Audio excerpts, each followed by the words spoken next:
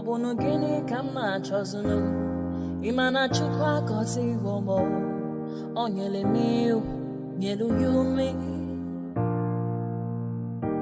What am I looking for? See my God, he don't bless me, yo. He give me you. Obunu kife la chasha so. Obunu kife me chasha me. My baby, you know, say you go love me. Hey, yeah.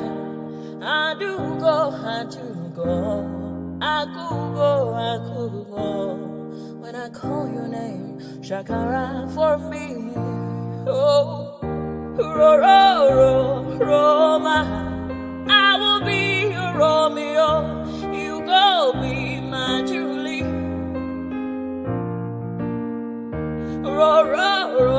Roma, I will be your Romeo. You go be my Julia. Oh, give me your love and I'll go run away. Show me your love and I'll go use you play. Carry me, go me, I go follow you way. Follow you, they go. Maka munagi, me and you. Okwa munagi, my baby, and me and you. Me and you. Okwa munagi, my baby, oh. Obuzi kife la chasha so. Obuni kife la chasha me, oh. My baby, you know, say you go love me. I do go. I could go. When I call your name, Shakara for me. Oh, Roma, I will be your Romeo. You go be my Julie. Yeah. Roma, I will be your Romeo. You will be my Julia. Oh, Roma, I will be your Romeo. You will be my Julia. Roma, I will be your Romeo. You will be my Julia. Obuzi.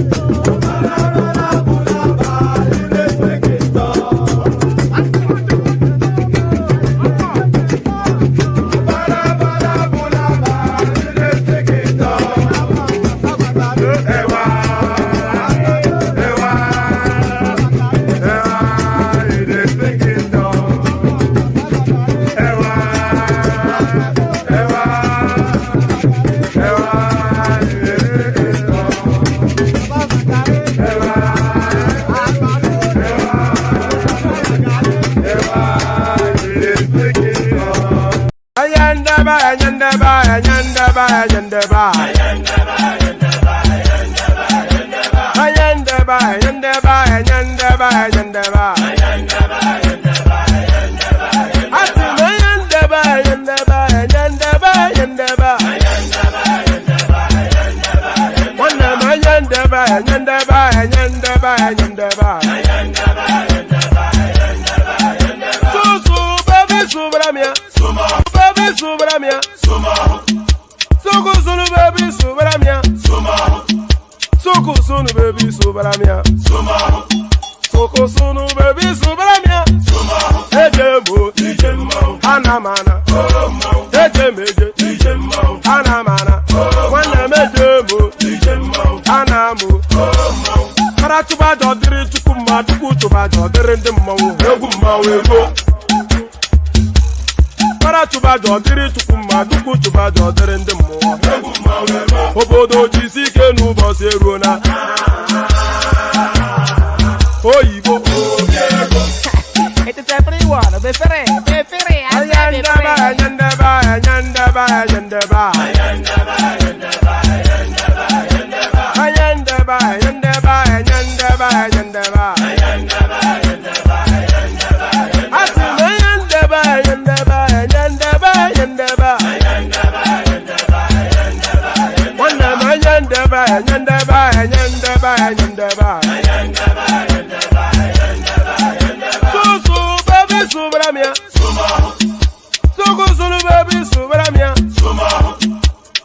Sunu baby subaramia.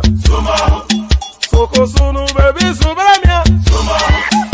Ladies and gentlemen, sometimes you just have to act like you are drunk, like you are crazy.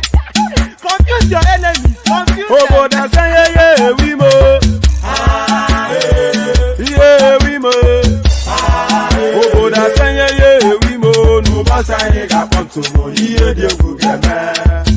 Okwitara kara mi nguru ma mi ga kwuru mu gwo ya baby mo. Abe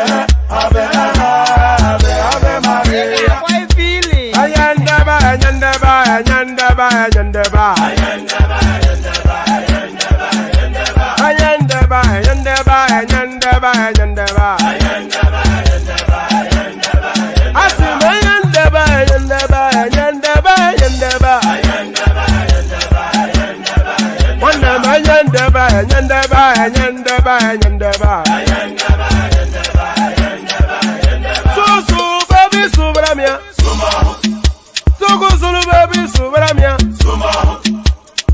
Sunu baby subaramia. Soko sunu baby subaramia. Ase kwa nefo ya brand si akuna nyego mkambasi ozo. Since I was born, but now I am getting youth. Akuna mota nwa akuna toga bu. Okay now.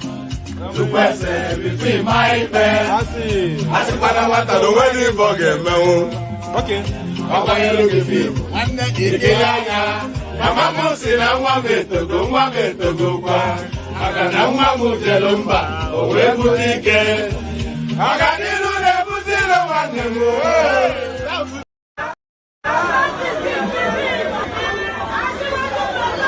oye ari ti feko orí àyájọ́ ni wọ́n dìde wọ́n pínlẹ̀ ogun oye tí mo rí ká bá mi wá yẹn dà ká ní kó bá mi wá.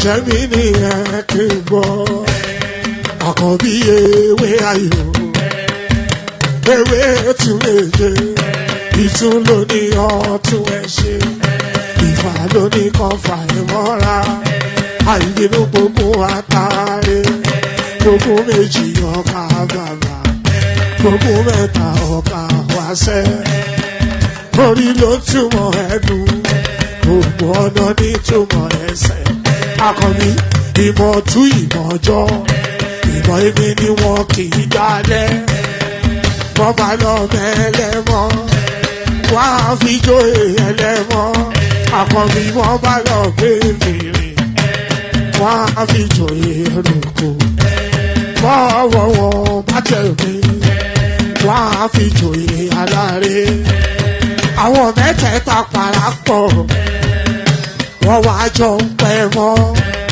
ẹ̀ẹ́mọ́ olóko jẹ wọ́n pa Akíntọ́lá ọmọ Ògún wọ́n pàdé ìyọ̀dà ọmọ àtàlàbọ̀bà àkọ́bí wọ́n pàdé ṣàtàdàdẹ ọmọ ọba Ìjẹ̀bú Mèrè aṣíwájú odò gbólùkẹrẹ ajagun lólòdì ọ̀run tó bá ṣe pé tìyẹ tó bá ṣe pé tìyẹ náà bá ń darí jọ wí àgbèrò ní kún gbọ́wọ́ ọgbọ́n ti ṣìgìdì bá gbé àgẹ́tì ló máa ń gbé àyàn tí ìlàyàn ewúrẹ́ ọlọ́run dákun má padà lẹ́yìn ẹ kó má gbàgbé ọ̀rọ̀ tẹ́ aṣíwájú ọlọ́run dákun má padà lẹ́yìn ẹ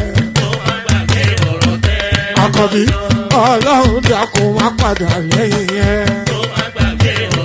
ọkọ̀ olúrẹ̀lẹ̀ ọlọ́run dákun má padà lẹ́yìn ẹ òdòlé sọ bẹ́ẹ̀ gómìnà sọ bẹ́ẹ̀ dẹ́pútì sọ bẹ́ẹ̀ ọ̀túnba sọ bẹ́ẹ̀ spíkà sọ bẹ́ẹ̀ bàbá Ìjẹ̀bú. And that is right there, Baba Ijebu. I wonder who Baba Ijebu is. So there it is, right there. Good morning to you, Kolade Aderemi and Fairchild. Good morning to you. Good day to everyone. Hope you've had a wonderfully glorious day. To now cascade into the night. So it is the night where I am. Pardon me. Good day to you. Hope you've had a wonderfully glorious day to cascade into a night. So there it is. The usual protocol, click on the like button just as soon as you come in. Subscribe if you haven't done that already. If you want to come and join me on the screen, this hyperlink right here that says StreamYard. Oh, that's not the hyperlink. So click on like.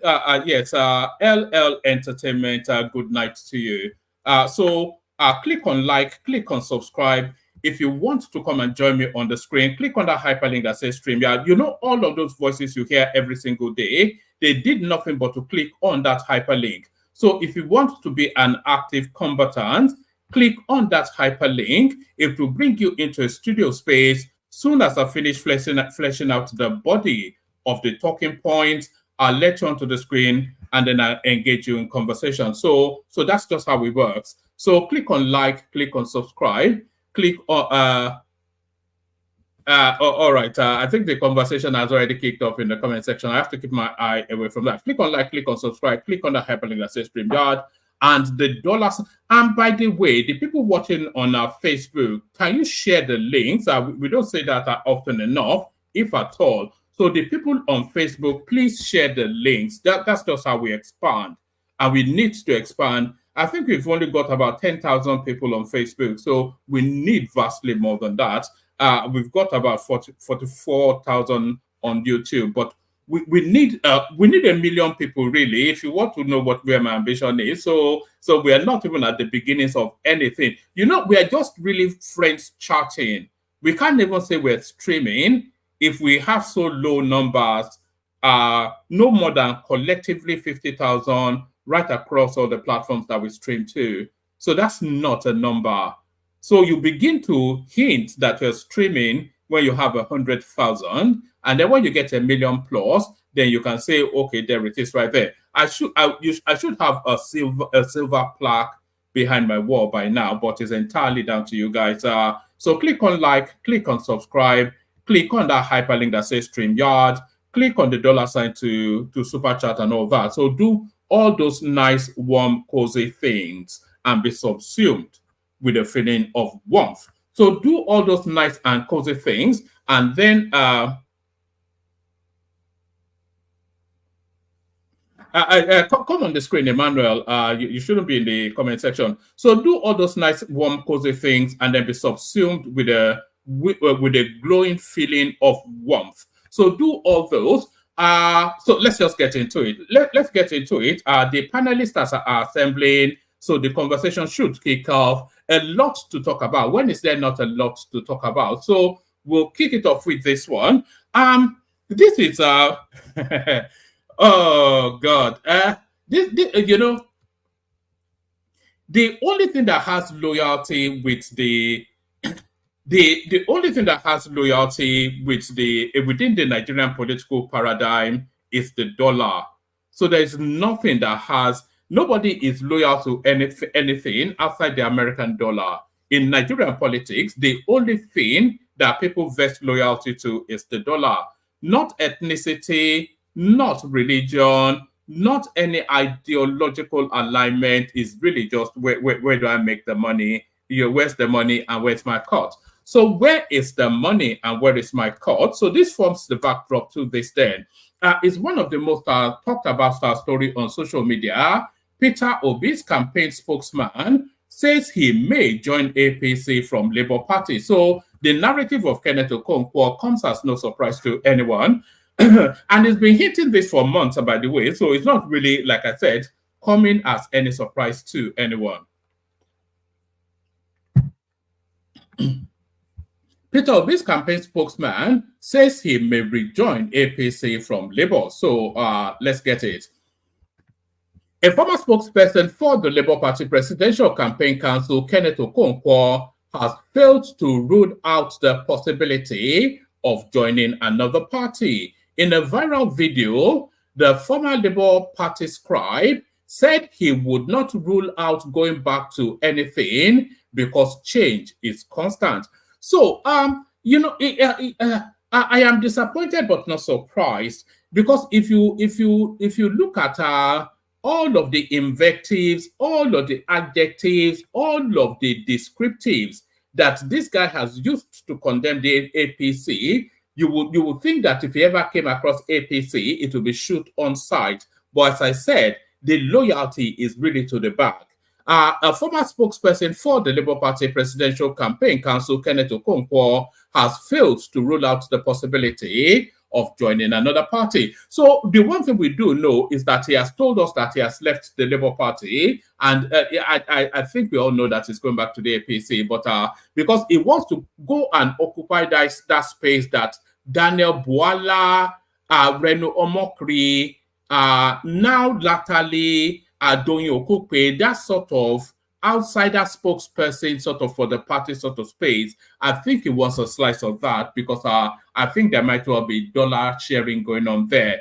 A former spokesperson for the Labour Party Presidential Campaign Council, Kenneth Okonkwo, has failed to rule out the possibility of joining another party. In a viral video, the former Labour Party scribe said he would not rule out going back to anything because change is constant. He also lampooned the Labour Party for what he described as the party's inability to conduct an acceptable national convention. I don't rule out going back to anything because change is constant. My own Labour Party is not impressing me. So what are you talking? Assuming they continue in this trajectory where they cannot even hold acceptable national convention, then you will tell me I will be there, and it says that with a question mark.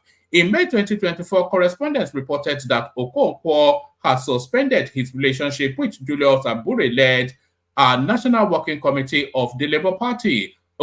Kenneth, a Nollywood actor turned politician, described the last national convention of the party, organized under Abure's leadership, as criminal and corrupt. So if it's describing the convention of the party as criminal and corrupt, then it categorically cannot continue in that space. So that essentially is him leaving the party. He was formerly a member of the All Progressive Congress before he left in 2022 and teamed up with the then campaign of Peter Obi. So if he left in 2022, you can see that that's just more of an ethnic than an ideological alignment. So he just went with tribe. So if he had been all the way through with APC and then he left with that mass, with that's just ethnicity rather than ideology. He was formerly a member of the All Progressive Congress before he left in 2022 and teamed up with the then campaign of Peter Obi. Obi was the presidential candidate of the Labour Party in the 2023 election. And by the way, I have a clip of him speaking, by the way. I'm sure most of you would have seen it, but if you haven't seen it, then you see it now. In a post on his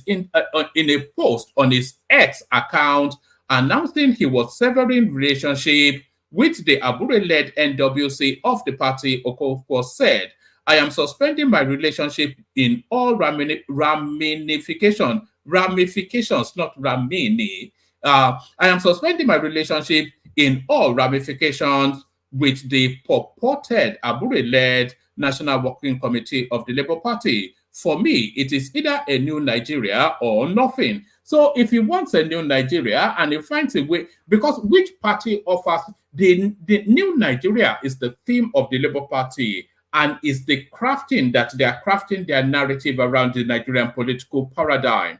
So they craft that narrative around the Nigerian political paradigm to invite a sharp and a marked contrast against everything else that obtains. So they are talking about a new Nigeria where probity, equity, and all of those things. So, and they are contrasting that against the rest of the field. So if he leaves now this new Nigeria mantra Labour Party, then he has to go to the road that he was rallying against. For me, it is either a new Nigeria or nothing. I prefer to lose doing the right thing to winning doing the wrong thing.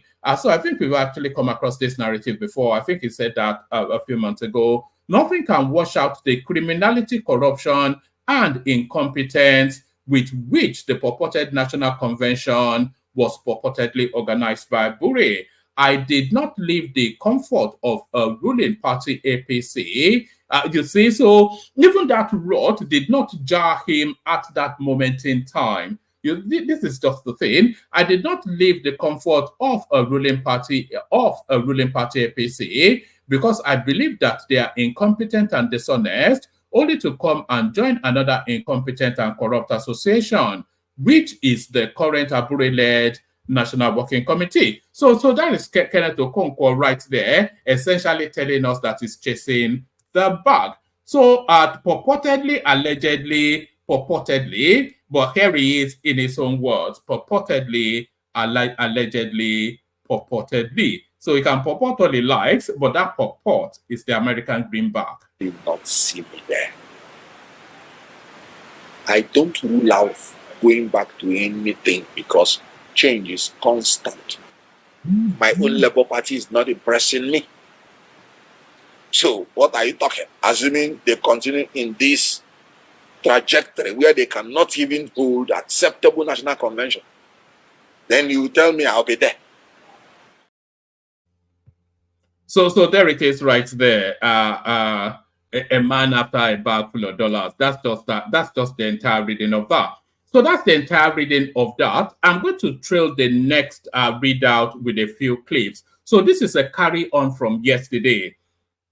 So first, the Obidient space put out a narrative to tell us that Tinubu was snubbed at the what is it called? Is it inauguration or whatever it is? The swearing-in ceremony for the re-elected South African president. So first, the Obidient space put out that clip to show us Tinubu being snubbed. And I want you to watch the Obidient clip very carefully because I will explain what's going on there to you in a moment. So they put out that clip, and then a more accurate picture, a more accurate clip came out subsequently, which I will play to you as well. And now a more expansive description of what actually went down has now come out. So we wrap all of that, but we kick it off first with the Obidient clip.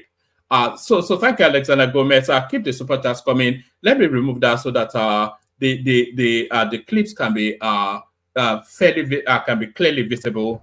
Thank you very much. Watch out. Then I bend to Tinubu. The president. Then I value Tinubu. Chai. They're going to president in the Nigeria value and as on our chicken can help you. Mr. President. Yeah? On our chicken market can I want to follow you on. To pause your greetings and to return Hi. To your seat. Hi. In order to the book on our Kuziaka. The book on our Kuziaka. Which will include Hi. I request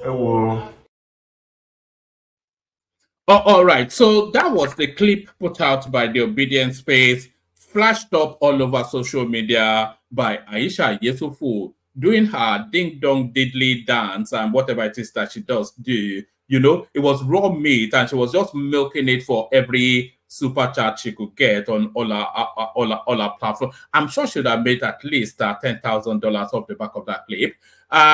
You know, so that was it put out there. How they are pointedly, you could see quite clearly, Tinubu looking forlorn at the back of a row, at the second row of dignitaries assembled, and as it was clearly blankly ignored by the South African president. So that is what that clip invites you to conclude. But here is another perspective on it. So what's this? Watch out. Then I bend to Tinubu. Dear. They told us when he's greeting, the orchestra must just play. Yes. Should we? You don't like this orchestra? No. The orchestra was supposed to play it now. So you could see from that clip, the South African president clearly firmly shaking Tinubu's hand. So it wasn't ignored. It was properly suitably greeted. But the one thing you must, I think a lot of people are starting to pick up on this. The one thing you have to realize about Tinubu is that it's not a sort of a frontal, it's a very reserved sort of a person, almost to the point of being shy, and he will retire to the background rather than thrust himself forward in an aggressive. And he doesn't have the physique of an alpha male anyway. He has the persona and the gravitas of an alpha male. And when he brings that into the fore, everybody yields. But if he doesn't need to bring it to the fore, then it just fades into the background. You know, it's always fawning, always bowing his head to everybody. Is that sort of a person? The overly respect or Moluabi sort of don't push yourself too frontally. So that is him right there. But so those are the two perspectives. But that Obidient clip, it went so viral that the South African presidency, the South African government felt the need to respond. So this is what was put out by the South African presidency via Twitter. So let's go to the South African presidency Twitter. So that's the South African presidency Twitter handle right there. You can see the flag right there and the blue tick. So this is it now. Them responding then to the Obidient clip, Obidient op-ed, Obidient edited video. So it says, His Excellency President Matamela Ramaphosa, in a bilateral meeting with His Excellency Bola Ahmed Adekunle Tinubu of the Federal Republic of Nigeria. President Tinubu is in South Africa, where he attended the presidential inauguration yesterday to witness the swearing-in ceremony of President Ramaphosa. South Africa regards Nigeria as a strategic partner in the context of bilateral relations, the West African region, and the continent in pursuance of the African agenda. South-South cooperation and in promotion of, I don't quite know how that reads, South Africa regards Nigeria as a strategic partner in the context of bilateral relations, the West African region, and the continent in pursuance of the African agenda. South-South cooperation and in promotion of a rule-based international system. So there it is. So not only did they put out a disclaimer, and this is in direct response to that viral video that Aisha Yesufu was selling all over social media yesterday. By the way, this is in direct response to that video that Aisha Yesufu was, because it was just inaugurated yesterday, so it had no need. It's too busy to be hopping to some other president's hotel to go and do whatever. So it's too busy for that, but just to directly respond to that edited clip being put out by the Obidient space, and not to have that damage the relationship between his country and Nigeria, and especially his joint relationship between him and Tinubu. So he just felt he had to respond. Not only did he respond, they also put a clip out.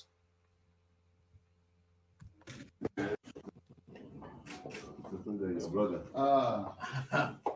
Your Excellency, Mr. President. And congratulations, also. Thank you so much. Thank you. Thank you so much. Good to see you. It's an honor. Please. Thank you.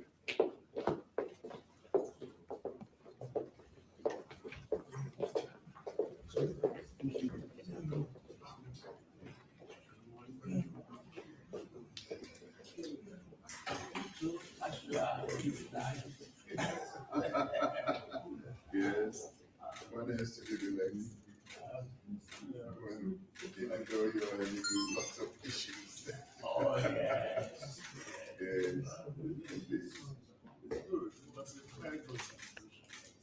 Well, thank you so much. Thank you.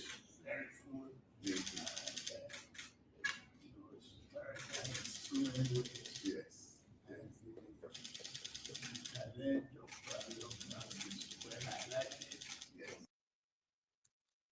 So there it is right there. That's the South African presidency responding. I don't know, man.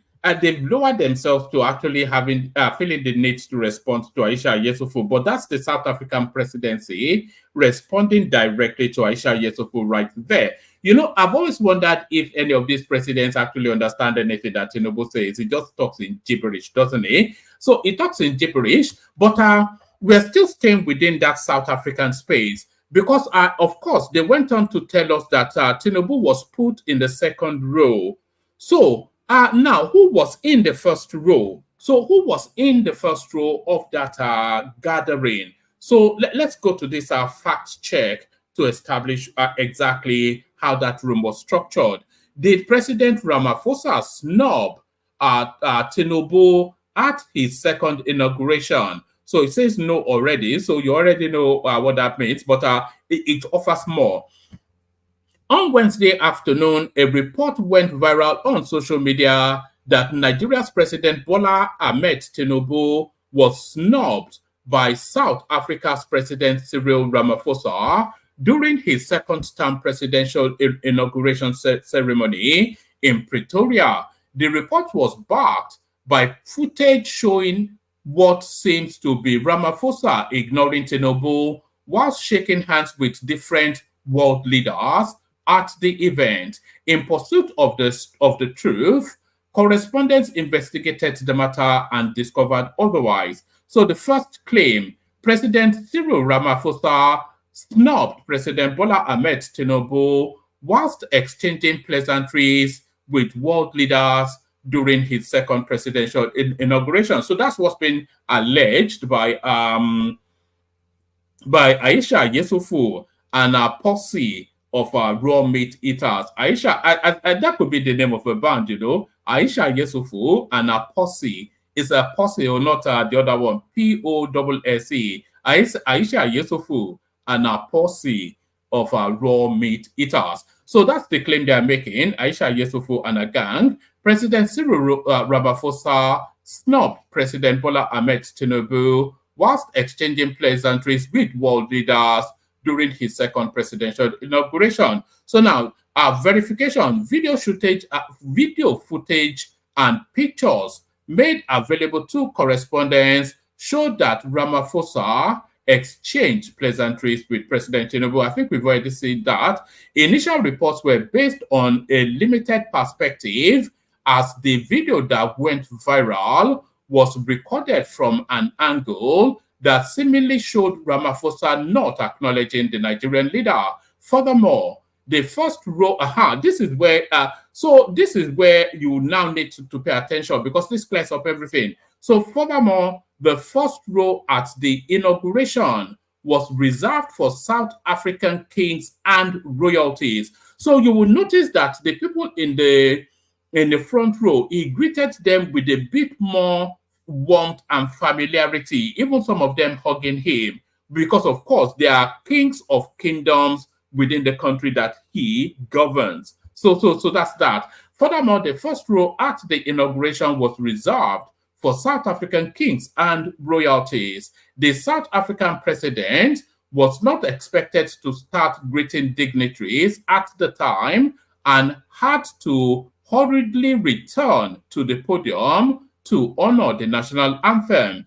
After the anthem, President Ramaphosa returned to greet visiting presidents, including President Tinubu, who were all seated in the second row. So everybody in the first row were just royalties within South Africa. But then, of course, don't let that fact get in the way of the storyline you want to tell, because, of course, there's dollars in the storyline of Tinubu being snubbed, as you all know.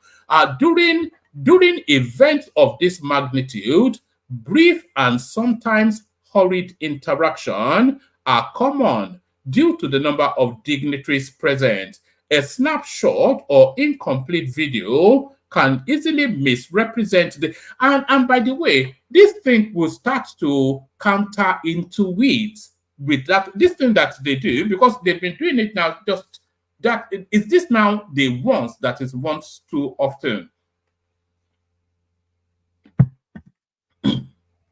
This thing that they do, the obedient space, they copy and paste, the re-editing, the obfuscation of fact and turning it on its head, all of these things that they do, because the South Africans have now cottoned on to them, as a lot of people are now cottoning on to them, and they are being abandoned at an alarming rate. Okukwe out, Okonkwo out, everybody out.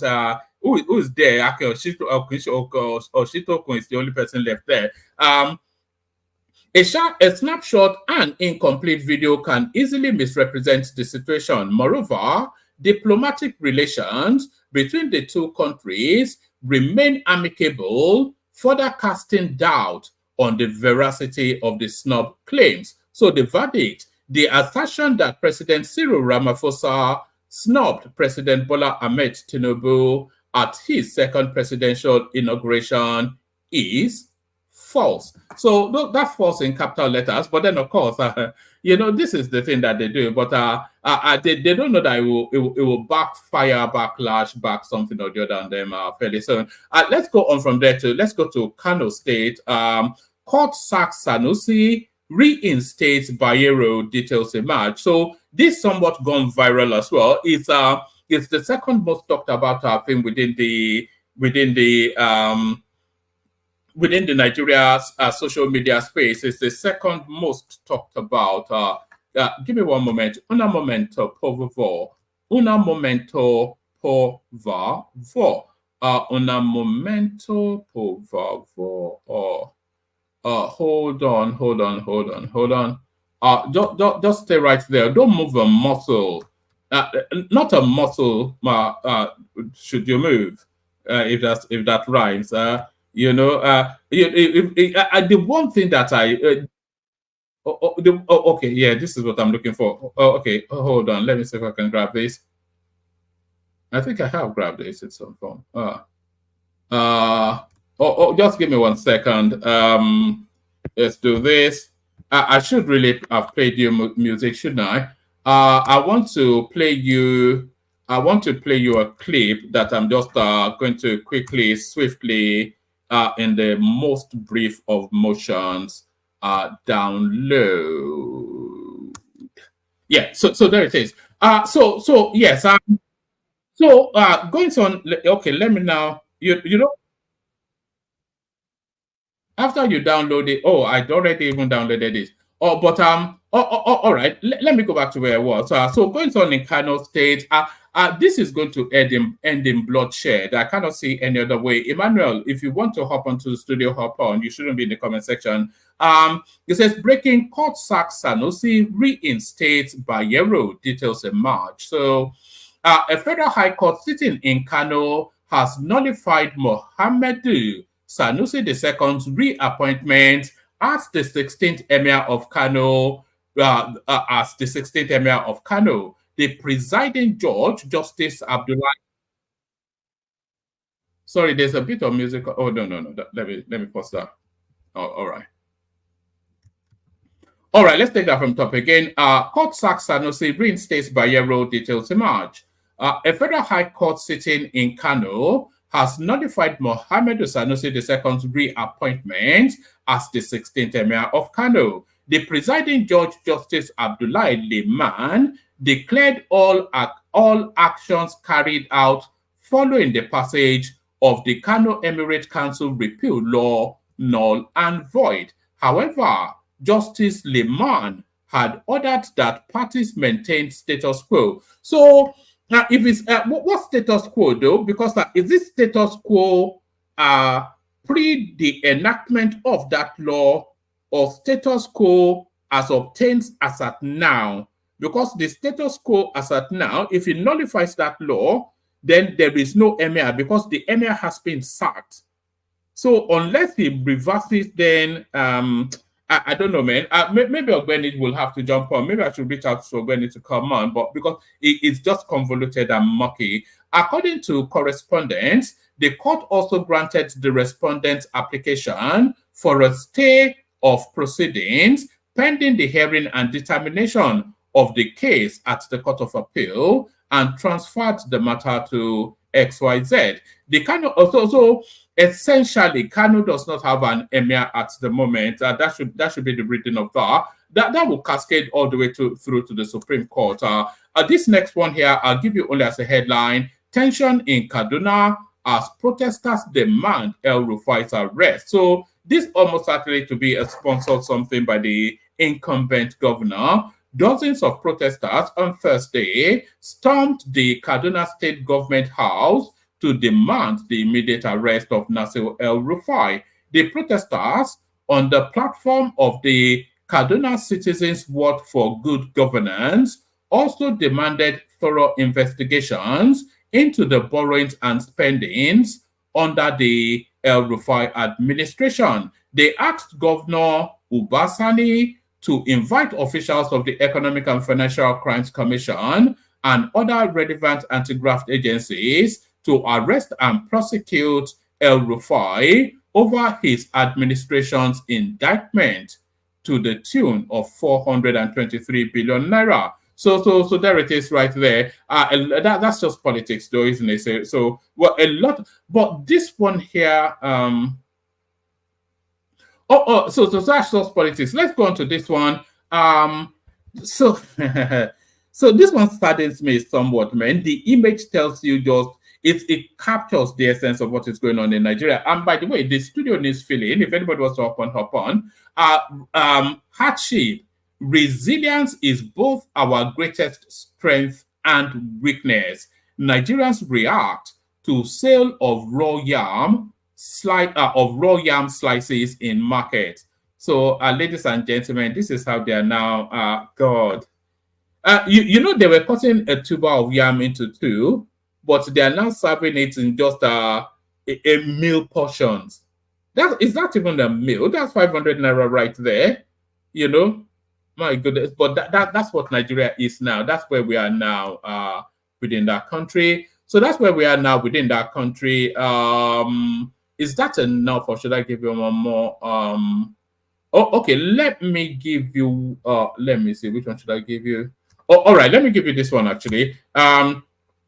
DMO, so that's the Debt Management Office.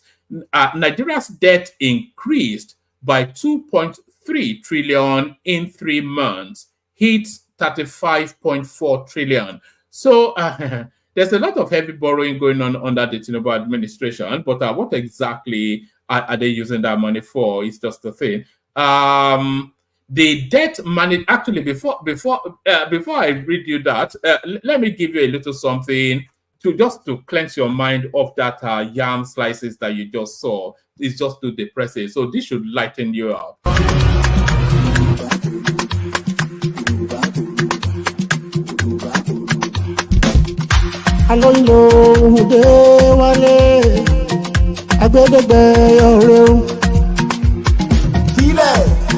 Bàbá wọn ká tán délẹ̀ o.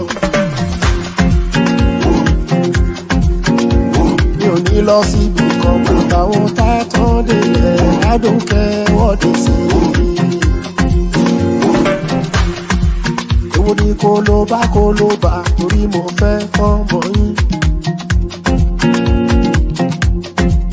Èwo ni ti wàrà tó bí sá torí mo. So that's the Ojude Oba Festival in Ogun State right there. Nobody does pomp and pageantry quite like the Yorubas. Nobody does pomp and pageantry quite like the Yorubas.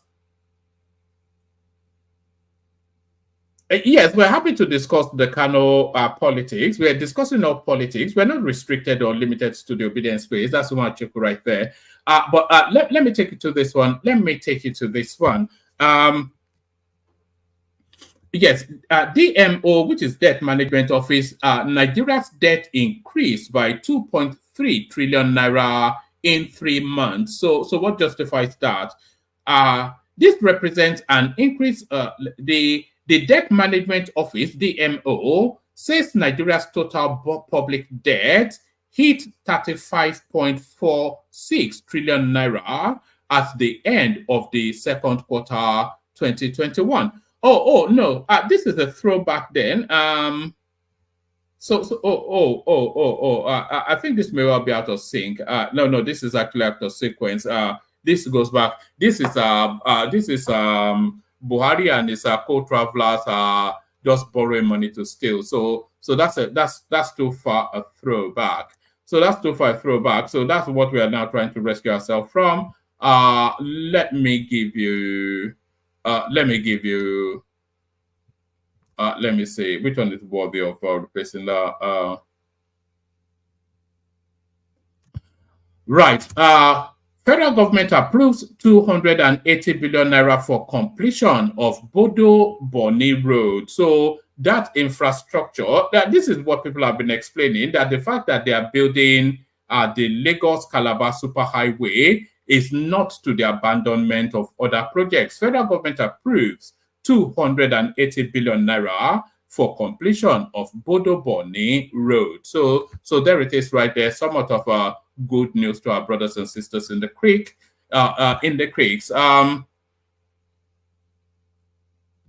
Okay. Now I'm only really bringing you this because we talk a lot, especially. Let me see. Did I get it? Let me.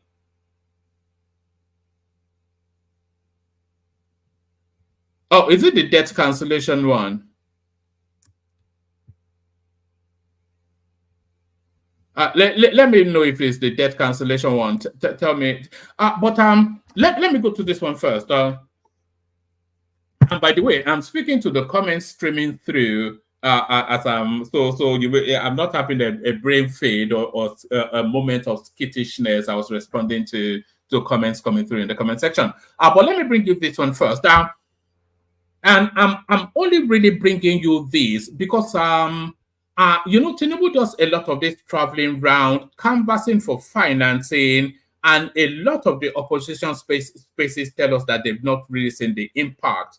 And a lot of people try to explain to them that he doesn't travel to these countries. When he went to India, he got a commitment of about, I think it was about $20 billion. The Hinduja brothers and all those big wigs in India commitment, a firm, even an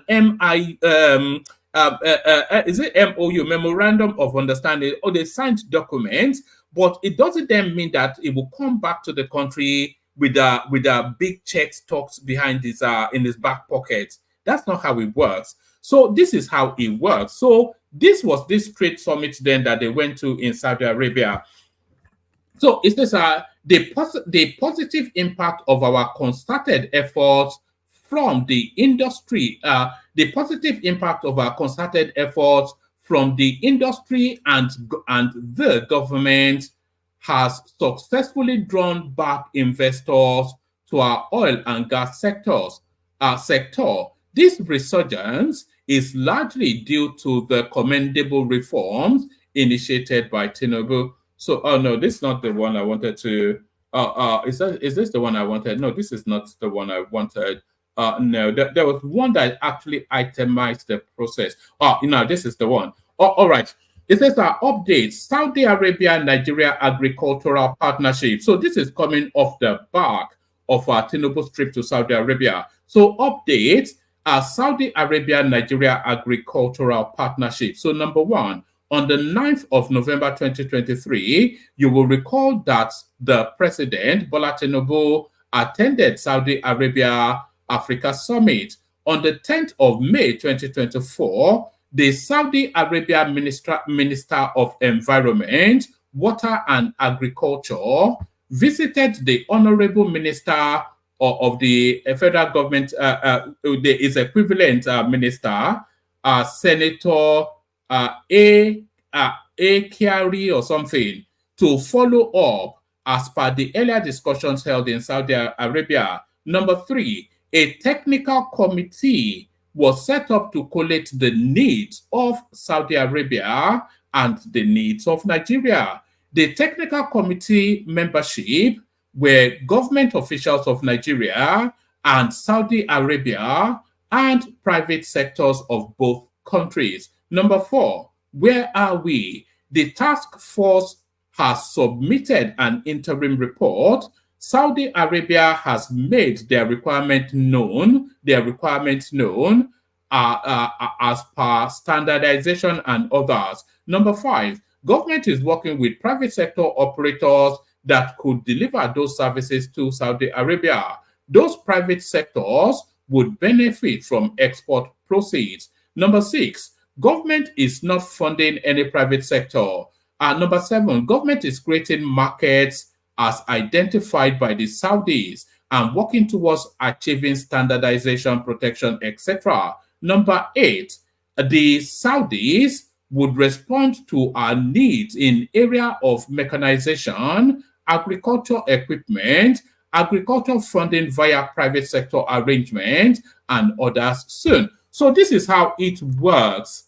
Do you understand? This is how it works. So you have your president go to all of these spaces. He gets that commitment to investment in specified sectors, and then the functionaries of state, of both that state that he got the commitment from and your state, they then come together to iron out the kinks of that arrangement to come to somewhat of a convergence. And this is how it works. So where is the impact? We have not seen the impact. It's not coming back with it. I don't know quite. Hopefully it's mischief making rather than stupidity. Because if people were that dumb, then they should be certified. If you're that dumb, you should be certified. World Bank lists conditions that may warrant cancellation of $1.5 billion loan to Nigeria. So we're back to that era of debt cancellation. That was the highlight of the Obasanjo administration. So we make this the last readout, and then we kick the conversation on. Plenty of room in the studio. Anybody that wants to jump on, jump on. Plenty of room in the studio. Anybody that wants to jump on, jump on. World Bank lists conditions that may warrant cancellation of $1.5 billion loan to Nigeria. World Bank has warned Nigeria that it could cancel a $1.5 billion loan unless the country meets strict economic reform criteria including fiscal transparency and VAT rate increase. So it's not actually debt forgiveness. So I think I misread the headline. I think it's conditionalities to loans about to be borrowed. So that's conditionalities to loans about to be borrowed. So they did say we're being puppet mastered by the World Bank, and this somewhat it leans towards that. World Bank has warned Nigeria that it could cancel a $1.5 billion loan unless the country meets strict economic reform criteria, including fiscal transparency and VAT rate increases. Nigeria has taken initial steps like raising gasoline prices and launching cash transfer programs, but must fully comply with microeconomic or macroeconomic policies to secure the loan. I'm not quite sure that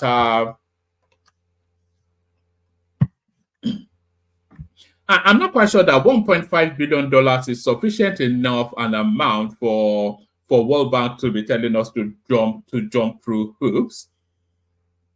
Nigeria has taken initial steps like raising gasoline prices and launching cash transfer programs, but must fully comply with macroeconomic policies to secure the loan. The loan include an IDA credit, whatever that means.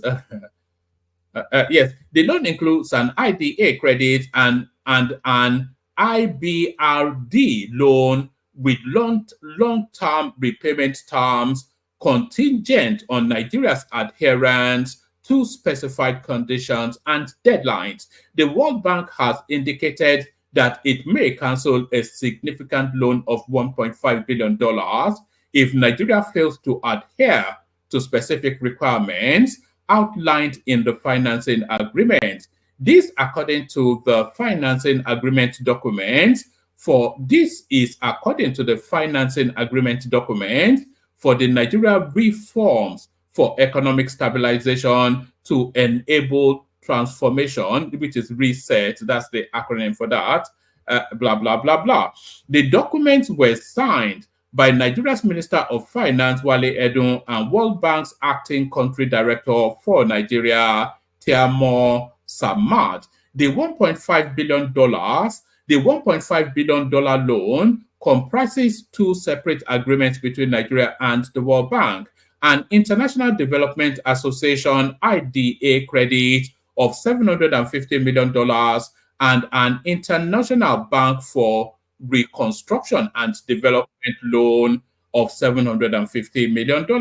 One of the document reads, "No withdrawal shall be made of the single withdrawal tranche unless the bank is satisfied after an exchange of views as described in paragraph 8. So it goes on. Let me see, because let's just see if we can get to the conditionalities. So the conditionalities, one, with the progress achieved. Okay, let me actually give you the topmost paragraph.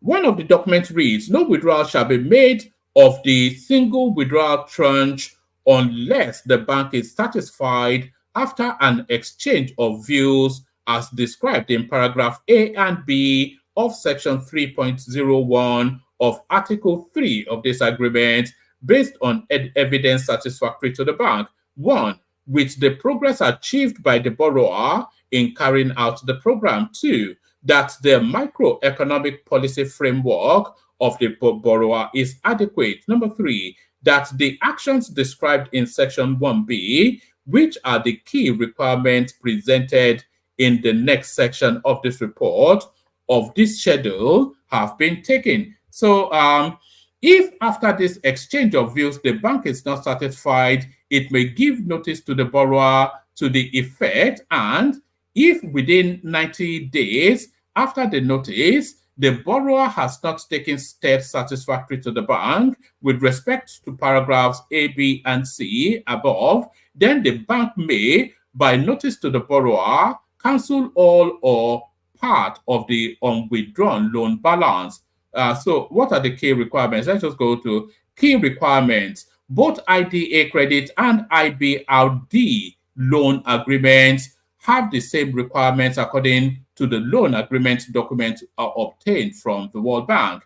The actions to be undertaken under this loan project includes the following: Presidential Executive Order, a mandate for all fiscal transfers to the federal government, including those from crude oil sales and gasoline imports, to be executed at the prevailing market exchange rate within a specified implementation period.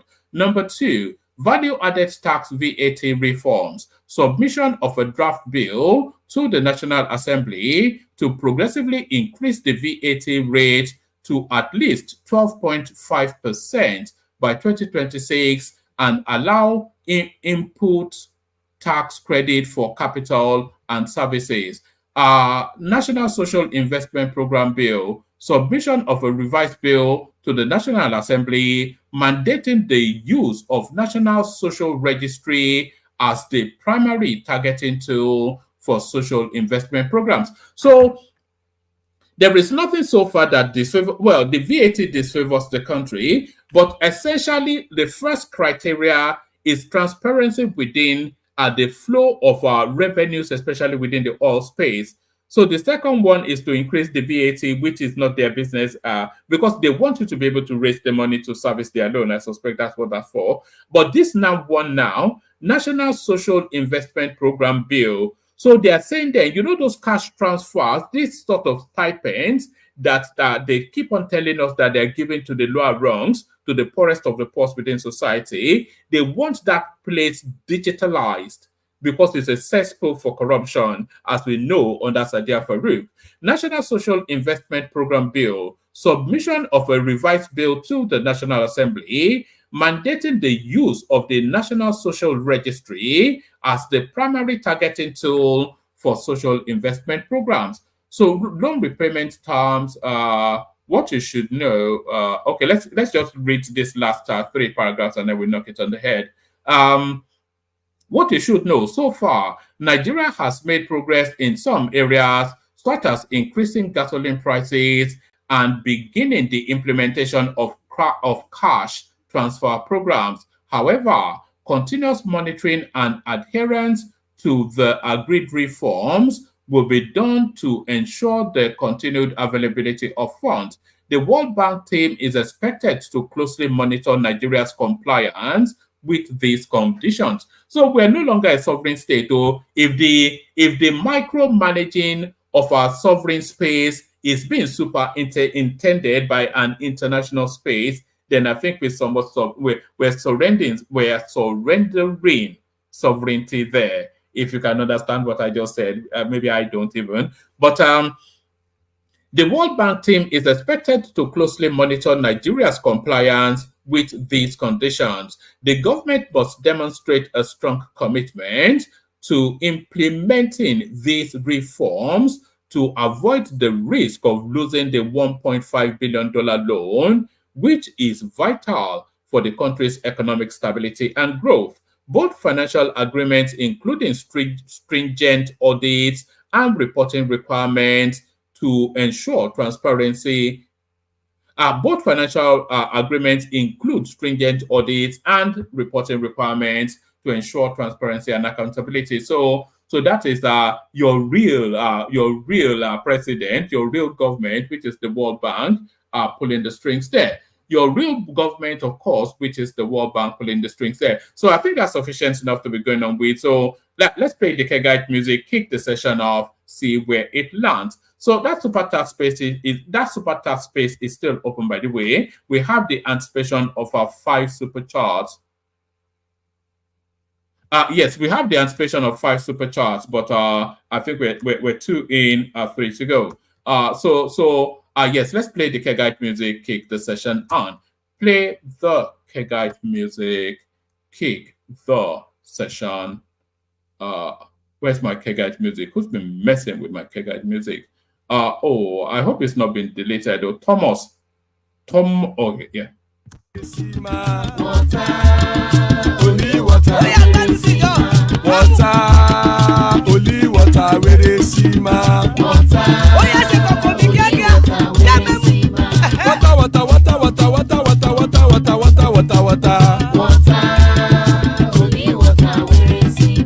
Hapa o naido.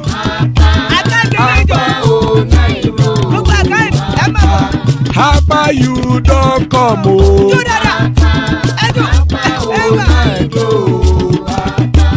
Hapa o naido.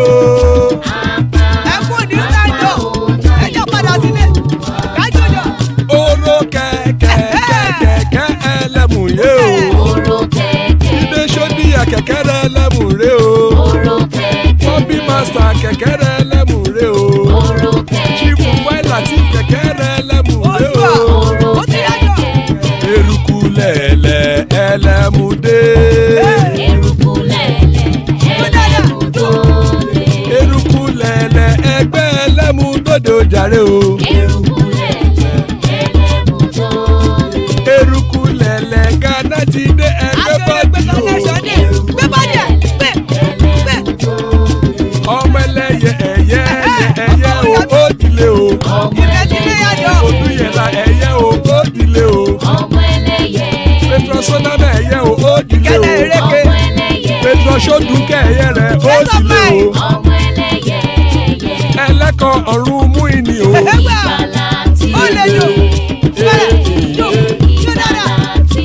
Àkùkọ ọ̀run méjìkọ.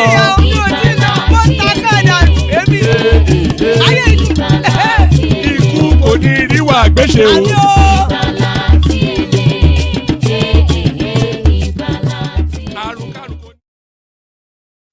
And there it is right there. Àkùkọ ọ̀run méjìkọ, the cockroach of the heavens don't crow yet. Ikú kò ní ríwà gbéṣe, may death have nothing to do with us. So amen to that on behalf of myself and you, my friends. Amen to that on behalf of myself and you, my friends. So joining us, we're guaranteed a banking session, especially when we have, we're guaranteed a banking session, especially when we have Paddy joining us. So good to see your Paddy. To keep it 100, that's Ekene right there. Good to have you, Ekene. Adewale is in the house. Good to have you, Adewale, to crunch us through the economic figures. King Emeka is in the house. Good to have you, Mikos. Emmanuel joins us. Good to have you, Emmanuel. Father of the bride, Ajale Kokoderi, is right there. Ola with us as well. And Thomas registers is present. So good to have you, gentlemen. So we do it in this order. We kick it off with Ekene, and then we go on from Ekene to Paddy. So Ekene, good to have you. I suspect you want to kick it off from, do you want to kick it off from Kenneth Okonkwo, who is dropping the biggest hint yet that is on his way back home? Ekene? One man. Oga? Sleep don't never come small. I did hear him for your voice now. Don't worry, you are doing well. I was going to call your names, but you've had a day, so you're entitled to feel. Yeah. So this comes as no surprise to you, of course. Your man, Kenneth Okonkwo, the biggest hint yet that is going back home, is running out of money and he wants to go back to daddy. Well, Kenneth Okonkwo never said anything that will make any APC or Abodo people to begin to rejoice that he's coming to their party. As far as what I understand and what I read and what I hear. Yeah, I know he was he's furious about the goings on Labour Party, the convention, which is not only him, a lot of people is furious about that.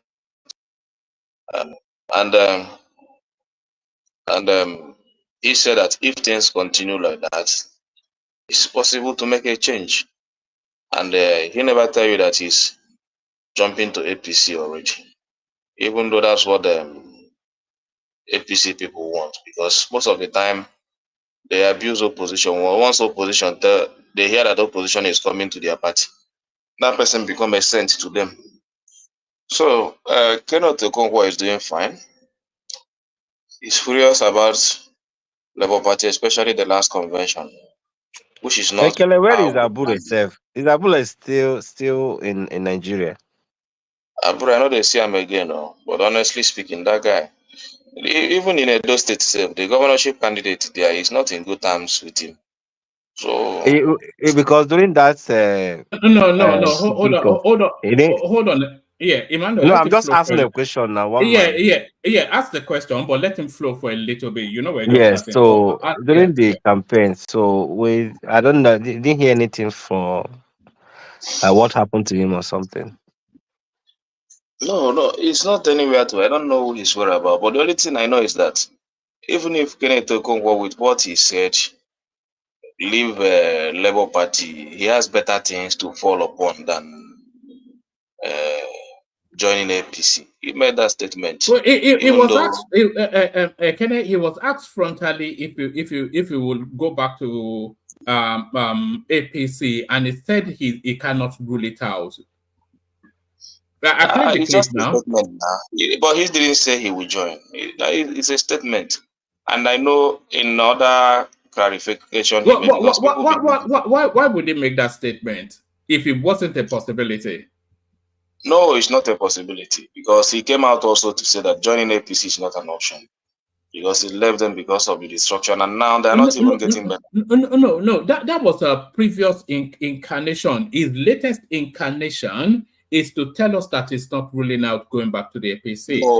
No, Is that's that is that's that not is that not that's a how come and that's get me how signal? that's how Abadorians understand it.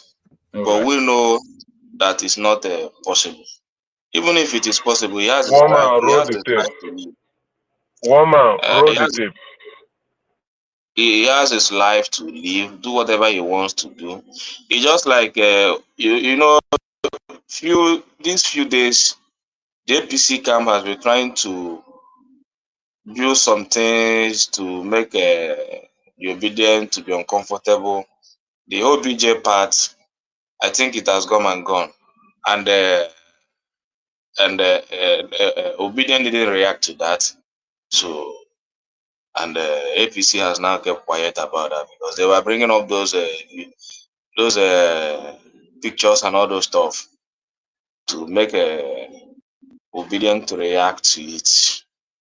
But no, it's not everything that we react to. We are wise. We are Did not very see intelligent. there. I don't rule out going back to anything because change is constant.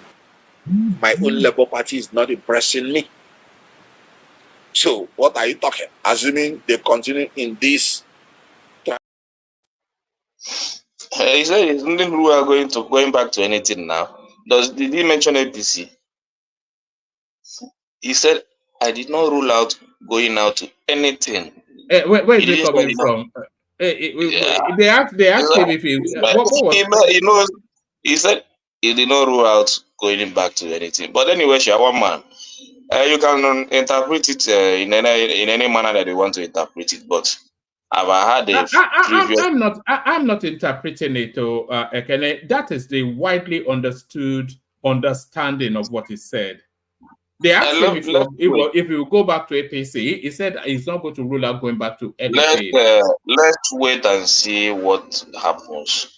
Even if he joins APC, no problem. The country will continue to march forward. But I've heard him that only thing he knows is that he said that he's in for anything that is for a new Nigeria. And he has made that statement several times. So even if APC comes out tomorrow and stand for a new Nigeria, a lot of people will join them. It's just that they have never found anything because in their party it's all about progressive, but What if he rebrands his understanding of the APC to understand that what they are creating is a new Nigeria? Because that is what, with all of the things, all the reforms, it's essentially creating a new Nigeria. All the reforms we're getting another day. So if he rebrands his understanding to that conclusion. Anybody that knows the goings on the country knows that APC is a rebranding a deteriorating Nigeria. That's what they're doing. Right. They are rebranding a deteriorating Nigeria. So, and we have every indication to that. We have every explanation to that. We're not going to continue in that. We're just looking at them. Let them continue to deteriorate the country until the people revoke. So that's quite what APC is. There is nothing progressive about them. Nothing. It's just all all right. about it's progressing. They are going backward. Everything is backward, backward. You can check the previous when Obasanjo came into power, how things were deteriorating. You're not going to talk about the price of Gary again, are you? No, I'm not gonna talk about it. So, but you know how things were bad when he came into power. But when he left, everything he changed it. Everything became better. He left the country better than he met it. The indices said so. Just check. Since APC came to power, they never left anything better than they met it. Rather, they are deteriorating it, and it's quite unfortunate. As a party, there is no record straight to being attached to them. So that is Okay. it. But in Kenneth Okonkwo words, I know what I stand and what I pinpoint in what he said, which I'm not against, is that he is anything that is for a new Nigeria. So and for that, I hold him in that word. So whether it's APC that is in for, even PDP can come tomorrow and rebrand and say, we're in for a new Nigeria. Let us make some changes. So that is it. Me, I'm also a party member. So we know what's going on and how we are fighting to make a Labour Party. But if we continue to fight and the people up there don't want it to work, the National Working Committee, then it means that they are not in for a new Nigeria. Then there is room for changes. Even me, there is also room for changes, but it's not APC is not an option. That's what I want to tell you, one man. So, All right. what other? Take us to South Africa and the doctored clip that that Aisha Yesufu was selling all over social media. Yeah. What? Okay, I was trying to avoid that stuff, but anyway, if you want me to say anything, I don't know that video. Well, my only problem with that video is that why. Do you think they should make Aisha Yesufu apologize, or do you think she should apologize publicly for being for deceiving the people? Are you hearing me? Yeah, I can hear you. Can you hear me? One man. I can hear you. We all can hear you. One man. Yeah, we can hear you. All right. I think some connection. Are you hearing me, one man? We can hear you, Ekene. Okay. So, Aisha Yusuf. Did you hear my question? No, I didn't get you. No, I was saying, should Aisha Yesufu be made to offer a public apology for trying to deceive the people? No. It's what he saw that he spoke about. Even Bayo Ononuga tried to respond to her, and she responded back to him also. So, that's the manner. I don't think any APC should be angry of anything that is meted on them now. Whether you call it propaganda, the APC is chief propagandist. So if they are angry that people are doing anything that is coming upon them now is propaganda, then they should be more angry about it, because if you talk about everything that destroyed this country concerning propaganda, just the mode of their campaign, starting from the time of Buhari, you know the level of discrimination, ethnic division, bigotry we have today in the country can be traced down to the Buhari government. So I can give you indices. The indices are there. Just check. For during the time of APDP to APC to Goodluck Jonathan, this country is not divided the way it is today. It was that campaign of ethnic, religion, division, and all those stuff that Buhari started during their time that brought the division in this country prior to 2023 election. And Kenny, I cannot fully disagree with you. I think the Buhari, especially the 2015 campaign, it was so ethnicized And I think the vestiges of that is still what it changed the landscape to. We've always had undercurrents of ethnic sort of, but what it really took it to the zenith, and then Yeah, Buhari took it to the next level. And yeah. when you are talking about, he took it to the next level, and that is why everything now is all about it. And then now nobody they fear face now. They talk about ethnicity. Everybody is ready to divide the country. I am from Igbo, I am from Yoruba. You see people, you go to Twitter. We never had it like that before. We never had it. It's just this APC government. And if you want to talk about anything division, the sole leaders of this country must share the blame if the country is divided, because they are the one this country united. Starting from the appointment of Buhari, now down, then Tinubu came in, took it to the next level.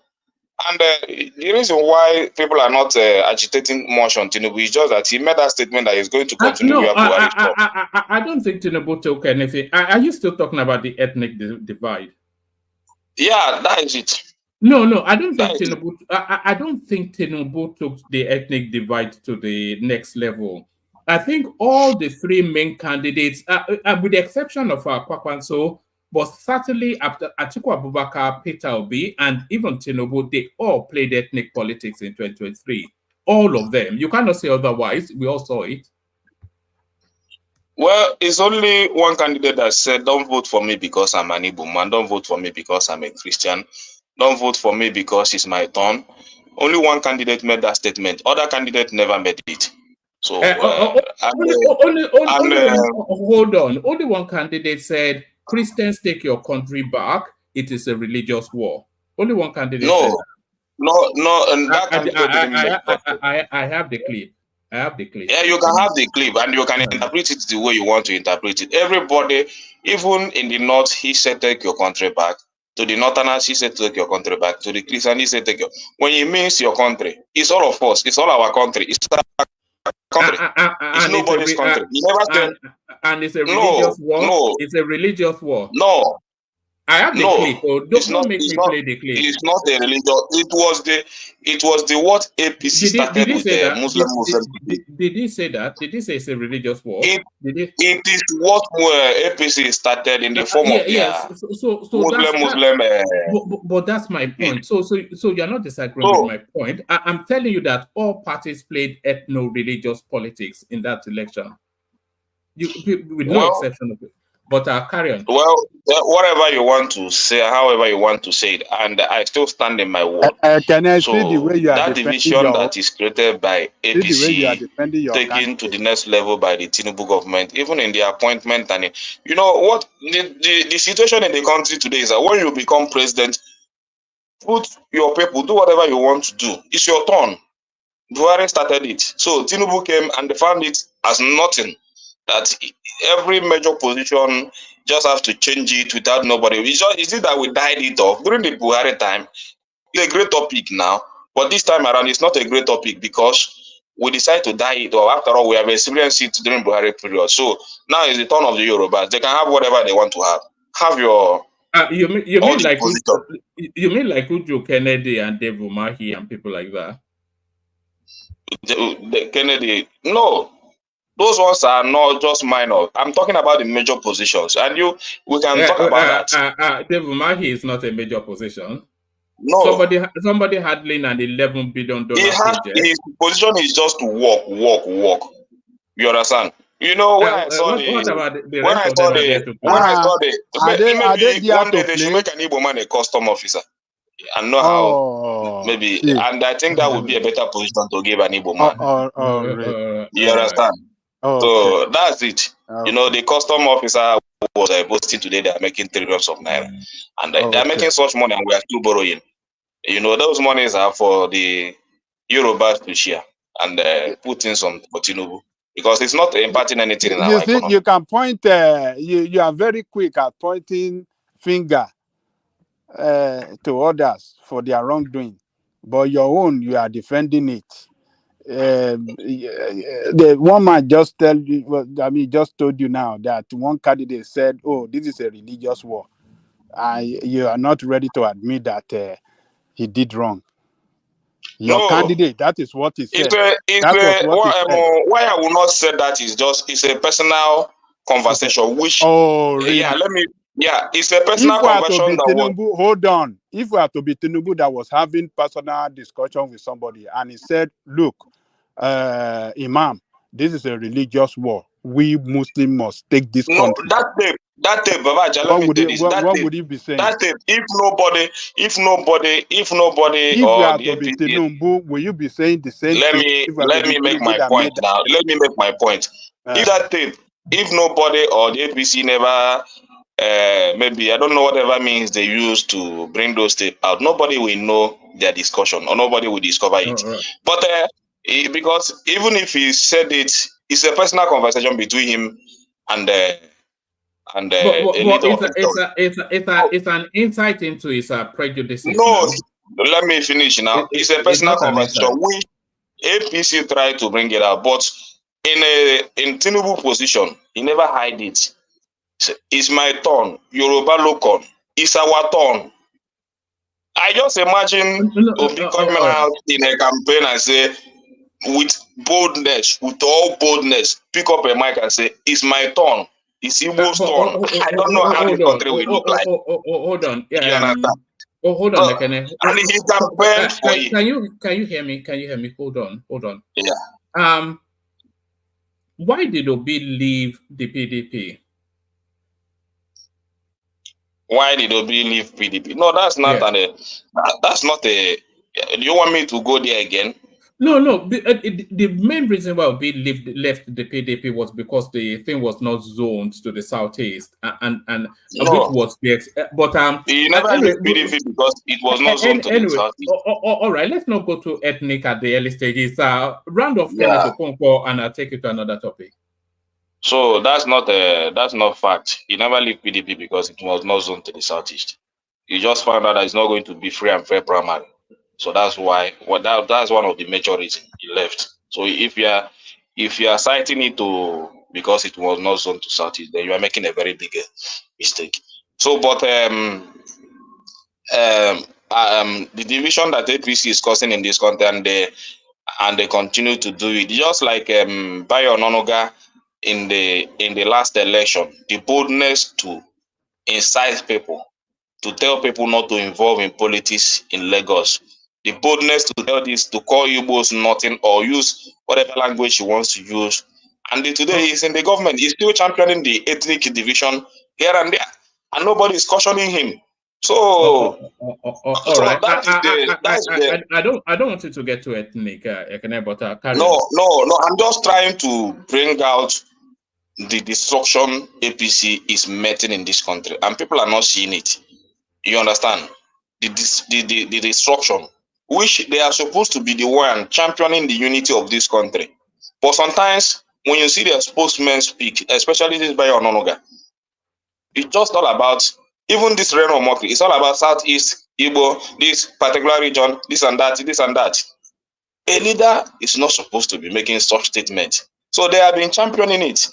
We don't see all these things during the time of Jonathan, Yaradua, OBJ, and all those stuff. You know, you have gotten everything you want. Just unite the country, make the country move forward. Don't continue to stay in one place and be putting some division here and there. And that's why I say, when I look at the government, I don't see you as a government that want to progress. I look at their spokesman, somebody like Bayo Ononuga being a spokesman to Tinubu. It just shows that the man likes people that divide the country, because they're the ones speaking for him. He just appointed them there to begin to continue to divide the country. Because they only win when they divide the people. When they divide the Igbos against the Yoruba. They win their politics. Can you hear me? Just hold on, because you can't be reciting this sort of line every single day. Let me just take you to another topic. It's not that you are hitting with anything, but it's every single day. Let me take you to something that you can probably feast on. Hardship. Resilience is both our greatest strength and weakness. Nigerians react to sale of raw yam slices in market. So I suppose you have commentaries on this. This is how food. You know, they were cutting tubers of yam into two. They are now cutting it into pieces and selling tubers of yam in pieces. it's a real travesty. That's what Nigeria can afford now. So Nigerians are trying to adapt. You know, the situation in the country now caused that everybody must find a quick solution, and they are doing that. Before, if you are cooking a soup, if you want to cook a good soup, you must add a okboloko, you must add a dry fish, you must add fish, you must add meat. Even if you have money for turkey or chicken, you can still add that. You understand? And also fresh fish because it's affordable. But now you either choose to add fish and leave meat, or add meat and leave the fish. Then either you choose to use okporoko and leave the other dry fish. That is the situation. So the only thing is just for you to eat. So you don't use all those things again. And those foods are not tasty again. If you want to add all these things I mentioned to make sure that your soup looks so nice, delicious, and presentable, at least you'll be able to keep around 25,000 naira to be able to get all these things for just a small pot of soup and make it delicious. But in order to reduce all these things, just about 10,000 naira or 12,000 naira, you reduce some things. You know, a big fish now is about 4,500 naira. And then meat, before you can buy a good meat, it's about 6,000 naira. So if you want to use chicken, the cheapest chicken you can use is about 9,000, 10,000. Then if you want to use the big one, it's about 14,000. So you just take it. That's it's a big money. So sometimes when you see all this soup they are eating now, all these people now use panla. There is this fish they call panla. Those fish are nothing before, but people now runs to eat. They're very small, tiny fish. Before they used to sell it like about 200 naira or 150. No, 100 naira or 150. But now that banana is about 500, 600.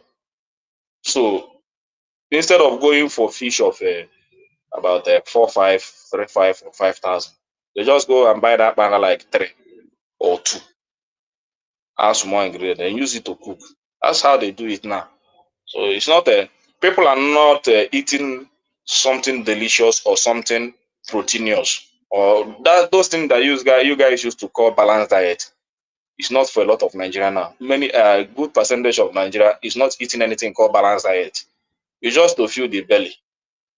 So they're just there to fill the belly, let the stomach be filled up. So and even the government knows that because they are not shying away from it. It's just that they don't have any solution and they are not profounding.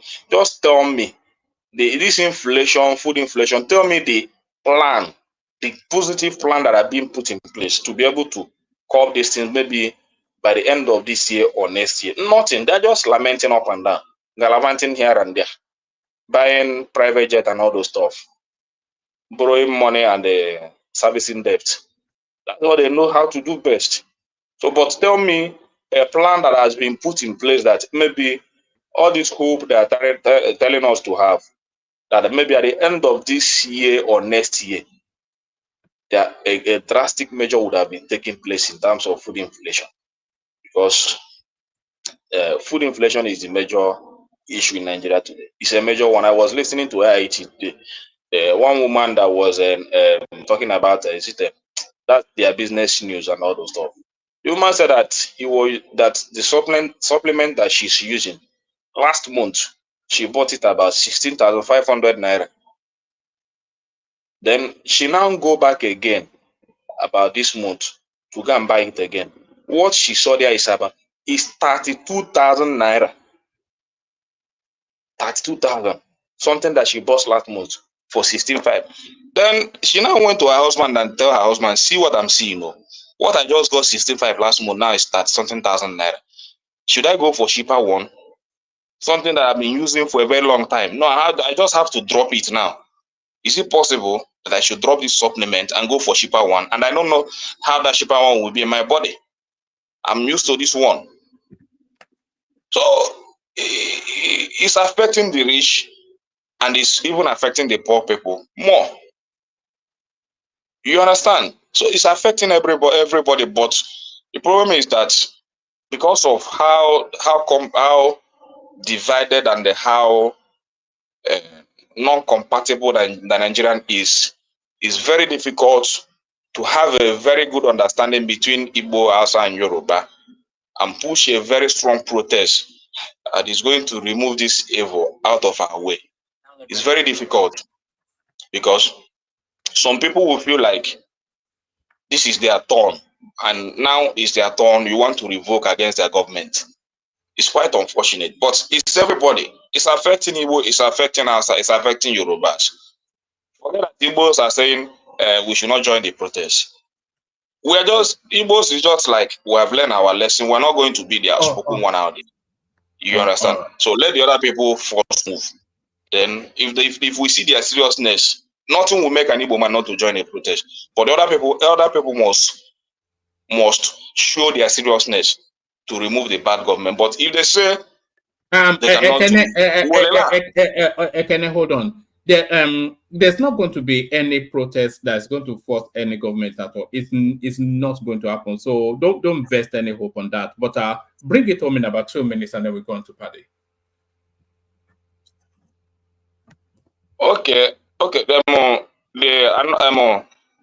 This is a very pathetic situation we'll find ourselves, and I know very soon something different is going to happen. But there is one thing I wanted to say about my governor, because I won't leave that man alone until he gets sense.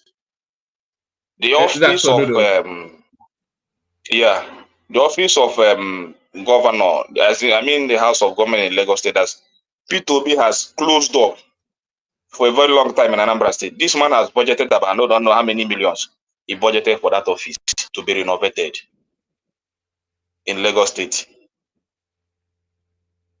And that office has been closed by Governor P2B. Now he has come back again and budgeted some money. Where is the financial nerve center of the country? Why did Obi close it? Obi closed it because he said it's necessary. It's not necessary. It's taking away a lot of resources from the state. So the governor is not living in Lagos State. The governor is living in Anambra State, and he should be in Anambra State, governing the people, not in Lagos State. What about Abuja? What about Abuja? Even in Abuja, Anambra State don't have any lodge in Abuja. He made it in a way that if you go to Abuja, lodge in a hotel, after that you come back to the state. And that's how Anambra people want it. He shouldn't be making any budget for all those unnecessary expenses. And he is at the front of the one shouting that the government cannot pay minimum wage of 60,000, that the federal government cannot sign it. You see how illiterate this man is. It's not illiterate, though. He's illiterate. He's an illiterate. Oh, hold on. The laborers are complaining. Hold on. Let me finish one man. I don't want you to short my word. Okay, I don't want you to short my word. The laborers are there complaining that this man is the one behind the call of not signing the minimum wage or not talking about the minimum wage. He's the one behind it. He's the one playing a major role against the minimum wage. But he's now budgeting millions of naira for office of the for what? For office of the governor or the house of the governor in Lagos State. For what reason? What nonsense is that? That man should be taught a very big lesson. I don't know how these our leaders misbehave sometimes, how they act. And there's someone they call professor that you know more better. That for you to build a very good financial stability, it's all about cutting costs. There is no two ways about that. Economy is not about speaking English. It's not about going there and there trying to find some X to balance Y. That is not an economy. Economy is all about cutting costs, living within your means. Whenever you live above your means, you are financially doomed. There's no two ways about that. And that's the problem of the country. So, hold on. Let me ask you this question. That property is there, so it should not be maintained. It should be left. Why they didn't sell it? It should be left. Why maintain it? Hold on now. So it should be left alone there to rotting away. And it's the property of Anambra State. Tell it off. We don't need it. Even we in the state, we don't need it. Okay. We don't need it. No. Angela, can I interject? What he did was that he lent it out. Even the one in Abuja here is So one of the most of UN the that time they when are you call using these it. guys, One voice, So they are professor, maintaining it and they are gentlemen, one paying the voice, one money voice. to the we call Anambra these State guys government. One voice, professors and one all voice. those stuff. One voice, pa. Yeah, no, you were speaking, Emmanuel was speaking, but let me just use this window to say, Lagos is the financial nerve center of the country. If you don't have a presence in Lagos, it's to your disadvantage, and that property belongs to Anambra State. So even in terms of real estate, it's still a profit. But No, it doesn't belong. It doesn't belong to us. It doesn't. It's not adding anything to our GDP. It's for Lagos State benefit, not for Anambra State benefit. And if you think that everything should be in Lagos because you want us to please Lagosians, it's not done that way. No, that's because that's where the money is. That's where the there was a comparison to the amount. That headline is in this phone that I'm using now. I would have just post it here now, and I have to log out to do that. Comparison of the money he budgeted for the renovation of about 200 and something school is even lower than what he budgeted for the renovation of that house in Lagos. It's quite pathetic, and it's somebody educated that should know that educational system should have more budget. Hold on, Ekene, because it's just frustrating sometimes. You are always indignant, but you don't. Lagos is the financial capital of the country. That's where money transacts. If Ludo wants to do anything financial, it's not going to Abuja, it's coming to Lagos.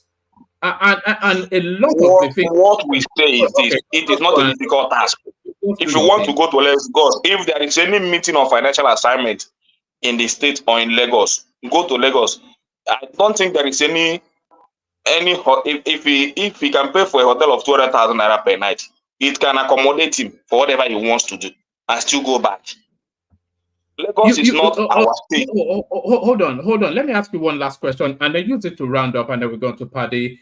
That property that you're saying Anambra State has in Lagos, is Anambra State losing money on it? Is it depreciating in value, or are they gaining money on it? Is it appreciating in value? If there is nothing, we are not gaining anything, and we don't intend to gain anything there. One man, let me interject. And you see that house, there are two, one in Lagos, one in Abuja. What P2B did was that he lent it out to company, they were using it. So Solude now came and collected it from them, tried to renovate it. But the one that is in Abuja here, in Asokoro here, is United Nations are using it. So they are even Anambra is even making money from it. Like they used to pay them money. They used to pay Anambra money, and they renovated themselves. So now the man wants to collect it back. You understand? So, but I don't know for the one in Abuja whether he's collecting that one too. But the one in Lagos, he says he's collecting it back. I don't know what he wants to do with it. All right, bring it home. Maybe he wants to. He wants to corner it fairly quickly, for his personal benefit. But that's the uselessness of a professor being a governor. Somebody that is not business minded. Being professor is not doesn't make you a financial stable human being. Let me tell you this. Look, you are saying, "Oh, you don't want it. We don't want it." Why didn't Obi sell that property? Why should he sell it? Hold on. Obi did not sell it. The property is there. It cannot be left alone to rotten away. It has to be maintained. You did not hear what I said. They were making money from it. The property was lent out. They are making money from it. Is it not good for the state? Yes. Now he wants. Okay. And then he now collect it back on the day. Okay, Emmanuel, just explain to him. I don't want to. Just explain to him. Let me continue. One man, listen to me. I said the house was built there for Anambra, but P2B saying he cannot maintain it, and they are not living there. So he lent the house to company. The company were now paying Anambra, both the one in Abuja here. Even now, the one about they are still, if they are just renovating it now, and the company at the United Nations, they are the one renovating it. So at the end of the year, they pay money to Anambra State. So Anambra does not have any right to come and renovate it for them. They renovate, they still pay that yearly something to Anambra State. So they are making money in those both houses. That's what Peter Obi did. But now he's collecting the one in Lagos, but I don't know the one of Abuja, whether he's collecting it too. That's what I'm saying. I don't know what he wants to do with the one in Lagos. He's collecting it to do what? It's kicking out the tenants, is what he's saying. Yeah, he can kick out the tenant. If their lease is expired, he can kick them out to repair it and lease it out to make more money. What are you guys talking about? Maybe that's what he's converting it to return it to the former use, how the governors were using it or whatever they're using it for. I don't know. You understand? Why can't you be patient? Babaja, let me say this. Let me say this. No. Can I just don't say anything, Ekene, I want you to round off so I can go on to Paddy. That space has I don't understand what that conversation is, but yeah. Let Ajanle Koko speak and then round off after him. Yeah. Okay. So look, this man, like you said, is taking it from is kicking the tenant out, renovating it. Why don't you wait to see what it's trying to do with it? Is the state going to reoccupy it, or does he want to fix it, make it look better now, lease it out again to make more money? Why can't you wait? Why are you just condemning? You even don't know what he wants to do. Whatever he's doing, the people you just of the hate state him. You just hate that guy. No, and another thing is this. Let me say this. This man is the one behind the non minimum wage, the minimum wage that is supposed to be signed. He's the one behind it. You are going to another topic. Now he's now doling out money for renovation of property that nobody cares about in the state. That property is supposed to be renovated by the people that is occupying it, not by the state. The agreement is there. So whatever he's doing to take it away from the people and start to renovate it is to his own interest, which the people we don't care about it. The people in that property, it's being given to them. They are the one renovating it, making use of it, or whatever they are doing. So why collecting it from them? If you want to collect it, then release it out immediately. Don't budget anything don't budget anything to. This property is dilapidated according to the state government. They are not maintaining it properly. No, nothing is dilapidated. Nothing is dilapidated. You are just saying what you don't know because you don't like this profession. Nothing is dilapidated. This is my state, and I have the right to criticize it to whatever I want to do. So if you come out, you can criticize the evil in your own state. I'm going to mute you for a moment and then say something. You have to bring the tone down one and then make it conversational. I think BKB is trying to engage you. So just tone it down and allow people to come in between you. Yes, it's just trying to be confrontational and be angry. According to the release by state government, these people are not maintaining, especially the Lagos own. They are not maintaining this property. So how much money are they realizing? Do you understand all these economic principles and a profit interest than Soludo? To know that the Anambra State government to take over this property and put it in the right shape. Because you just hate this man, you just bring up all this your obedient narrative to condemn every action. You don't see anything good in it. And you now come out in defense and it's your state. Don't you talk about Lagos State? Is Lagos State your state? Okay. In addition, the property is making money. What we are saying is that property is then is being in use and the people that is renovating it. Nobody say that the property is dilapidated, even if they want to say that. But my point is this: you measure it with 200 and something schools that you budgeted money. Let me clear something. I will stop. Here now. All right. The statement read that they are not maintaining it. So he wants to maintain, but he did not state what he wants to do with it. Yes, so that is what we are saying. At this critical time, the state has a lot of schools to be maintained. But how many schools we are told that? You always want to dig.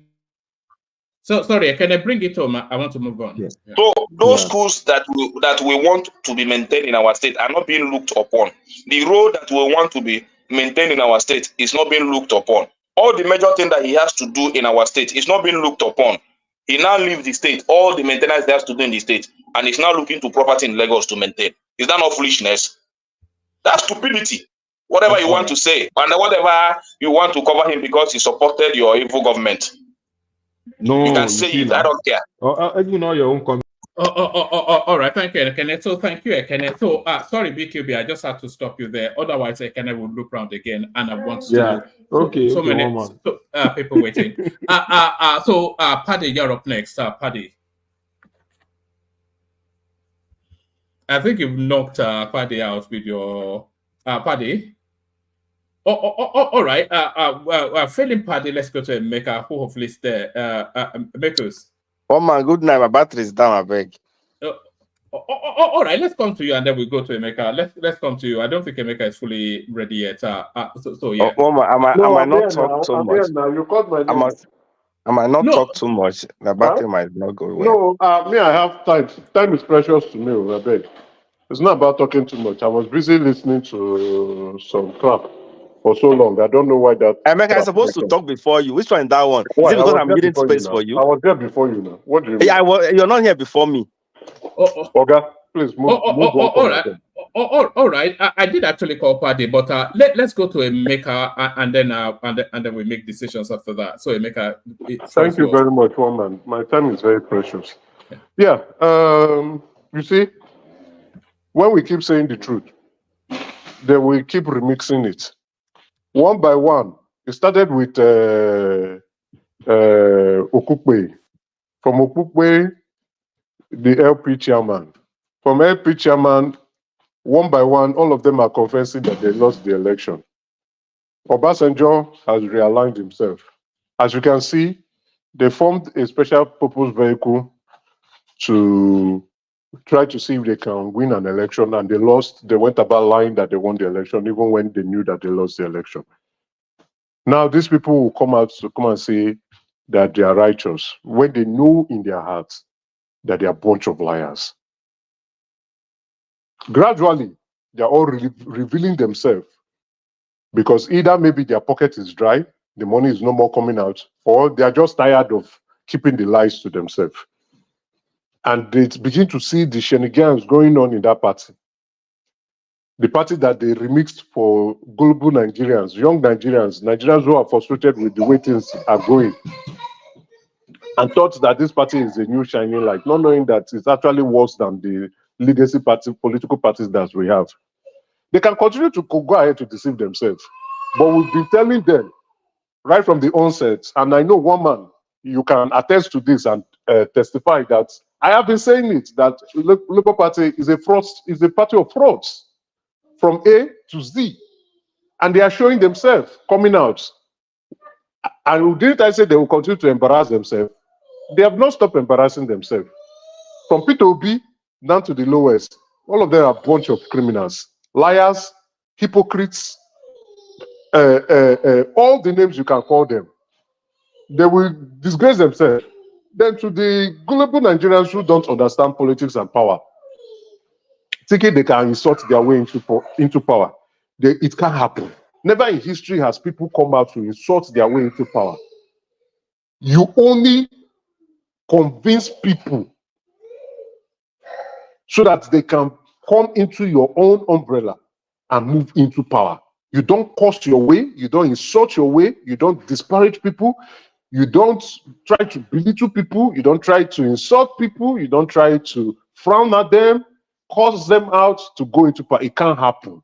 Except your own power is in an alternate dimension, probably in a fantasy world, maybe in your dreams or in your nightmares. But you can never abuse your way into power. It can never happen.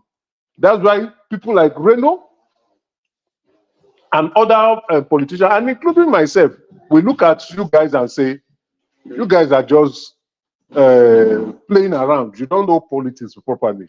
And there's no way P2B will even smell the bus stop where they will enter the bus to go to Aso Rock. Talk more of that road. You know that road that will take you there where you see the security men, the military security men. P2B will not smell the bus stop of Aso Rock. He should excuse himself. Let new players come in.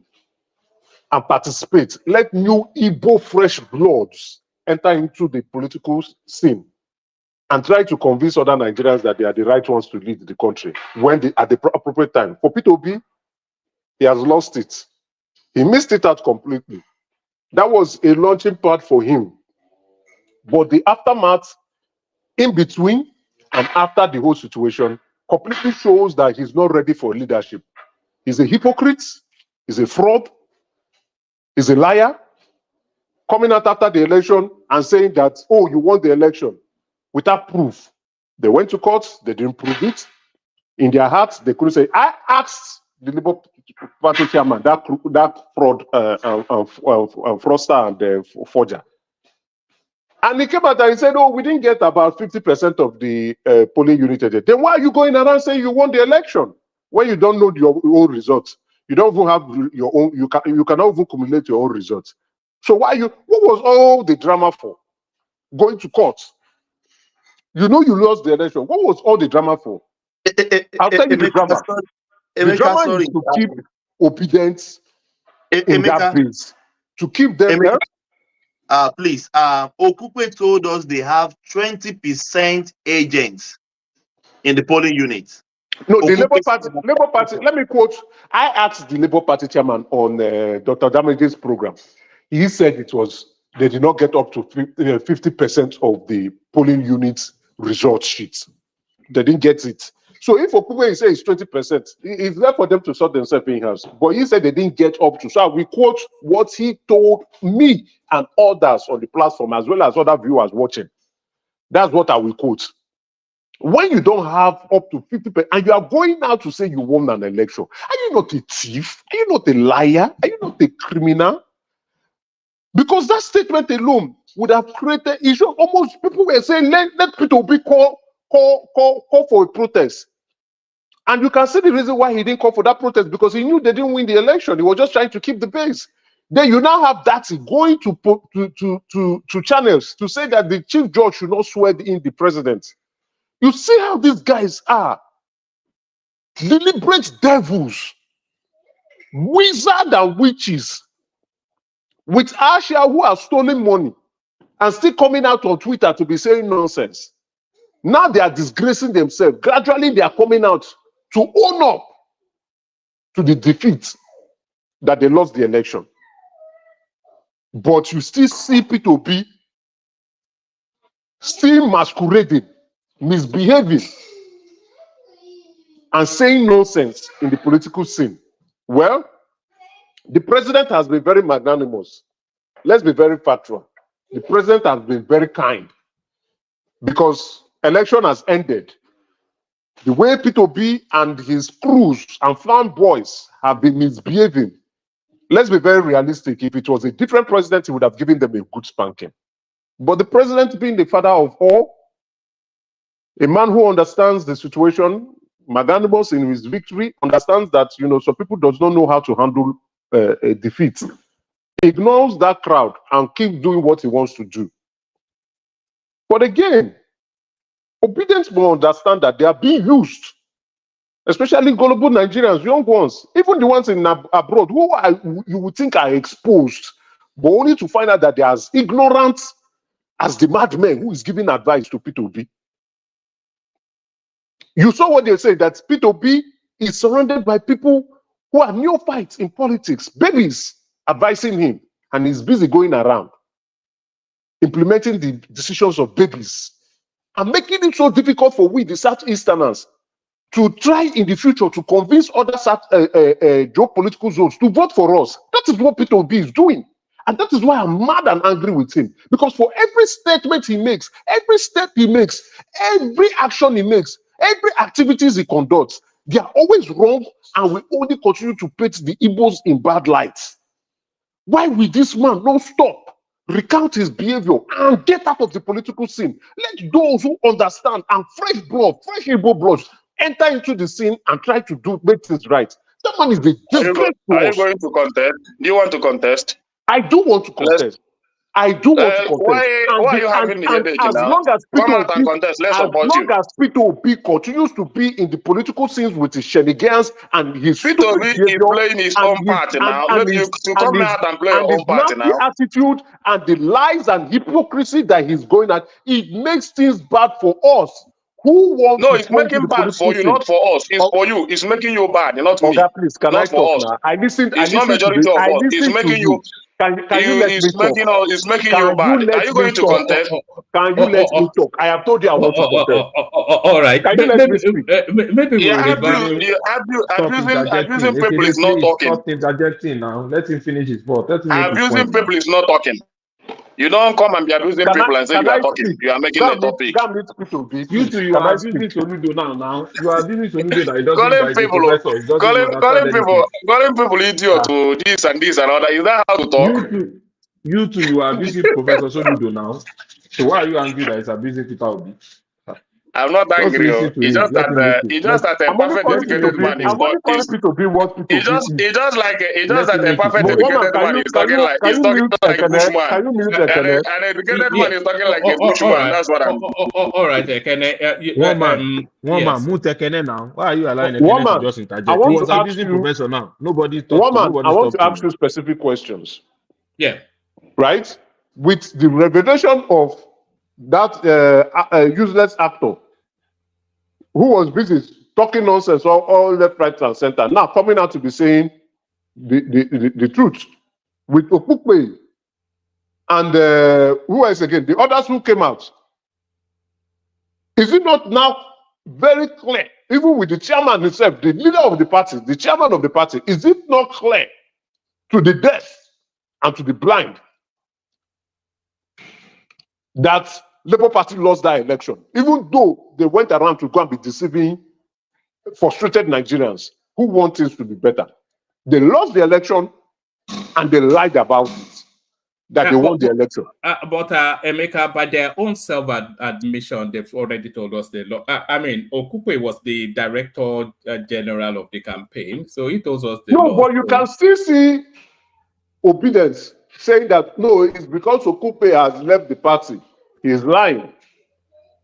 But if your director general comes out to say, we lost this election, give it up. One of your spokesman, who is also your actor, coming out to say you are surrounded by a bunch of neophytes and we lost the election. Emeka, Yes. Okupe said, "How can we win?" That is his word. I'm quoting him now. No, but he knew that we all knew that they were never going to win the election. But you still see now. What I'm criticizing is the action. Emeka, you have to be careful that you don't get yourself branded and Obi hater. No, they've already branded me that. No, am I an Obi hater? Yes, I am, and I will give you reasons why. The man has made it so terrible for future Southeasterners who want to come out for election to convince other Nigerians to vote for them. No, sorry, Emeka. Let me disagree. I don't think you can tie the fate of the Southeast is a joke. It's probably the most important space in Nigeria. You can't tie the fate of that space to one single man. Yeah, I mean, we are trying to. Hold on. We have people like Kingsley Moghalu, who is the history we know from there. We have people like that one has never won an election before. Yes, but what I'm saying is the narrative of the Southeast it's not Peter Obi. Peter Obi is just the leader of a bunch of you understand Nigerian politics very well. You know what it is. Our politics is ethnic driven. It is ethnic driven. Let's be very honest to ourselves. Let's not pretend. Emeka, can I say something? Go ahead. Yeah. You see, one thing, it's just a suggestion because this obedient thing, I think, is becoming epidemic in nature because if you ask me, I really feel for some obedient because they are yet to realize that they are being exploited. Yes. And if they continue this way truly, because I want to agree with you, because it's going to paint a politician from the southeastern region as bad. And in the narrative, yeah, truly, we know that our politics is purely ethnic biased. We have a lot of ethnicity. So you are saying a maybe. It's not a maybe. It is. So all right. How can we help the obedient that are being exploited for them to see light and get them freed from the shackle of those people, the like of Aisha and the like of those people that are becoming multi-millionaire through that space?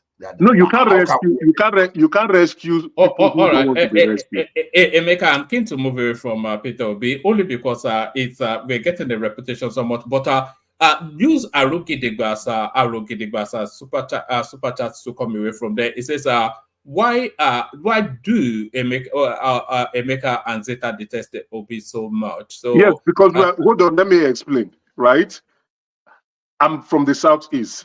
I understand Nigerian politics. I know it's ethnic driven. The one time we stood a chance to show that the Southeast can produce someone to compete for power. The one time we've never gotten that opportunity. Let's be very realistic. The one time that we had the front runner of a political party that stood a chance, because Obi had a 33.33%. No, there were 4 popular candidates. So that's a 25% chance to become president of the country. The one time Ekweme tried, he didn't win primaries. Which other guy again? The founder of ABGA. What's his name again?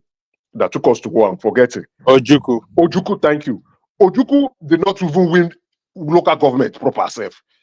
Who else? We've never stood a proper chance. Let's be very honest. We don't have the numbers, so we must negotiate for power. We must discuss with other people.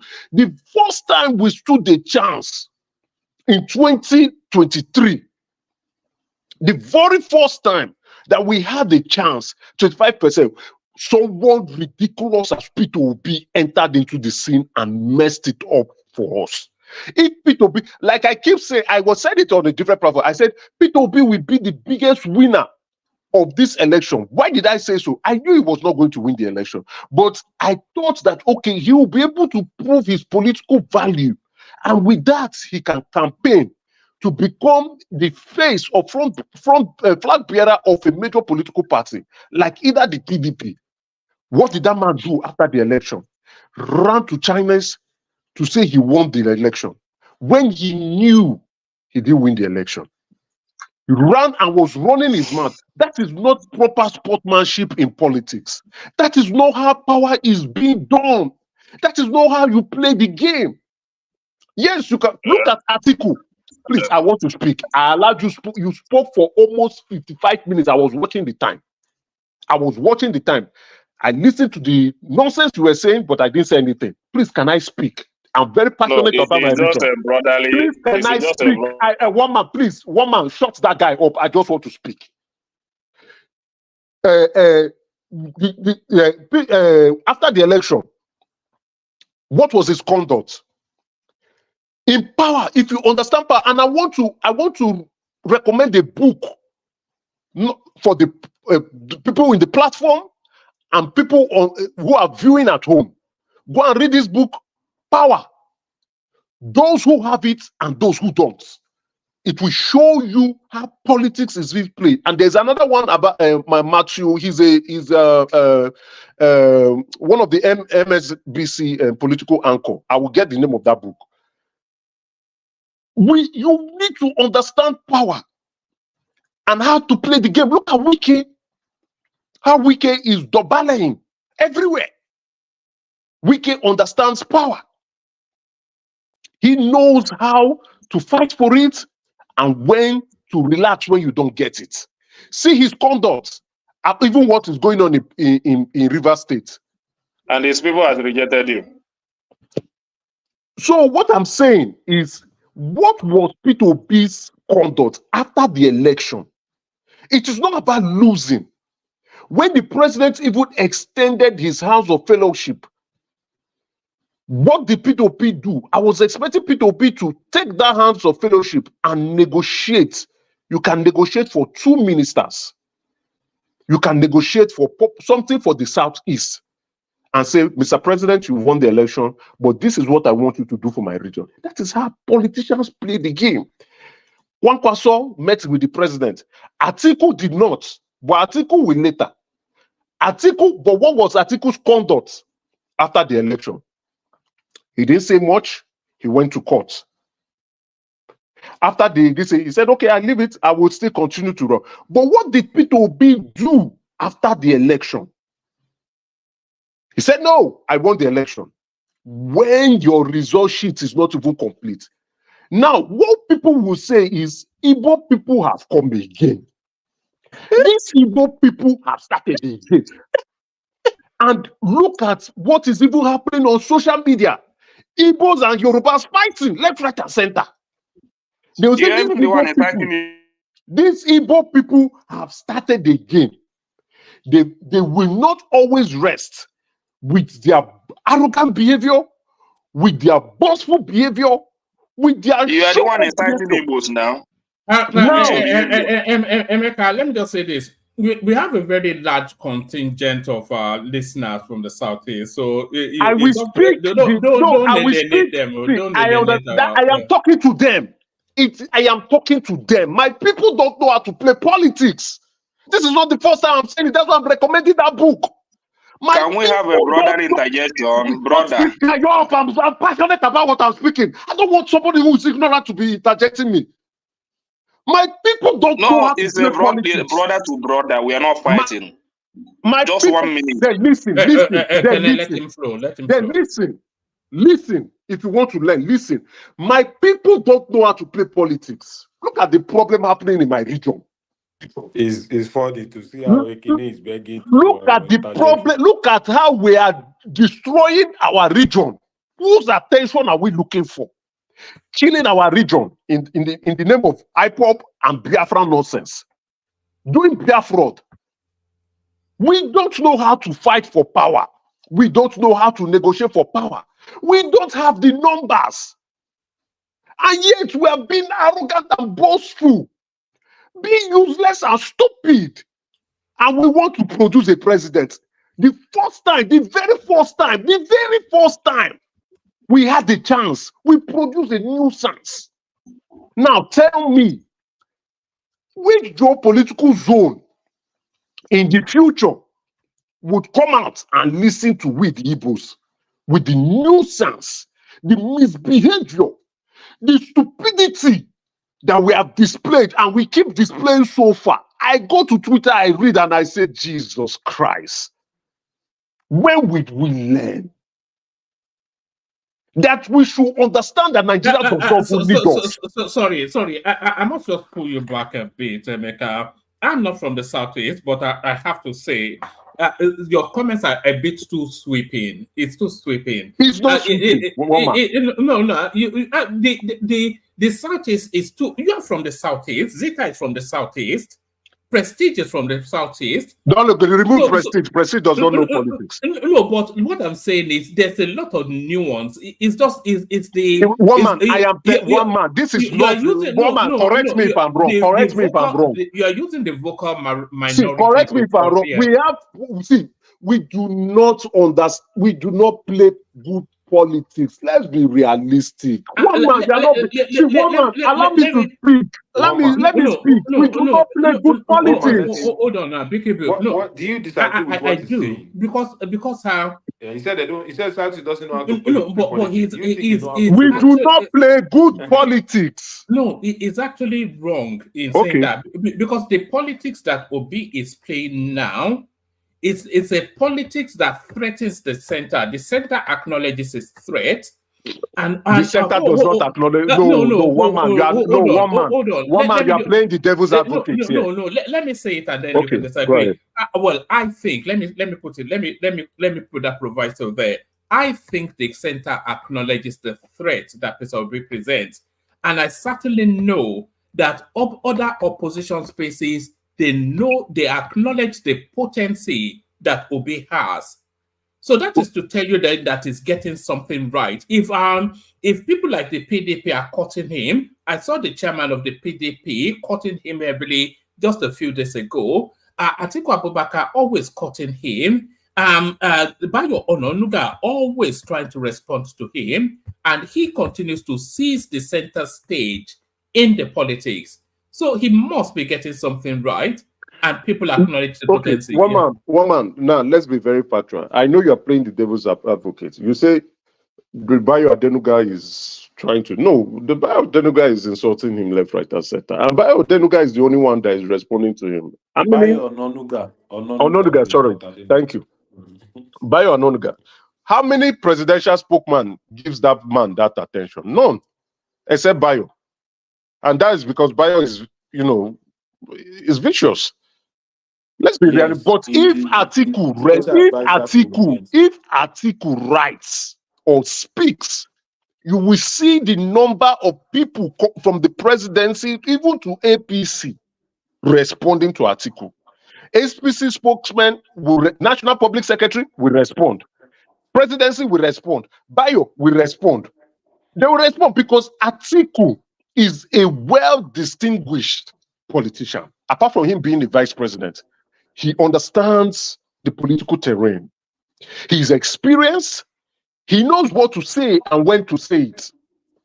So his attention is well deserved and reserved. So, but with P2B is the nuisance he's going about. And let's be very realistic. They are cutting him for the obedient space, the obedient base, and not for the entirety of the electorate. Let's be very realistic. That they are cutting him is not that they are going to make him the flag bearer. That was why he left. He had that private meeting. He didn't post it, but the article people posted it. That he came around. As a matter of fact, I think they were trying to just even to, shame him a little bit.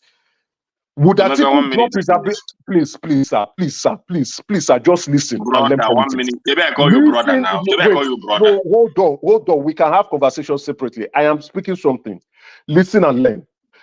I have learned a lot. I have learned a lot from you. I just want to chip in on this so that you will also chip in more. Hold on. You spoke for 55 minutes. Atiku will not drop his ambition. But this is our issue now. You made it our issue now. It's me and you now. Let us discuss as brother now.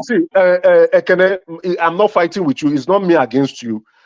You can continue to be in your Labour Party and continue to dine and wine and. No, I still want to. Let me just have something as a brother, because if you just say something like this and your brother is there without having a word with you now, it doesn't make sense now. All right. Ask the question. All right, gentlemen, but don't let it degenerate. Ask the question.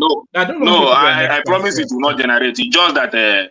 There are some points Emeka made. Our clearless chance in 2023, Obi messed it up, this and that, citing to the conduct of after election and all that. But I still, Emeka, during the campaign and the election, this is the same way you spoke about Obi. You never see it as a clear chance that Southeast is going to win Obi was never going to win the election. We said it. You never gave him any chance. You even I didn't get. Yes, I wrote him up from the south. You even said that it's only he cannot even win he cannot even win a state in the southeast. Yes. So why Obi are you so let me be factual. I'm not telling you why I don't like Obi, right? It's not like I hate his person. That's him being a man. No, but his actions. I wrote Obi off completely from the election. I knew he was never going to win, and the result showed the fact he came third. I knew he was never going to win. Yeah, he impressed me with his numbers. I gave him 3.5 million. Or 3 million. He did more than what I expected, and I was impressed. Obi won and lost only one state in the southeast. Right? I was very impressed because I ruled him out that I don't think the governors will be able to, give him that opportunity. I never knew the governors there were backsliding themselves, including what's his name in Abia State, who was telling them, vote for me, Senate, but whatever you want to do in president, you can go and do it. The senator from my state, Odius Okalo. That was what he did. Then he still wanted to come and be Senate president. How? Where? When you did not work for the president. So the Igbo president, that's why I said we don't play good politics. We knew, see, Soludo said it. When Soludo wrote, and he told Obi, I know the game you're playing. One more question. Hold on now. Wait, now let me land my point. Okay. Well, I just want you to conclude everything. Just one more question. Okay, with the ongoings in the political space of the APC and the presidency they have won, are you not, as in,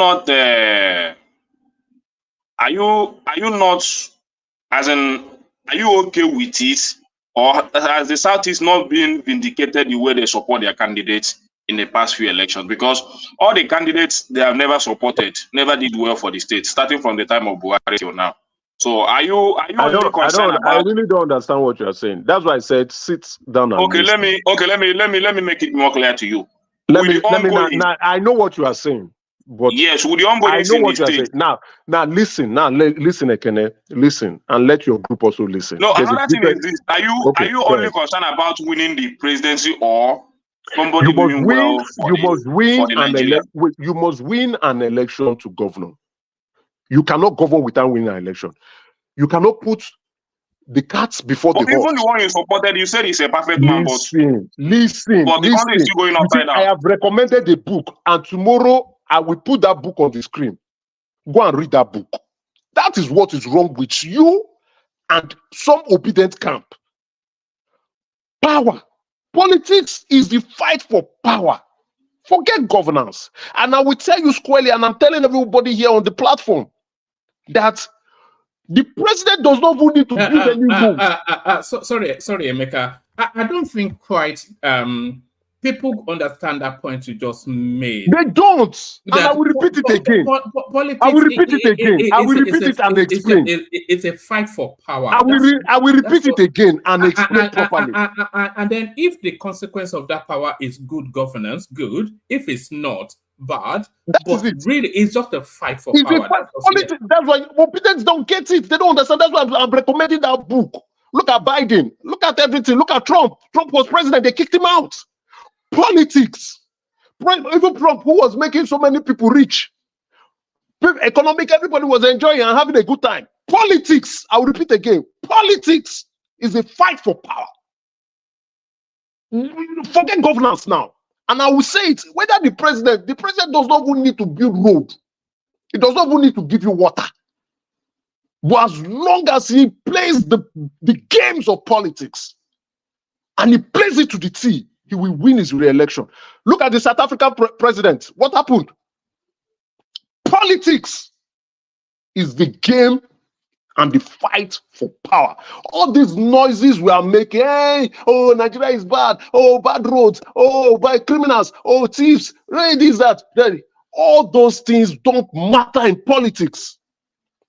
It's a fight and a game for power between those who have brought themselves out to contest. Whether they can tell you all the lies, oh, we will build heaven on earth, we will do this, I will change Nigeria in 20 seconds. Forget the nonsense. Go and read Power Play. There are 5 books I will recommend for you and for those listening in the platform. You want to go into politics, you want to understand politics, you must understand the rules. It's like playing chess. You can't play checkers when you're playing chess. That's what we are saying. Oh, this. No, you must play within the rules. And in politics, all gloves are off. When people say, oh, rigging is part of politics. And it happens everywhere in the world. You must play within the confines of power games.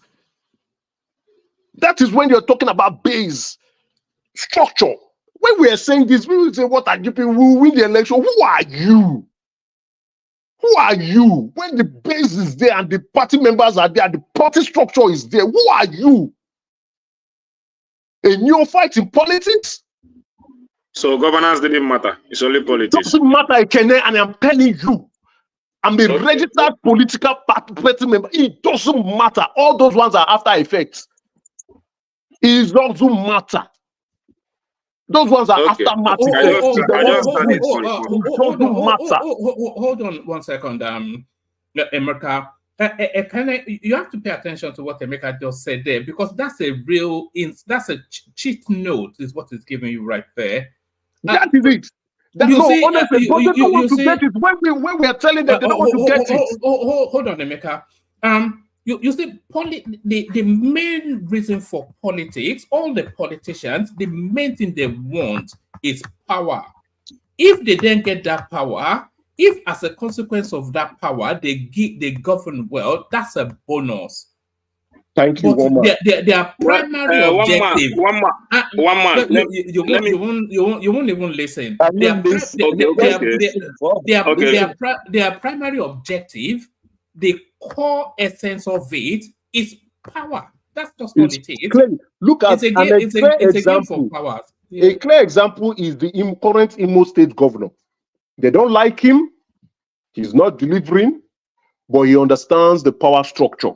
He has put in place his power structure. Now, I understand everything. Hold on, let me land. Can I hold on? You still won't get it. You still won't get it. Now, look at what he's doing. He's now the Southeast representative, leading the Southeast. He's the leader now, moving them, bringing them to the center. What is he doing? He's repositioning himself. You go to laugh, but you don't go know. You won't know. That's why you won't get it. And I will tell you, that man is more powerful than your P2B in the political scheme of things in Nigeria. He can see the president. Let me just say a word. Wait, listen, get your lecture, go and take notes. He can see the president and make decisions for the Southeast. P2B cannot do it. I know. That man,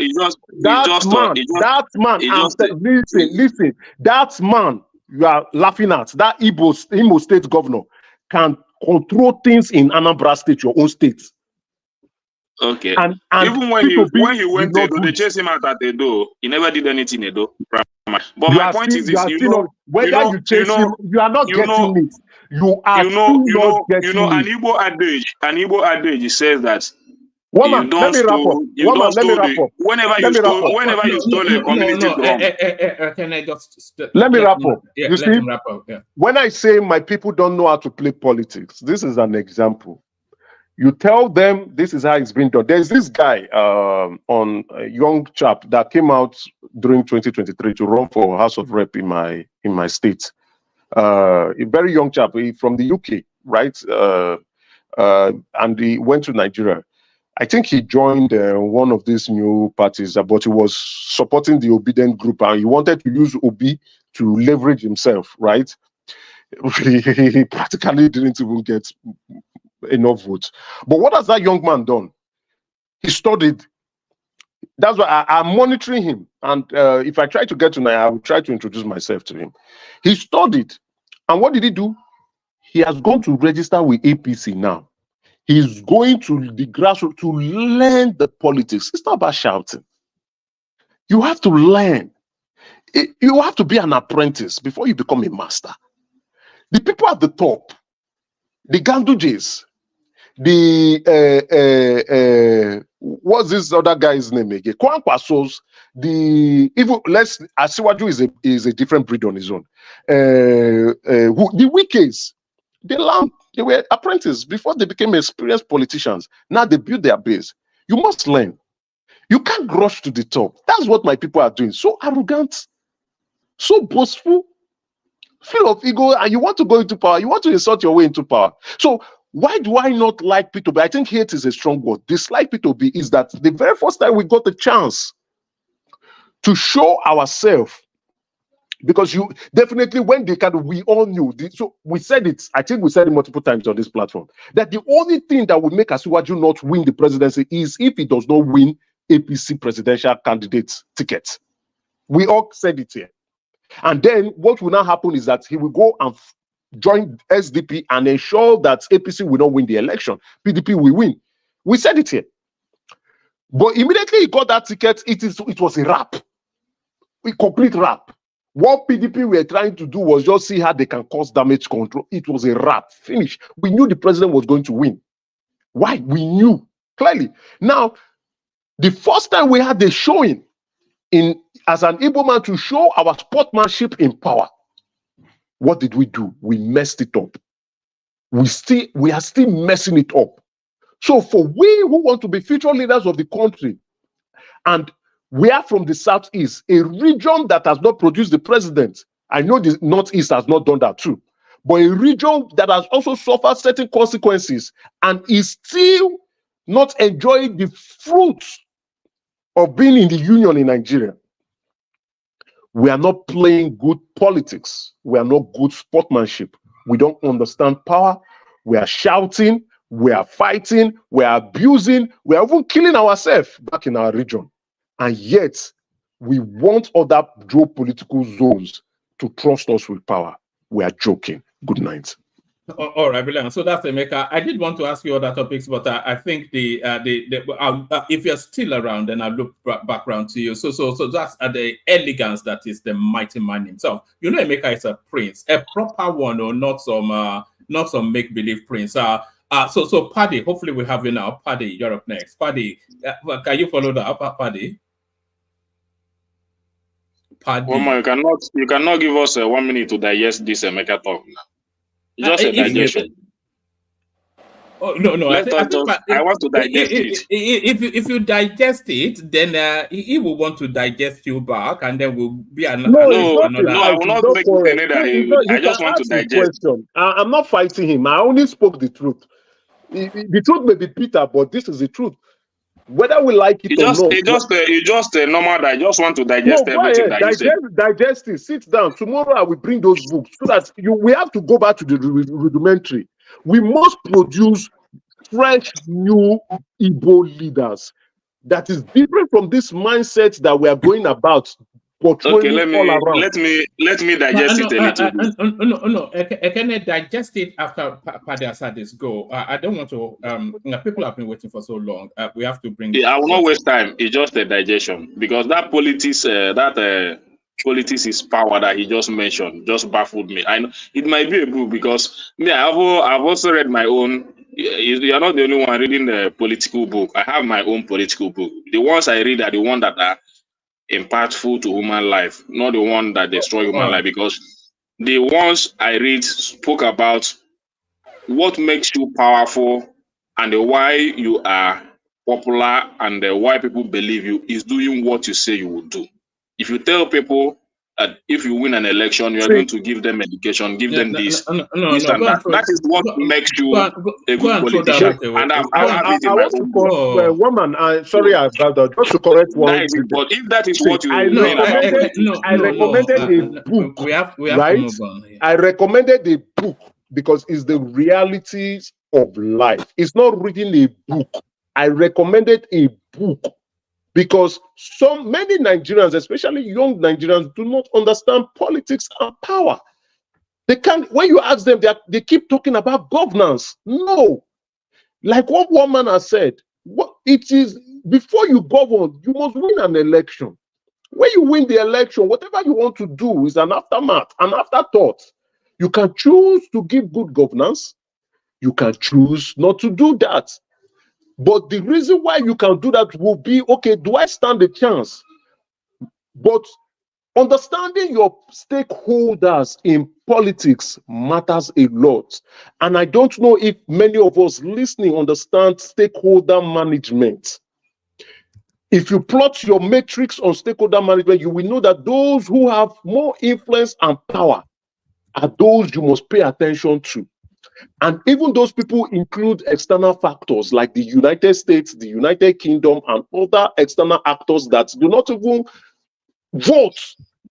Because those and I think people what's this now? Let other people come in now. Because those people's decision matters a lot.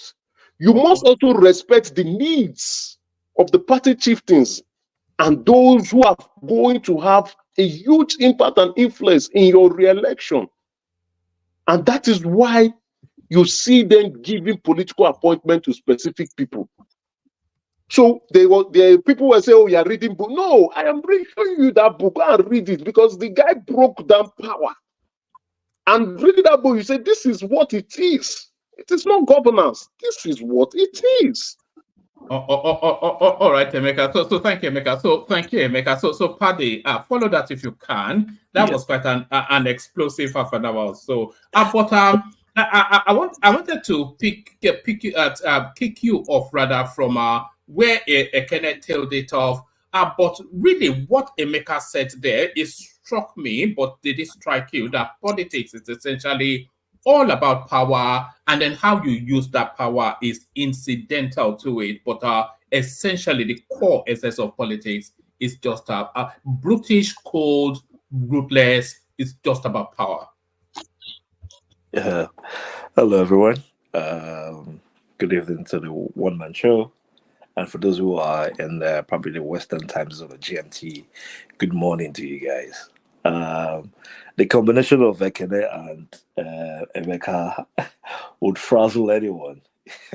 I think Is your head pulsating in the way mine is? My head is pulsating. I lost my belts between the back and forth. But it is what it is. It's politics. They're more passionate about what they believe in, and it's always good to have two people from the same region having very divergent opinions. I think it makes it's the beauty of politics, so to speak. But yes, Emeka is quite right. Politics is really about power. What else do you do with it? Yeah, it's really it really isn't. I mean, it's the 7 people is list around 7 people, but for whatever means around it's about power, because you need to gain power for you to do whatever it is you think you want to do. And once you lose that power, you lose your relevance. Once you lose that relevance, you really can't even achieve much of the things you want to achieve. And even beyond politics as well, too. Even when we move it into different types of government styles, or even if you go into the days of monarchy or any way of how people are being governed, it has to play with politics as well, too. For those who are very Christian faith or Christian based, or Jewish based, you're even part of the power tussles in heaven. Politics was played in there. So yes, it's politics and power are definitely 5 and 6. So where do we kick it on? I think I'll go. You can come at it wherever you like, or do you want me to line them up? Well, maybe I want to just quickly talk on one thing, and then you can line them up. There was some news yesterday. I don't, or maybe today as well too, that the Southwest governors are planning a massive land clearing for farming. I don't know if it's a headline that you stumbled up on. I don't think you read that piece. No, I didn't come across it. Oh yeah, I think I saw it on Punch NG.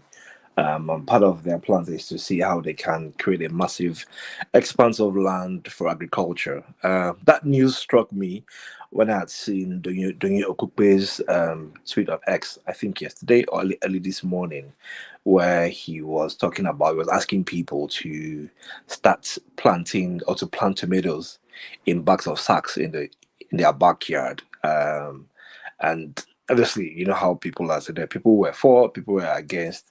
And I think it just boils down to how much many of us want the things we are not ready to work for. So we're asking for, tomatoes, we're asking for food, we're asking for good roads, we're asking for, clean environment, this and that. But as denizens, we almost don't even promote it verbally, or we almost don't even push for it. We just want it to be served to us a la carte. Just sit down, have some people from the north bring in tomatoes, we just buy at very ridiculously cheap prices. But it's almost, but I think it was Kulata that was making a point yesterday, and for some reason it was going over people's heads. And he said the point. I'm not even sure why anyone even didn't understand where he was coming from, and he was speaking around. If the north is indeed insecure, how come the most insecure place are the ones who are producing the most food, and quote unquote the most secure region he's the one producing less food. And their excuse for producing the least amount of food is insecurity. Like that paradox is just mind blowing. But of course, I think some people were coming against him and saying no, no, that and that. I think Achale Koko in particular. I mean, I might be wrong, but and that's I guess that to answer that question of what Clotter was speaking about yesterday is what the Southwestern governors are talking about today, which obviously makes case for Skolata in the sense that what he did say, was trying to say is right. It's about time we went back to how we were, in the 60s, 50s, 60s, when we were catering to our own food. And then maybe just when we want to expand our taste buds, then we can begin to go further north.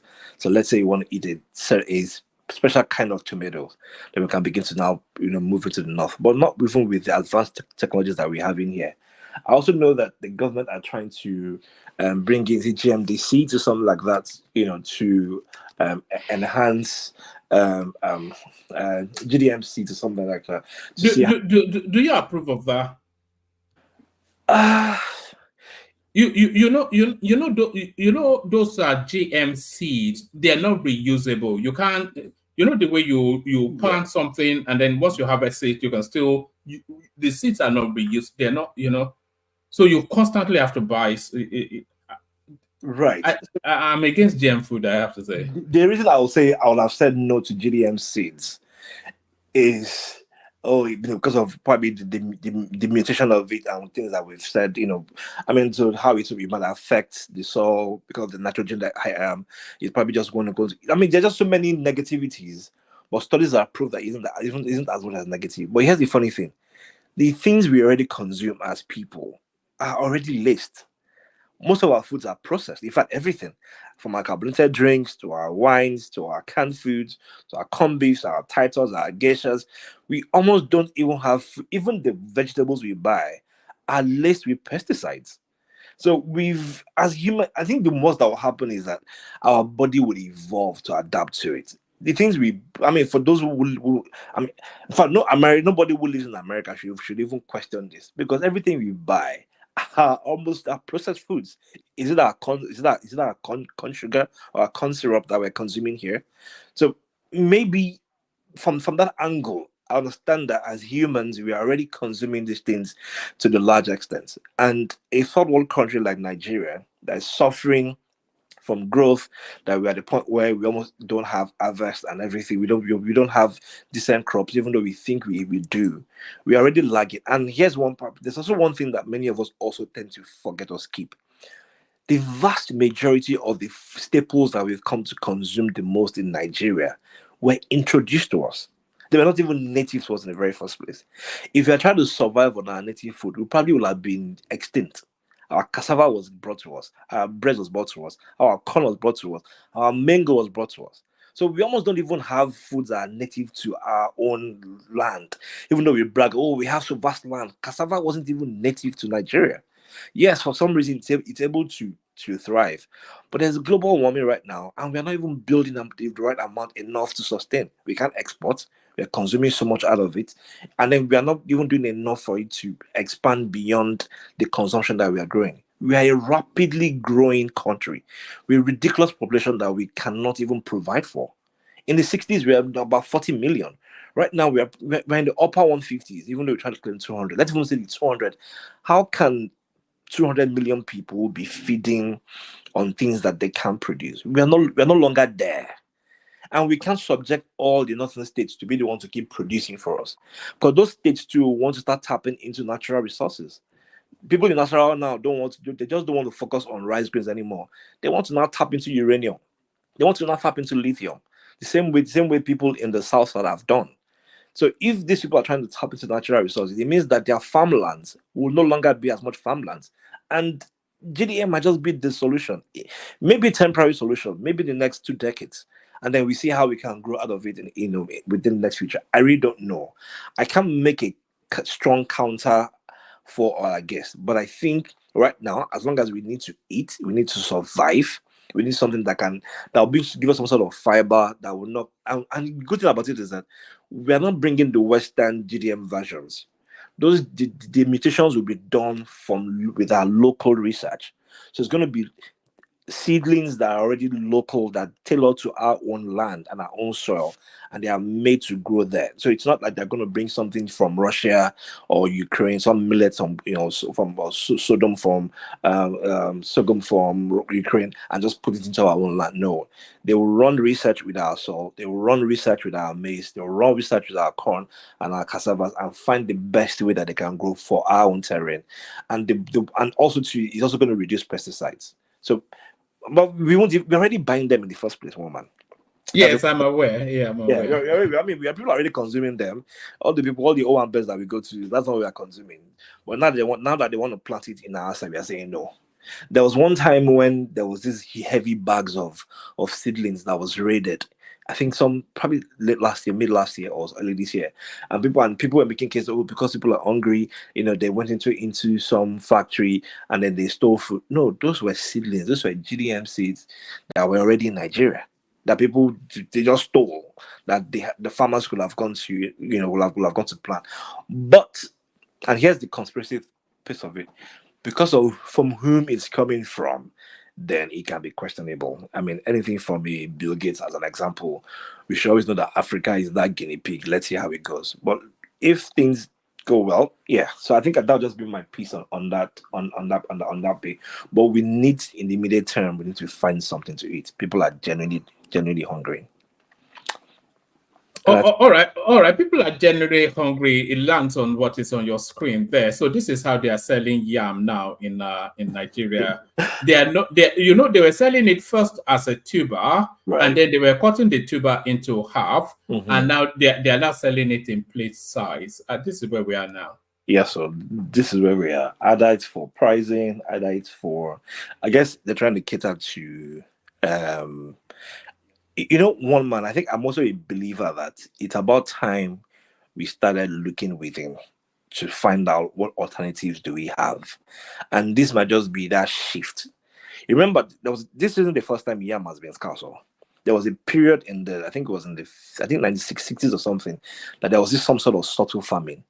And the people of Oyo State realized that people in University of Ibadan realized that they could use the bark of this yam, grind them, and become a staple. And that's what birthed Amala today. And Amala is probably one of the most popular Yoruba food. So there's nothing to waste in there. If we need to find ways where we can blend powdery yam and powdery cassava together to find something, yes. But people definitely still want us to eat something. I also know that it's also not the first time where we've had this kind of situations where the market had to improvise to give people just to consume their taste. Why would what kind of yam does a family want to eat that they're going to buy this piece to eat? Like, what kind of, the only reason anyone would buy this is for cravings. This can't do anything though. You almost can't boil it. So what? No, this will make us sorrow now. How much asaro is this not going to make, one man? If you take 2 portions of that, that's 1,000 naira. That's a sorrow right there. Okay, if you say so, I mean, yeah, it's possible. But so that means that the same person will need to get oil palm. They need to get other ingredients to make their pote asaro meal very, very enjoyable. But it is what it is. The market is, people are improvising. That's one of the good things, the good bad things, or the good bad ugly things about Nigerians. We would always find a way out of things. I would hope that the government, will start to find great intermediate actions or ways where they can provide food for the people. People are genuinely hungry. The Ibimpa thing must have started as just a random cliche or something that some lad just threw in the air. But looking back at stuff like this, people are truthfully hungry. And I guess maybe even though during the period where we've been complaining about how we've been suffering, I guess we've always been bloated. I remember the NLC strike that happened some days back. All the people all the labor leaders who were campaigning, all of them were all rotund. I don't know if you ever saw that video. I'm like, isn't this the people that they say are supposedly hungry? They're all looking well fed, fat. And then the people that supposedly, when there was some sort of seminar recently, they all traveled. So there's still money now. People of Ojudi Oba were all still gloating in their glam wear. I didn't see anyone skinny. I didn't see people passing out. So in between, there's a particular chap that was on a horse that's gone viral. All the young girls are doing clips on him on TikTok. You know the one that had the cigar in his yes, mouth. Farouk. Yes, Farouk. Is that his name? Yes, Farouk Oriagba. Yes. What the identifier? Yeah. Oh, yes. He's. I mean, he's a top notch in the financial space. I think he probably leads he's on probably one of the new ventures right now. But he used to be the president of Nigerian Stock Exchange or something at some point. So he's renowned.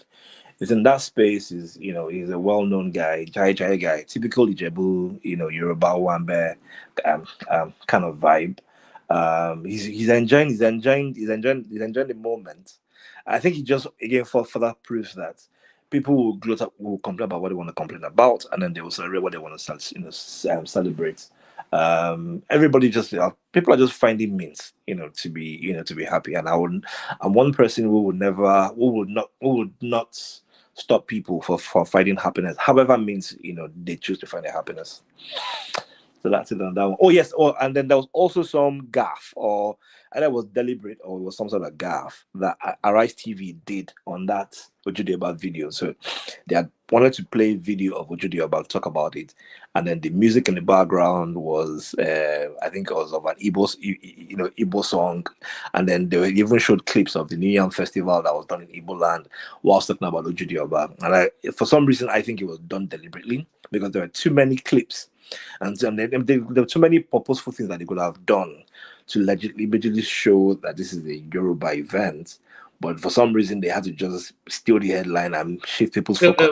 Is that requires? How did Abati allow that? I saw Reno Mokri attacking them on that on Twitter. Yeah, I mean, but it doesn't.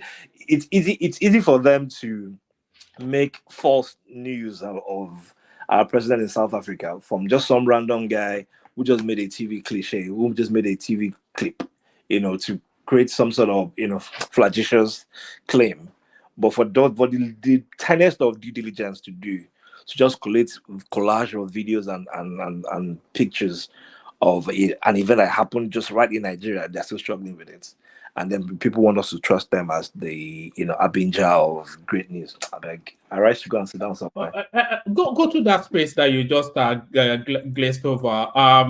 So the South Africa thing, it got to the point that the South African president felt the need to go and visit Tinubu at his hotel and then put clips out. So what are you then making of the mischief making of Aisha Yesufu and this whatever it is she was doing? Yeah, I mean, it speaks to the nation's casuistry of the Obidient movement. And also, I think it's also about time that we started to admit that the political landscape is very polarized, toxic, very tribal-centric. The first person who has shared that video that we initially had is some Igbo guy. Remember, the background. I'm not speaking, making it very tribal, but it was just some Igbo guy who was making a video, of course, making mockery of our president. It came out to the internet, and it became, again, the casuistry of the Obidient movement was exposed, in there, and then they thought that it was something. I mean, this was exactly what the entirety of the campaign went through.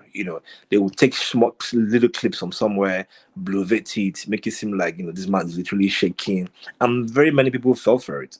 And it's taking the entirety of South Africa to come and explain to us that they didn't do what they have. So it's almost as though it is not the other country. And in fact, I listened to a little clips. No, sorry to interject you. I'm sorry. I'm enjoying your commentary and opinion, and your voice is very pleasant to even listen to. But I just wanted to say something, right? You see how you made mention of the fact that it was an Igbo man who started this. I wanted to correct that. I wanted to say you should say Obidient, but yeah, well, it was then. You now want the Yorubas to vote for you when you want to contest. Why are we like this? Thank you, Mika. I mean, we know our politics.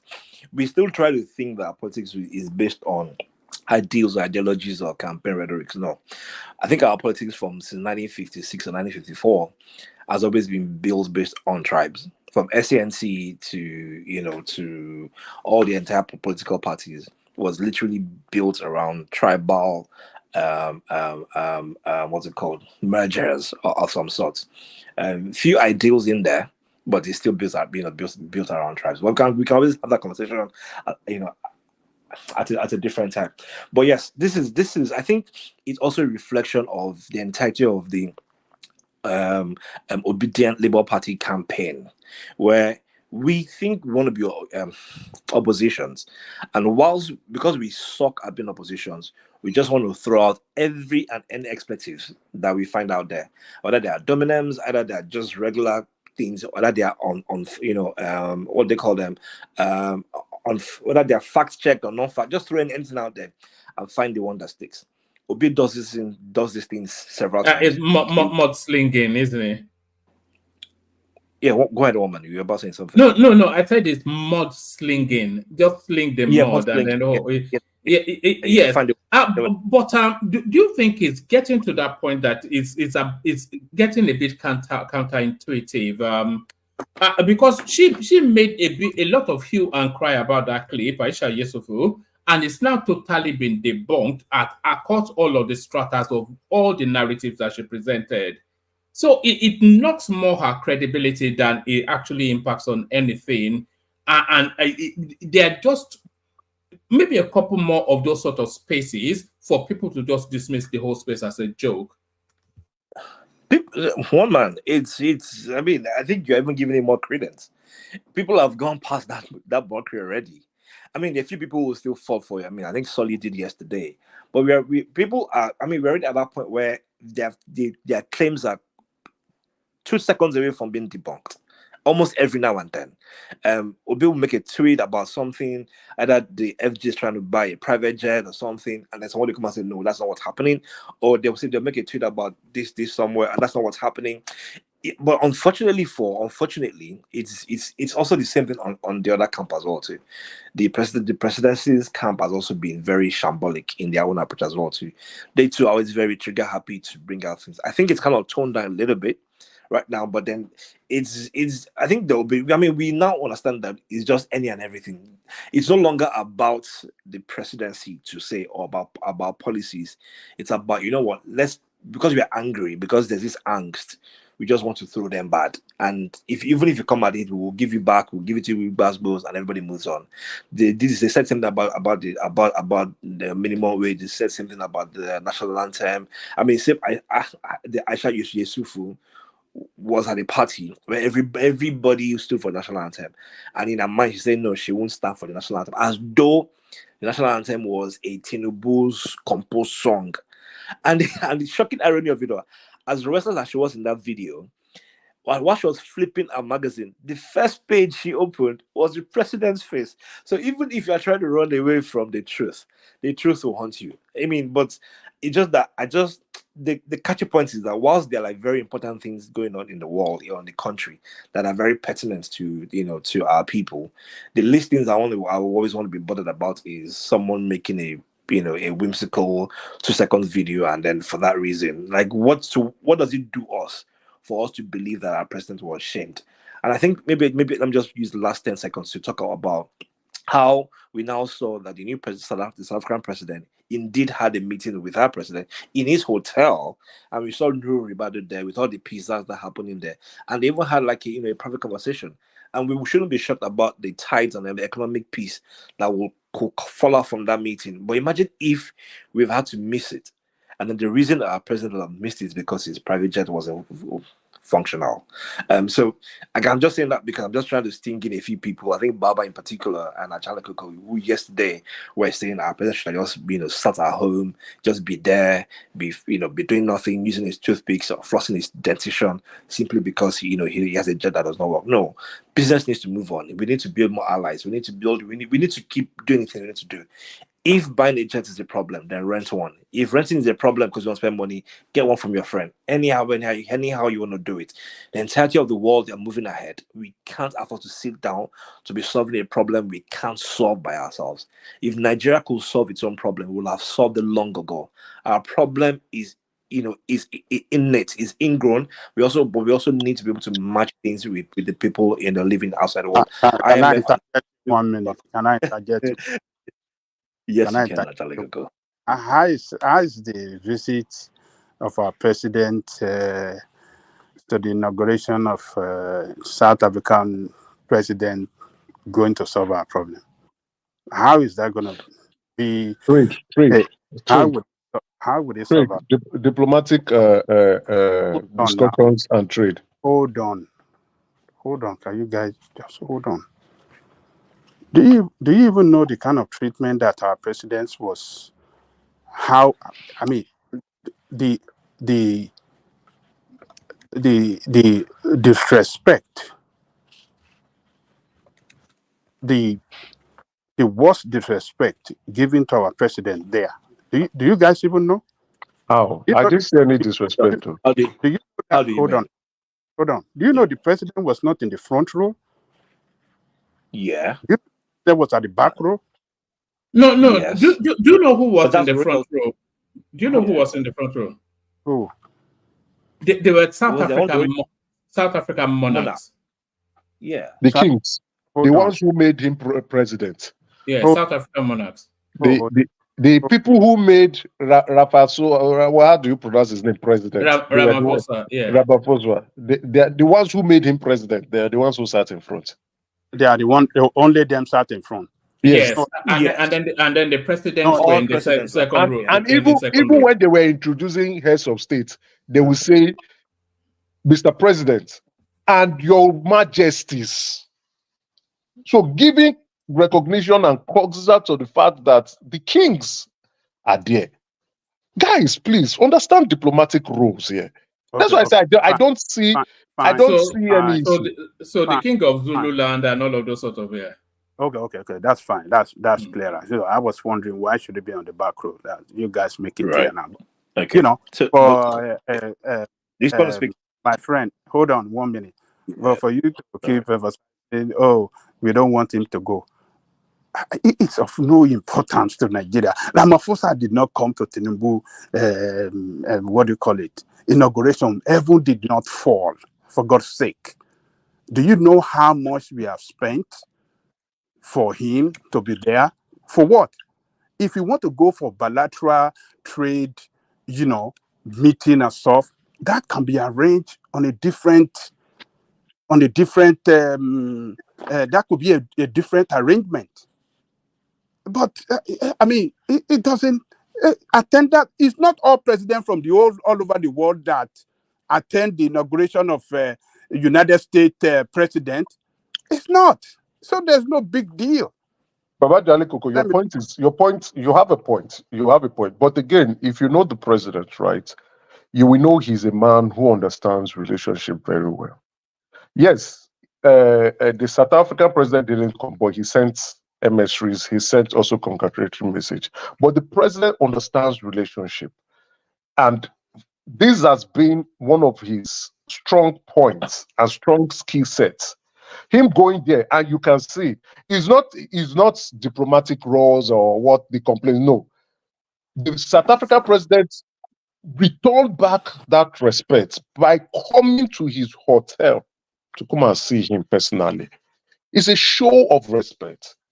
Coming around, I said, "Oh, the president of Nigeria and also the chairman of ECOWAS turned up to my inauguration. Let me personally go and see him." Asiwaju is a people's person. He's very good at relationship. Yes, I'm not saying your point is. I'm discounting your point. No, it's valid. But again, that is when you sit. When the president of South Africa and the president of Nigeria sits down now and now discuss, there will be a lot of things on the table that they can talk about.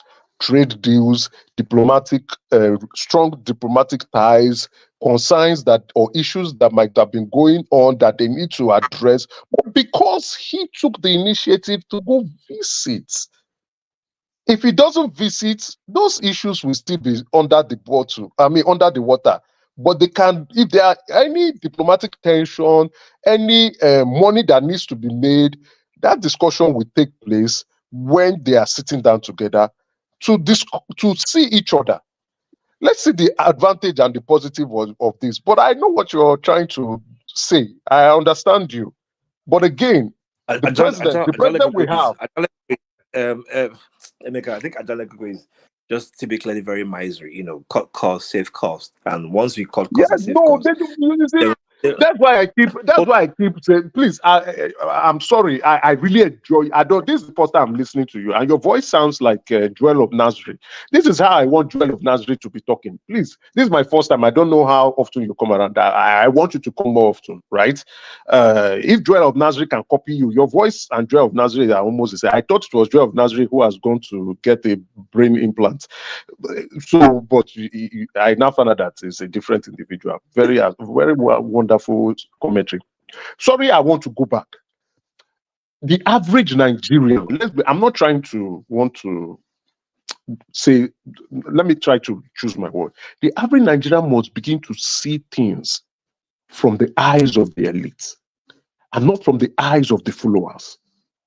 The way the elite think is completely different from the way followers think. Why am I saying this? I am a prince. The way we think is different from the way followers think. What will they see? Una know they see am. The president knows why he was there. And I can see some value. And we saw that value because the president of South Africa even removed the suits after party. They call it after party, after the party, right? Ceremony is over. Let me go and see the president of Nigeria and sit down with him and talk. Money. How much? The discussion is more important than the flight and the people he came around with. Guys, when they are making a move, that is the reason. See, for me, some Igbo people and even some Yoruba people are shocked. The reason why I love Asiwaju.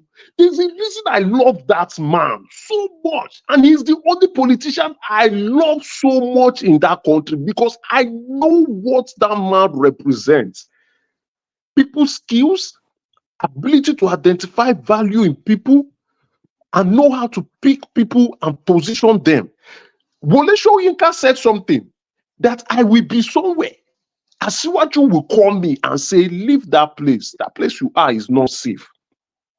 Now you have the Badwe coming to come and talk rubbish about Asiwaju. Wole Soyinka will chop you like a lion because Asiwaju has invested in him, not just financially, in his interest and welfare. You can't joke with the president. Learn from that man.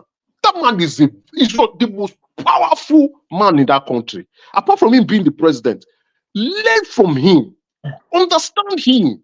The moves he makes. What the elite see. The mediocres and followers don't see it. People who play these power games, they know what they are doing. My friend, continue. I'm enjoying you. I love what you are saying. After pondering to me and making my head want to expand it in, it's hard. Well, thanks, Emeka. I think in 2022, this is Jajaleko, the part of I think one of the smallest trades that Nigeria did to South Africa in crude alone was about a little over $2 billion in crude petroleum that we exported. That's from Nigeria to South Africa. And let's not talk about the amount of materials that South Africa actually had moved to Nigeria in wines, metal stoppers, acrylics, polymers, apples, delivery. I mean, just delivery trucks, metal stoppers, car parts, BMW, Nissan that South Africa had moved. Now let's not talk about telcos and DSTV and the stuff that we did. In those kind of events is where trade deals happen. Those are the moments where countries look. If we slack, Angola is there. Senegal they're now producing oil. There are countries that are willing to steal the responsibility of Nigeria, whilst we think that we can thrive by ourselves internally. We can't. And the earlier we understand that, the better for us. Now, something Emeka also said that I strongly, in fact, I was going to make that point before he chimed in, is that there's almost no known place where poor people are the ones who will grow economies. The economies of a place like Nigeria, the third world country, cannot be grown based on national handouts and giving socialist agendas. That's based on capitalism. We need to find more people who can provide for people. The likes of Dangote and other dollars and co. There's a reason why those people are there. Those people are doing way much more for Nigeria. There's a reason why remittances has done well for Nigeria, because there are people who are in the diaspora who are able to send funds back home. And not usually not the reverse. So I get that. Yes, we cater towards our people. We want them to be fine. We want them to to not worry and provide food, but we also need them to be producers. I don't need to be given food. I need to be taught how to fish. Don't give me fish. I mean, this is something that we say. Don't teach me don't give me fish. Teach me to be a fisher. We need to grow our people to the point where more entrepreneurs can grow and begin to employ people in every sector that the country has allowed to thrive. Look at how well those sectors have done. Look at Nollywood. Look at music industry. Look at maybe not sports. I mean, look at fintech. Look at edtech. Just look at the commerce that we're doing amongst ourselves, because people are beginning to have much more and more entrepreneurship mindset. But imagine if we're giving them handouts. There's that we're serving them tomatoes, they're serving them food, they're giving them free healthcare. They're giving how would ideas pop up? Imagine if Nigeria had so many free healthcare, basic healthcare amenities on local hospitals. How would young startups come up with health tech? How will people be able to make drones to supply drugs? How will we catch up the rest of the world? We can't. We have a population amongst us. Let our brains thrive. Let people use their brain to do things. And our biggest problems, the things we complain about the most, are things that can be handled by our state and our local government, not the federal government. Federal government cannot build our streets, they cannot build schools. They're not made for schools. They're You're made not for listening to you. You see what you're saying. Oh, don't give people free this thing. You don't have free health care. As if free health care is not given in America. As if free health care is free not healthcare given is in not given in America. Free it healthcare is. is not Hold given in on, America. hold on. Free healthcare is given if you are Where? eligible, if you are qualified, if your income, if you fall within the bracket of somebody that is qualified for it, you'll be given Medicaid, and that is free healthcare. Zero pay, zero. You know that you live in United States. You see, sometimes some of you want to talk as No, if but you know there's this. free healthcare You now in No, just Nigeria yeah, now. you It's are, just let that him hold people finish. on, don't. No, hold on let now. him Okay, go finish. ahead. No, let him finish. Hold on. Let me You are yield to you 1 minute. 1 minute. You see, some of you want to talk as if you even know how capitalism is run better than the people that originated it. We have to be. Uh, we just have to. We have to be very, very. We have to show that we are knowledgeable and we know what we are talking about. Capitalism is good, but people that invented capitalism, they still give their people free food, free healthcare, free education, and a lot of things free. And that is, that. So let me leave it there. Continue. All right, thank you, Aja. So that people can receive quote unquote free healthcare, but it's not free because it's being paid for by private programs. It's being paid for by private insurance companies. People are paid out of pocket. It's being paid by taxpayers. That's how healthcare is done. For every healthcare you get in America, they might send you a bill, but you might not be able to pay for that bill. You get the bill. They will tell you this is your bill. They can tell you it is zero to you, but there's somebody else is paying for it. That's why people. There are many companies who pay charity, so that they can have like tax rebates. It is not free. Somebody else is only just paying it for you. Okay, if you send a bill to me that, okay, this is Yeah. how much health care for your visit to your doctor, this is how much you are billed for it, but zero pay, and you didn't pay nothing. What does that constitute to me? Is it not free healthcare to me? It is free to you, but it is not free.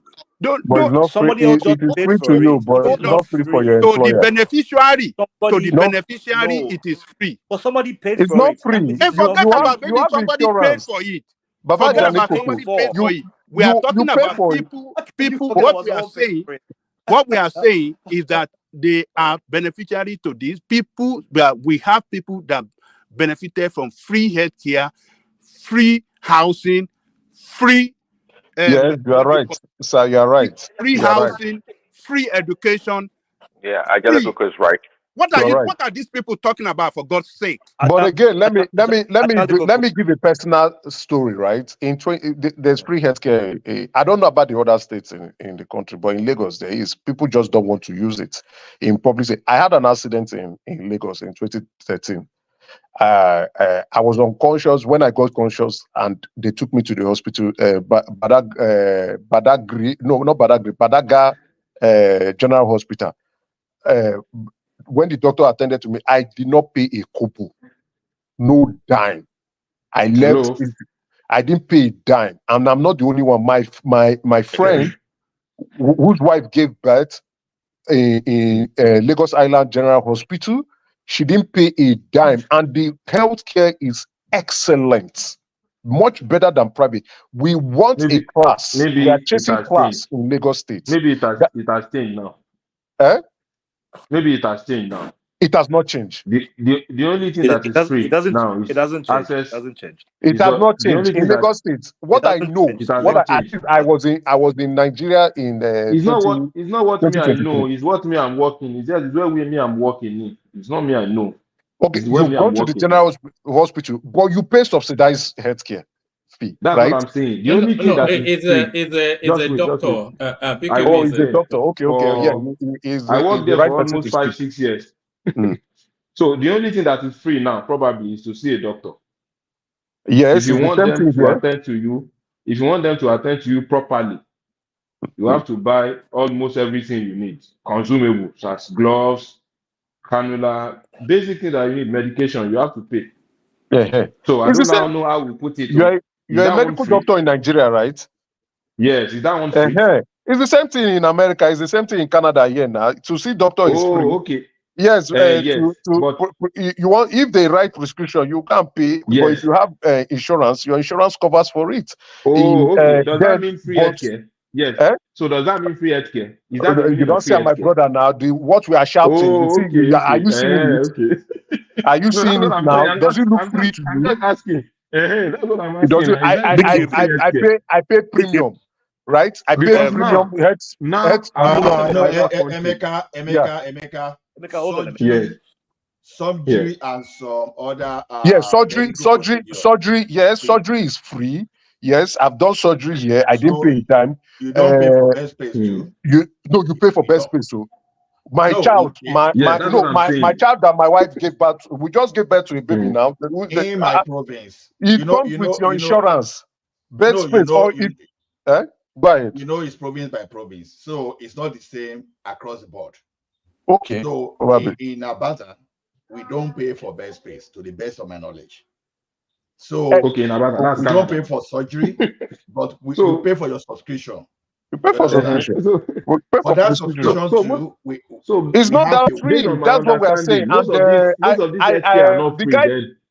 The guy that is speaking, it's not free. The guy that is speaking, I don't know. Please come up to you should keep talking. Just be talking. Let me be listening. I'm enjoying you so much.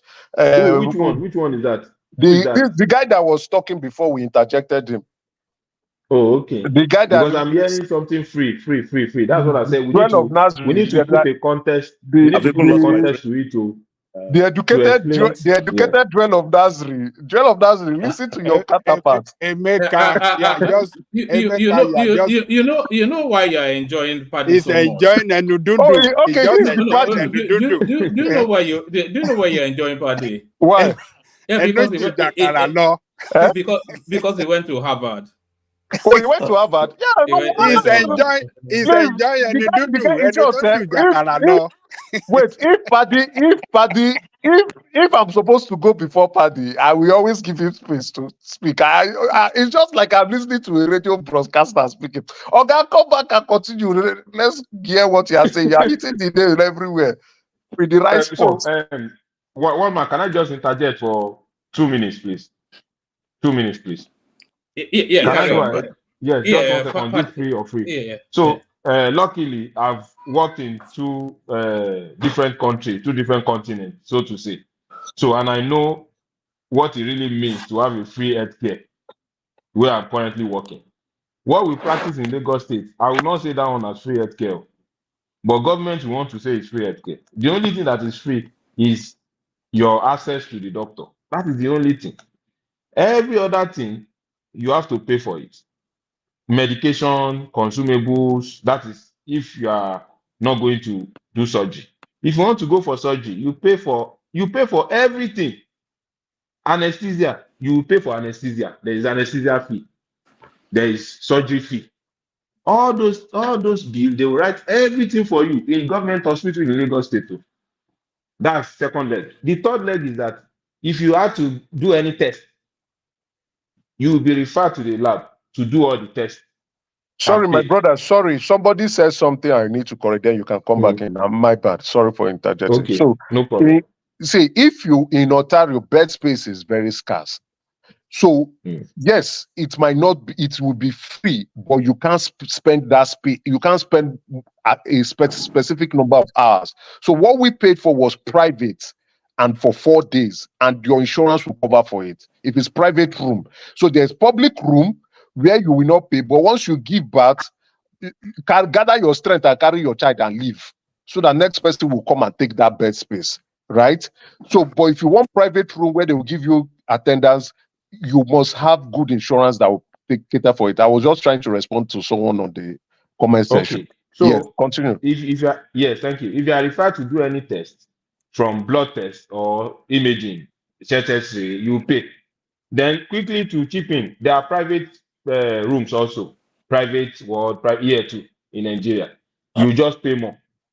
That's the No, meaning. all those scan oxygen and X-ray, they are free here. They are free here. Scan, yeah, so X-ray, I'm just telling you, yes, I'm just telling you what drug is the only obtains thing in that is not Nigeria. free. Prescription. Yes, I'm explaining what obtains in Nigeria. But where I'm currently working now, you don't pay for anything. Government provides everything 100%. Just come in, every necessary thing will be done, and you be discharged home. So this is what I really see as free healthcare. If a doctor writes a prescription for you to go and pay for a prescription, you are just going to go to the pharmacy to get the prescription, to get the drugs. You are not going to Sorry, where go is on this your own place to that go you're and buy. talking about? Is in Saudi Arabia. It has Saudi to be. Arabia. So, Let me ask something. Is that that is BQB? the same thing that obtains in Qatar, UAE, So, but Bahrain. I need to make For it clear the that citizen, dental, like all those things, they are not free here. Dental, like they are not eyes, free they are where? not free. They are not They free are not free in where? my province. No, They are in dental, Canada. Okay, your province. optometrics. Maybe some yes. All right. And maybe some all right. Let's get back to sophisticated.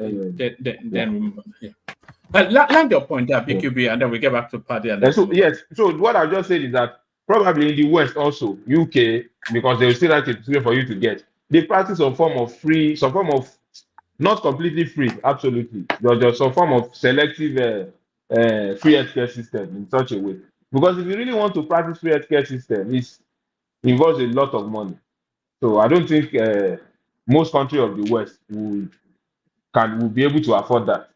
So I think I'll just finish on that. Thank you, Wanda, for allowing me. Yeah, 2 seconds, Wanda, if you don't mind. Well, obviously things have changed. In Lagos, they used to have complete free healthcare. Okay, perhaps back in the 80s and 90s, free. You don't go there and purchase anything. You go see the doctor, and whatever the condition is, they're going to take care of you. So what time we used to have. I can't talk about Nigeria, but in Lagos, we used to have. And how many years ago in Lagos State? We need to contextualize. It's been a long time. It's been a long time. What year was that? Under Tinubu or what? Under Fashola or the military regime? What time? So in the 80s and 90s. That's all I can say. 80s. Oh, I concur. I agree with you. I don't have any knowledge of what obtained during that period. So you can continue. All right. So should I go ahead now? Yeah. All right, so All right, I think I've been spent. But anyway, to land the point, America does not offer free healthcare. Someone pays for it. That I enter a bus and someone pays for my fare. It might be free to me, but that fare was not free, and that to me is the philosophy. Yes, you can say it's free to those people, but the only reason it might be free to them is because that country has made it very enabling for many companies to thrive, to the point where it's even cheaper for them to pay for healthcare than to pay their taxes.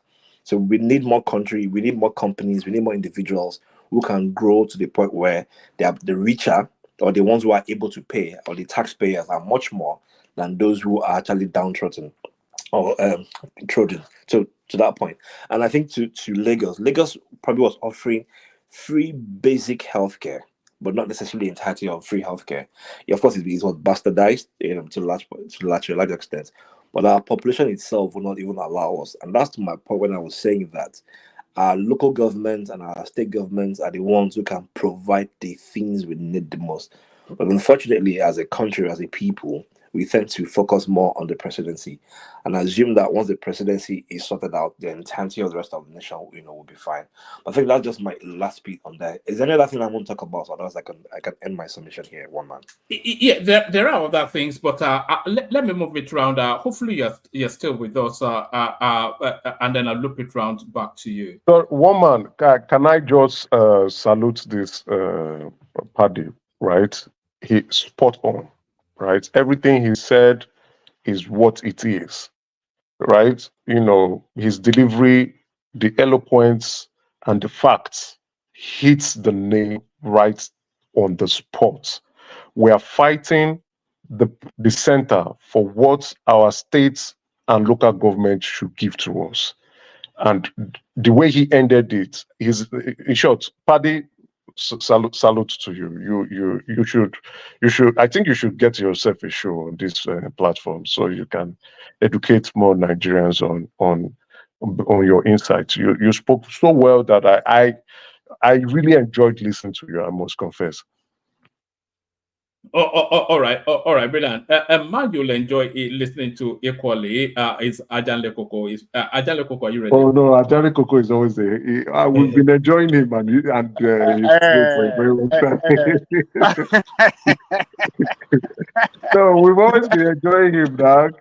No, you see why I spoke is when you taste new soup, you have to confess, especially when the soup is sweet. But when you have been eating sweet soup constantly, you get used to it. That's he what I don't want to say. season the food well for you this evening. Yeah, you enjoy it. I enjoyed it. I don't know. I truly, I have to be very honest, right? I really enjoyed his commentary. I'll be honest.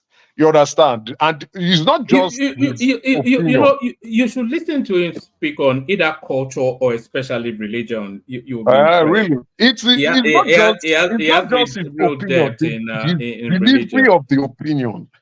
The delivery of the opinion is. It's like a well-formed paper. It's confidence in knowing what knowing what you're saying. And if you know what they're saying, I'm just being factual. I have to be honest. Yeah. All right, brilliant. So there it is. So match that, Ajan Lekoko. Let's see if you get a round of applause too. One man, go to someone else now and come back to me after that person. Yeah. All right, brilliant. Let's go to Arogi Degba, who is also with us. Aro. Okay. Arogi Degba. Show one there. Arogi Degba. Kọ́ bá mi punch Paddy lójú dáadáa. Aro is not there. Oh, is there a body but not a spirit? Ola, you're up next. Ola.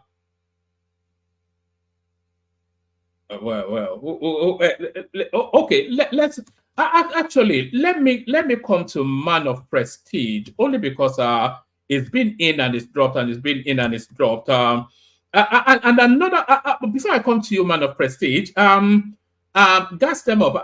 I'm glad you're here because I've been getting some feedbacks from you. All of them, to my surprise, people seem to delight in you. Even the chairman of this platform, he made it a point to call me in the day that where did I find you? And that he delighted in your voice. I said, are you sure?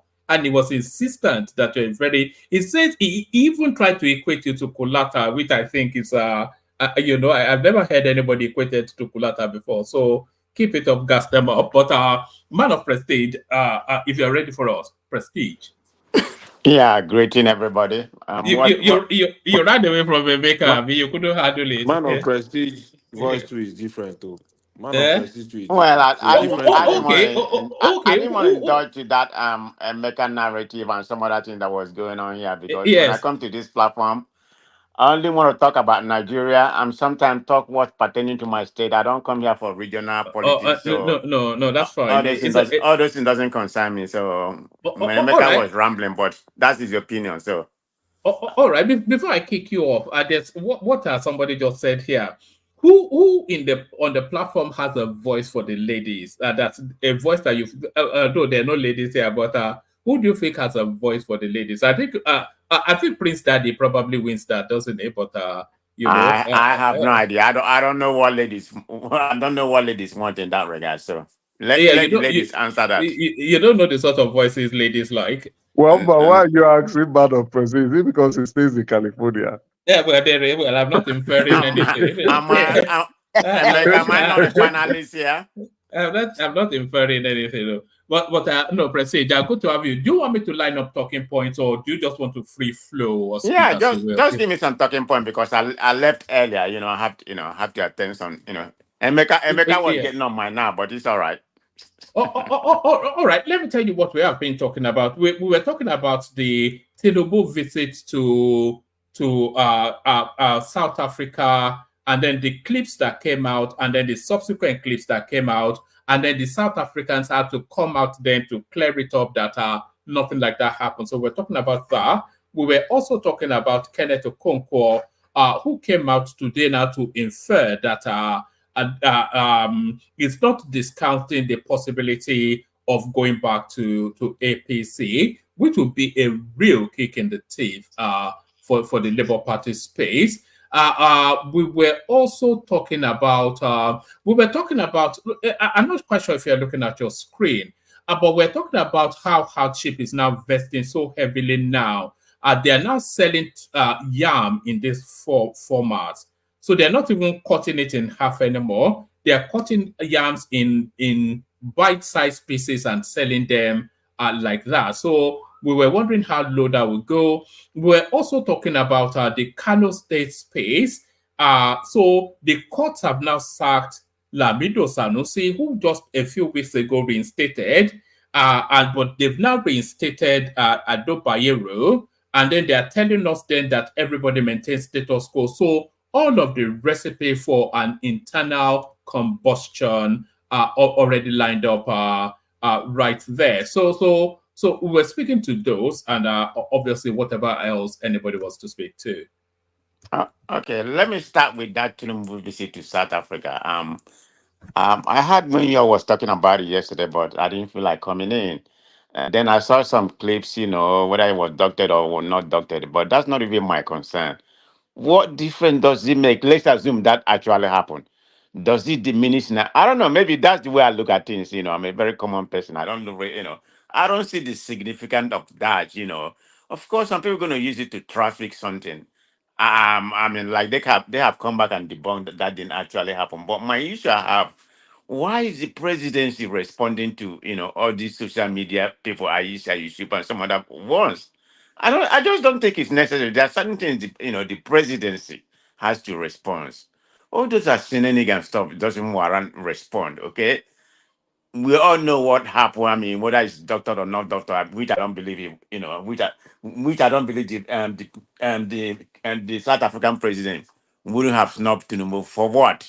But even I thought that happened or it didn't happen. Why would the president? That's the only part I have an issue. It doesn't warrant response. I don't think it doesn't warrant response, because that's a layman, trafficking argument that was laid in that paper, that was being trafficked. Do you not think that it impacts both on the prestige of the country, because of course Tinubu a representative of that country, even a representation of it, and it also impacts on the government. that that they don't rate the Nigerian government to the point that they cast them to the back. But that did not happen. I mean, that didn't happen. Yeah, so they had to correct it because it's not an. But did they just made one statement, or was it on and on and on and on? Bayern like to challenge everything. I know he's their spokesman or whatever, but I mean, sometimes he went too deep. I don't see the necessity of that. In my own opinion, it doesn't warrant response. I mean, maybe you can make a statement once, say no, that wasn't the right. That didn't happen, and leave it at that. I mean, man of see, can I interject? Yeah, we called you just now, Olabota Karen. Don't mind me. Well, I just they run from one thing to the other. So now the thing is this. You see, one thing is talking that way against our presidents, you are diminishing even the office of the presidency. The office of the president, you are diminishing the presidency rather. You understand? So because there are some kind of demarketing, brand erosion that you don't allow to go. So that's why you have PR there. So you can't be lying against the image of the presidency or the president, and someone will allow you to go because this is all about politics. So we are even talking of the APC that they are even the master of PR or agenda themselves. No be agenda they take Jonathan away. So if you don't correct that, right, the thing will go on for decades and can impact even you. Because today we think all those things don't impact us. It goes a lot because I've experienced this thing personally before. You understand?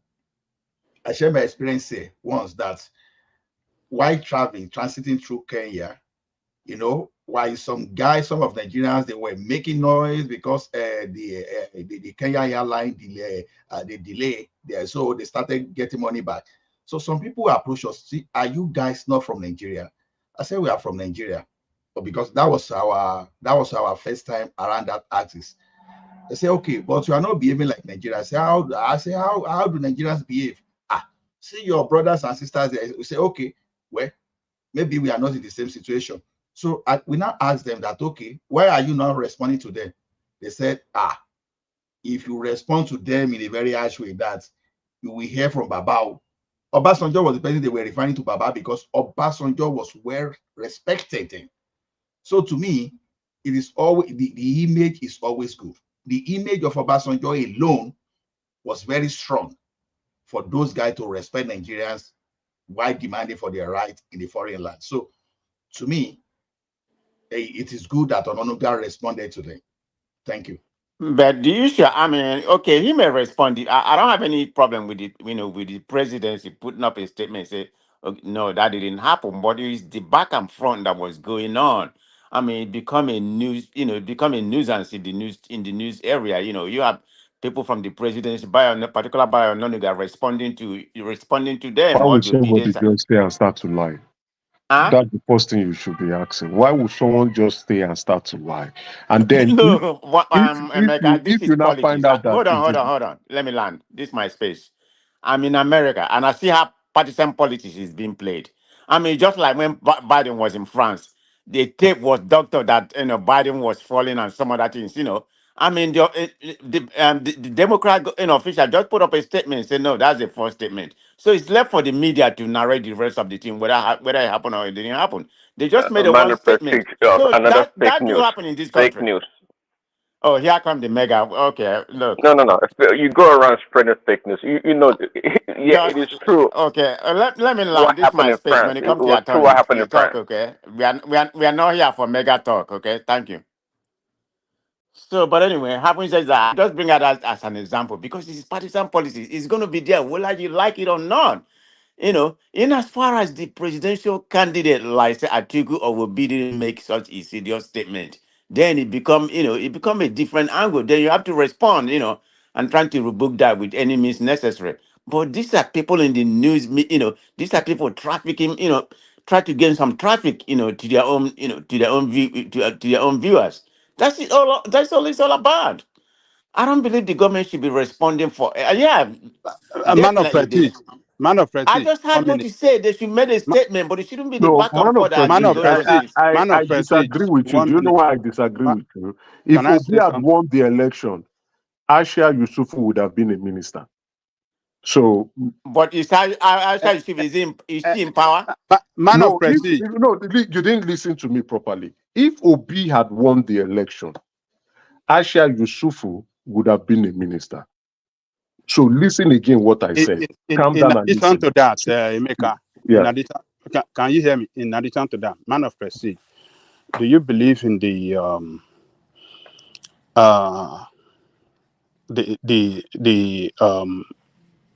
that do you believe that social media is so powerful now that a lot of people, not just social media, internet, a lot of people get their news online? Do you believe that? Yeah, look, I mean, Hold on. particularly Gen Z, they don't watch TV anymore. They get their news from social media. There's Yeah. no doubt about that. So Gen Z and a lot of million, and they constitute majority of our, what do you call it, our population, and they are they are the young ones that quickly, at a very speed rate, spread news, via social media and the rest. So you think that if the presidency if they did not counter that, do you know that we have become, um, a true news, like authentic news, like something that is factual? Do you believe that? Yeah, I mean, it do penetrate to a No, certain no. Do degree. you believe? Do you I just say believe? the Do back you and believe forth that that's going if it's on not for countered, 2 days it will right now, become up to today. it be taken as a true, like, something truthful? Do you believe that? Yeah, but as as an enlightened person, it's up to you to make up something and check the data, and verify. Because I don't believe every news. I don't take every news. As I see it, I have to verify and do my own diligence to see whether there's factual to that. To whatever come out. Not everything, particularly when it comes to Nigerian space. I mean, most of the things that come out from Nigerian state, most of them are lie. It doesn't make sense. Most of them are manufactured. So you have to, you have to take your time and do the diligence to verify if this is reliable, if there's any fact to this, narrative that's coming from this space. But do you believe that the government have a responsibility to respond to fake news? I They did have not say responsibility. they need to No, respond, no, no. but I'm Hold saying on the now. back and front. On. Do you know how long this been going on up to Hold today? on now. Hold on. Do you believe government have responsibility to respond to fake news that is damaging the image of the country? Do you believe Yes, they that? do have a responsibility Oh, to okay. That's debunk what any they did. what they consider to be So fake that's what news. they did. That's what they did. It's a fake news. They But you mentioned responded you to. said they did like they did it once. That's my. It wasn't just one. It wasn't one respond or two respond. I mean, this been Man of going They on have back and prestige, to front. the man of respond to prestige, it, the to onus counter it, is and on make it to exactly. everyone You see, that this is a fake news. This is not true. exactly. You Yeah, that told is the the job lie, they're doing. you were corrected, and but you still continue to want to foster that lie and promote that lie, even when you were corrected with evidence. So But who is the wicked person here? Emeka, you know how the social media work. No, it's When not. But see, it is a lie. when you The honorable thing to do is to, okay, even if you don't want to apologize, just okay, own it up and move on. But you now still want to still push the lie that you have been corrected again, and you say the government should not continue to mess you up. About man of prestige. I mean, you're indirectly promoting their narrative, their false narrative too. If you look at it that way, if you continue, rebooking everything they said one by Man of one, prestige, I mean, you live in make it a one liner or two liner. People no, with that's not the reasonable, way it people with works. people Listen with to what they're telling intelligent you, man of mind, prestige. we deduce the Listen right to what thing they're from telling there. you. That's not the way it works in today's world. Okay, when everything goes viral, no, you have to make the move, to stop fake news. I know you're used to fake news, so that's not the way it works. Okay, Prince Daddy, how can you stop it? How can you? You can't stop it people from trafficking fake news. You No, can't see, stop it because no. This is how it works, man. you're expanding their It's narrative. That's about my It's point. about getting your own narrative. It's about getting your own narrative out there. So there's an alternative narrative to the story. Now, if you keep your mouth shut, now they're gonna run away with it. Okay, they're gonna So run away with it, are you and that's gonna what. do it? Are you gonna do tip for tap? I mean, this is what's going on right now. But yes, And No, when you are it, talking about it so that too. people don't think that the lie has become the truth. Because so far so exactly. good, what the opposition, especially those from the Labour Party and the Obidient movement, they've all been pushing lies. And it never stops. Okay, because Never you know what, stops. the worst was going to come about. Okay, and that's what's going to build up to they ruin everything. These people are relentless. They're like demons, right? They never stop. They never stop. Yeah, Okay, so thank the you, best thing Prince they Daddy. could They do are is relentless respond. liars. They don't stop lying. It's in their Yeah, blood. dude, no, I mean, they I are mean, you just like can their call them father. They're whatever just you like their want to. I father, mean, the I'm devil. not with them, but it doesn't.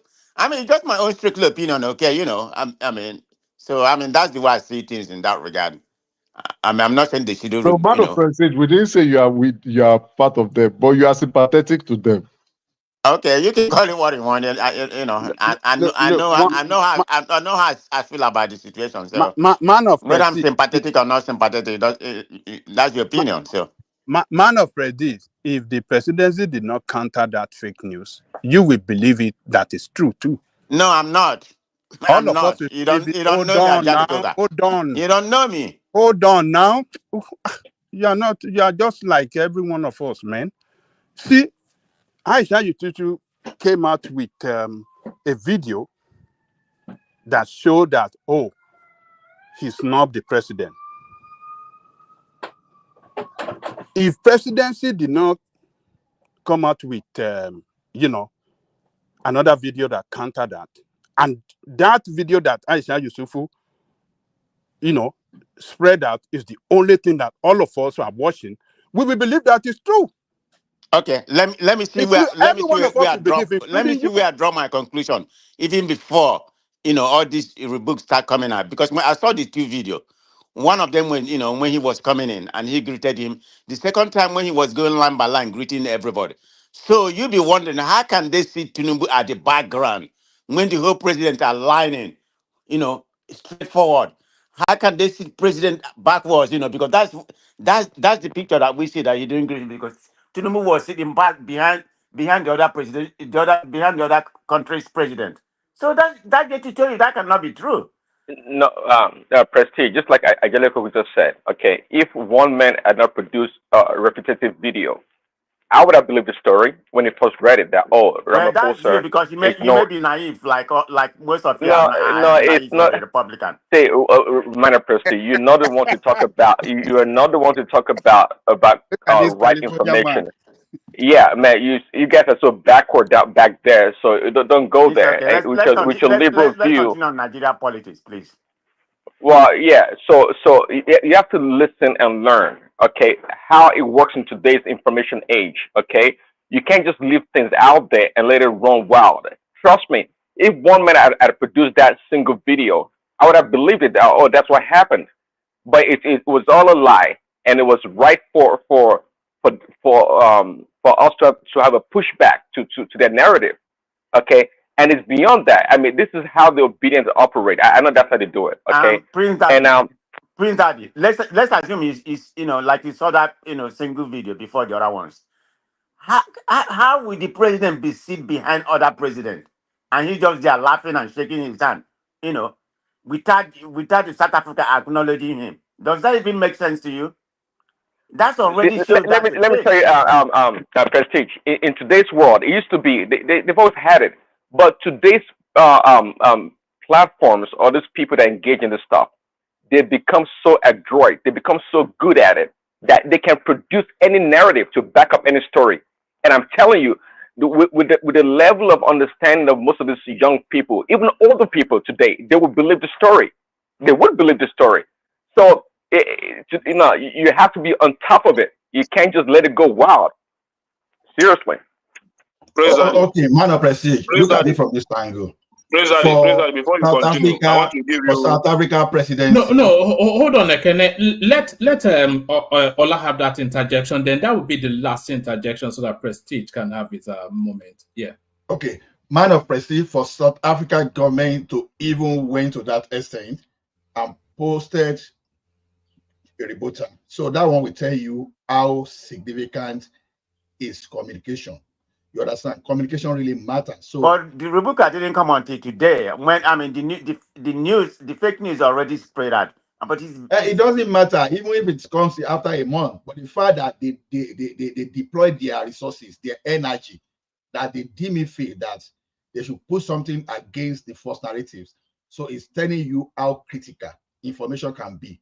Small misinformation. I don't know. I just believe, you respond tip to tap. You expanded the narrative, and they're not going to stop. I mean, this is what they do. They get paid for it. Whether social media, maybe may have started from Aisha issue, but other people are just there to traffic, make money from it.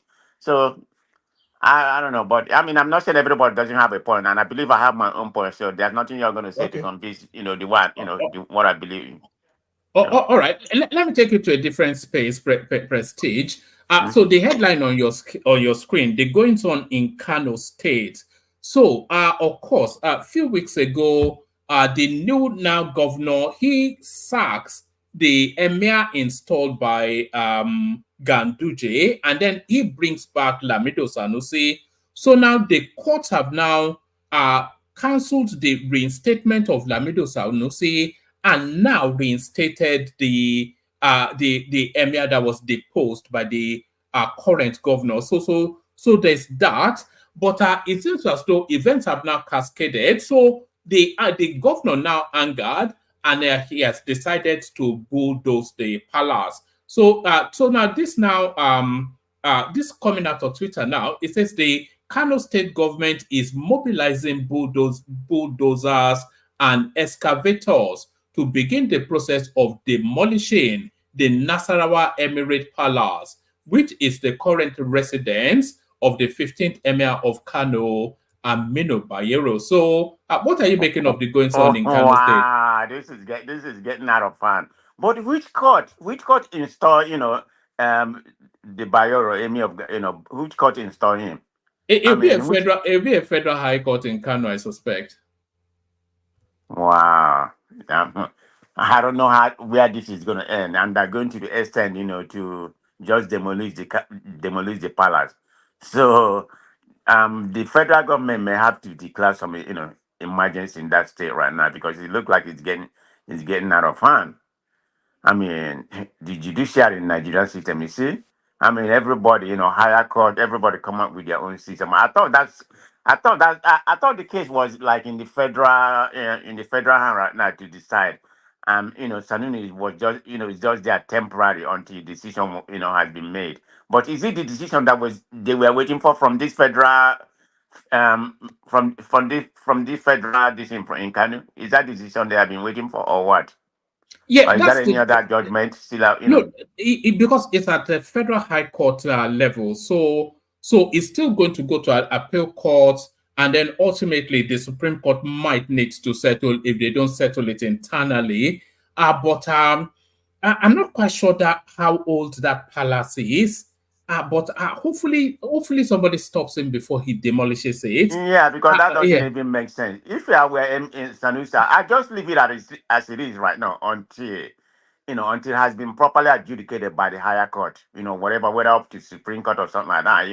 And let peace reign in that place, because the way they are going about it right now, I mean, it's going to castigate you, to another level. Well, man of Rashid, don't you know what they are trying to do?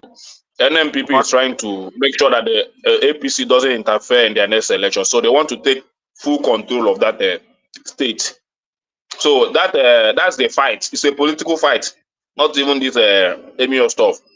So they don't want anything. They don't want anything APC. With their own man, Sanusi now, they are in charge of that state totally. But Sanusi is a Tinubu man, though. It doesn't matter. They would have had an argument before they restore him back. Sanusi was a Kwankwaso supporter. It was after Kwankwaso that they removed him. So all these emir you see, they have political powers. So, and that's what they're trying to do. So this man, this Bayero or whatsoever, is an APC man, he's a Gandhi man. So everything about APC is what they're trying to remove. So that political structure of APC is what they're trying to remove. And they're fighting it to the end. That's what they're doing. It's all about that. So but to the Sanusi is point not there of by his own power. But to the point of demolishing a palace, it doesn't matter. The same thing is happening in River State. It's almost the same political fight. So everybody wants to take control of their region, especially for 2027 election. That's what is happening. This is like a jungle politics. That's what is being played, in that area. I mean, I don't see the point of demolishing the palace. I mean, after all, you're gonna use taxpayer money when everything eventually settled to build it again. That's waste of money. But I mean, to me, it's getting out of hand. Something need to be done, and that's because Kano is one of the premier, state we have in that country, and that position is very vital to to the people in Kano. So the way it's going right now. Might be something might happen before even before the Supreme Court, make any kind of judgment, because just even judge appellate court or whatever, even after they make any judgment, they may not, they may not abide to it the way, the way people are, what is going on in that part of the country right now. But one man, I have no solution to it because I'm not quite, vast in that, in that area. All right, let me take you to an area that you should, because we are all vast in this. This is a sad one, Prestige. It says a hardship. Resilience is both our greatest strength and weakness. Nigerians react to sale of raw yams are cut in slices in market. So, Prestige, this is how they are selling yam in Nigeria now. What? Yes. So ask Ekene, how much is one of those? Yes, one of those pieces of yam, Ekene. They are selling it now by the spoonful. They are selling food now by spoonful. It's about one good yam is about 6,000, 7,000, 5,000. No, I'm talking about the steel. All this steel right now. Have you seen it in the market? Maybe in Dula, I never see this area. Well, maybe in the rural area. I'm not, but people say that that's how they do it. They do it now. Wow, austerity measure needed in that country because of the way we are going right now. I mean, is it really this No, bad? man of you guys should be prepared. Idris is coming to Europe for a Milocon tour. So they are already booking online. I thought EFCC is going to arrest him. That's what I heard. Arrest him where? He's coming to Europe for a Milocon store. It's going to be hot. So the guy is moving forward and we are supporting him. So he hasn't been arrested yet? Who will arrest him? Let them arrest him now. Let Nigeria boy. He's starting the protest already. Who are you talking about? Idris. He's coming to Europe for a Milocon tour. The ticket is already online. They are selling it, and people are supporting him with a lot of money. So he's coming very soon. He's coming to sell Nigeria to European people. To tell them what is going on. A lot of anti-APC, is more in Biafra even than in Nigeria. So APC is talking about propaganda. They should be prepared. A lot of people are trying to come out and now coming out for their government. So this one group is doing is just a small one. Did you hear the news that EFCC is planning to arrest him? I don't know if it is a fake news in Nigeria. So I've not heard it too, but I heard about hold on, EFCC or DSS? It might be DSS. Yeah, they say Tinubu has directed them to gonna, to invite him, for conversation, So that's what I heard. I think I heard it in the VOP, Voice of the People, and I don't know if you listen to that sometime. That's Akin Oshiba. Is that Akin Oshiba lawyer? Yes, it's called VOP, Voice of the People in Nigeria, Is it not that guy from Channels Television? No, I didn't hear from Channel Television. I heard it from VOP. Voice of the is that not Rufai Oseni? I think it's Rufai Oseni. Yeah, Rufai Oseni do come there. They have he owns it. He owns it. Oh, he does? Yes. Oh, okay. Yes. Okay, because they are pretty much like that. I think they start early in the morning. I mean, every now and then I go and listen to what they say. But that's where I saw that. So I don't know how factual that is, everything that come out of Nigeria. But that's the first place I saw that tomorrow. But today, but since that time I've not even read it anywhere. The little newspaper that I read from Nigeria and some of that news in the media. I've not seen that, but I saw that, I said, what would they arrest? No, I'll be very surprised if they have no reason to. So I mean, But every would you be surprised if he's invited? I would be, because what is it though? Is running social commentaries on the situation of the country, which is what artists do.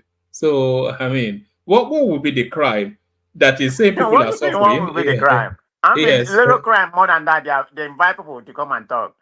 I mean, it will surprise me, because you see what he's doing. He's demarketing the APC Tinubu right now. Even what's his name? The pastor. You know. Adeboye. So it will surprise me. I mean, because this is selling. I think they say it's number 2 in the Nigerian chart right now. If I'm wrong, people should correct me. They say it's number 2 on Nigerian music chart. So you can tell he's making money. Try to recover from. Yes, from his one hit. Are you talking about this? Maybe look on, don't turn, maybe look on. Yorubas are screaming, Hausas are crying, my Igbo brothers are saying, don't blame them. Igbos are being discriminated. Even food don't turn to gold in Nigeria. Kidnapping, lucrative business in Nigeria. Imagine saying your grandchildren where they kidnap. By now, your soldiers for don't scatter Nigeria. How come a man won't get money for ransom when they kidnap him, his wife and his children? After everything, now kill, they go kill them. See, as Naira, they fall against dollar. It's not a bad beat, actually, is it? No, it's not a bad beat. I mean, but people take it. I mean, the government may find it very offensive, because it's kind of demarketing them, if you really. And the people is gonna face, this Gen Z, that's gonna penetrate to their narrative very much. So, but I don't see any reason why. I just had the news. I don't know how accurate that information, coming from BOP today, it is. But going back to the yam selling, that's get to show you where we are in Nigeria, But the Nigerians themselves, they are perpetuating this situation, making it worse. So I'm not in Nigeria, so can you don't come to me now? So I'm not going to be able to speak to what you're going through. So let me not come here to castigate Nigerians. They're part of the problem. You mean certain way they are. Man of prestige. Kenny, you don't have to. You don't have to interject everybody now. Otherwise, we won't get to anybody else. No, I just want to tell you, I'm Bori Keze. So don't worry about them. I'm Bori Keze one day. It doesn't understand. I chop like king. I chop like I'm king. not talking about you. I know you're a big man now. You chop like you. I chop like king. You're an Emeka. You're an Emeka. Nezendu Igbo now. You're gonna Emeka. So one man, I speak Igbo now. No, I'm surprised. I didn't know you understood it. Ekene, you don't deceive you. They speak Igbo to a Lagosian. Because they. I mean, sometimes, to be honest, sometimes when I speak Igbo, my Igbo people know that they say, "Are you an Igbo man?" But it is what it is. Man of Brazil, you form my hand. So you don't know what Bori Keze. You form my hand. Ekene, man, just let it right sometimes. So, but anyway, I am who I am. So, but having said that, so that's the situation we find ourselves in Nigeria. Just hunger in that country. So something need to be done. If they be cutting piece of yam, selling it, something has gone into a different level. It's just hardship. Let's not come here and sugarcoat it. So we are not living in that country. We are here, living good life, surviving whatever your standard of living is, it's way better than people in Nigeria. So, but all right, take us to Kenneth Okonkwo, who has that's the one I wanted to say. What did he actually say? I know he's trying to leave. I know he's leaving, or he already left Labour Party. But what did he actually say about the election? I've not heard anything about that.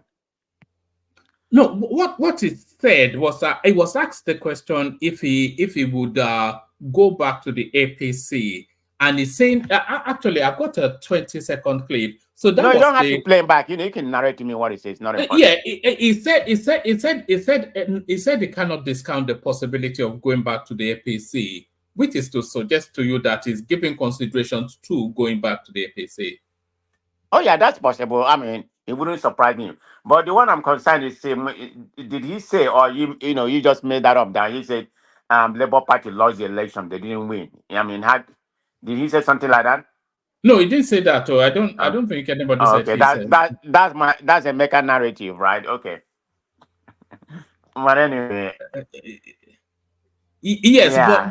but what are you making of him opening up the possibility of going back to the APC? No, I'm not surprised. I mean, the Nigerian politicians, they don't have principle. I mean, it's not like here where you have Republican, where you have the Republican, they have their own principle when it comes to their own party, their ideology. Democrat has their ideology. There's no ideology in Nigerian politics. All of them has the same idea, whether it's to go there for their own benefit, which is mostly what it is. So there's no ideology. So it won't surprise me. This has been happening for decades. So no, I'm not surprised at all. I mean, he used Labour Party as a, special purpose. Yeah, I know he didn't accomplish his ambition. So now he has to go to a party where he thinks, he originally come from anyway. So no, I'm not surprised, not even a bit. So I mean, he's part of Nigerian politicians. So, no, I'm not surprised one man. All right. What else are you looking at in the news today? What caught your attention in the news today? Nothing really particular. I follow some other, not just politics or something like that. I just follow some other things going on, with the guy, and I'm still following. Sometimes I watch this guy. What's he? Some club, Lunch Club, Nigeria. Have you ever watched that Lunch Club from Nigeria? Lunch Club, the British guy. No, but I'll go check him now. No, Lunch Club. He just educated me what I didn't know about England. I didn't know that if you come, you can vote during this election, because he has been pushing for people to vote because of this immigration issue they are having.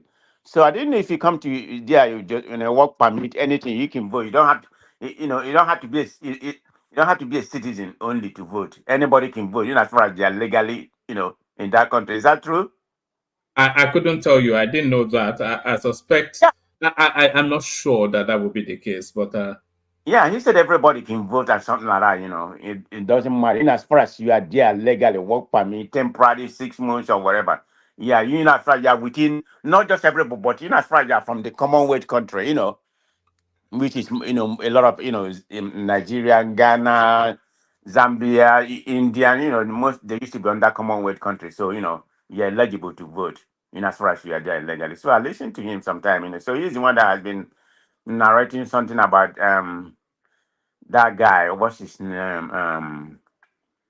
That was killed from about something like that. So I mean, the story is getting so so ridiculous right now. I guess the police. I'm looking at it from the police point of view. So sorry. What happened to what guy? The guy, the Niger. What's his name? Andrew. Oh, you mean the guy with the two girls? Yeah. Well, it's more than two right now. There's another one. There's another guy. That his phrase has been playing. That narrative every day, and the guy has been playing. So there's another guy. Another missing guy too. The gym instructor.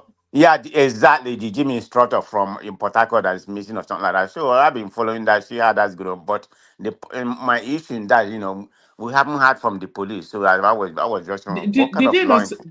Did they not say he was harvesting them, those girls? See, we don't have any information about what is really true right now. This is what our police people should be investigating. But instead of that, they probably was partying with that guy, because he has money, So giving them money, they don't do anything. So, but anyway, just get to play the narrative. We come here, we talk about, we don't have any kind of justice system. Our police is very corrupt and something like that. So, but anyway, let other people talk. I will listen. All right, brother. Ajale Koko, you're up next. So Ajale Koko, Prince Daddy, then gas them off. The man you've all been waiting for. Ajale Koko. Thank you, woman. Greetings to our listeners around the world. Click on the like button, share and subscribe if you haven't done so. So, take me point by point. Yes, so kick it off with Kenneth Okonkwo, who now opens the window of opportunity, maybe for himself or for APC, but certainly he's not discounting going back to APC. So, what are you making of that? What do you think is politicking to? Well, is a comedian. You know him. And nobody should be surprised that he's returning home. This is a guy that jumped from one party to the other, just like Peter Obi, his mentor, should I say mentor or principal in the last election. So he was a member of PDP before he left for APC. And in the last presidential election, he left APC for Labour. So now returning home is to return to his base, the people that he has, the people that he is more familiar with politically. The rush to Labour Party was just, many factors was responsible for that. One of it is tribal. Let's support our own man this time. We have been supporting them. It is time to support our own man. So, did he do anything wrong supporting Obi? No, I don't think so. He did his best. Election is over. He couldn't achieve what his mission, and he's returning back to base. So, who want to cry over that? I don't think anybody should cry over that. He just is the crisis in Labour Party is scary,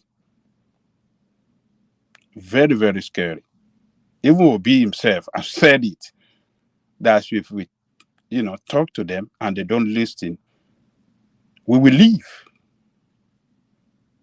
So if a master, a leader is, talking in that direction, that if they don't listen, it will leave.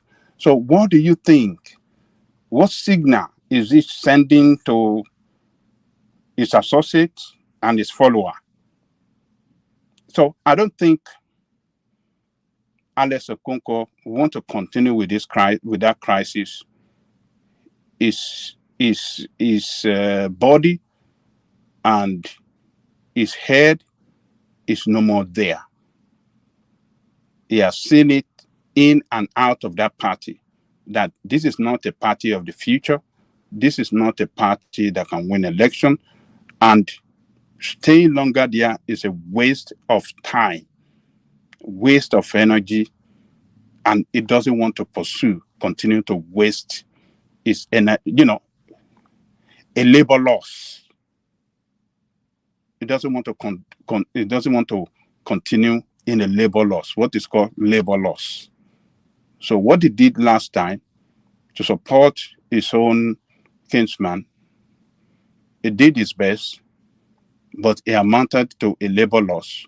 So let him return back to base. So to me, I don't think it's anything. I don't think this is the politics he has played in the past, jumping from one party to the other. So returning to the people that is more comfortable with, that is been around with for a long time. So I think we're better off for him at this early stage, 1 year in power of APC, the party he was before he went. So if he quickly, realign, yeah, it could be useful. It could, if he, I believe he knows the power that be, he can go to them and maybe they still consider. You say, Ajale Koko, I watched the fuller version of that interview, and he said he had attempted to contest for a political position before, like maybe senator, whatever, House of Rep or governor even. And if he still has that ambition, he knows that ambition cannot be fulfilled at the Labour Party. At the moment, that ambition, if he wants to go into an elective office, that ambition at the moment can only really be fulfilled. Yes, he wanted to be a governor according to One Nigeria. If he wants to be a governor, then that ambition can only be fulfilled at the APC. The Labour Party cannot deliver him a governorship, anything, but the APC can. So he has gone through. It says, "Thank you for the journey, but I'm going back home." This is essentially what he's saying. Well, look,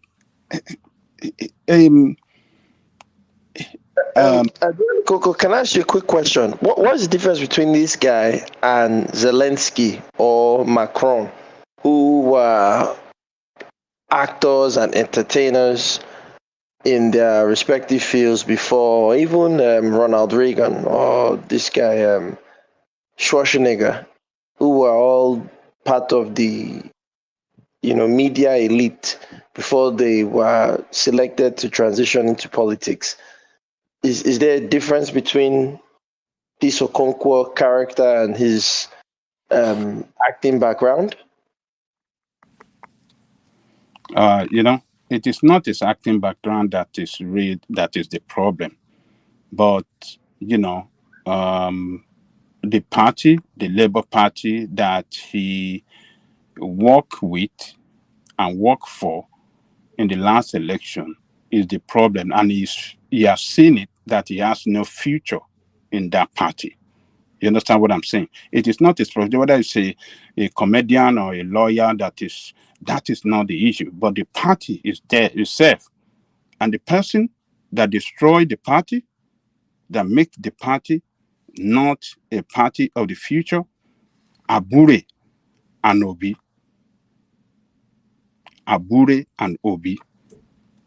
Abure corrupt practices is so bad that it is indefensible.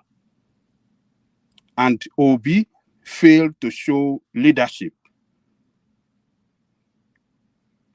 a leadership that can manage crisis. You see the crisis of Arambambi, Apapa, and the Abure. That crisis, if Obi has waded in early, if Obi did not take side, if we have called the two sides together and said, look, I beg you side, let us do this Arambambi, and they said, let us, consider them for some position, let us do this, and kill that crisis that was trying to erupt. If he had killed it at the early stage, this problem, the party will have still be a party that can be showcased as a disciplined party. But Obi failure to show leadership in managing that crisis destroy everything. And everything from right to left, accusation against Abure from various quarters. Some candidates said he took money from them and he deleted their name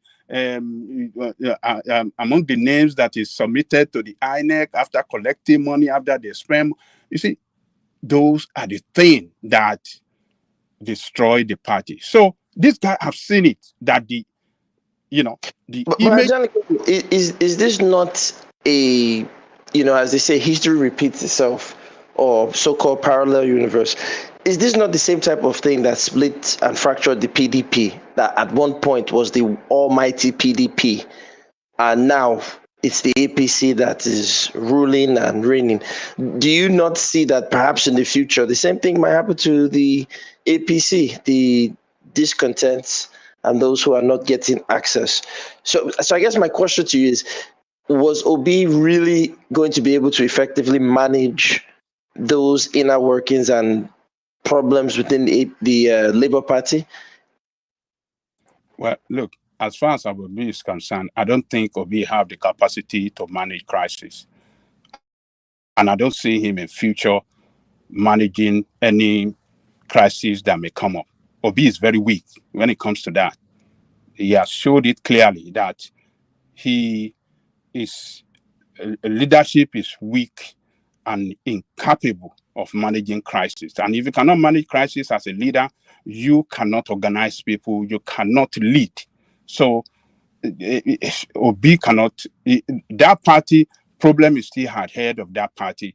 This guy, I've seen it clearly, and is leaving that nonsensical party to go to where he believes he can get his own piece of cake too. So APC, like you said,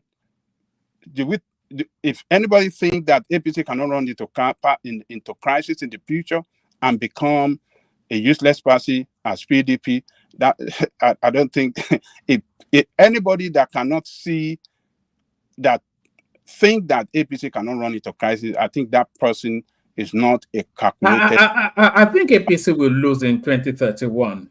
It's gonna APC with the way they're managing the Nigerian state now. If Tinubu continue in this trend in the next 4 years, if the situation was off, forget it. That's gonna be. They could rig the election, no? They could rig it, but next 8 years they will fail. The whole nation will gang up against it. We stand up. Yes, it'll be like sort of how PDP was chased out of power. Was chased out by Buhari. So that is what is going to happen. So look, Okonkwo, people should just leave that guy alone and let him go to wherever he got to go. He went there for Obi. He support his clansman. Everything they couldn't achieve it is going back. I think to me, I don't see it as a wrong decision because Labour Party has failed everybody, even the Obidient, a lot of Obidient. They could come here and defend them or any place to continue, but I'm telling you, millions of Obidient and people that voted for them, I believe they have retraced their step. I haven't seen all these crises with corruption and money stealing and everything that they've seen in that party. A lot of people have disassociated themselves with that party. They don't want to have anything to do with that party. So leave Okonkwo alone. Okonkwo is taking the right step.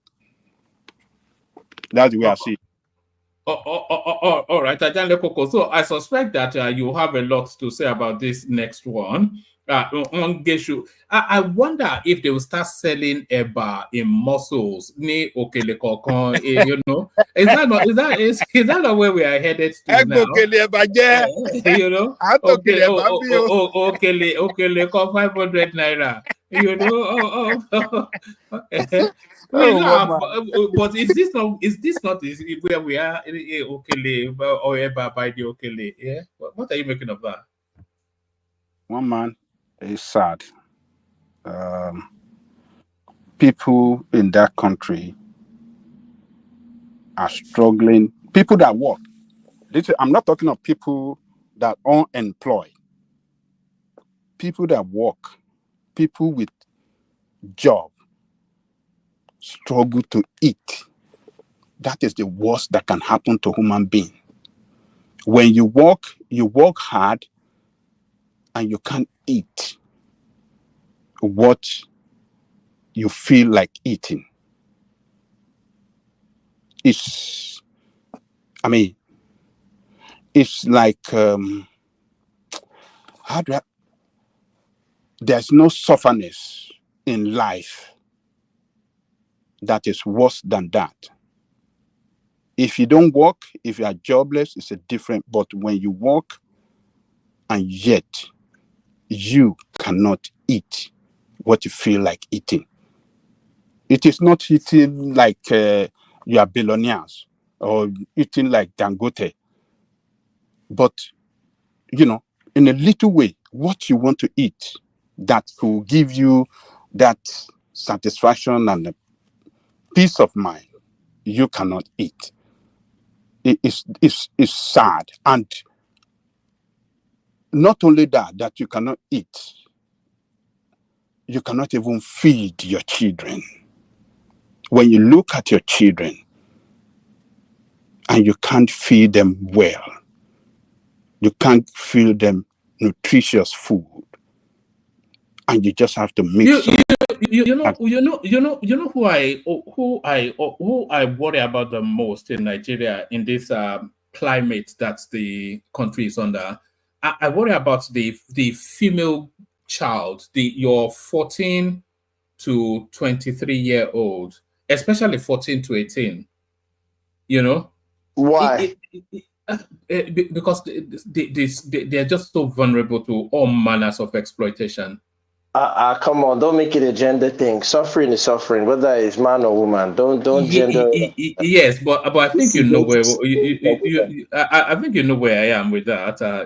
Yeah, I know you like to virtue signal a lot for women, bro. Why?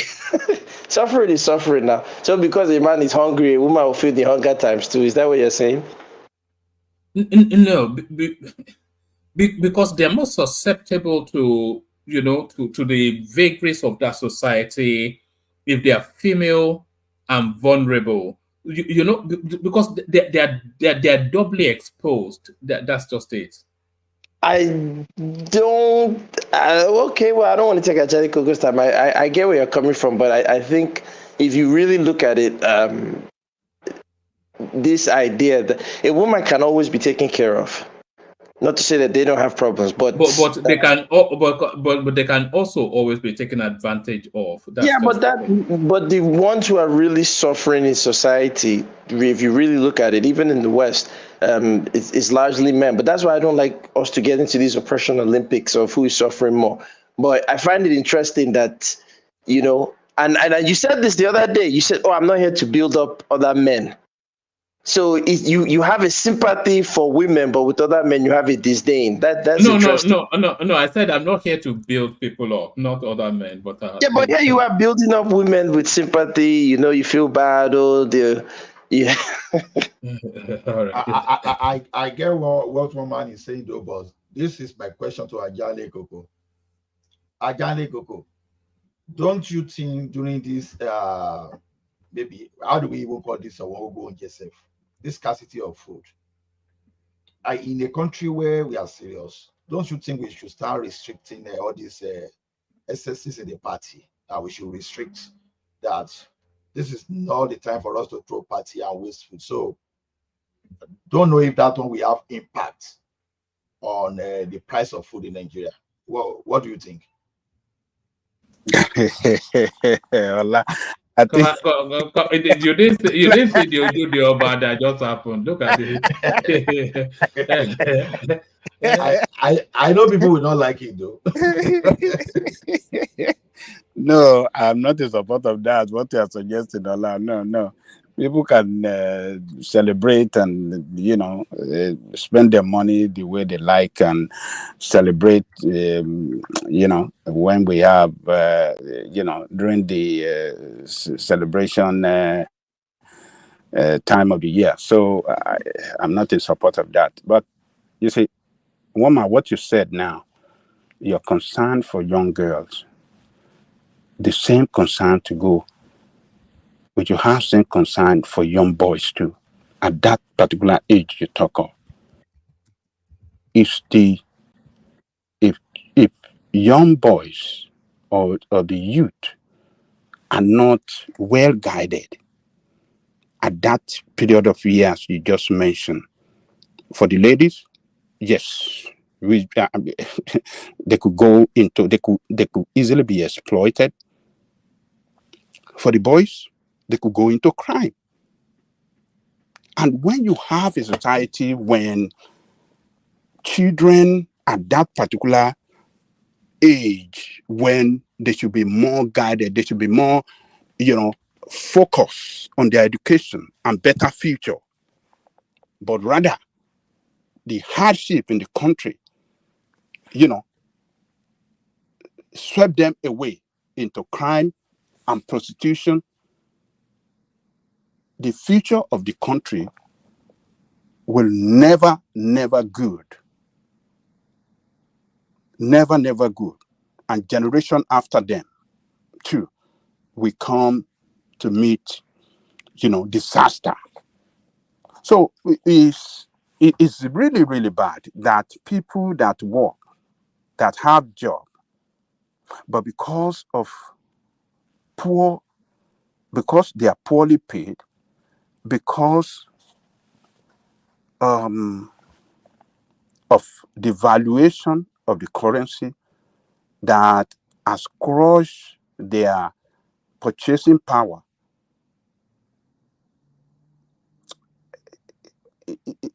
You know, you are. I would guess that you are older than most of the people. You are not like you guys are senior to most of the people on this panel.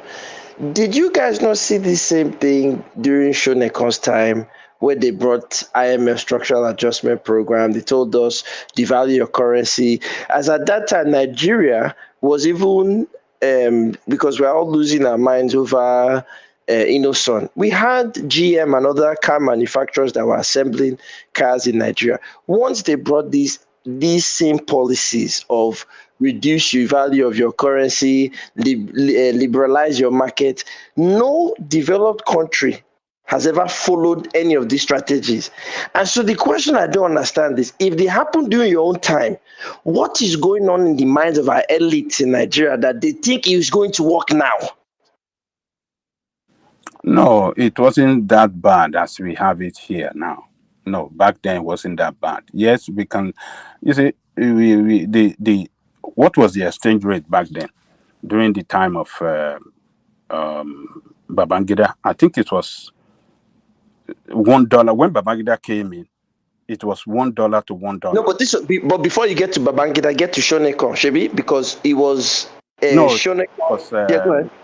And after Babangida, Shonekon was head of government, head of transition government during Babangida, and after Babangida, he became the head of state. Who was the what was the presidency before Babangida? The civilian administration. Civilian administration before Shagari was Second Republic. Second Republic, yeah. Which was the administration of Second Republic? That was Shagari was the president. Okay, yes, Shagari. Okay, so now when did IMF come in? That was 1982, Shebi? No. It was during. I think between 1986 and 1987. Something between 87 and 88 anyway. Okay, so now all I'm saying to you guys is, if you look at at one point, 90, I don't want to go too far back, but Naira was even higher or on the level of pound, then it started to decrease, and then you saw an explosion. Ironically, is during that time, like that you're saying was not so bad, that the rise of all of these Adeboye, all these Christian preachers that came out Nigeria, this prosperity gospel came about at that time. Don't let us go to. I'm just showing. No, we're not going there. I'm just saying that this strategy has been implemented on Nigeria before. The original Jackma that killed the middle class of Nigeria was at that time, and now they are re-implementing it. I don't understand how the elite of Nigeria think these free market policies will work. No, forget about them. They don't. The thing is this: are you talking of free market policy, or you are talking of implementing structural adjustment program just for Nigeria to get on its feet? Because there are things you have to consider. Is it the fault of the IMF or the World Bank when we approach for money, and those people are interested in getting their money back, and they want us to be productive, they want us to be playing at the international level? They gave us. But no developed country has followed any advice of IMF or World Bank. Not China, not Japan, not South Korea, not any. You said develop or developing. No, wait, but as I'm saying, no country that went from a stage of being developing to developed followed anything that IMF or World Bank ever recommended. Okay, let me ask you a question. What was SAP supposed to address? I wasn't there now. That's why I'm asking you. SAP was supposed to address our productivity. You understand? That when you approach people to borrow and invest in infrastructure, just imagine if we have invested so much in power as far back at 1987, let's assume we got like say 40,000 megawatts. And we sustain our industry, we had expanded in such a way that we are now even allowing foreign goods to enter sub-Saharan Africa. If you want to go ahead and devalue our naira, this guy no go agree. They will fight you to finish because they understand. Because the point is this: once you devalue your naira and you are productive, then you become competitive at the international market. But what did we do for our own? We shop the money we borrow now. When Buhari was borrowing $1.5 billion to defend naira, You're speaking French. You say we. You're speaking French. You mean the elites? Oh, okay. We, the followers too, we are culpable because we like to celebrate our rogues. We like to give them free pass. You understand? Instead for us to look at the policy of the government and attack the policy creatively, we decide to take emotional position just because we just want to be politically correct towards our own. So the question is this: if you borrow this money, okay, you borrow money to build power station. Okay, why borrowing money? You say, okay, I'm going to use this money to generate 30,000 megawatts, and you shop the money. Now the question is this: you don't shop the money, you don't come even put that 30,000 megawatts in place. So you are not producing, you are not doing anything, you are not following the map. Instead for you to hold up that you say accept your failure, you now go ahead and be blaming all those multilateral or what we call them institution. So structural adjustment program is not what fit us. Some people, some country implemented something similar, even though not called structural adjustment program, but they were able to get out. But our own, we just shove the money and claim out. But that's what I'm saying now. No developing country that became developed followed anything that IMF or World Bank told them to do. As a matter of, I forgot his name. He's a very famous Yoruba civil servant. He was head of the African Development something. He was shouting at the top of his lungs at that time. He wrote that we should not do anything structural adjustment program, and we didn't answer him. And ironically, the only person after Babangida and the rest of these guys, you said we chopped the money, that refused IMF and World Bank was Abacha. No, you just say you don't have the evidence, you don't have the figure of those countries that follow the same process. At least to give yourself safety nets. Many countries borrow money to develop. No, when I said they don't borrow, I said no. I didn't say borrow money. I'm not saying you don't borrow money. No, because let's be clear. I'm not saying they didn't borrow money or borrow funds. What I'm saying is they didn't follow policies that were recommended by IMF and World Bank. So, for example, Chinese, South Korea, Japan, these were all quote unquote developing nations at one point. And when they got to Malaysia, when even the Nordic countries, when you look at how they are developed, when they got from where they were at post World War II to the nation states that they are today, they didn't follow any of the policies that are prescribed by World Bank and IMF to develop your nation. But why is it that our own elites are following those policies? All right, gentlemen. Let's continue. Let's go so that we can get to other people. Yes, Ajale, go back to you. Okay, so, but as I was saying, this, it just sad that we are seeing our country degenerating into a country that consistently creates poverty. A country that people cannot, workers cannot eat well as they used to. They cannot feed their children well as they used to.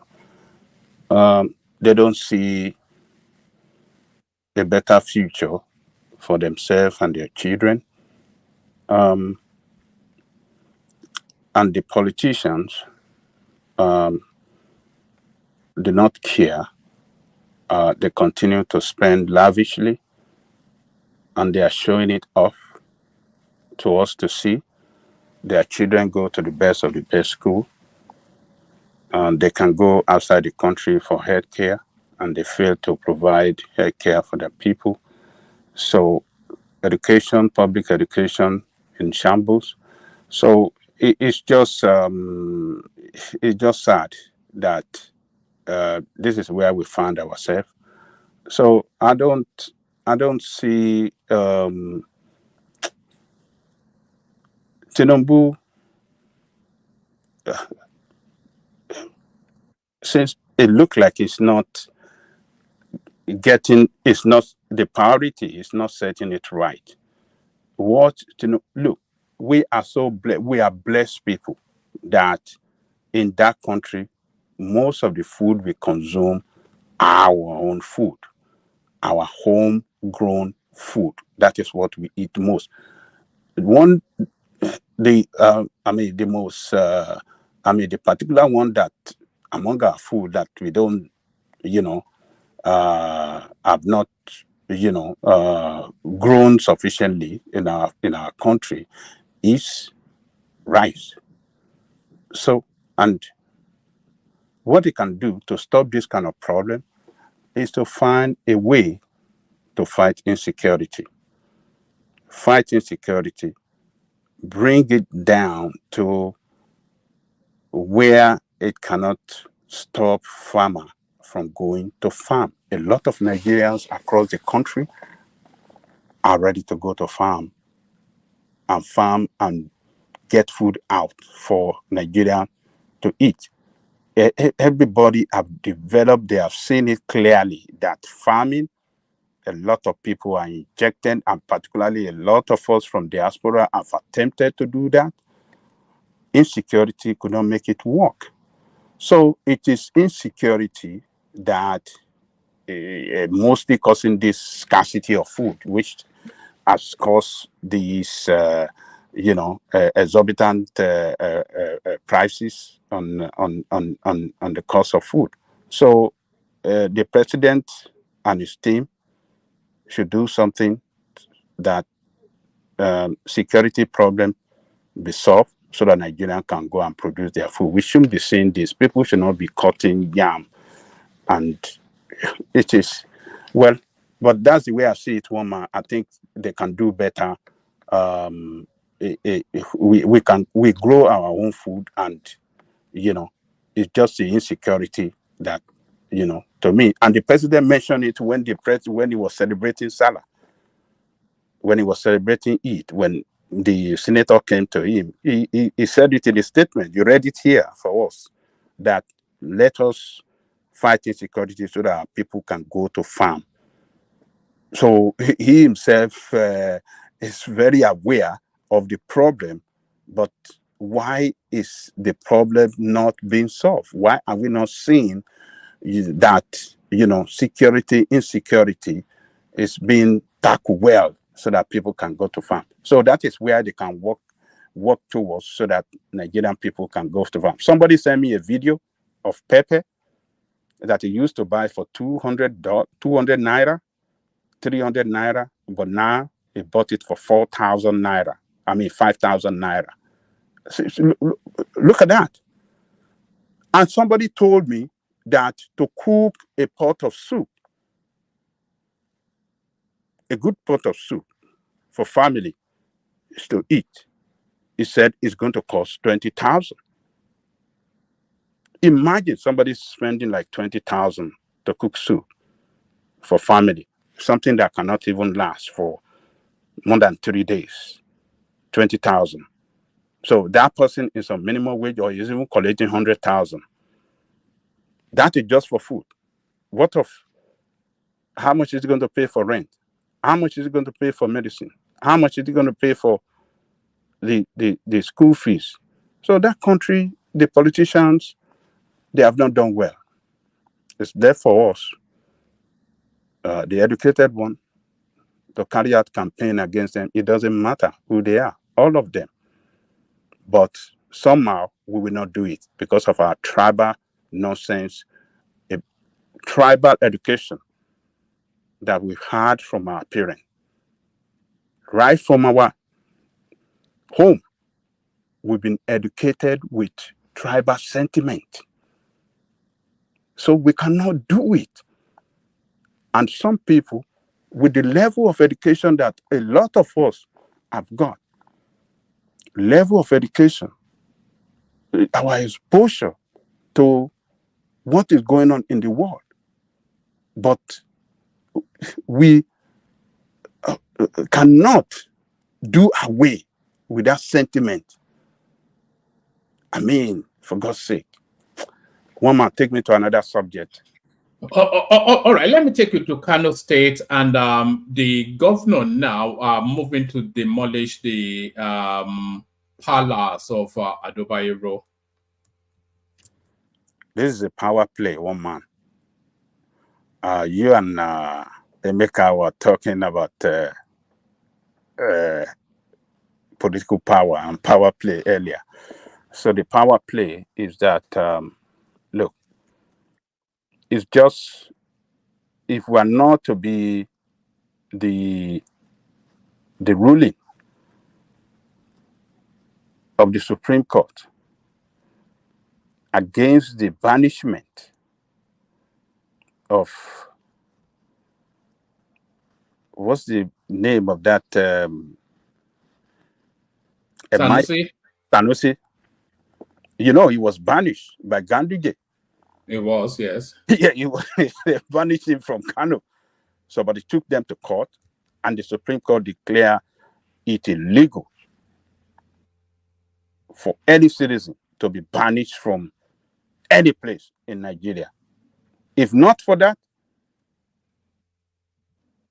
the what do you call that? The previous king, Sanusi? No, not Sanusi. The one that Bayero. Bayero, he would have been banished from Kano. His house will have been leveled down. But they're about to level it down now. Oh man, this is power play. I won't be surprised when we wake up tomorrow that place has been leveled down. No, Adale Koko. If you look on your screen, they are leveling it down now. Hold on. Look at that. Kano State government is mobilizing bulldozers and excavators to begin the process of demolishing the Nasarawa Emirate Palace. So you can see that there is ongoing. Well, I hope it's not some hundreds of years old palace that they're destroying, though. You see, Gandhi, UNESCO will have something to say about that. Yeah, I agree with you, woman, because UNESCO like to protect, such, historical monument and stuff like that. So, but Ganduje created this problem when he break that emirate into 5. If he had not done so, all these palaces that this guy is taking up bulldozers out to destroy, if he had left it the way it was, that okay, one emirate, the Kano alone, that the Maya, no other emirate. If you had left it alone, even though that they kick out this thing, this problem we won't be seeing this problem. I mean, this effort to destroy the those other kangaroo palaces that he created for his political empire expansion. So it's a power play, one man. Look, he just want to show a political strength that, look, as far as Kano is concerned, I'm the one in control. I will show to you, Ganduje, and whoever behind you, and that Bayero, that we are in power. We are not only in government, but in power. So he's showing the strength of their power, the strength of their governmental power. That is what is playing out here, one man. Because if the way the direction this thing is going, there's not going to be peace in Kano. I know they're going to fight it all the way to Supreme Court. It is better for Supreme Court to rule in favor of Sanusi.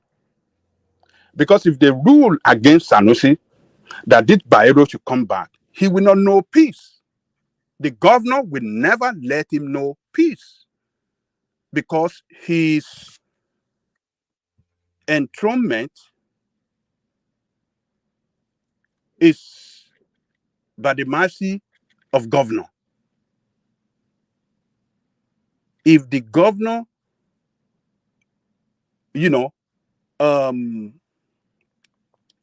show recognition, even if the Supreme Court declare him to be reinstated, if the governor show the recognition to him, if the governor,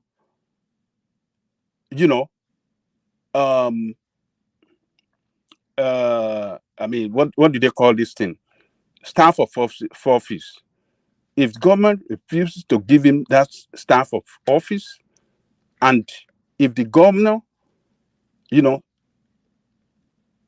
withdraw all the benefits that he deserves, if they don't give it to him, he will just be as useless as any other king, and it can still be taken out by the governor, by one way or the other. They can rope him up with something. So for peace to reign there, it is better. I believe that Supreme Court, when it gets to Supreme Court will consider a judgment. They might possibly give a political judgment in the interest of peace to reign in that state. And the judgment that they can give in the interest of peace is to allow the present emir to be there, that is supported by the governor. The one being taken out is already been taken out. Or maybe what the Bayero can do on the interest of peace, for him to know peace, is to reach out to the governor and say, you know what? He and his team of lawyers to say, look, let us negotiate. He's my brother. We are from the same home. Let him have it. I step down. That is, look, these people should be able to work some things out. They should be able to work out, peace for the interest of the people of Kano. They are from the same home, family lineage. It should be able to say, look, Allah gives, Allah takes. I am not there now. My brother is there. Blood is thicker than water. I am leaving it for my brother. And let peace reign. So, but look, it is not good, woman. The power play that is playing out, nobody can defeat the governor, because the governor is the one by constitution given that responsibility to give recognition to king, emir, obis, and give them that staff of office and all the benefits that they deserve coming from the governor. So if the governor doesn't want you, there's nothing you can do. You can fight, you can go to court, you can do anything. All the benefits that you deserve will not be given to you. You'll be restricted. You'll be like a lone ranger. Why do you want to be a lone ranger? Because you want to be king when the governor doesn't want you. these governors are very, very, very, very they are very lawless, and the power of the constitution and the constitution give them that power. So they have to work on the two kings, the one deposed, and they should reach out to each other and see, work out something. The one that been deposed should see that, look, the game is over. I enjoyed the throne for some time. It was politics that brought him on the throne. They kick out his own brother. So now they kick him out. It's politics play. It's politics that is playing. He should accept it and then concede that, hey, nothing he can do anymore. So that's my take on that one man. Otherwise, that state will be they will run that state into a state of anarchy, and loss of life that will be recorded are going to be poor people. All right. Let me leave it there. All right, brilliant. So let's move the conversation and take it to Prince Daddy. Prince, you're up next. If you're still there, Prince. All right. I think Prince maybe momentarily gas them up. Gas them up. Yeah, I'm here. Go ahead. All right. Do you want to free flow? I know you like to speak to esoteric thoughts and all this. Let's follow the topics at hand. All right. Let me reel off the headlines, and then you can go at it as you will. Tinubu snobbery in South Africa that now turns out not to be a snobbery but mischief making by the Obidient space. Kenneth Okonkwo trying to reverse his way back into the APC because that is where the dollar is. People now selling yam in cut-up beads, a new low for the Nigerian state. And the fighting in Kano State, Adubayero versus Sanusi, there will be blood on the streets almost certainly. What are you, just those general spaces? So let's start with the first one. The first one was Tinubu being snubbed in South Africa, right? Yes. Okay. Well, listen, I think a lot of this is much ado about nothing. It's a distraction. Because at the end of the day, yeah, our president should be respected.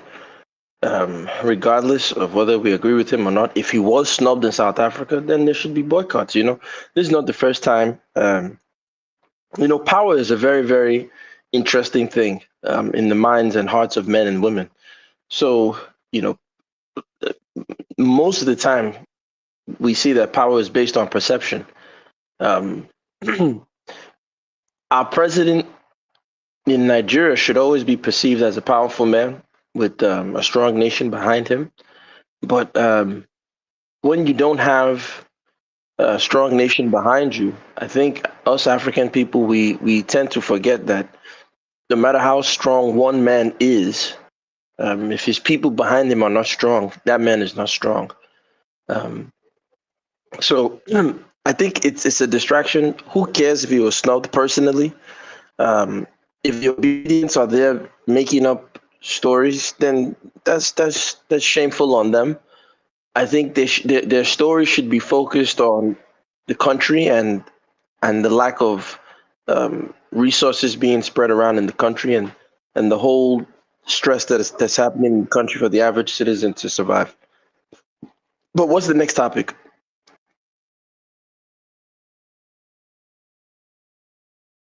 Sorry, I was muted. Yeah, I was muted. I didn't know quite. Kenneth Okonkwo trying to reverse his way back into the APC. How familiar are you with Nigerian politics, by the way?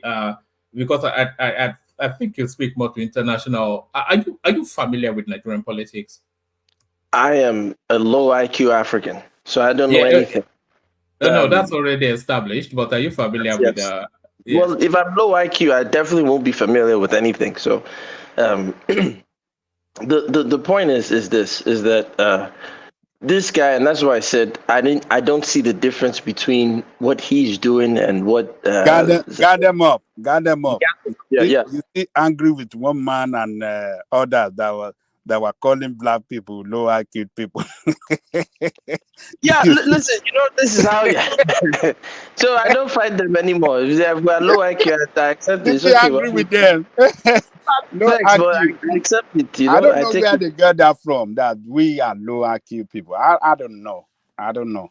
Because some people this effort by these white people, to degrade us and make us look ourselves as accept it the way they call it, that we are low IQ, and we just accept it like that. Yes, we are low IQ people. I don't get it. It's an effort by these people to that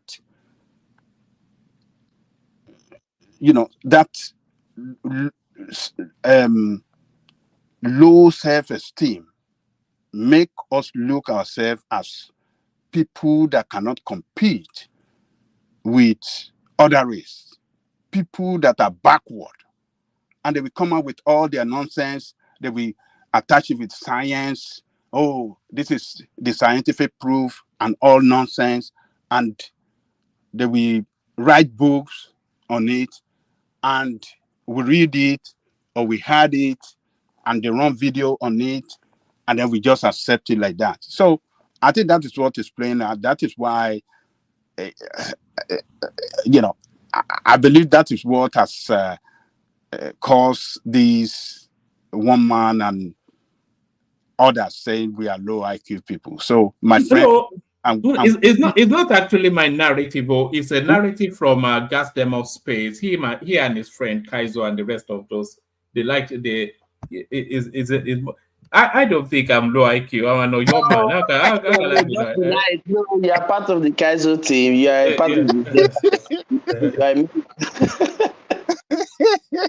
So I'm with you. We are not low IQ, and you've been fighting one man. You have been throwing it at him since a day before yesterday. Oh, I'm a low IQ. Okay, don't worry. Okay, I'm with you on that. So we are not low. We are not low IQ people. It's just a kind of a gang up by these colonial masters and their let me ask guys more something. Are you not talking about in context that you're not really, familiar with a lot of African or Nigerian politics when you use the word low IQ? I mean, that's the way I understood you to me. Am I wrong or right?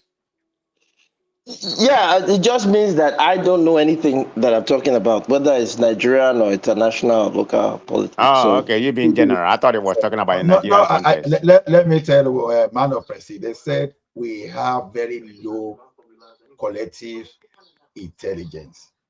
So it simply means that once you're a black person, your intelligence is below zero. So very low collective.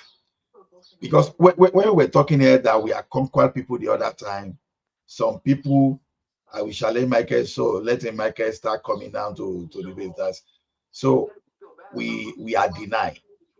This is one of those things we talk about. When you are conquered, anything they push to you, you take it and you accept. Low self-esteem, everything. It's just like here.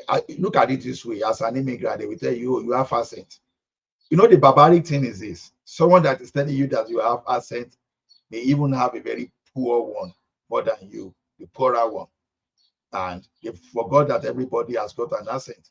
But if you accept that, then you get demoralized and you won't be able to compete because they already demobilized you by the time they are telling you you have accent. You understand? So the same way they say we have collective low intelligence, and suddenly we started accepting that, and we are even trying to justify. Abba, that's why I ask you, how did we survive from the Stone Age? Even let's even say Piada mind, even up to where we are. If we are that so low in intelligence, say then there should be no black race. We should have gone for a very long time. So thank you guys very much. Do you mind if I Don't let them demobilize you. Do you mind if I chime in? Come in, Paddy, but Gas them up is actually making an inverted statement. He thinks he brackets himself as somewhat of a savant or a genius or something. It's a narcissist. Don't be fooled. He considers himself cleverer than the collective all of you put together. So One man, I'm sure your MI6 training gave you a lot of these psychological hacks, Shabi. Don't worry about that. I'm on to you. Don't worry. I'm on to you. Because Kaiser admitted that he used to contract for MI6 and the rest. So I'm sure you two are part of that intelligence community of British people. You guys all right. get there. Let Paddy interject you, then take the floor back. No, I just wanted to quickly chime in to the intelligentsia part of this. I think on the flip side, the side note, for gas them up, I think he just tries to be somewhat tongue-in-cheek and be a bit sarcastic, but you can't be as sarcastic as a Brit. So one man's sarcasm will always trump. But that's on the humorous side.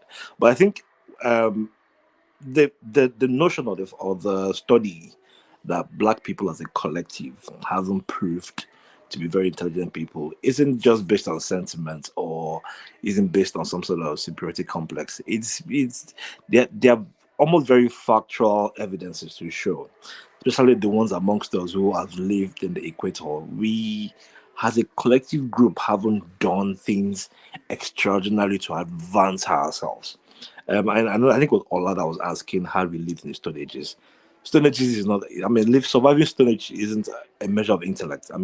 Bonobos and chimpanzees and monkeys and macaques do those things. So I don't think it's about survival. I think it's more of how we've moved beyond just being people who react or respond to nature calls. We're hungry, we suffer food. We are hurt, we try to sort for fabric or something. But it's just that advancement, I've been able to move it over a century, is where we've lagged. And the very best of the things we tend to pride ourselves about are not even things that we invented. People in Timbuktu will probably brag about having maybe the first university or something, but they couldn't achieve those things if they didn't have Islam, and that came from Mesopotamia. Even we will always talk about our religion in the southwestern part of Nigeria and how our fabric, but if we hadn't met with us, again, the Arabs as well too, we would have struggled. And look at how much we were able to not defend ourselves over centuries. Like, if people understand how long the servitude we were, how long we were slaves to the Arab world, and then we also had to go out. Trans-Sahara slavery was there. Then whilst we were dealing with that, we now had to do with transatlantic slavery up to this very day. And for some reason, we still haven't broken out of that shackles. People just sat down and gathered and divided us, and we still haven't done anything. And we are still arguing. So when we look at individuals, obviously individuals, yes, we are astute people, we are erudite as individuals, but as a collective, we are still struggling. And that itself is the true nature. And I think once we understand that, yes, whilst we are human beings and we there's nothing different from us from maybe the next Asian or European or something like that. And yes, as human beings, yes. But as breeds, not all breeds have different characteristics. We have strength. And because we have strength, it's possible that something will have to give. People who are probably smaller and weaker and more fickle would naturally, by nature, will have much more intelligence because they need their intelligence to survive more.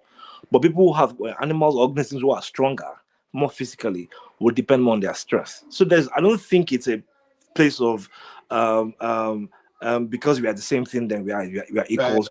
No, my brother, I just have a minute to respond to you. Then I will keep quiet on that matter. You see, one thing is this: the Western people that you see, they've run this same kind of narrative against the Chinese people. If you don't know today, just go pick your Google and research. The fact that even the Chinese people, they were like almost 8th century more advanced than the Western people in terms of technology. They were the biggest merchants, joined with India. They were controlling almost 70% of the global economy. But you're not countering what he said. I'm countering it. Because you are saying the Chinese are technologically advanced. It's saying we've not developed anything. You are saying the Chinese. Okay, carry on. I'm countering it. Now, so when these people went and used some mole among them to destroy the economy of China and they conquer, India, they were running the narrative as how they were so low intelligence. Meanwhile, they stole technology from the Chinese people. You understand? But the Chinese people over time, they refused to accept the narrative of people talking them down. Because the downfall of a man starts whenever you start accepting negative publicity and negative modulation of your intelligence, of your mind. That is exactly what is happening now. So the fact that you are accepting already that we are so low in collective intelligence, and that's one of the reasons that we find ourselves here. It is time we stop. Sorry, Ola, your argument does not counter what he said. See, one man, they set a criteria for you to measure something, right? And you are using that criteria now to run yourself down. That is exactly what I'm telling you. But who set the criteria to tell you that we have collective low intelligence? No. The evolution and development and vulnerability. That's the unless I'm mistaken what you're saying. When I have time, I will give you evolution a lot of things to wait. See, as you have your own, I have my own facts to just tell you that. You understand? That this narrative you are defending today, some people say it's not defending it, it's acknowledging it. It's an acknowledgement. You don't acknowledging something when people set a criteria for you. No, you are not setting criteria. It's patently the case. Okay, you set it. We're reversing back to a previous conversation. You set a metric that will place the black man at the top. Set a metric that places the black man at the top. That is wrong. You see, Ola, I want to thank you. You are really thinking like a true Yoruba man because you think in your language first. The Yoruba have a very, very, and not just only Yoruba, all African people, they know that words and names are powerful. That is why nobody gives birth to a child and names their child stupid or deaf or retarded. No disrespect to anybody who has cognitive development issues. So what Ola is trying to explain to you, one man, and the other gentleman that was talking, was that when you accept somebody else's definition of who you are, there's no way you'll be able to escape the mental prisons that they've placed for you. And you guys have accepted it by saying buzzwords like humanity, evolution, even though evolution is still a theory. Even though that they tell you human beings, but their own science will tell you that Homo sapiens are human beings, right? But then they will also tell you that they have Neanderthal blood in them. And when you bring this up to them, they will tell you, it's a minimal amount. And I always tell them, okay, so let me give you a minimal amount of HIV in your blood and you can live with it. And they will not answer me. So you see, one man, I would only challenge you at the gentleman. You are deviating somewhat from the main. Yeah. Wait now, I'm not. I would challenge both of you. Stop thinking like Oyibo and think in your language. No, don't worry. That's thinking like Oyibo. You're not thinking like all right, but that's a different subject matter. But let's acknowledge Kulata super chart is to all actually. It says, Ola, where is your technological advancement? So hold on, Ola. It's going to the example you gave. You said the Chinese, the Indians, they showed resistance to being painted as inferior because they'd advanced technologically and culturally, sociologically, and all of those before the Europeans went and decimated them and repressed their space and tried to subjugate them. So he's asking then, where is your advancement? I can answer that question very easily. I can answer that question very easily. Just give me a minute. Let me respond to one man. You see, one thing is this. We are just moving in a cycle now. I told you, when the Western people ran down India and China, they started running this same narrative. They are running against us now, against them. But the difference between us and them is this, they never accepted That's the narratives. They rather focus on getting back. But we here, we are running the narrative to accept and but you said that they have a base not to accept it. Okay, those hold on. You know the numbers 1 to 9. Those numbers came out of that Asian cause, Afghanistan, etc. Astrology came out of that Asian cause for Afghanistan, India, and Pakistan, those spaces. That paper. So these people, they have advancement to vet confidence in. What advancement do you have? I can answer that question. I can easily answer that question. This is why, you see, the biggest sadness in my heart of Nigerians is that there's no history in our WAEC curriculum. You can tell, and you see when people talk, they say, you are sounding like the Black Americans. It's true. Thank God for the Black Americans, because they have what you call Black Studies or African Studies programs. And I can tell you've never studied your African history. Because if you studied your African history, you would know in West Africa, before the Oyibos came, we were doing cesarean section. If you look at the technology of our divination systems, from Fa to Efa to Ifa, all throughout to Bamana Sand divination in Mali, that is a technological advancement. If you look at the way our villages are built, you can read Ron Iglash's work on fractals, and it shows you how the modern computing system is based on the fractal patterns that you can see in African villages and how we build. So many technological advancements, I can tell you, but it's not a surprise. This Mary Amaka primary school curriculum that they give you Nigerians, and you buy it wholesale, I'm not surprised, because you don't have any pride in yourselves. So you come to abroad, and anything Oyibo tell you is like Harry Potter. They say Africa. Don't worry. You can make make the points without the ad hominems. You can't say, not everything is you Africans, you this, you that. Yeah, but you see, no, hold on, one minute. You can't take it personally, because I didn't say you personally. No. I'm an African. I don't even care personally, but you. Yeah.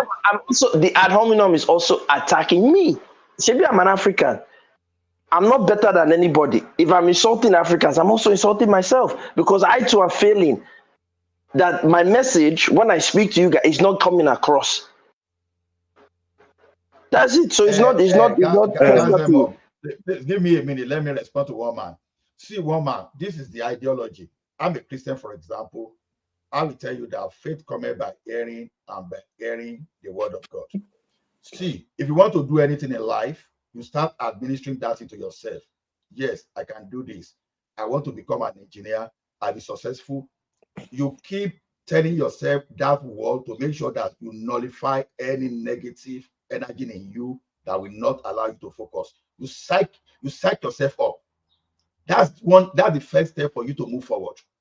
But now, if you see someone, because go and look at the parent that shout and try to demoralize their children, for example, you see, they are the one that get outside, they have low self-esteem, they won't be able to face what they're supposed to face, and eventually some of them fail in life. What I'm saying is this: when you have people running narratives against you, and you now accepting the narrative, it's a very dangerous thing. They are just manipulating, they are changing your mind. That is what I told you, that when people are saying, Kulata is saying my argument is 40, I'm telling you that the Asian people, especially the Chinese, they were there. The Western people stole from them, but when they conquered them, they now ran the narrative for a very long time. But those guys, they never accept the narrative because they know who they are. They were not there like this. They know who they are. Instead of those people listening to these Western people, they instead concentrated on how to reemerge. But we were there. We were there. We were doing something. We were building pyramid. We were cultivating our farm. We were not building pyramids. And people came and they disrupt us. And they now ran their narrative to us. And we are now accepting the narrative. Instead of us going back and sit down and say, we are not going to allow this narrative just to be our main thing. So that's what I'm talking about. Okay, can I come in one man? One man, can I come in? Can I come in one man? Ola says something now. One man. Hold on. Yeah. Who built the pyramid in Egypt? Wait. wait one man. No, answer. Who built? I think he wants to speak to that, Paddy. Yeah. No, so I think so first off, maybe before I even speak to that point, is that manifestation is not what builds advancement, and emotions is not what build advancement. Manifesting yourself as greatness is not what makes you great. It's actually putting it into work. I mean, very many of us dreams. So if your third time of reiterating that same point, saying that, oh, they said these people are, savages, and because they chose not to believe that they're savages, henceforth they didn't become savages. That's not what didn't make them savages.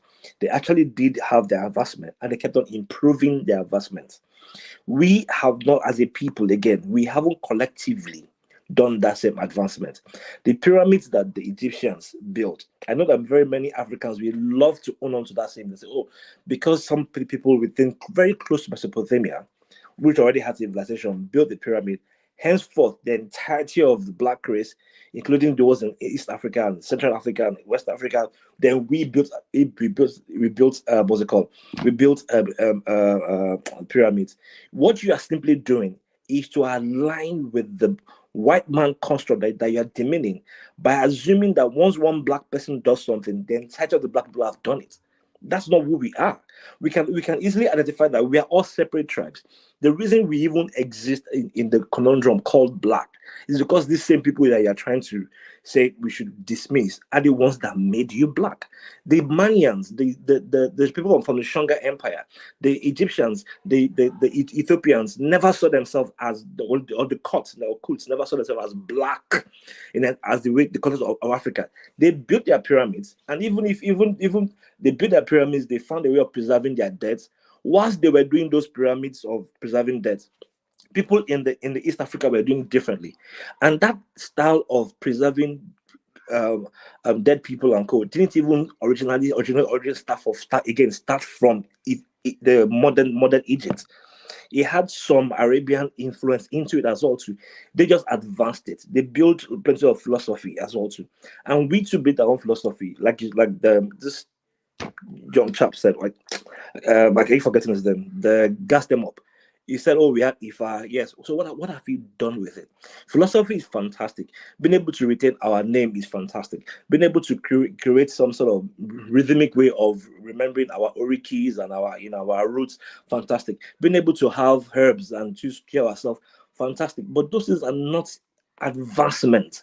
Those things were based on survival. And there's one example I always love to give. All palm.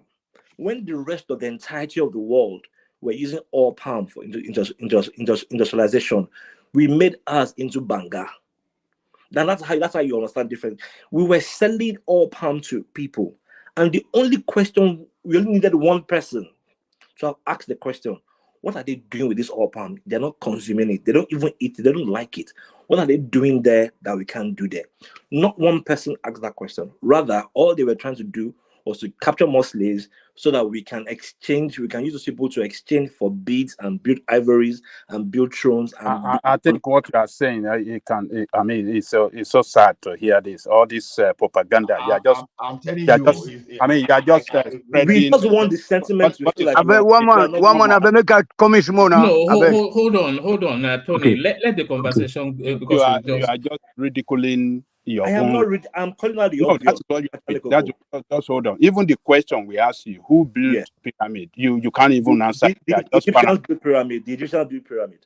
Who are the Egyptians then? They are the Egyptians now. I don't understand. Who are the Egyptians then? The people of Egypt.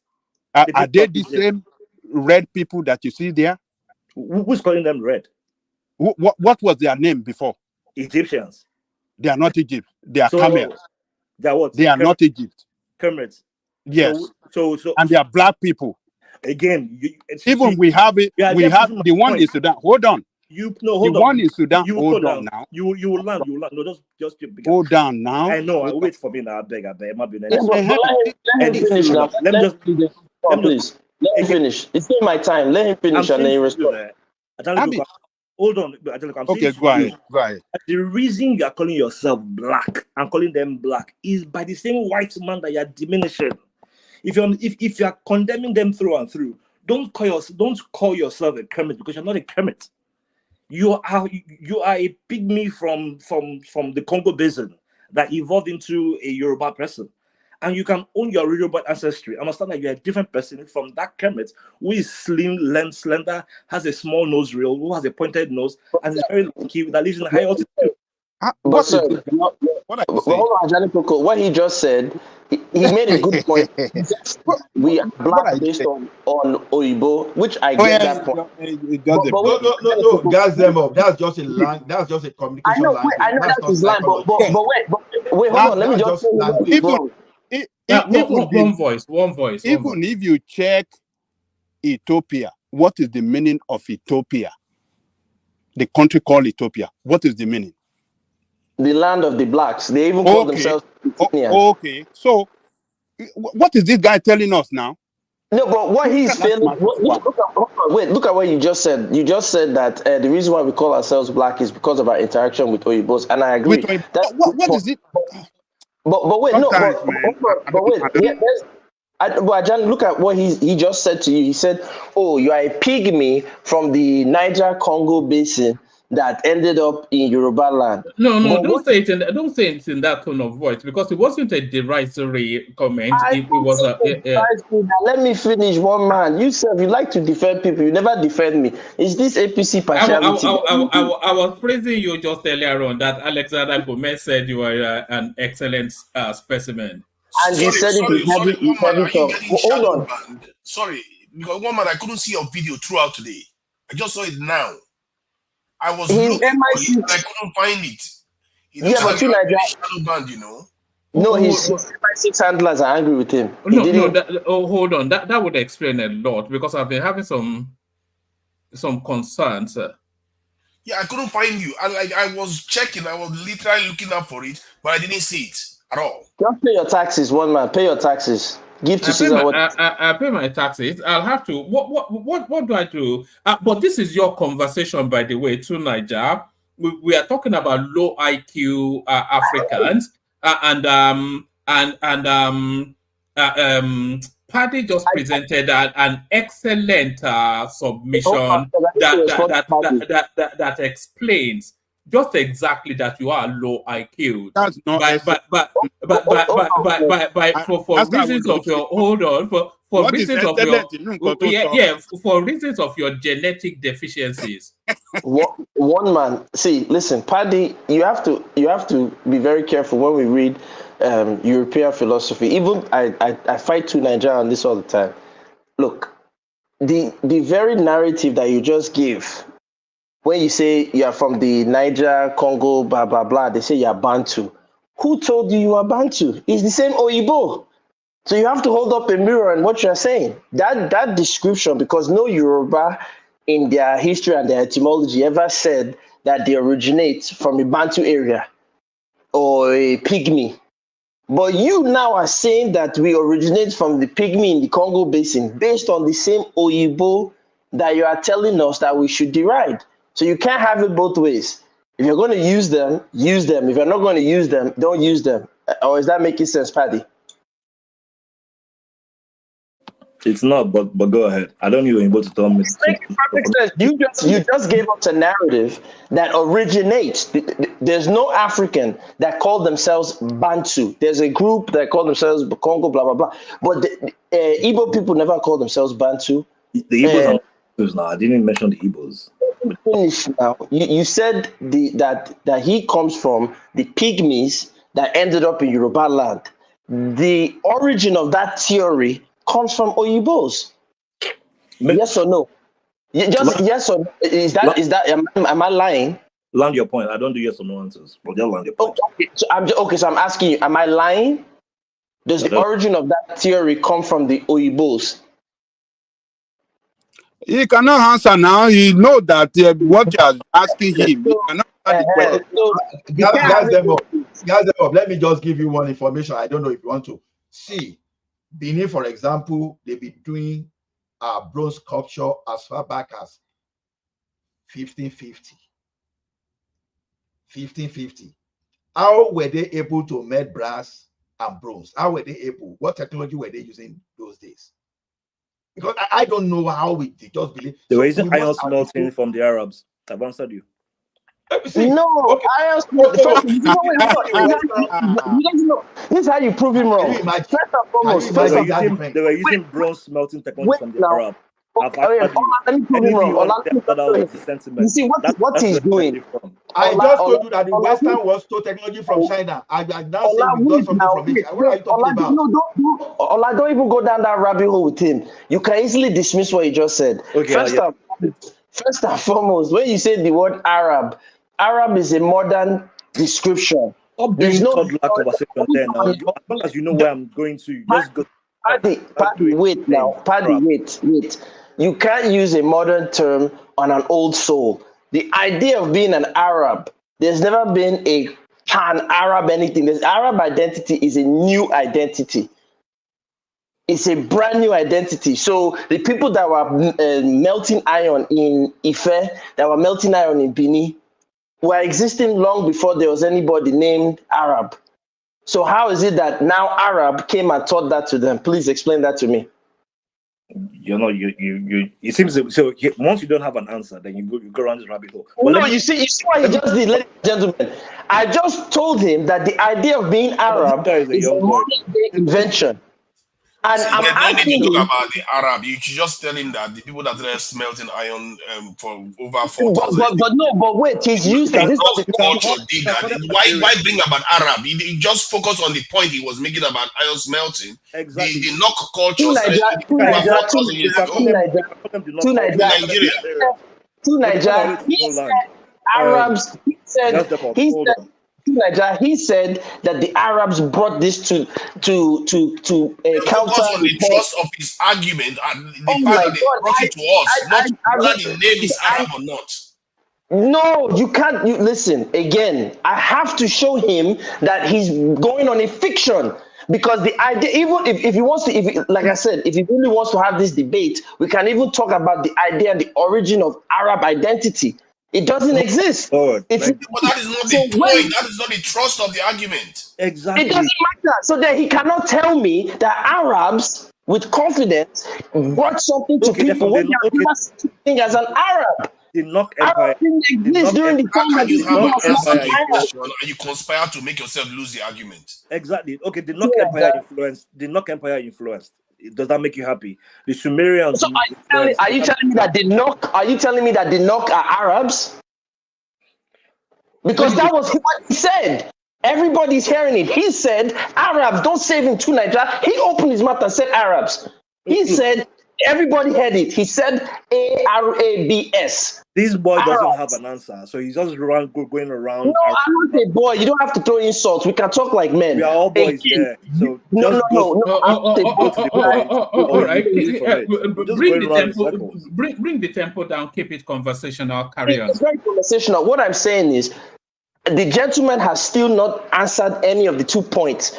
I specifically told him, one, he said that Ajanli Koko comes from pygmies that ended up in Yoruba land. And I asked him, I said, that idea that you got that from is from the same Oyibo that you are criticizing Ajanli Koko of saying he was black. Should I answer you on that one now, if you mind? Please answer. Yeah, okay. Please. Okay, so the pygmy itself, that narrative came from the Yorubas themselves.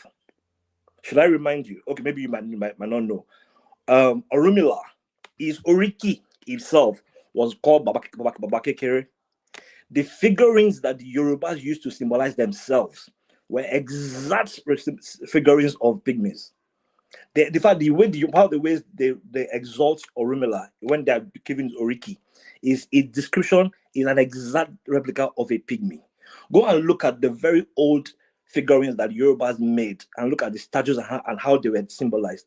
Were short, stocky people. But yes, we've evolved because we're not consuming large proteins and we're taking milk and we're eating different kind of milk, and we've grown to become the tall giants, the 6 feet tall people that we are now.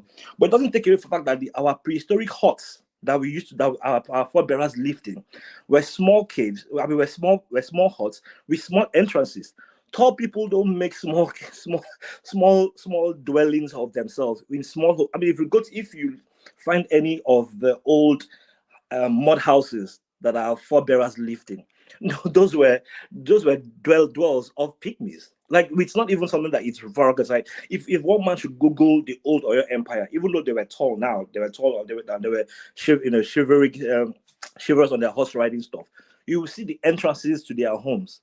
The things that, in fact, the only time they started making very high twig roofs was because of heat. So that's the part I'm coming from. Another thing again that many people don't even understand is that where we have excessive heat by default, by nature, it reduces cognitive capacity. So much of heat reduces your thinking. It has nothing to do with maybe white man said something. Oh God! Oh God!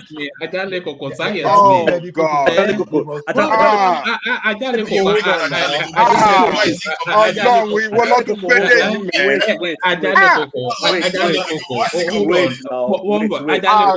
on, man. It doesn't function if we don't have one voice. I go there.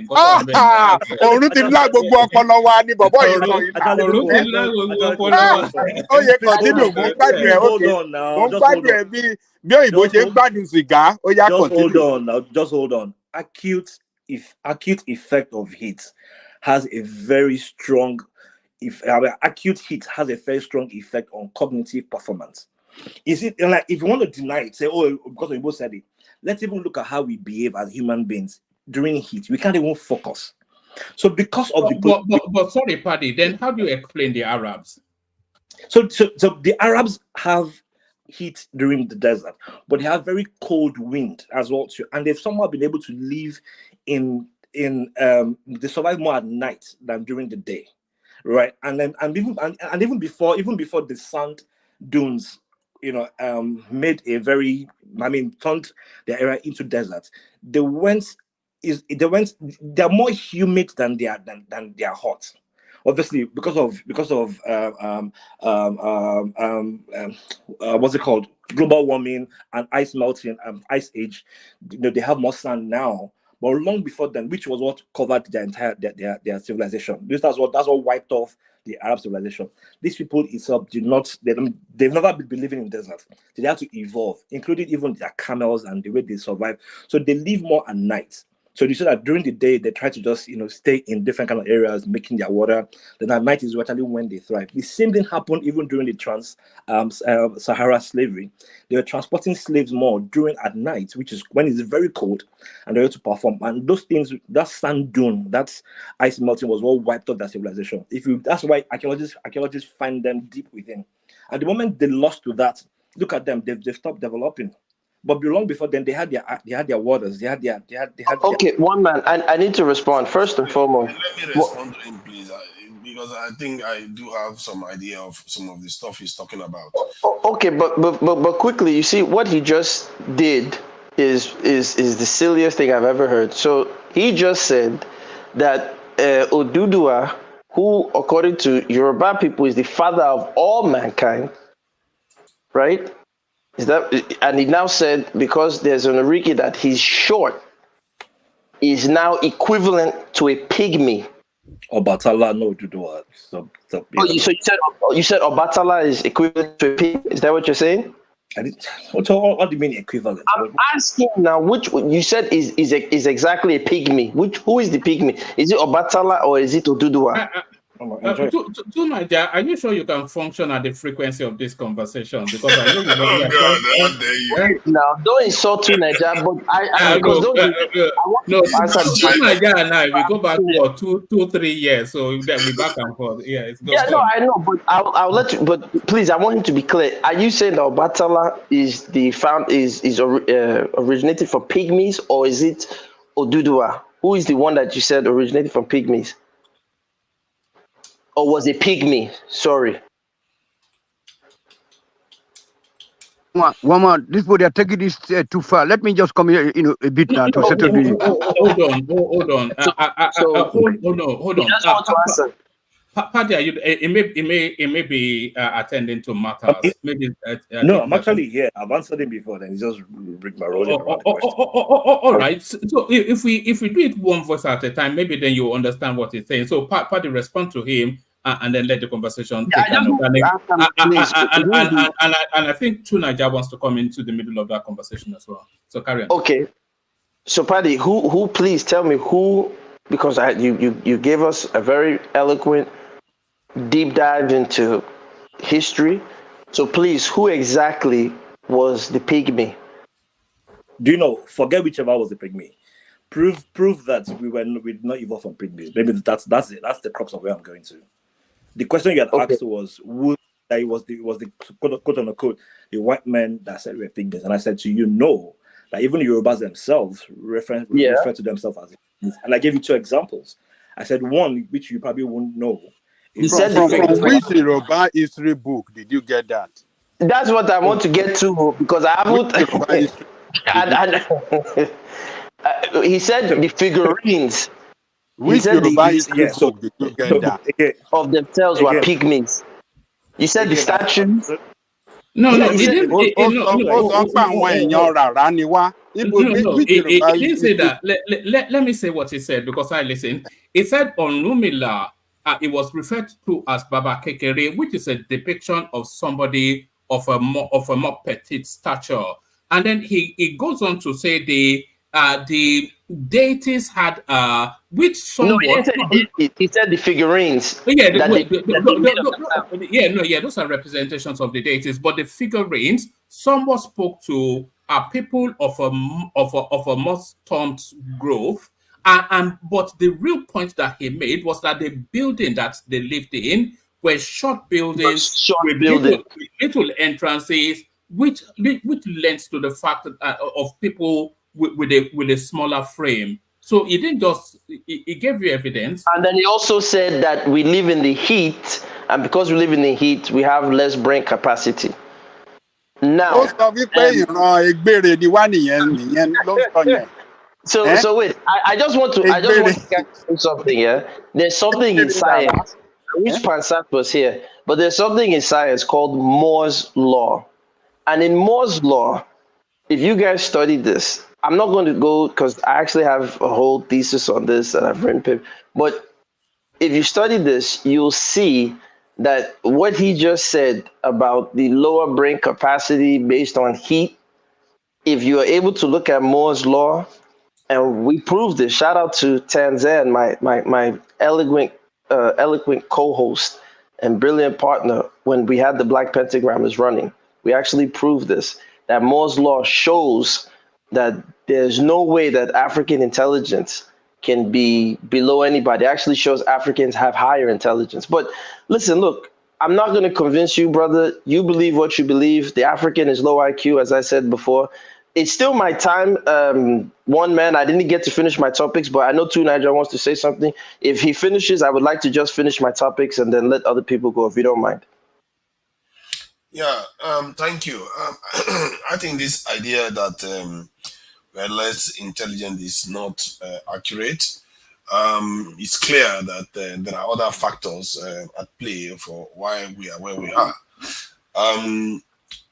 The intelligence that we lack at the moment has something to do with what some people will refer to as group or collective intelligence. That is a different aspect of intelligence that is not necessarily planned by a group of people. It's based on events that occur to them and how some of them decide to interpret those events. And that has nothing to do with individual intelligence. You can be quite individually intelligent, but as a group, you don't act in the interest compared to other groups, how other groups behave. And that is why we have found ourselves where we are today. However, regarding the issue of the Arab people, people in the Middle East evolving on the ground there, I think the Middle East has experienced a lot of migration, influx from Middle Eastern people, and sometimes from Africa, trying to keep the genetic pool similar to the African genetic pool. The lighter skinned one that you see in the Middle East here there today, they are not the original inhabitants of that region. They are not indigenous to that region. They migrated there, just like they migrated into different parts of the world. The selection for the lighter skin started at just, I think if I'm not mistaken, around 6,000 years ago or so, or 5,000 years ago. So that's when the selection for lighter skin, from what their findings, it started happening. Before then, they did exist, but the dominant group was the darker ones. Even in the Arab world today, you still have a lot of dark people. In Yemen, you see a lot of dark Arabs, and they consider them the original Arabs, the Yemenis, and they are the darkest group in that region. So that tells you that there's a reason why Saudi Arabians, and Dubai and all those people, they look European. They look quite European. If you look at them, and if you just change the hair and the eye color a little bit, and they are just basically Europeans. Because they are from the same branch. They are all Indo-Eurasian groups that have been mixing with each other for thousands of years now. So that is that. They are all from the Anatolia, this thing, what they call it, the Caucasus Mountain. Now lie, just continue with your narrative. Now lie. Yeah, you can say it's a lie now, but you find out what I'm lying. Tunaja, I think you're incorrect on this, but go ahead. Yeah, you find out. Because these things are often linked, because the Caucasus Mountains one, the only difference that they ascribe to those groups are the change. You know that Europeans are not from the Caucasus Mountains. You know that, right? Hold on. The eye color, I just said something about the eye color. That's where the mutation occurred and they started spreading out. But lighter skin has always existed in Europe, in the northern part of Europe. Anyway, they've existed for a long, long time. The selection is what changed, and they started coming south. And many of our people in North Africa and Levant and the other areas started getting married to their women and kidnapping them as slaves and turning them to concubines. Apologies, but are you considering that the Europeans are not from the Caucasus Mountain? Where did I didn't consider that. I'm saying that. That is actually not. That is no. You said it and it seems to just accept it as because they are not. See, if you want to engage with argument, guys, them up the kind of person that you use one term and cause another argument out of that. Even when because both can be true, but even if it's not the trust of the argument, he will make that an argument. You see what I mean? Yes, we're starting to discover that tonight. Yeah, okay, sure. There are groups of original Europeans. I've forgotten what they are called now. I don't forget what they are called. They are more ancient Europeans than the more modern Europeans that arrived. So if he wants to argue that, then you open another can of worms. In terms of the again, you're the one that said Caucasus Mountains, and I just quickly told you. Because most of the Europeans are from there, and the ones that are there right now. No, that is wrong. That is wrong. Just them up. Just few seconds. You see, the problem with Paddy and Tunaija is this: when you have like 200 articles on a particular subject for you to establish your fact, and they manage to lay their hand on one or two, and they quickly form their opinion. At the end of the day, they say half education is even better. No, it's worse than not even being educated in the subject matter. That is exactly what Tunaija and Paddy is representing. This is not a personal attack. Don't take it personal. I'm just telling you that when you don't have expertise, I'm not an expert. When you don't have expertise in a particular field, you end up confusing yourself and confuse your audience along. That is the Dunning-Kruger effect. This is the Dunning-Kruger effect playing out right here. Exactly. Yeah. Okay. So did you not just learn that phrase from Paddy yesterday, and now I have been using this phrase. If you go and listen to Dynast Amir's channel, I've been insulting Africans, saying Africa is the Dunning-Kruger effect from 2-3 years ago. If you don't believe me, you can email him. I have proof. I have videos. I've been insulting Africans about the Dunning-Kruger effect from a while back, so this is not anything new. Paddy just happened to hop on it. Great. It's nobody has a monopoly on ideas. Look, I want to go back to the topics, if you don't mind, because I was on Kenneth Okonkwo and then I got derailed. So I want to get back because we have yam that's being sold What I in was saying. pieces. Yeah, go ahead to Niger, but I want one man not to forget because I still haven't talked on my topics. About yam, okay. So yeah, regarding the no, I'll show you the picture of what he's talking about, and you won't find it funny. But make that point, and then we go back. Yeah, about the our genetic lineage, it is said that some of the oldest groups of humanity came from somewhere in West Africa. That's some of the earliest ones. Whether they are pygmies is not exactly very clear, because some of the patrilineal genes, the oldest ones, like the A haplogroup, seems to be found mostly in Nilotics today, and the Khoi son of South African region. So, and the Nilotics are not exactly the shortest group. They are similar, they come from the tallest groups in the world, and they are very, very dark too. So one cannot necessarily jump to conclusion. We were not here 250,000 years ago when all these things occurred. So we have to be careful about jumping to that conclusion. However, but I think Paddy was talking about the Bantus. Yeah, the Bantus are they're actually Nigerians. Let's face it, they are basically Nigerians because the Bantu cradle, what they call Chapa something. There's a mountain cradle that they call it somewhere in eastern Nigeria. Who is they? Who is they that called you Bantu? The Nigerians call it the cradle of the Bantu expansion. No, wait, hold on. No. Who called us Bantu first? It's the European that use the term now. Okay, so just consider. No, we're not aware of it because Paddy seems to anything Oyibo tell him, he follows. Oyibo will tell him that he's low IQ and he didn't build technology, he follows. You tell him about Ifa as a technological advancement, he says a lie. You tell him that West Africa we were doing brain surgery and C-section, he says a lie. You tell him that Egypt, Benin, forget Egypt. You tell him Benin was the first smart city. That when the Europeans, the Portuguese in the 15th century saw Benin, they said that the Benin, what they drew of Benin was a smart city with lights, with roads better paved than everything they saw in Europe. Paddy will tell you it's a lie. So I can't deal with Africans that don't know their history. Did he say it was a lie? I don't know. I didn't hear that. Please, can I go back to my yam picture? Can I go back to the pictures of my yam? You just want to talk quickly. Just let me finish, Jare. All you worry about is talking. Hold on. You are going to have your chance to finish talking.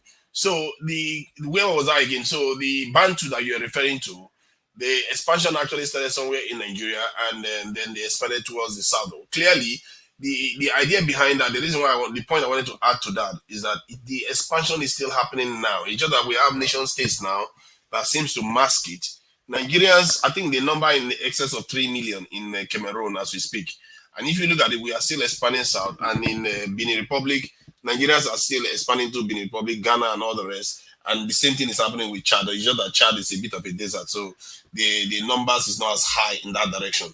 So, and if you understand what is happening in Nigeria today, you have an idea of what happened thousands of years ago with the Bantu expansion. It's still happening. It hasn't stopped. You people decide to call them the Bantu people. And I always tell my Cameroonian friends, you were Nigerians that we were kicking out, and you people ran all the way from Nigeria to South Africa. That's how you ended up there. So I'll leave it at the moment, for the moment. Oh, okay. Can I get back to my yam, please, if you don't mind? Yeah, one man, but don't forget me. Don't forget me, one man. Yes, I would like to talk about my yams and my last, I think, 2 or 3 remaining topics. Okay. My one man, are you there? You know you can talk about it. It's your turn. Just write on so that I can be able to come in. I want the article to be up so people can say, woman, are you going to show it or no? Okay, obviously. You have the link for it. No problem. What? No problem. Okay, can you hold on? Let me interject before one man comes back. It's my turn now. If you have a link, I know now. You want to ask one man to show you to showcase your video. Oh God! Can I have my turn if you don't mind? That's them. If you have a link for it, I can show it. No, don't worry about it. I'll just go. Obviously, one man is doing his APC partiality as usual. So, look, listen. Now Nigerians are selling yam by the pieces. not tubers, but they are cutting a tuber into pieces and selling it. It just goes to show once again that, as I was saying earlier, these IMF structural adjustment program policies of free market deregulation don't work. And it's a shameful thing that when I talk to Nigerian elites and the ones who follow the Nigerian elites, everything out of their mouths, everything that goes into their brain is entirely from the European playbook. They have no idea of how to develop their nation. They have no idea of how to develop their country. Anything the Oyibos tell them is what they follow. So now, as I was saying a few days back, Nigeria, the budget, this is the budget that they presented to us. They are running a budget deficit of about 9 to 11 trillion naira. So their revenue is, was it 11 trillion or something like that? And their expenditure that they want to spend is 20 something trillion. So they're running a budget deficit. In spite of this budget deficit that they're running, they still owe, depending on your estimates, probably 103 billion US external debt that they owe. In spite of this, so you have a budget deficit that they are running, they owe 103 billion. You look at their largest expenditures, top three, I will repeat again, I will keep repeating this. Number one is capital expenditures for what they say are infrastructure projects. Allegedly, hopefully they work. I'm not going to insult the country. Number two is debt servicing at 6.13 trillion naira, I believe, or 5.something trillion naira. Yeah, 6.something trillion naira. So the capital expenditure is another 6 trillion, which up to now, Nigeria's infrastructure is still nothing home to write about. After that, next Sorry, you had a link for this. I really would have loved to see it because you're just explaining it verbally. What? One man is doing his usual APC. You know, when you're not in the gang, this is what they do to you. They sabotage you. So it's I'm not okay. the one talking. No, it was Tunaja that spoke just now. But you're supposed to show the picture of the yam. I've been asking for my yam to be up. Oh no, apologies. I was not at my. Let me bring it up. Sorry about that. Okay, thank you. So Tunaja can see the yams. So now you have this budget expenditure issue. 6.something trillion is for servicing this debt that they owe, and then the third largest expenditure, which is 5.something trillion, is salaries to all the government officials and people that are working in the government. So when you look at this, and you have a President Tinubu, who is president, whether we like it or not, is the president. And as soon as he enters, he says out of his mouth is, I think a subsidy, I've removed it right away.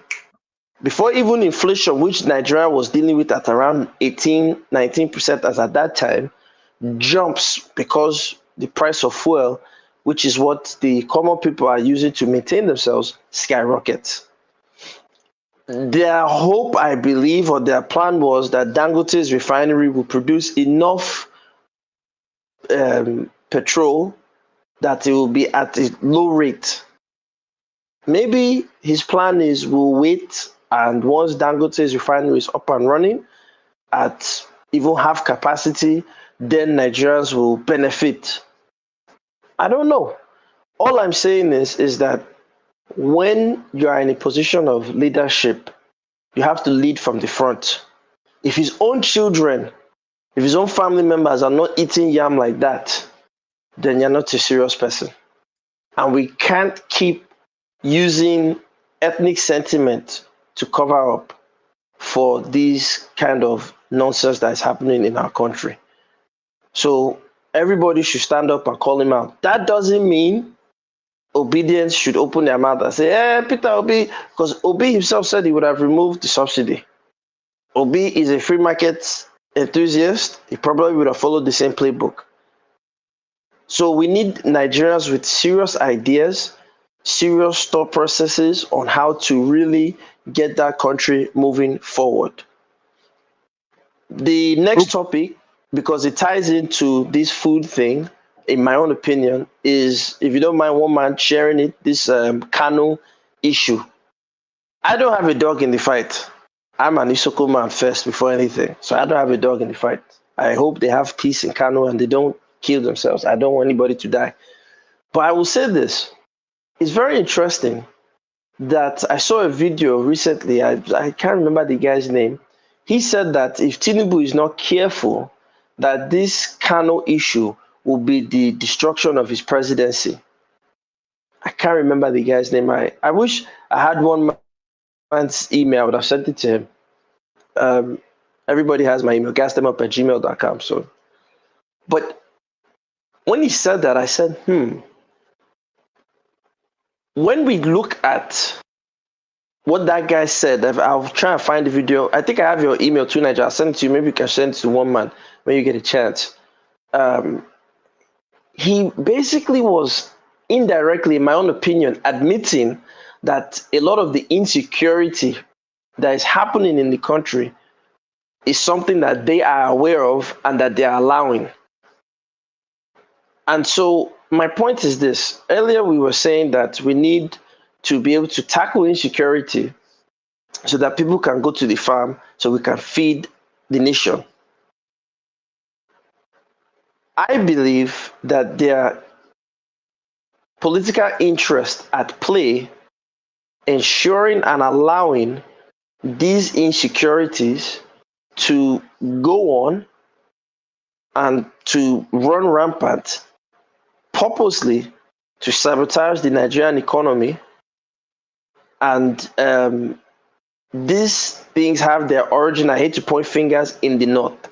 So the North needs to take a good hard look at themselves and ask themselves, what are we going to do? And I think it starts with places like Kano. If they can peacefully resolve this issue, I think that can set an example to how we can peacefully resolve issues in the North, particularly dealing with insecurity, so it doesn't spill out to the Middle Belt and other regions, so people can go to their farms and we can feed ourselves. But those are my 2 cents. I didn't want to take too much time. Thank you guys for allowing me to speak. I appreciate all of you. Yeah, so Oshari, make me let you speak now. Hold on. Sorry, you get to speak at my email address is in the private chat. Let me put it out there as well. Anybody that wants to send me an email, just send me an email. So that's my email. It should actually be part of things I roll out. So thank you, gas them up. So that was a full of gas, sort of a gas them up, so handing over to Thomas now. His name was Uba Galadima. Fairchild wrote it in the back chat. The guy I saw the video was on TikTok. The northern guy. I don't know if he's still. I think he was. He's no longer a power. Alleging Uba Galadima. Yeah, Buba Galadima Alaji. So I think he's no longer in the type of power he used to be. But he was saying that if Tinubu is not careful, this will be the destruction of his presidency. So I just wanted you guys. Yeah, but he has interest in saying that it's a Kwakwanso man. But let me bail out. Let me. But Wama, you don't want to give me 2 minutes?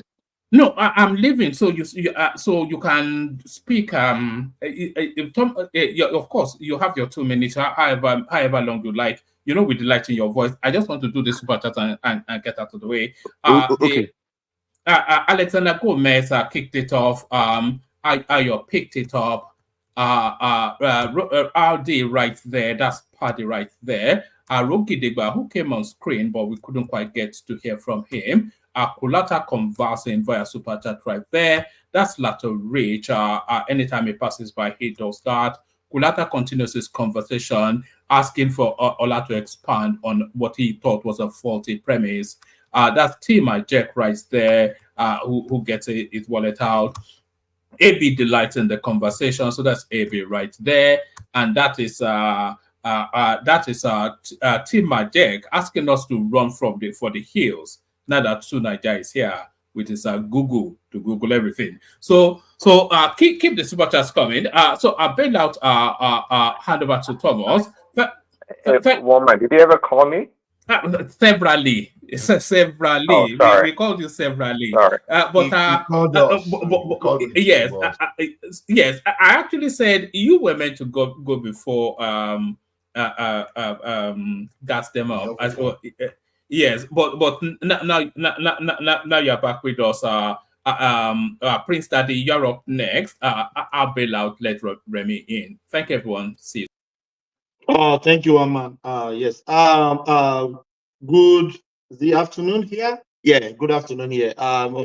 Before we Morning, start, sir.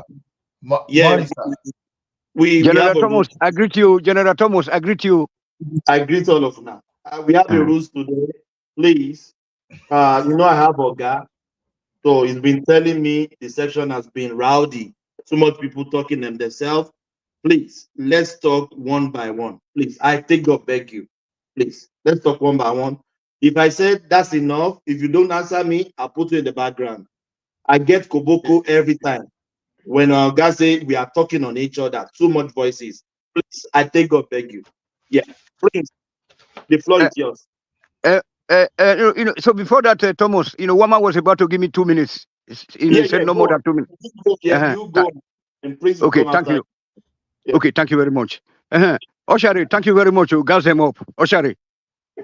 So, you really get this do data blood in you, like myself. We are here. Okay, so Thomas, the discussion was about the black versus the white people's intelligence. You know what I'm saying? Although my brother, Gazemov took us very far away from that point. I wanted to come back to that point. That you remember when I joined your group here, that was where I came in from. When I was even banned on 2 occasions for saying that the black people are less intelligent. So, for example, we lack love for each other. That is the main reason. First of all, and then secondly, if not that we are that less intelligent than the white people, why are we not able to copy like the Chinese and the Indians are doing, the Koreans, copy from the Germans, copy from the Holland people who established this or who invented television sets, and then later the Japanese came over to come and copy them. Why we not able to copy manufacturing Mercedes or any car at all? That's why we are saying that we are less intelligent, and then until we accept that fact, and then start getting our acts together, we're not going nowhere. All this our denier, people denying that we are not less intelligent. I think they're just setting us backward. Then to the Egyptian question, it was we that built the pyramid, our forefather, the black people. So when the Arab people were pushing, were coming in, we issue with the Europeans, our people started to move downwards, settling down in Congo, then to Nigeria, everywhere in the Black Africa. So we actually did that. I don't want to make some reference to that argument that Ajani Kuku was having with this there. So it was not the white people, it was not the Arabs that built the pyramid, it was the black people. If you look at the pictures of those or the images there, you see they got flat nose like us, and then their queens were like our Bini or your queens. How does that work now if we are low IQ? How did you manage to build No. it? Our inability. Let me just tell you one thing. That you like to come here to be speaking grammar, that people have to be going to the dictionary to be looking for the meanings of what you guys are just gushing out from your mouth. Look, why are we not able? Were the Indians and the Pakistanis joined together as one country, but they later found out that they cannot live together and they separated themselves, and then they are progressively, they are moving forward. You made 2 opposite statements. First, you said we have low IQ. Then you went on. Yeah. Because so our inability. Of all So time. hold on. Invention, innovation or invention is not a question, but your ability to copy from others and make those products better. You know what I'm saying? So that's what the black people have not been able to do. Like the Koreans, they copy from the Germans, from the British, from the Holland people, Netherlands. You know what I'm saying? Cars or equipment or whatever. That's what we're talking about. So that's why I'm just here to kill all your discussion, all your contribution. Ask me a question. Do you guys mind if I interject a little bit? Now, Tony, let me just redirect. Thomas, do you mind if I interject a little bit? Problem. Yeah, let's Ola land. Then you go. So this problem. Hold on, Ola, please. I'm not taking much interjection because Prince is waiting. So Ola, few minutes, then you interject, we go back to Prince. Thank you. Okay. You know where all these arguments started, to the best of my understanding. You know, there's a way I use scrap the web to see even the source of all this, some of this jargon.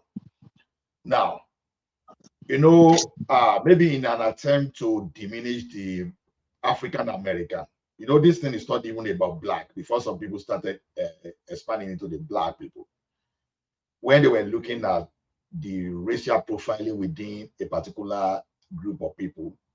So in most cases, they refer to them as African American, not even a black. So it was later that people started expanding all this story of try to diminish, try to fight psychological war against the black race. This thing is not different from what we term as racism, because when someone wants to gain some kind of a collective advantage over you, they first of all use some kind of psychological tools to diminish you. It's what I have experienced personally. And I dealt with that, although very calm, but aggressively. You know, like when someone was asking me in the place of my work, trying to ask me about 419 in Nigeria when it was unnecessary. And when someone was even asking me whether we speak English in Nigeria, in the first instance, you would think those things are harmless. They are not. The person that is pushing to you, they know exactly what they are doing. But one thing is for them to push it to you. Another thing is for you to accept. Someone said, do we speak English in Nigeria? Just in attempt just to try to, tackle my accent and all those things. I said, look, Nigeria is we have about 200 million people. I said, even if 1/3 of Nigeria speak English, it makes us more English speakers than Canada. You understand? The guy didn't find it funny, but I think he got the message. So when people are telling you, like I kept saying, when you read something, you have to be very careful of what you read. I get you. People I get you. But Ola, hold on. Ola, please. Can you just imagine why black countries will be having natural resources? They can't even refine them so that they can be able to benefit from the, all those byproducts coming out of those, refining process. And then why is it not that, why are we not able to copy the Germans and there be manufacturing cars, in our own names, like the Koreans are doing? Tony, that makes us definitely less intelligent. No, that we cannot refine is not really true. Let me tell you that for sure. That was why I refer to bronze casting and all those back. Thomas, Thomas, don't be angry, please. Right on, Ola. No. Few words. No. I'm not going forever. Few words, then we go to points, please. Okay. Yeah. Okay, thank you. So when we were doing all those stuff, so that was why I was asking question: how are we able to survive? People say, "Oh, survivor, monkey survive." No, it's not about monkey survive. Were we living under the leaf when the Oyibo came? We were building out even what we call house. Then even if we're just small huts, at least we were getting somewhere. And from there, we started expanding. How were we cultivating our farm? How were we planting seeds? How are we preserving food? Thank you, Tony. That was before. We are talking about now. We are, we're not going to the present and the future. What the hell is going on? Tony, that's enough. That's for 2 minutes. Yeah, that's enough, please. Yeah, let's go to Paddy, please. Yes. 2 minutes, we go to Prince, please. Thank you. All right, thank you. Yes, I just wanted to quickly touch up again. I think one of the things that maybe Ajale Koko had mentioned, and so first of all, let me even speak to Ola's point. The fact that I argue that some people have survived more from their by using their brain doesn't mean that the other ones who haven't are less intelligent. I mean, I'm not intelligent. So by me saying that as a collective, we've not proven our intelligence over, far much more than the rest of the human race or species.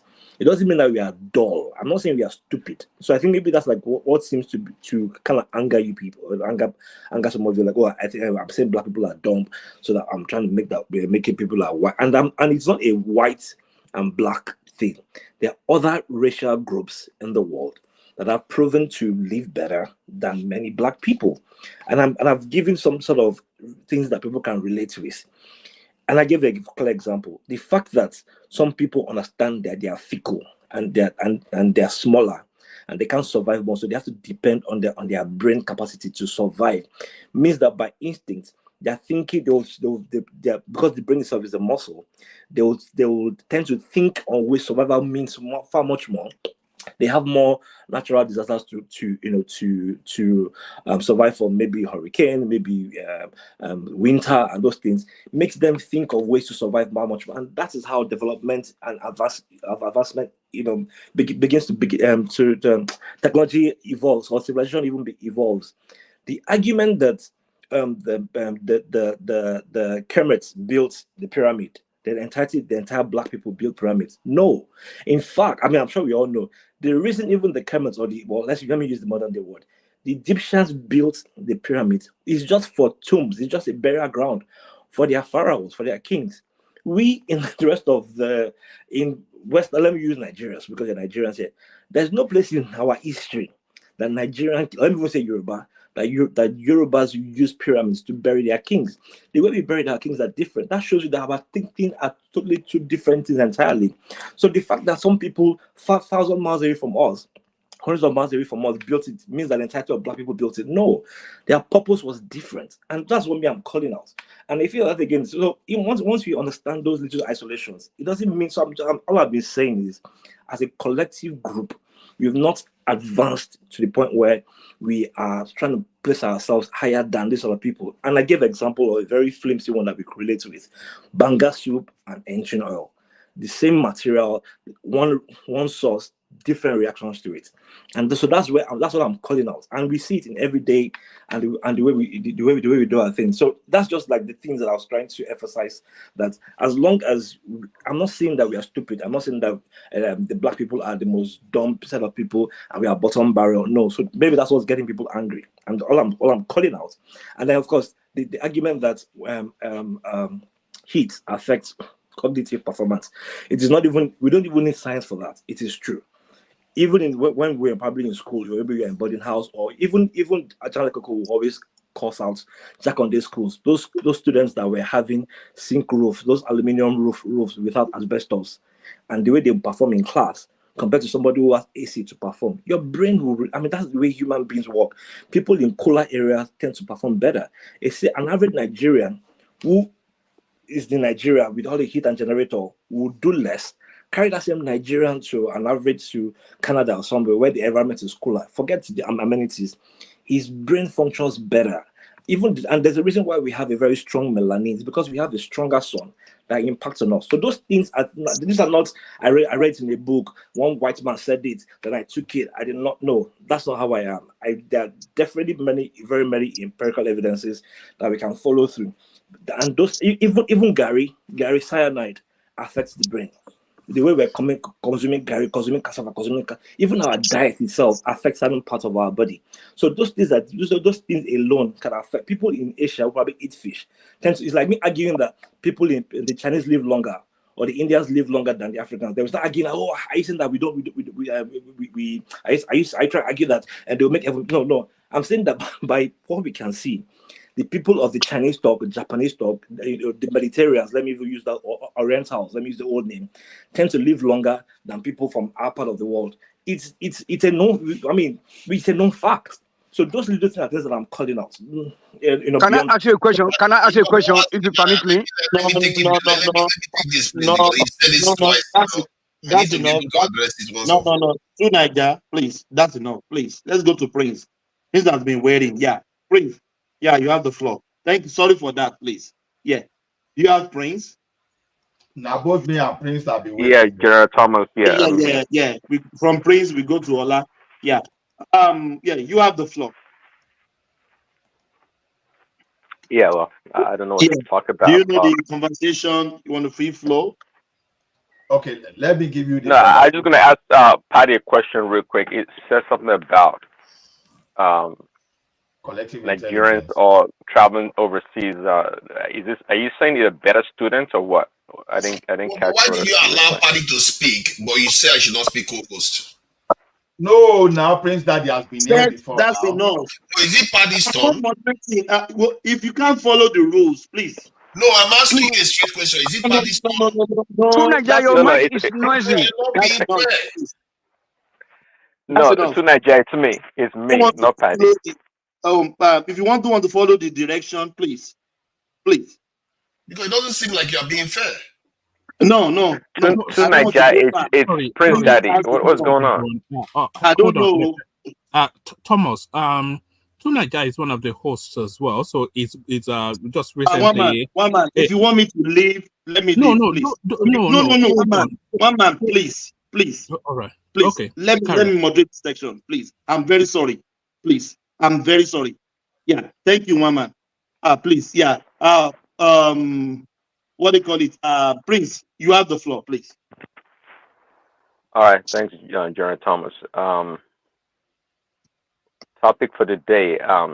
Let's talk about the Nollywood actor Okonkwo, right? Is it Okonkwo? Yeah. Yeah, the Okoko about Peter Obi is coming out to telling us the truth. Yeah. Well, a woman was suggesting that he might be leaving the Labour Party and perhaps going back to the APC. Right. I think he came from APC, right?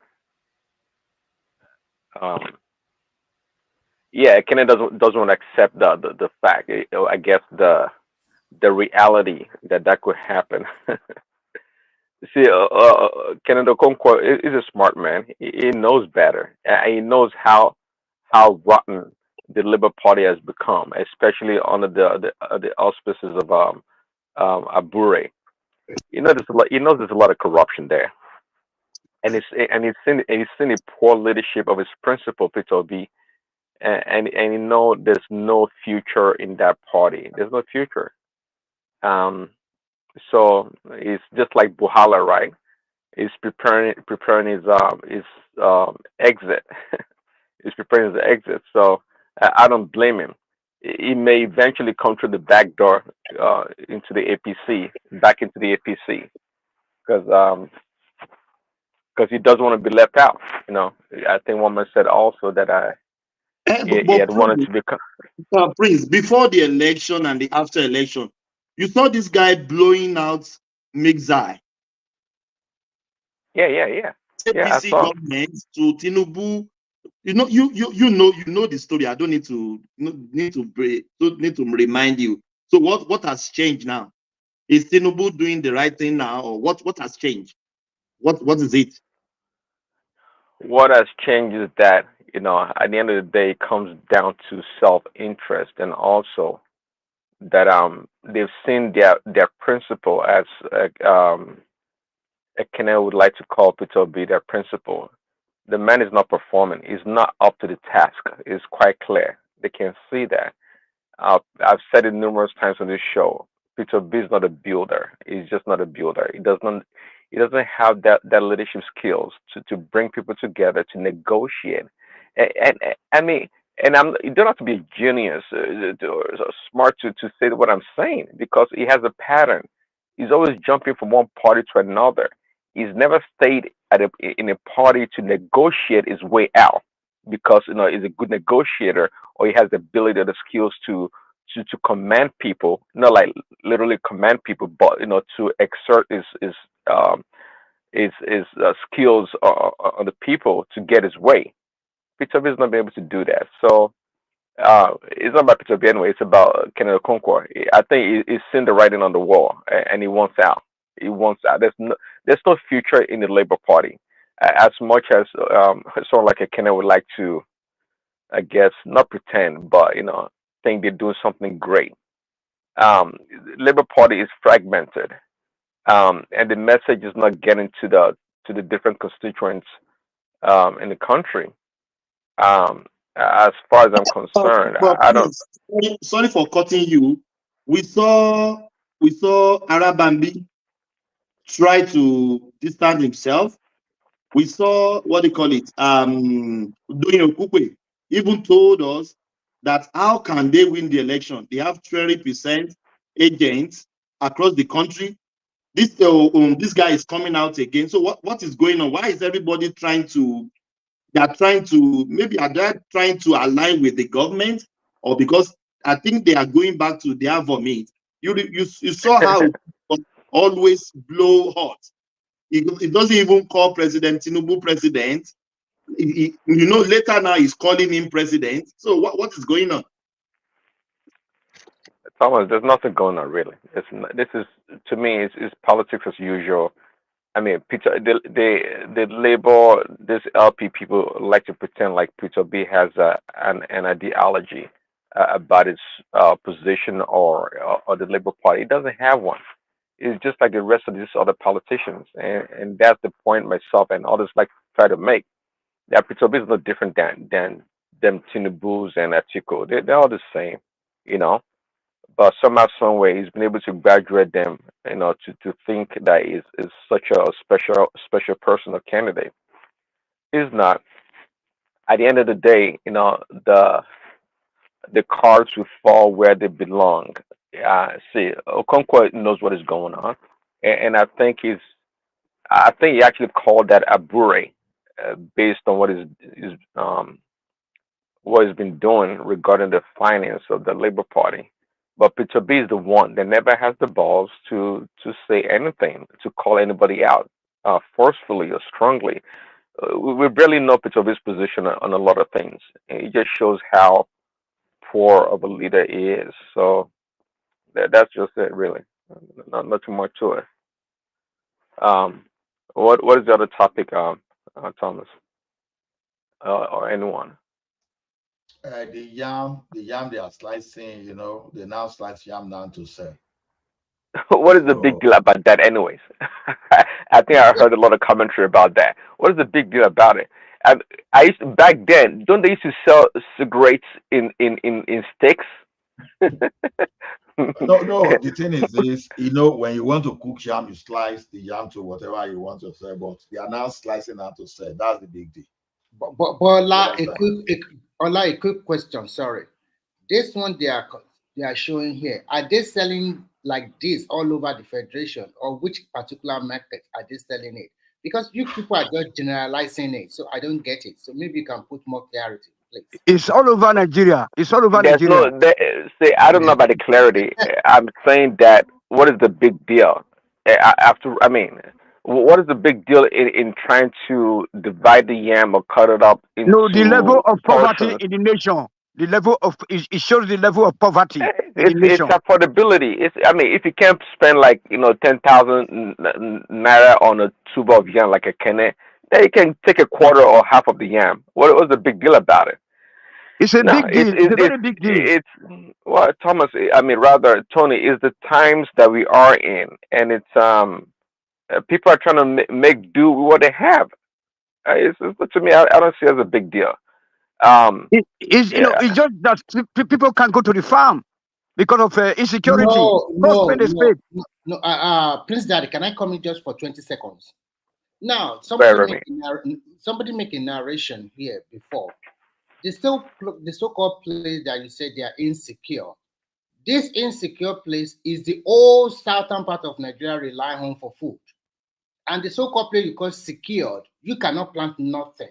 You can't go to your place is so secure that you cannot plant nothing, and you are relying on insecure region to bring you food. What are we talking about? That is secure region. Northern Nigeria is used to that culture. But this is very new to us from your state. What we are saying here is simple. You called us there is scarcity of food or whatever, and everybody is trying to say there is insecurity in the northern part of Nigeria. When you talk about Nigeria today, the most insecure place is the northwest and the northeast. But insecurity is part of their way, in their way of life. Hold on. Yesterday I listened to you here too. Insecurity, insecurity is their way of life. It is not. Yes, that's enough, please. Yeah, Remy, make that comment. We go back to Prince. I want to limit the interjection to this, please. The northern part of the country is insecure, and they have the more percentage of insecurity in Nigeria than the south.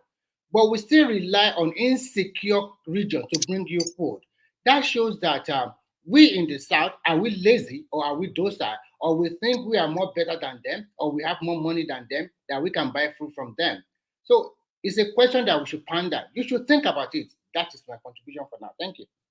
Yeah. Back to Prince. Well, yeah, we saw one man about a week or two ago. One man played a video of a man on the street, a Nigerian man on the street saying, "Look, it's the issue of food scarcity. It's a joke essentially.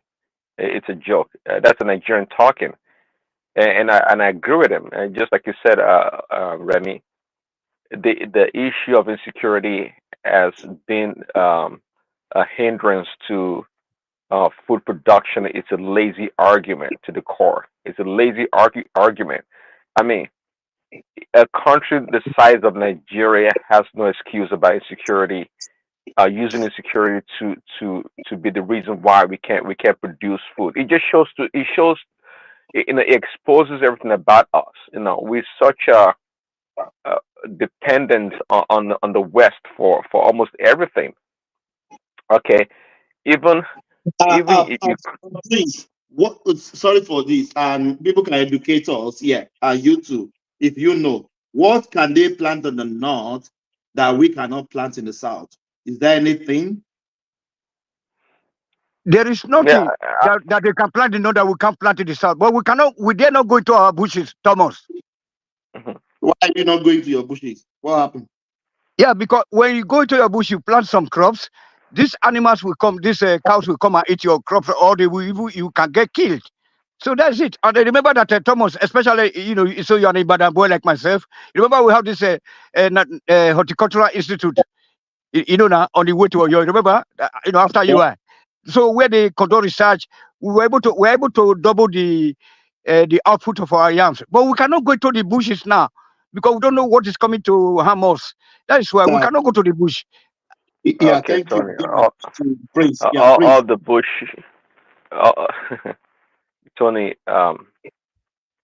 I don't think so. I don't think that. I think you're trying to say that maybe the terrorists or the Fulani people, they've occupied all the Prince forests. Daddy, who are the people you are blaming as lazy people? Who are the people that you said there's no excuse why we cannot plant or go to farm? Who are the people you are blaming? I'm blaming the leaders, starting with the governors, not bringing about initiative, incentives for people to go into agriculture or to do just some kind of a medium scale farming. Those are the people I'm blaming. Okay, and yeah, Subsistence farming is not it's not possible. Tony, please, that's enough, please. Thank you. Yeah, please. Yeah. Subsistence farming it is possible if it is possible if you know what to grow. Again, I'm talking about maybe medium scale farming. Not necessarily a large scale farming, right? So again, it's because of the no direction, no initiative, no leadership.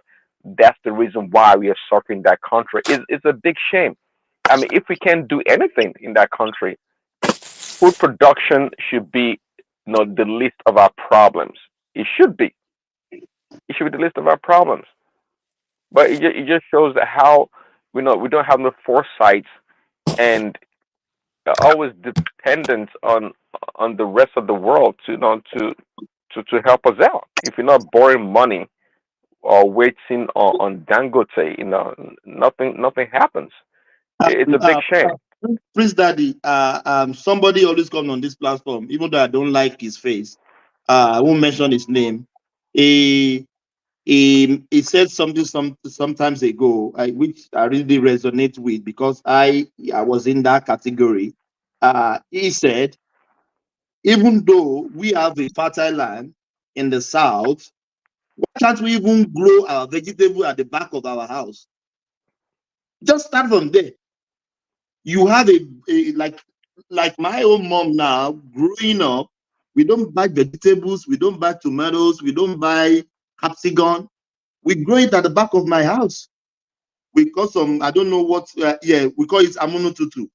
We water, I forgot the English. We put it at the back of our bathroom. When the water is coming out, we grow it. At least we have something ourselves. We don't go to market and buy such a thing. So what can you even start from there? You can imagine, Prince, if everybody in the South growing vegetable at the back of his or her house, that reduce even the going to market to buy those stuff. So why can't we do something even ourselves, our own self? Yeah, go on, please. Yes, if we can even grow àgbàdo plenty, I think we can do plenty of stuff. Even small scale, just like you said, people having their own small, farms or gardens at home, they can produce the little they can. By the time you put all this little, produce together, you got plenty in the market. I mean, anyways, it's again that's identical. That's why I say it's a lazy. We just been lazy. It's just been lazy. I mean, as big as that country is, you're telling me insecurity is the number one reason why we can't produce food. I don't believe that for 1 second. Prince Daddy, we can also ask a question. They said there's total insecurity in the north, but when you follow the road from the north through Ilorin to Ibadan, I don't know whether Thomas nobody their market very well.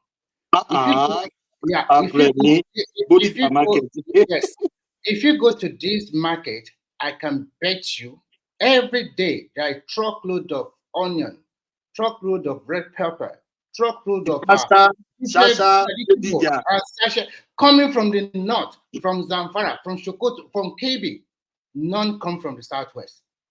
You do not see, even including your big cow, including your ram. None is coming because we can't. Those produce we can't grow them. Is that why? I don't understand. So we should ask Daddy. Yeah. More. You made a statement now that you don't believe that insecurity is what is responsible for scarcity. Is the main something that we cannot do. It's the main reason. Yes. Well put. Yeah. You say it's not the main. Yes, it should be the least. Okay. Those in power, particularly the president, made a statement on Monday, the day of celebration of Eid, that it is time for them to get rid of security so that people can go to farm. How does that sound to you? How does that sound to you? How many? Hold on. Did the president say that? Is that Tinubu that said that himself? Yes. No, president himself. He said what, sir? He said what? He said it is time for them, as the leader, to get rid of the insecurity so that our people can go to farm. Why do you think it was playing politics? That's all I can say. It's playing politics. Stop it. That is what kind of you think that it doesn't know that they have insecurity that prevents people from going to farm?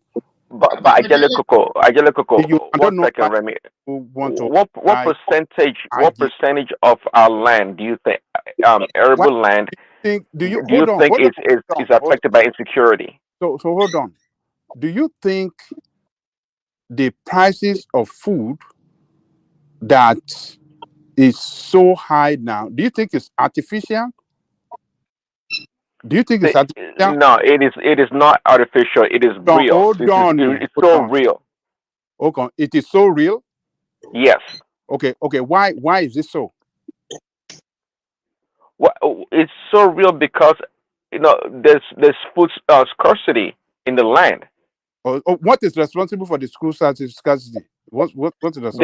What is responsible is the lazy excuse of insecurity. Oh my God! Oh my God! What are you talking about? For God's sake, lazy excuse? Lazy excuse of insecurity. Hold on. You think the farmers whose main occupation is to farm, harvest, and make money, you think they deliberately just want to sit down and don't want to No, go to no, bank they to don't. make money? No, they You don't. see? See, Okay. Angelica, you and I think we're actually No, talking. no. We're on the same page. But 1 second. But here's the difference between you and I. Me, I'm putting the onus, the responsibility for the reason why we lack enough food in that country on leadership. I'm saying that. I'm categorically saying that. Look, it doesn't matter the insecurity. Nigeria is such a big country that we can make do with other parts of the country to grow food. The That's my argument. insecurity, hold on. The insecurity has overwhelmed the entire country. And It's a that is lie. why you hold on, It's a lie. hold on, I disagree with that. hold I on, disagree with hold Ajale on. Koko. I disagree with that. No. Okay, You It's a hold lie. on now. Hold on. Let me make my point. yeah, That is go on. why you have seen for the past 9 years or 8 years, budget for defense has been on top, above for that. Oh, do you think Nigeria is fighting war against the neighboring country? Who are we fighting war against? Why do you think they are ordering torpedoes and what do you call torpedo fighter and all these weapons? Why?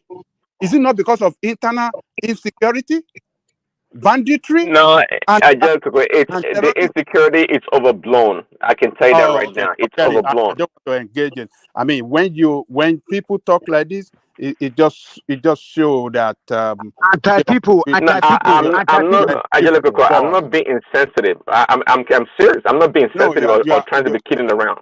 you are living No, in see, you know very well it is in the interest of the military establishment to blow things out of proportion and not even do nothing about it. Yeah, they buy to counter jets or whatever they call them, and all this other weaponry. Yeah, they have them. But for 9 years, how lazy is your military that they cannot fight insurgents in their own country?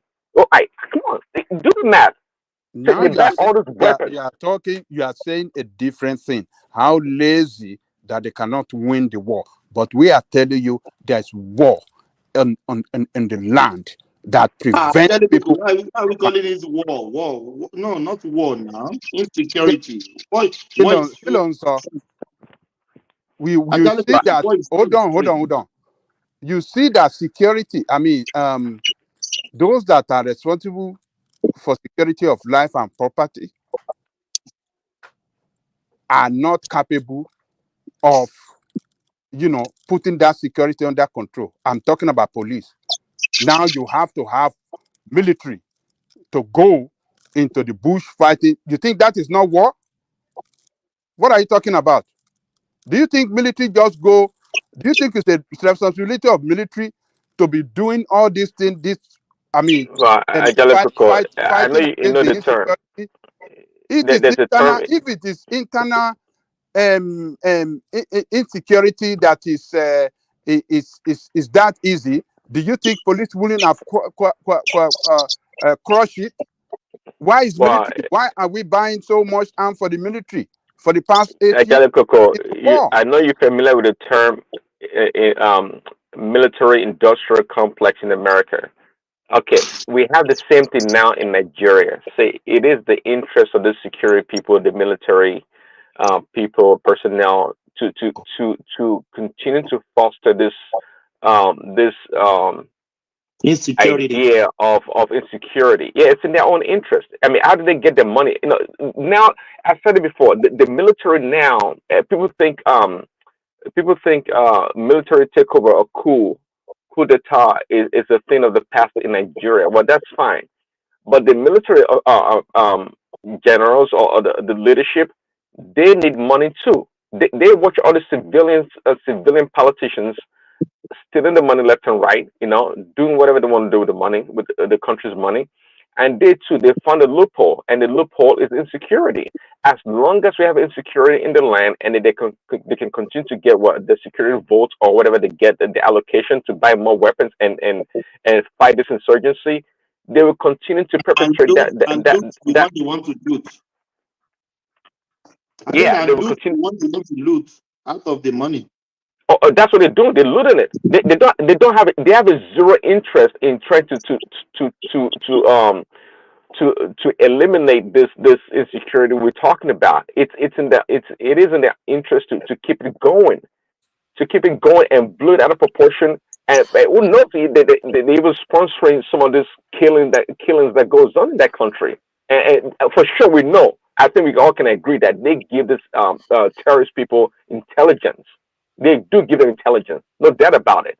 Sometimes you don't have to be a military expert or know everything about military how it works, but you can see the pattern on how things unfold in that country. And there's no doubt the military is really hating and abating this terrorist in a lot of ways. So they can give us this aura of insecurity that we can't grow our food, we can't grow food or go to farm because insecurity is to their own interest. And I'm telling you that if leadership is serious in that country, we can put an end to it. If not, we can curtail this insecurity to a certain part of the country, and with a big vast land that we have in Nigeria, we can grow plenty of food for everyone.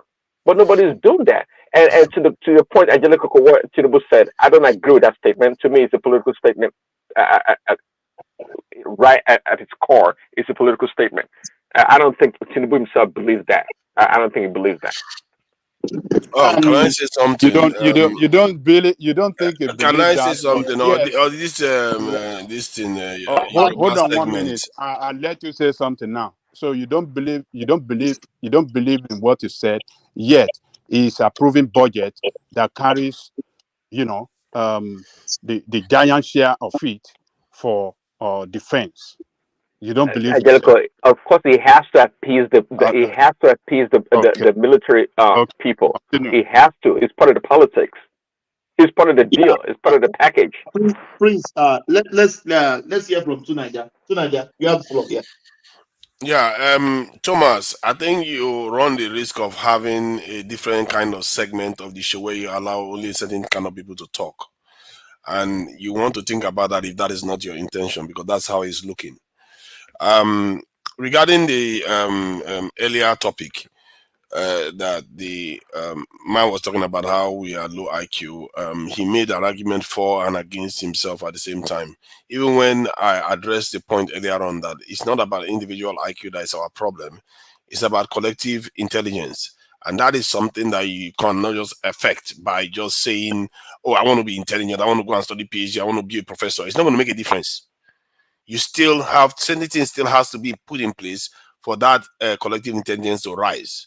And those ingredients are not in place. And I think part of it is also because most of our people are thinking from the point of view of the micro level, whereby, oh, let's fix this one, it's going to solve the collective intelligence issue. It's not going to solve it.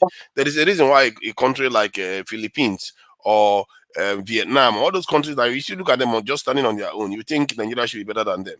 But they are performing us like crazy. Why? It's because that collective intelligence is something that operates on a different level than we are not talking about. And it took me a long time to even come to this point to realize that there's something else going on here that doesn't make sense. Because our people are very educated. In America, they make the highest, the highest educated diasporans arrive in that country. But yet, look at where we are today. Okay, tonight, you continue, but give me a second. No. Help us with the definition of collective intelligence, because you're good at throwing this kind of buzzwords around. They have collective intelligence in the Philippines and in Vietnam. Okay. Yeah, they have a higher one. Tonight, have you ever been to the Philippines? No, I've not. I indulge you to please go there, and then you compare with Nigeria. Then you know that what you are saying now is not totally true. Because sometimes define the collective intelligence tonight. You will never appreciate your country until you start stepping out to several countries. Then you will understand that your country is not so bad as you guys continue to spew. I didn't say Nigeria. I totally agree that Nigeria needs a lot of development. I totally agree that we should encourage both leaders and followers to continue to strive and work hard for that country. Well, you were here when he was calling us low IQ. He didn't intervene then. I'm trying to address the point he made. Because that time the platform was full, and I think there's no need for me to intervene. And whatever you guys are saying at that particular time, there are so many analyses that a lot of people will put forth. Because at the end of the day, what you read might be different from what he read or she read, and what he believed in might be different from what you believe in. So if we give you 10 days, you will never finish, because everybody have the way they will look at it. What do you mean So 10 that days? It's not about 10 days. We are If I addressing get back different points. to Nigeria, hold on a second. Please explain or define these collective intelligence you're talking about. Okay, let me give you a simple example. If you are in a room and you have, 6, 7, maybe 10 people in the room, friends or foes, whatever, you're arguing amongst yourself, and you're arguing amongst it bitterly. Then suddenly you guys discovered you are in this room, in this building, and then you see foreigners or some people surrounding the building looking hostile and coming to attack you people. Guess what's going to happen? That group that was arguing a moment ago will now band together to fight off the intruders that are coming to do them harm. What has just happened in that room is that their collective intelligence has increased. Now they are going to work together to deal with that threat. That is what we are talking about here. We as a people, collective intelligence, when it comes to that, we don't have a very high one. We have individual intelligence, but we don't know how to work together to make it a matter for our Okay, society. based on what you just described, then we do have collective intelligence tribally, in a tribal form. We do. When you say in a tribal form, it's still that example of me saying individually in that room. Tribally, it's not going to cut it. You have to operate, you have to manifest the power of your national tribe. Well, For see, you to we know we're quite distinct in that country, Nigeria. So, tribal, from a tribal point of view, if each damn region, use that based on your own definition of it, use their own collective intelligence, they can develop their own space and to make it more habitable and more conducive for their own people. And overall, collectively, as a nation, it will be better off. But we are talking about hold on, Tunaja, hold on, please, sir. Thank you. Prince Daddy, we are talking about the collective, the collectiveness of the black race. Not just don't limit it to Nigeria or to our Western region, kind of something. We're talking about a whole race. What Nigeria is trying to tell you is that the black people lacks love for each other. They cannot work together to at least formulate something. Something formidable that we can be able to count on. Say, okay, these are black invention.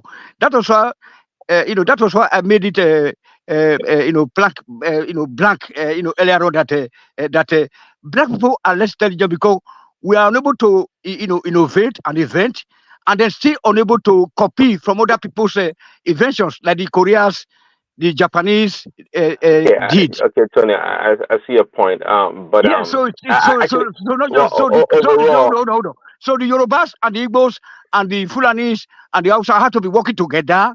For example, work together and synergizing, and then do it just getting their house together. And then to the Haitis, the Jamaicans, the black race are less intelligent than the white race. Yes, I am not less intelligent. I don't know where you get that from. Please, Daddy, go on. Okay, make something now, Thomas. General Thomas, make something now. Make it produce us. My brother, I am not less intelligent. You can be less intelligent. Yeah. Please, Daddy. I think let me just summarize the importance of collective intelligence is that it's more consequential than individual intelligence. A group, let's say you can have a group of people that are just school leavers versus professors that are highly intelligent, but they are divided and they have their own with their egotistical problem. That group that is school leavers will win out over the professors every time, because their collective intelligence, if they magnify it, is greater than what the individual professors can ever be able to produce. That's what tonight, that's I don't know. I kind of I don't know. I don't know if I disagree or not. But help me out here.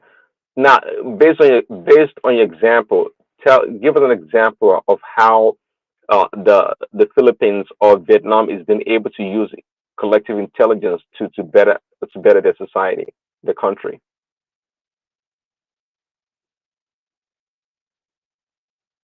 Yeah, okay, like in a football match. Let's say we are playing football and then I want to score alone. Sorry, I don't didn't pass know. the ball. Hold on, Tunaja. You don't pass the ball. Tony, you must have people you must let people to talk. You just finished talking minutes ago. Yeah, Tunaja. Yeah, the point is that regarding the Philippines, they make up about half of our population.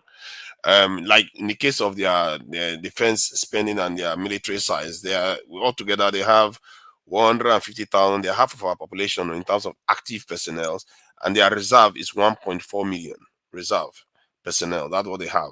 That is a country that is half of our population. They are more active, and they are not even having terrorist issues, kidnapping their women and children every day.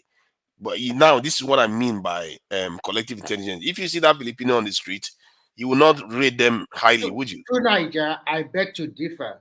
The most part of the northern Philippines are into a lot of crises. In fact, the military or the president or the democratic group cannot even get access to that place because they are also trying to declare they want to go away from the old Philippines itself. And the Philippines itself, they have a lot of crisis in the northern part. And the way you are putting it here is that you think they have a huge problem also there. Religion play a big role that sometimes when you marry, it's very difficult for you to divorce. And it's so many stuff that you cannot explain. Then when you hear them talk, or if you have had them as friends, you will know that Nigeria have more freedom than them. And when you talk about their military might, Freedom. America have a base in the Philippines because of China, and that helped them a lot. They have a big base in the Philippines that help them. So when you are talking, the only problem I see about Africa is that unfortunately for us, we are unable to document our history because of language. So how did what you just Let me say finish. negate Listen, just give me 10 anything I seconds. said? Give me 10 seconds. If we have our own language and we don't have all this fusion of so many ethnic tribes together, if it's just only one tribe or two, which is manageable, like China now, they have about 90% of Han nationality, the same kind of people. So we don't have our own language. So all what we guys are fighting about are what is written for us. And if they write your history for you, there's going to be a lot of distortions because everybody's going to write it the way they feel like.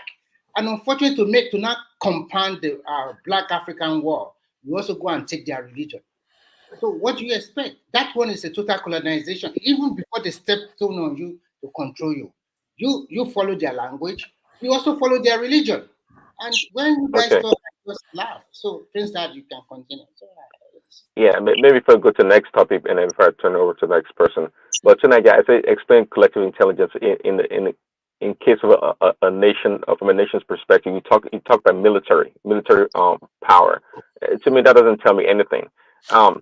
And But because they when it kept comes to interrupting now, he just made a long statement of almost nothing. He didn't dispute anything that I said. He just made that they have some issues, but their issues are not the same as us. If 200 of their children are kidnapped, you will hear it all over the world. You will not hear the end of it. They are not like you, Mr. Tunaja. They are not like you that focus too much on everything, whether true or Because not true. without security, you see now, this is what I mean. Because without security, why do you think they So have I just give 1.4 you, million a reserve? very good example. They are not like Nigeria with so many different tribes like that, or so many Oh, different so that's people. why they have 1.4 million reserve. I don't know about their military size. It's you that is picking out the figure there. I'm But giving you the figures. what I'm trying to tell you is that they will not go online and be bastarding. They have been writing rubbish about their country or something like that. They are not that type of people. They are more patriotic I'm not here element. about Martin Nigeria. I don't know where you got that one from. I'm I'm just telling you, they are saying more that what patriotic Paddy said about their was country was than not Nigeria. was So not all the these most. things you are trying to say about collective intelligence or no collective, everybody knows that all over the world, people are intelligent. But when we look at it in generality, and I just gave you a very good example. I don't know whether you have talked about that. See, now you ran away again. If they control your language and they also control your religion, that means you're already a slave to them. See how how Nigerians, they save or find a way to go to Jerusalem or Mecca only because of pilgrimage. So you can look at it that Do if they you go know to what the Chinese were doing recently? They were taking down mosques and rebuilding it in the Chinese tradition. that they build it in their own cultural style instead of the minarets. Which Let me just finish which my point. province is that? Let me finish the point. Instead of the minarets and all those things, the reason why they are doing that is because they don't want to be overridden by another people's culture. Like what you just said just now about Nigerians, we accept those things, but other people don't accept it. It means that they are operating at a higher level than us. One verse. Let him land, Remy. Yeah, so I just want to ask you a question. Which region or which province or state are they pulling down the mosque and they are redesigning it to Chinese way? Which can you tell me? The areas that are Muslim, if that is a mystery for you. So which areas that are Muslim that they build the mosque? I don't know the precise. I don't know whether it matters. Yeah, exactly, that's the point. I think that what you are saying here is untrue, and what? Yeah. Oh my God, that is a big claim. Bring out your fact. Bring out your fact. Okay, don't worry. I will have to. This is something I saw with my own eyes. That they reported on it. What are you? Man, I don't know why you're arguing with me. No, to Nigeria, I tell you, the Philippines is not a land of roses. That everything's they have big problems there. It's not even America. Yeah, they have big problem in the Philippines. It's not a model country. I mean, I'm not going to say that. In fact, the leadership of the government has been in the past, the recent years, they've been like brutal to the citizens. I wouldn't use Philippines as a model for anything, quite frankly. I'm using they may have a larger military than we do. Prince Daddy. Yeah. Yeah, Prince Daddy, do you mind if yeah, go ahead. Collective. So I'll first give a biblical one, so you understand where I'm coming from, and then I can make it a brother one. So a biblical one is the Tower of Babylon. So collective people came together and thought to build a city Babylon. So that's a collective. Your line is breaking. So that may be an example that maybe we can use amongst Yorubas would be. You are breaking, my brother. You are breaking. I think I'm the one breaking now. Yes, we can hear you now, but you were breaking before. Go on. Yeah. Go on, please. I've sent the link, by the way, of the mosque that they are transforming in China. You can see that they are transforming into their own cultural mosque. So you said they are demolishing the mosques and designing Chinese. That's why they are renovating it. That's what I said. Yeah, nice. They are renovating to Chinese style. They are removing the Islamic, that's the Arabic kind of minaret kind of mosque. Am I better now? To a Chinese style. Yeah, we can hear you pretty good. Yeah. We can hear you now. Go on. Yeah. All right, thank you. Yeah, so I was giving like a biblical example for Prince Daddy, and that's because of his face. And I gave the example of Tower of Babylon. So that's like people coming together to collectively build a vision. And that's something we've seen the Europeans do in recent times. The Greeks did it, prehistoric.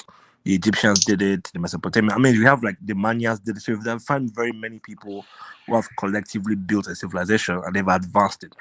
Now, in between, they will lose it. They lose it to war, they lose it to natural disasters, they lose it to so many things, but they're able to get back on their feet and rise all over again. We are not the only ones who experience slavery, but for some reason, we've not been able to get out of it. So when I say we suffer, what's it called? What's that word we give?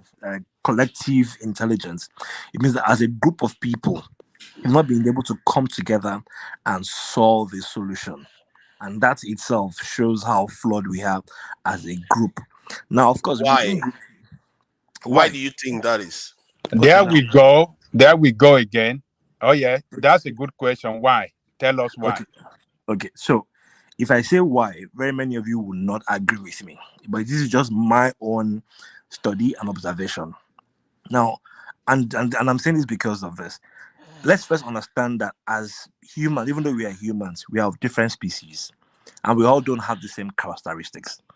And once you don't have the same characteristics, because we have, and I'll say, and again, I'm saying so, because individually, we can survive as individuals. So the meaning that Ajale Koko himself can provide for himself. He has the physical strength to provide for himself. He can defend his home, defend his land, defend his family. So for that reason, he doesn't need a wider collective group to survive. Maybe a few family members, if in his own small compound, and they can protect their own yard. people who are smaller or maybe people who have done it well have had to come together to protect a vast expanse of land. And that's how you build cognitive intelligence. So I'll give a very, if you've been using China, so let me use China. The Chinese are smaller in physique. They have Russia on the side, they have Japan on the other side, they have maybe the Arabs on the other side. So they have to fight collectively because they know that they can't defend individually. They needed group intelligence. Group intelligence means that they're going to build a broader defense, a broader mechanism, a broader that itself starts to build. It helps people to bring collective ways of advancing. Now, this is not just maybe 2024. No, this is something that happened, transitions into from maybe centuries into how we behave now. That itself is one of the reasons why. So, which is why, by as default, as almost as Black people, because we know we can cater to ourselves, we focus on ourselves more than the collective expense. Same thing happened. Look at the Europeans. Europeans understand that. Let's use America. America understood that if we live individually, we will lose to the British. We will lose to whoever wants the Portuguese. So let's come together and make a nation, and so we can together fight the British. The moment they won the battle with the Brits, America started thriving. That is how people build collective intelligence. So that is, I think, is why the average Black person, I'm not talking about me, you, because when we put it ourselves, people get triggered. But the average Black person's focus is on self-satisfaction. Let me grab enough for myself and my family. We don't think, look, if instead of me to focus only on my compound, let me make the entirety of this compound, this entirety of my land. Let me make my kingdom so protected all the way far, so I don't need to suffer. And that's because we have stress. It seems like it's theoretical. Let me take him. Let me answer after he finishes. If when you are done, let me know, so I can just, because this has been going on for a bit. Please go ahead. Right. So I'm saying that because even though it seems very theoretical, it is actually very practical in the way we survive. And before I go, I wanted to let me leave it like that. If I speak again, I want to speak on something around.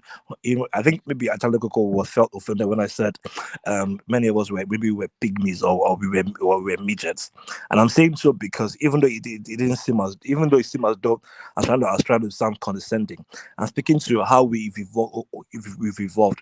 If we look as far back as maybe if any of us met maybe our grandparents or our great grandparents, and we understand how smallish they were. The reason why we had small fibers, even though they had strength, the reason they were small was because we didn't have access to enough protein. The domestic animals we had, even our egufe or ewure, is literally called pygmy goat. So even the things we were consuming, our guinea fowl, our bush meat, those things were very lean protein, and they didn't allow us grow big. It's protein that makes people grow tall and big.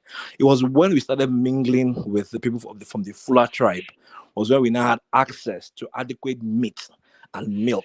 That's when we started growing to the tall people we were. Even if you look back as a recent history, the Azikwe's, the Awolowas, and people behind Macaulays, these people were actually very short. Yes, they had strength, they had power because of the carbs and vegetables, but physically they weren't very tall. The people who were tall amongst us were the nothingers who didn't have to deal with things that we had to deal with. So I just wanted to land that point here so that people can sink in, bro.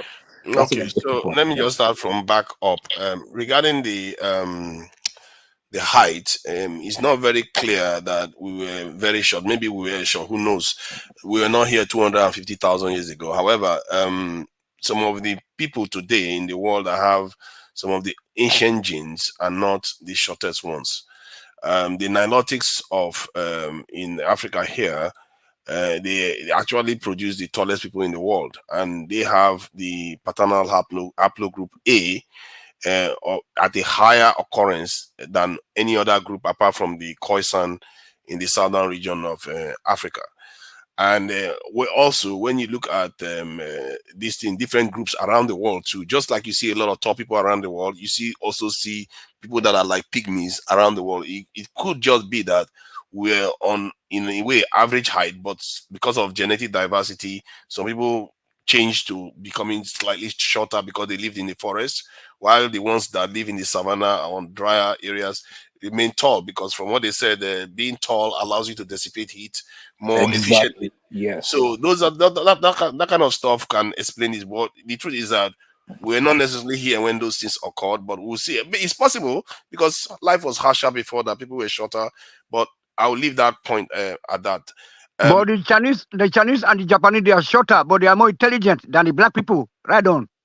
Yeah, regarding the group intelligence, your explanation, at least the way you try to explain it, I already gave an example that implies that when people have an urgency of, you try to explain it by saying the Chinese will have people here and the Chinese will have people there, but you didn't land it fully because the Chinese people were like that, and after the British, the influence of the British waned. They were still very, very backward. They didn't get themselves together. As a matter of fact, they had some of their people fighting to make Christianity the fate of the country. But by the time the Japanese invaded them, their head corrected very, very quickly. And they realized that they have to now focus, just like those people that I gave as an example that are in a building arguing amongst themselves. But when they sense a bigger threat, they unite. And that unity that comes from that, you don't have to explain it to your fellow countryman. No matter due to their white color, due to their white skin, then because why are we not work together like a football team? It's all about skin, not necessarily color. It's about skin. Okay, one second. Let me make your point. Comment real quick. The point I'm making now. Come on, you have to have a strong shared experience, something that unites all of you. That you don't have to verbally convince everybody all the time of it. Because if you look at the countries that went on to develop now, the ones that went on to develop are the ones that had that kind of experience and they went to build things that are far, far greater. Look at even North Korea. When I was saying that North Korea is more advanced than Nigeria, people thought it was a joke. Look at Putin is going there. Do you see Putin coming to ask Nigeria for help or anything? North Korea, 80% of North Korea was destroyed in the 50s in the Korean War. And in the less than 3 years, after they destroyed 80% of destruction, which means some towns were completely flattened.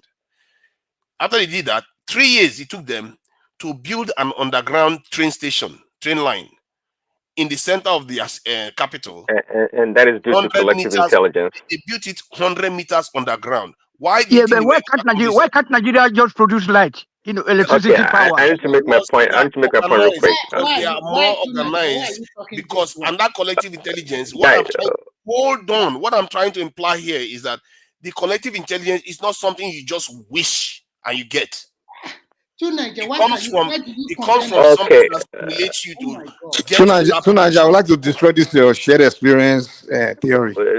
Let me make my comment before you come in, Mike. 1 second. Let me make my comment. Okay, go ahead. So you guys keep talking about this collective intelligence stuff.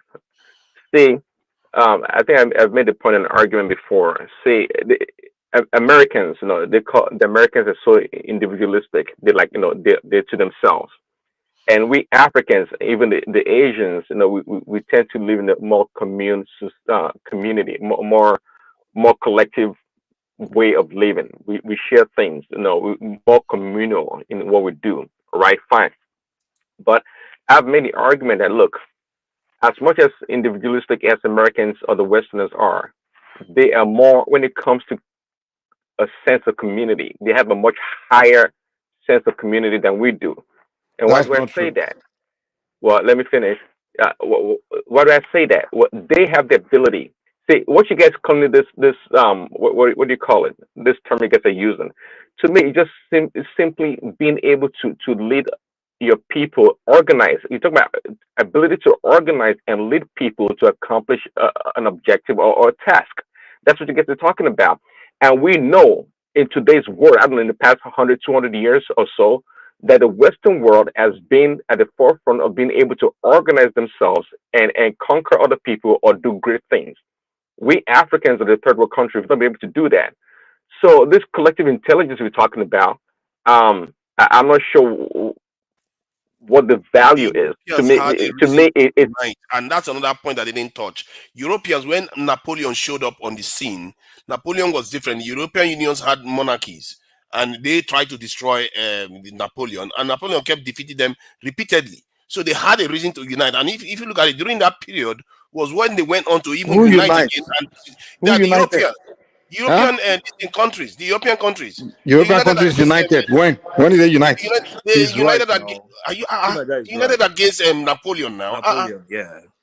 The United against Napoleon, they wanted to destroy him because he created a kind of a nation state that they didn't like because they were more. Oh, you say the rest of European countries united against this Napoleon. collective intelligence you're talking Yeah, about, most of them it's did. always around. Hold on, it's always around a threat. It's always around it's always around danger. When there's a danger or something wrong. But I'm not talking about that. I'm talking about people being able to come together and organize, lead their people, organize, and do something great. Okay, now I will ask you a straight question. Now, give us good example because we are looking for it too. I'm looking for it too. Give me a good example where a people through peace came together from zero and built something to the top. Through peace, no war at all, ever. My thoughts. Show it to me. Just explain to me. Let me see. Let me hear you. China just I'm did looking it. for it. China Through didn't do peace. it. You know, China came through hell. China came through hell. Who did China? China where? It is What do you mean? survival. Did China go to came war through from? hell. They went through Wait, hell. wait. China just started developing from the past 30 years. That's Who a did good. they That's a go good to war one. with anybody If before? you know the hell Japan inflicted on China. No, China still didn't before develop. the They Japanese still didn't invasion. develop. China Before the just started Japanese developing invasion. the past freaking 30 years or 40 years ago. But Oh prior my to that, they God! were the China poorest had people a in the world. Hold nuclear on. weapons when we're Wait. preparing for civil war. What are you going on about? No, the question you ask us is who has developed through peace? Like, Yeah. and we are telling you that No. Without any war, without any major stimulant, they just want China us to has not fought any major war. Now, which major war did they fight? They weren't even China. involved in World War II. Japan. I Mike, don't just be like told you. that. Mike, don't be like that. Mike, don't be like Against that. Japan, I invaded them. China has fought wars almost all through their history. No, he's talking about development. Everybody has fought war throughout their history now. In Nigeria, we didn't fight war. Everybody has fought war now. But what he's saying is that like the previous the period of your development, you have to be fighting war. That war is what makes you. No. I'm saying That's not what he meant. You say through war, development through war. Yeah, So what does China development have to do with war? It means that you have been invaded and it unites the people. Something like that is part of the reason why people unite and Hold on, let me debunk this your shared experience bullshit. Saying if black, hold on, let me quickly debunk before I forget because that's why I came in. Hold on. You're saying until black people have a shared experience of being attacked or being dealt something. I don't know what hold on. Or whatever it is, then dealt with, or in a maybe a Holocaust or something. Okay, explain to me why the Black Americans, the Caribbeans, after hundreds of years of slavery and all these bad experience, tell me why they are not advancing. Because they lost. You can't lose the war and expect to go on to develop. If you lose, you have to win. You're not free. Yes, of course you have to win. All these people I'm talking about, no, not necessarily. So after they are free, they didn't win, right? You are not see. If you look at the countries that I use as examples, either they lost, but they went on to. So now you're shifting your argument. Because what you've always said is that you have to have experienced something bad that will make you. Yes. So these bad things that you experience and you're left alone, it didn't motivate you to say you are not left alone. You are not. They didn't leave you alone. That's the difference. They didn't leave you alone. No, when a black man wake up in the morning, there's a white man standing in front of you telling you can't do anything. How many of these nations you are talking about fought for their freedom? And Mike, you do well. You do well for your questions. Now white man, they hold you down. No, your brain cannot go above what you are. Stop, Jare. That question hold on. Tonight, yeah. See, this is your collective intelligence, and Patty also. The Western world, okay. The reason why they've been able to advance in so many ways, okay, is because of their leaders or their thinking people in their society. They always look for a need, or they always look for ways to solve their problems. If you ask me, not because there's also a threat or danger at their doors. That's always the case. They adventurers. They look at the society, and they always find ways, to solve problems. Not because they always face immediate danger all the time. That's not the case. Prince Ali, let me tell you what really it is, right? What the issue? The thing is this: in every there's a rule they call the 2%. 5% rule, where 5% of human beings are like people born to lead the rest. You understand? They are born with the ability, the special gift, and their mind to lead the rest of the people. Now, in all these other societies, it's just simply those 5% of people. Those 5% they are born with them. They're just born. That's just what they come to this world to do. to just lead their people, lead and just change things. You understand? And the old people will be so passionate about it that they will find a way to, they will risk everything to get to the top and just change their society. Now, Even the 1%, difference, even 1%, brother Mike, even 1%. yeah. The difference is in all those other countries, those 5% are determined to get it done. But among black people, is those kind of 5% are you see them, they exist. I've met so many black men like that with that kind of just born with that. They are geniuses. The only thing is they're just addicted to this social. We are this. This. Black people. This. What's the word? The social pleasure things. A Lack lot of of love, them. lack of Yeah. love for each other, lack of love. No. It's not even that. Average black person just wants to enjoy life, just enjoy himself, and some of them know things they are capable of doing. You're not They the don't God. But plan because ahead. of They the don't work plan it will take ahead. and the sacrifice it will take, as far as sacrificing That's the why they are time you very have happy to, to fight To the your each other. point, time. Mike. Hold To on your point. now. To your point, Mike. To your point, Mike. Yeah. The difference is this: even though that 5% rule that you gave is not actually even attributed to the rulers, it's actually like the everyday people. I mean, the Einsteins, the Teslas, and That's co. what I'm saying. We They were have not them. rulers.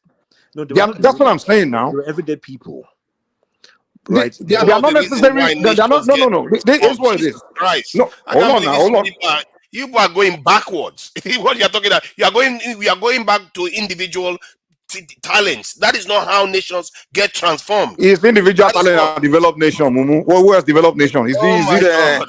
is it Mumu? individual. Is it the morons? Is it the Yeah. non-talented? Is the To gifted Niger. people See, now? Now To let Niger. me, see, Paddy, let me explain let something me to you. just find Sunaja, it. hold on now. This guy Sunaja, you've been just here for 3 hours. yeah, go I ahead, just go came for ahead. 5 minutes. Paddy, those 5% I'm telling you, they all come with different forms of talent. Some come with industrial talents. Some come with political talent. Some come with, they come with different form of talent, but they're just special. You understand? So what they're able to do is each of them they bring their talents. They usually bring their talents together, and usually you take over, right?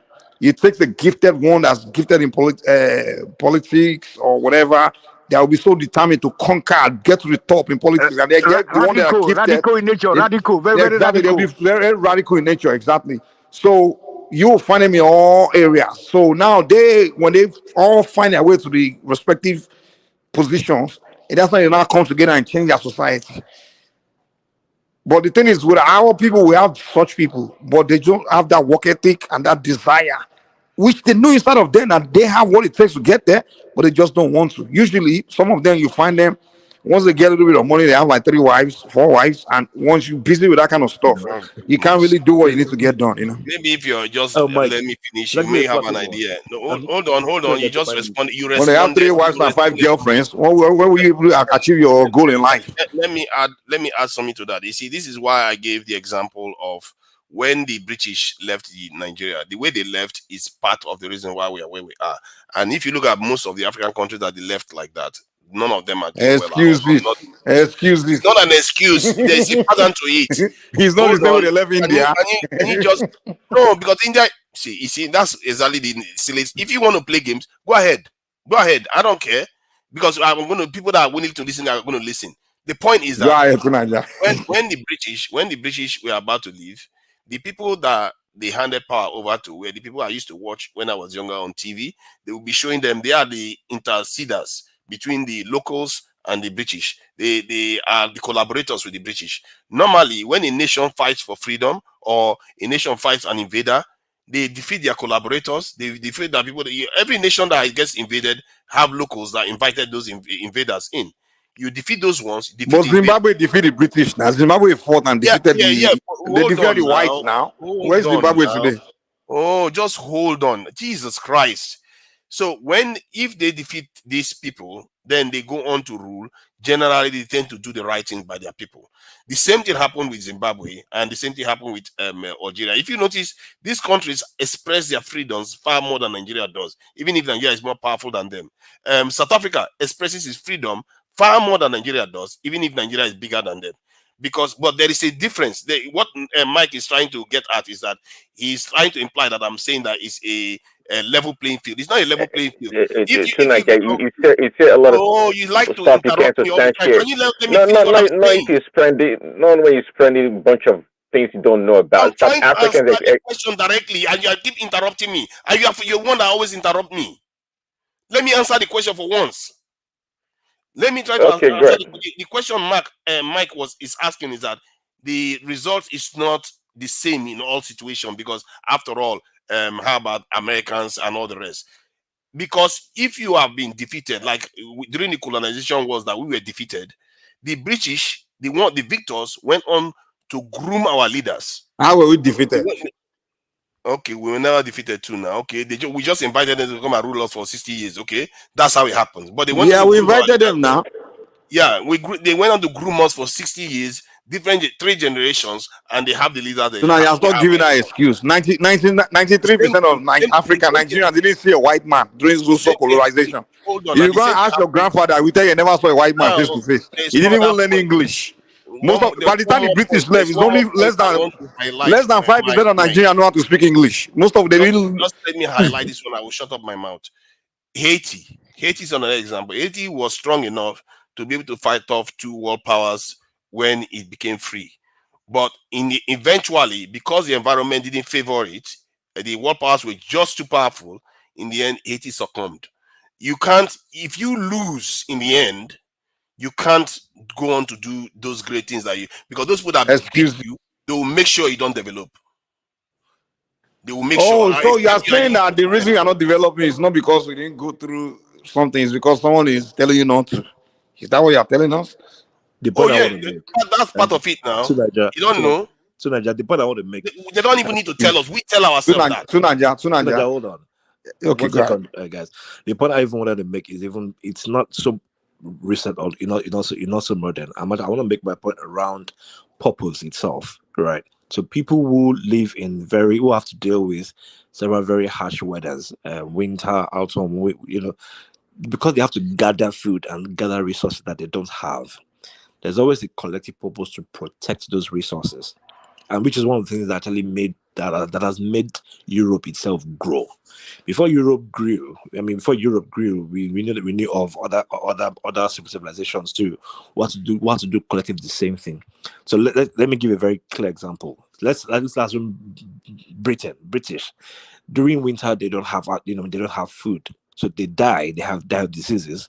They don't look. We are savages. We are dying. We need to leave where we are to go and look for where to survive.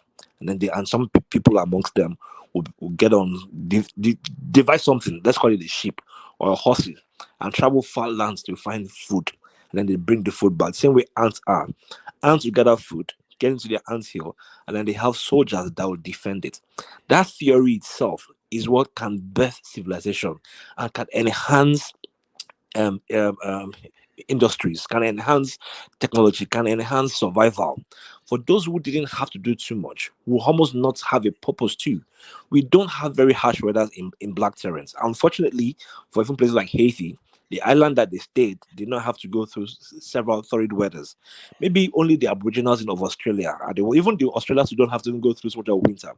For those kind of people, they tend to lack and just tend to become such a way that they can't evolve beyond and find more.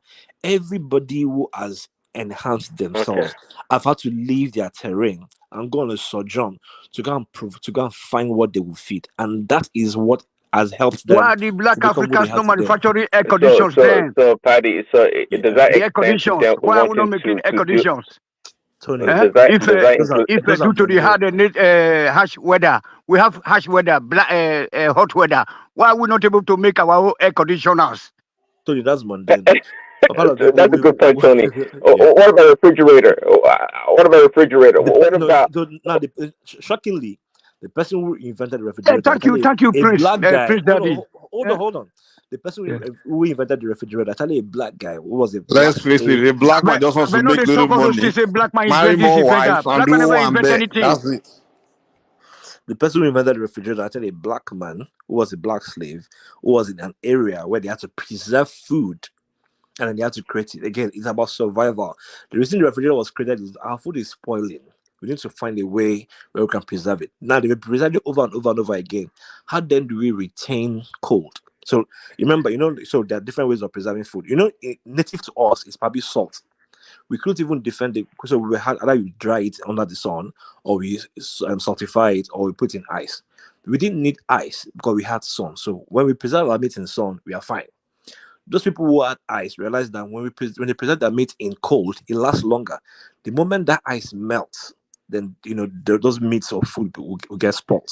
So how can we retain this ice? That itself, that question alone, will start leading one generation to another generation to the point where collectively they can make up a solution and then they can commercialize it.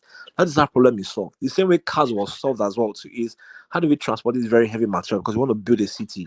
We don't have the labor, we don't have the people. We can use the resources of animals that we have to do this kind of thing. So that is how that's civilization. I think you are over laboring the point. I think we know there is, developmental continuum, as they like to put it, or continual development that occurs.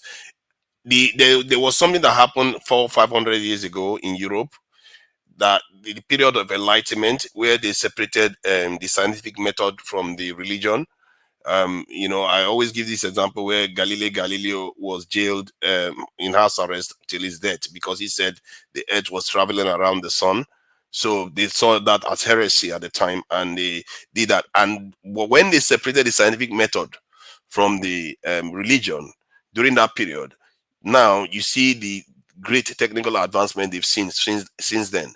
They used to have a lot of limitations before, but due to that change that occurred during that period, they made a lot of inroads. And during that time, they were not exactly colonizing us. It took over 200 to 300 years for that to actually happen. They became so strong, and they were fighting amongst themselves too. They were fighting for territories among themselves until during the period of Napoleon.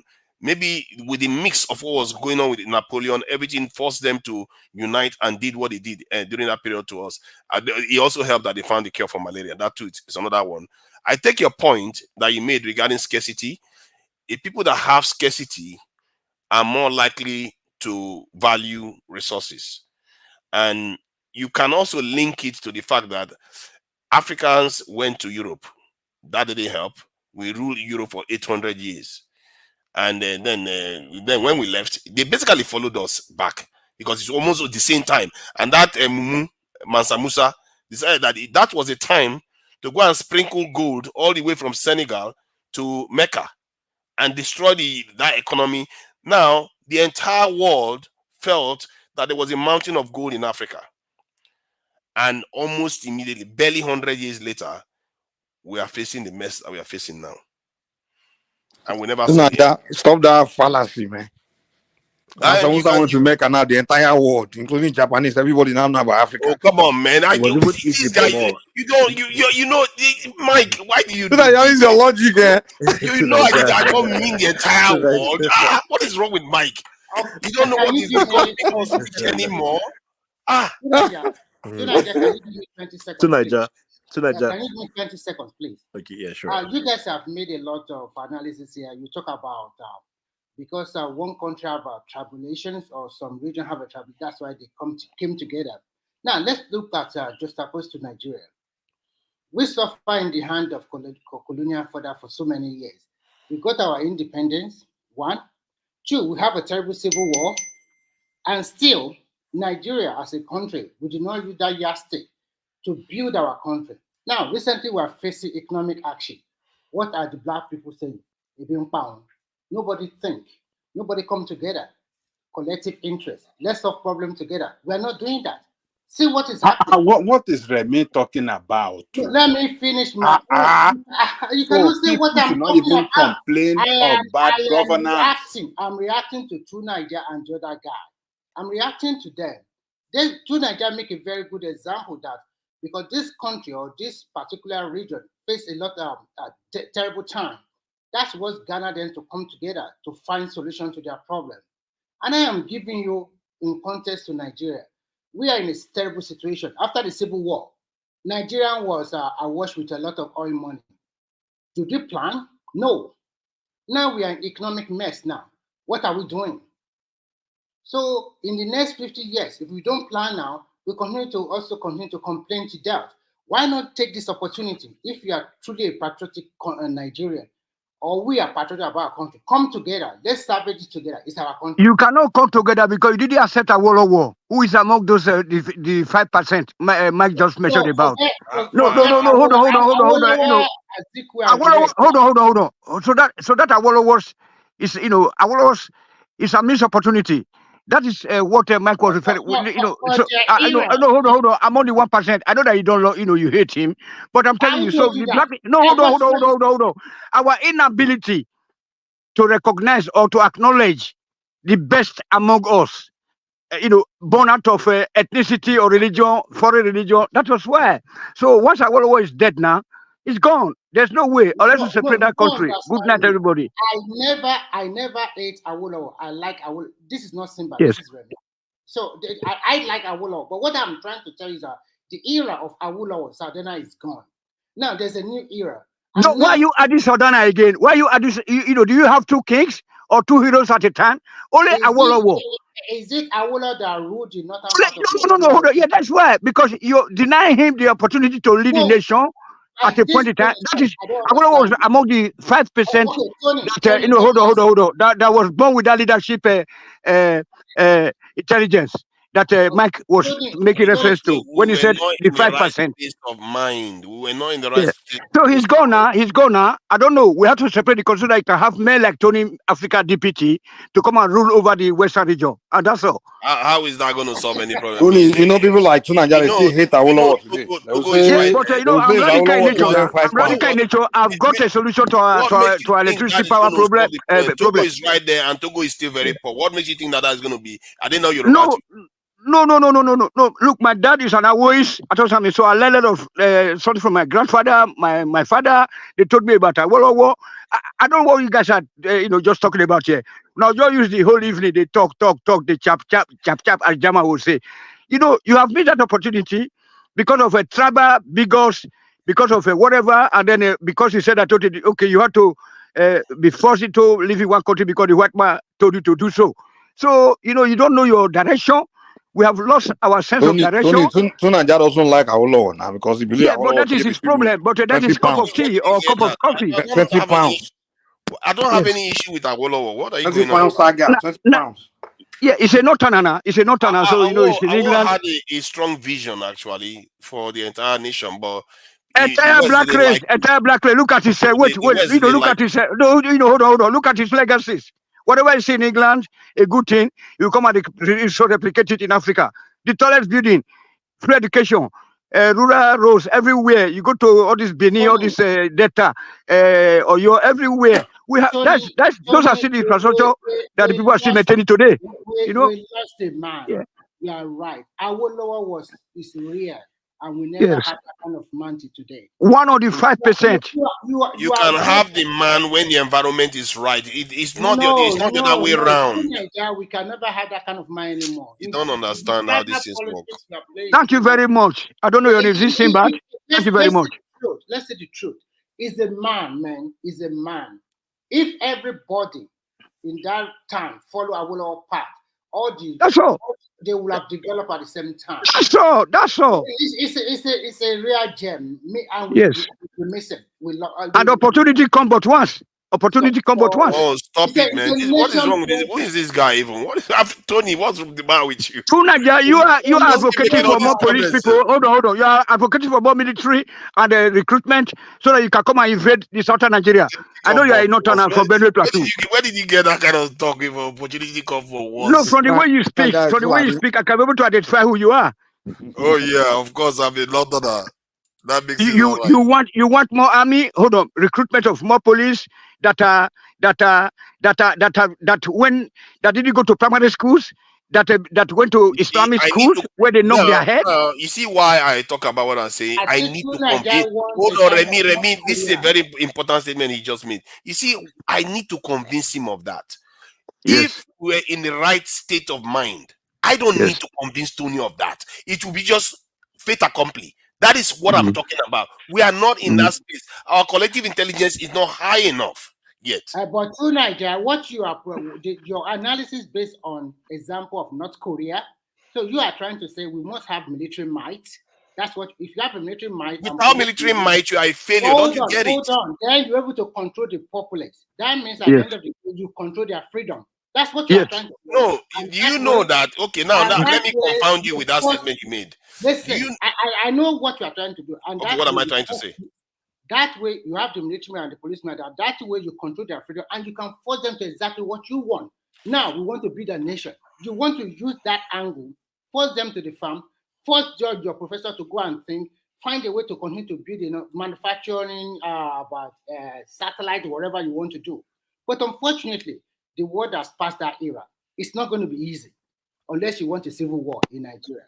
So you can't just come in like that and we need more technology. We don't need more manpower for military or police. We need technology. Look at the country. We have no police, vehicles. When you are under attack, you call the police. The police will not ask you to come and pick them up when you are in danger.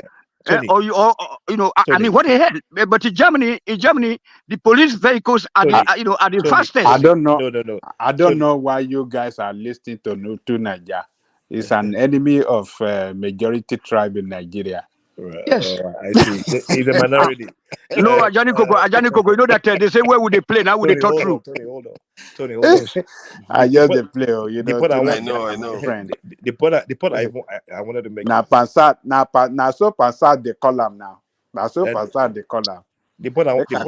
Tony, you know. Now if you call Nigerian police, they will ask you for Uber money. They will call you for. They will say, "Make you come with the motor. We not get motor, or the motor they get this akpangolo motor. Why are they Uber money?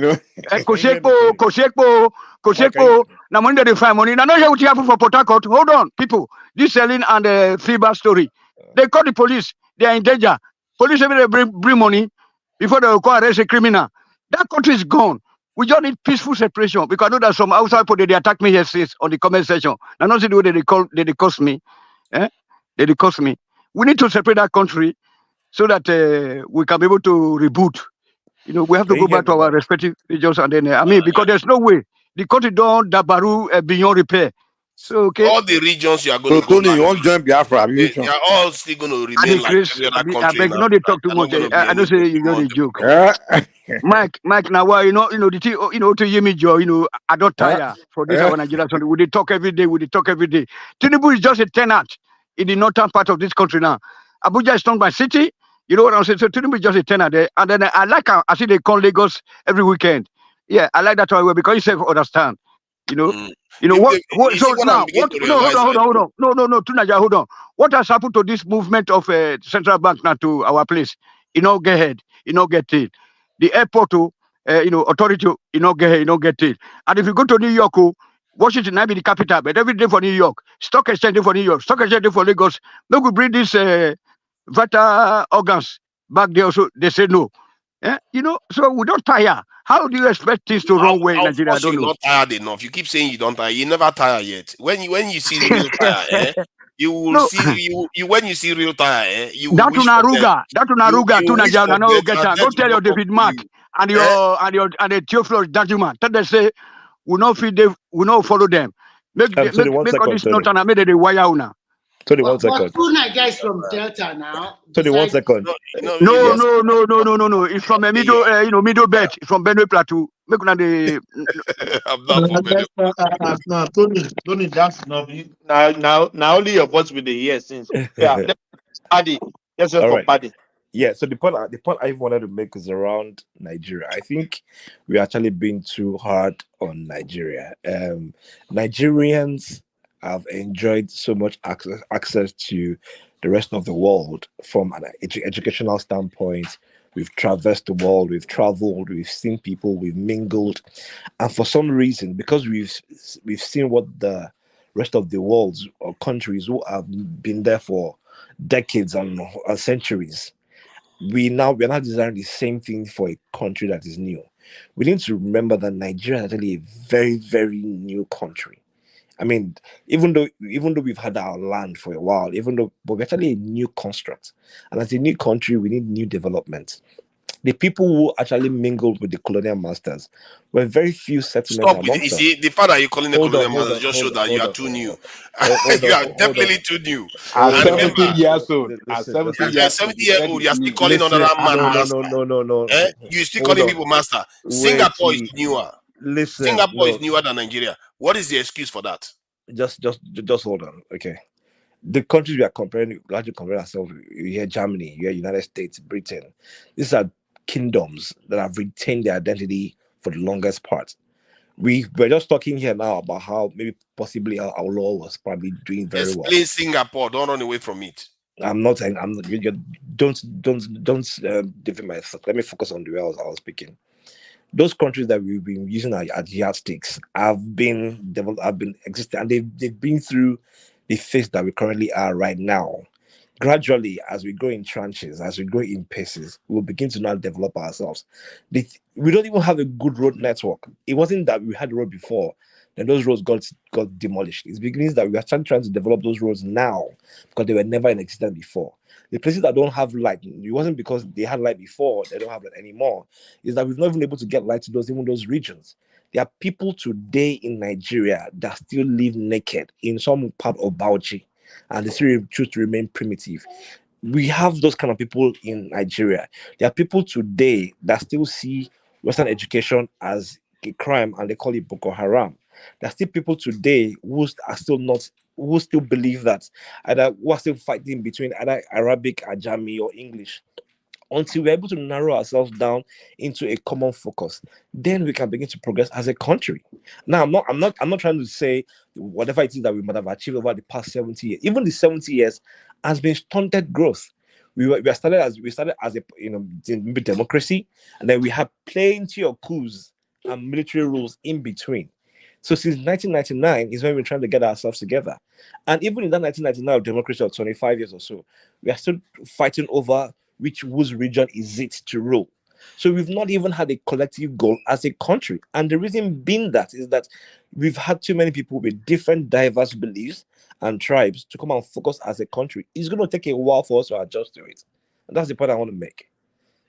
How about Singapore that is newer? Okay, I'll leave it. I take your point that it's going to take a while. See, about leadership. Let me ask you guys one question. I think Paddy Tony and was Tunaja, okay. Ask your what question. percentage of Nigerians actually speak English, complete English? I think it's less. I don't know. I think it's a lot lower than most people think. So what makes someone in Nigeria? Is I mean, what makes you a nation is like It's language. an overlapping shared history. Okay, so if majority of Nigerians today don't speak English, so what makes them Nigerian? Because they also were part of the British colony that was named Nigeria. They were also part of the nation that became free. They were also part of the nation. Have you ever met a German that doesn't The northern Nigeria, they speak Arabic, Mike, they speak Arabic there. So let's go spade Paddy a spade. saying that the people can't come together to they can't come together to build a country. He don't speak the same language. We'll not be wait for Paddy. We'll not be wait for And Paddy. it's local official language. Most of the population can't speak it. Even China speak multiple languages. Singapore does. Nigeria is a Switzerland country, not does. a nation now, Mike. Have you forgotten that?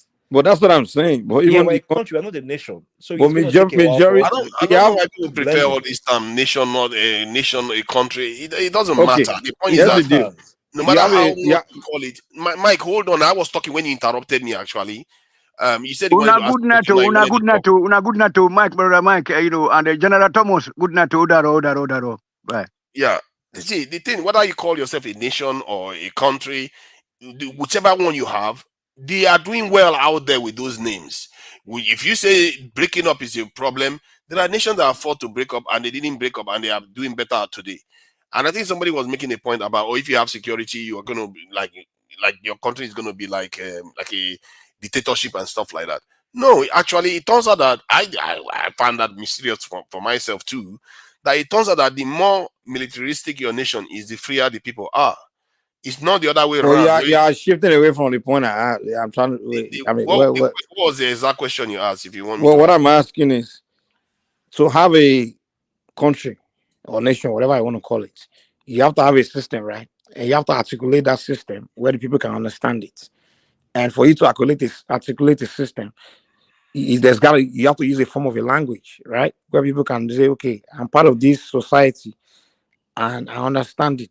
I can read whatever it is. So now, if you create a country called Nigeria and the language is English and the system, constitution, everything is written in English, everything is explained in English, and majority of the population can't speak English, don't you see a problem there? I think No, I do not.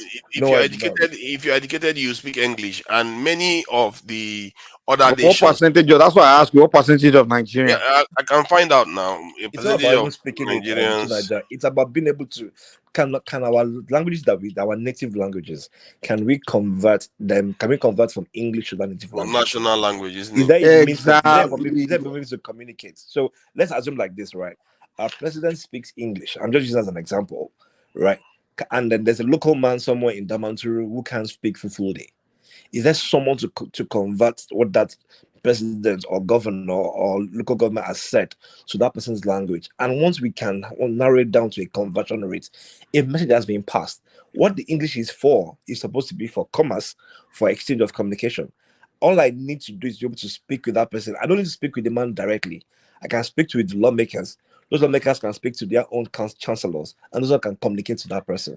As See, long as the vision remains unified, we can Paddy, build a country. what you are saying is something that comes naturally to people that are thinking on their own. And this is the thing. I keep saying it. Our leaders are not thinking for us. They literally changed the national anthem to the one written by a British woman recently. Why is And that thing bothering you? it bothers me. It's the least of our problems now. Actually, you see, that's the thing. It goes to the heart, even to the last point you just made. Because the reason why they don't think like that is because they are busy trying to please other people. No, these they problems are didn't easy change to that because fix. of the braids now to Nigeria. I think you are too used to the way we are now that you fail to see how other nations fix their problems quite quickly because they have their own mindset. They know what their Nigeria is nation not a will be. nation, and Nigeria is a country. No, you can say Nigeria is a colony, but definitely Yeah, not. we are not Still a behaving like, colony. look at the grown educated man still calling grown other races colonial masters. That tells you how trained we are. But that's We are not trained to collective serve now. other Not just people. one person. You are It's calling not them colonial collective. masters. But it's not collective. It's just one person. We don't have a symbol that says we are A lot of people like you do that. A lot of grown men in Nigeria are calling other men masters. Something that they don't even call So themselves. Nigeria, you it doesn't used to affect say the it doesn't colonial affect master. collective I was the one goals. that used to fight you a lot before it finally evolved. I'm the one that stopped you. What are you talking about? When you That used thing to is say a colonial verbiage. master. I was the one that used Do to you know fight that? you guys. That what you just said now is just verbiage. Oh my God! Wait, guy, hold on. If Mike refers to British and calls them colonial masters, quote unquote, right, based on the verbiage that was used, are you telling me now that if Mike should stand in front of a white British, is he going to bow to that person? It's going to affect him subliminally. No. You don't know that. If you So grow now up, if you grow up calling other people's husbands, other people's fathers, your master. In South Africa, they made grown men call their young children master in South Africa because of the apartheid regime. And our own people, South Africans don't even do that anymore. That they make a point of never doing that again. And our own people go on still using that term till today. That even if you say that Igbo man will be embarrassed. So now the term colonial master, the term we are conquered. You use it all the time now. I used to fight you. No. You stop using the colonial master, but you still use we are conquered. No, you see, Mike. You see, don't What's the start difference? this again.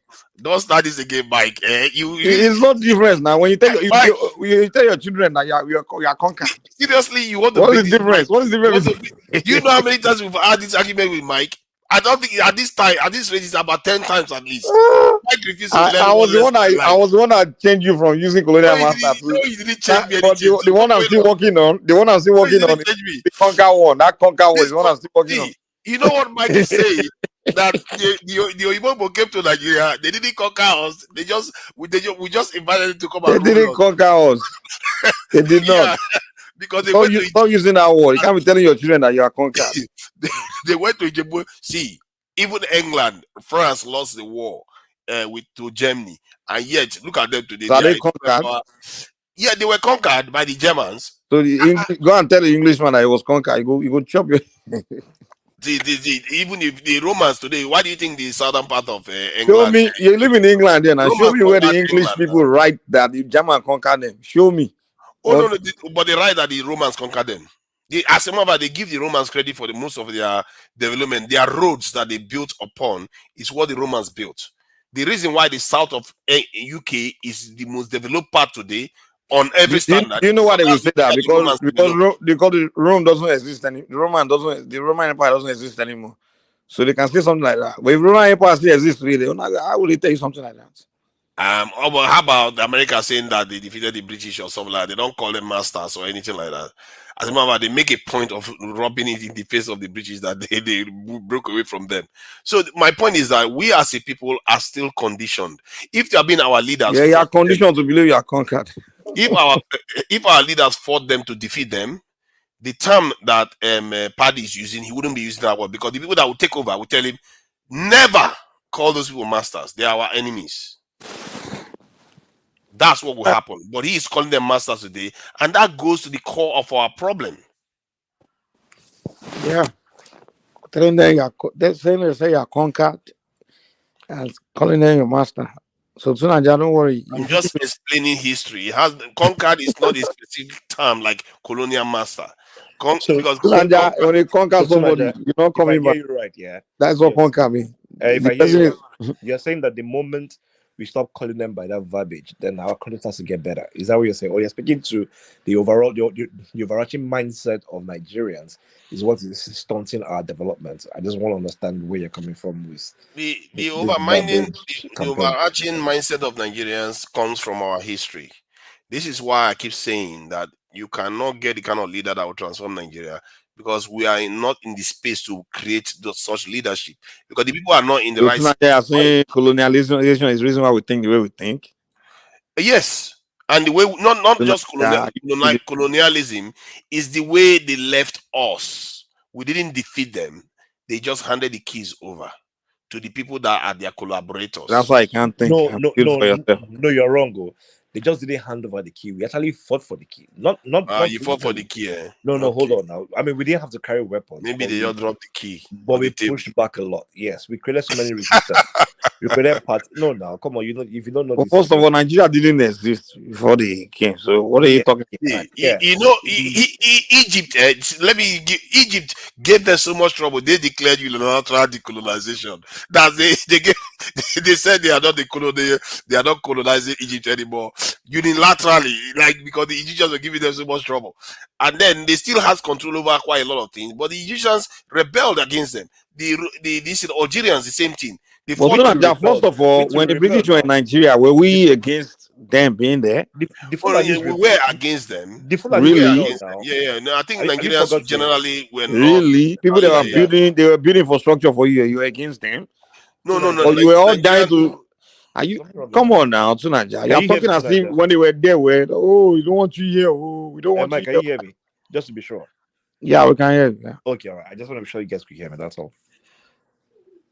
No, where they were even, when they were trying to leave, people were even begging them to stay.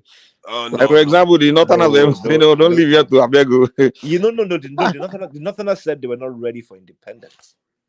Exactly.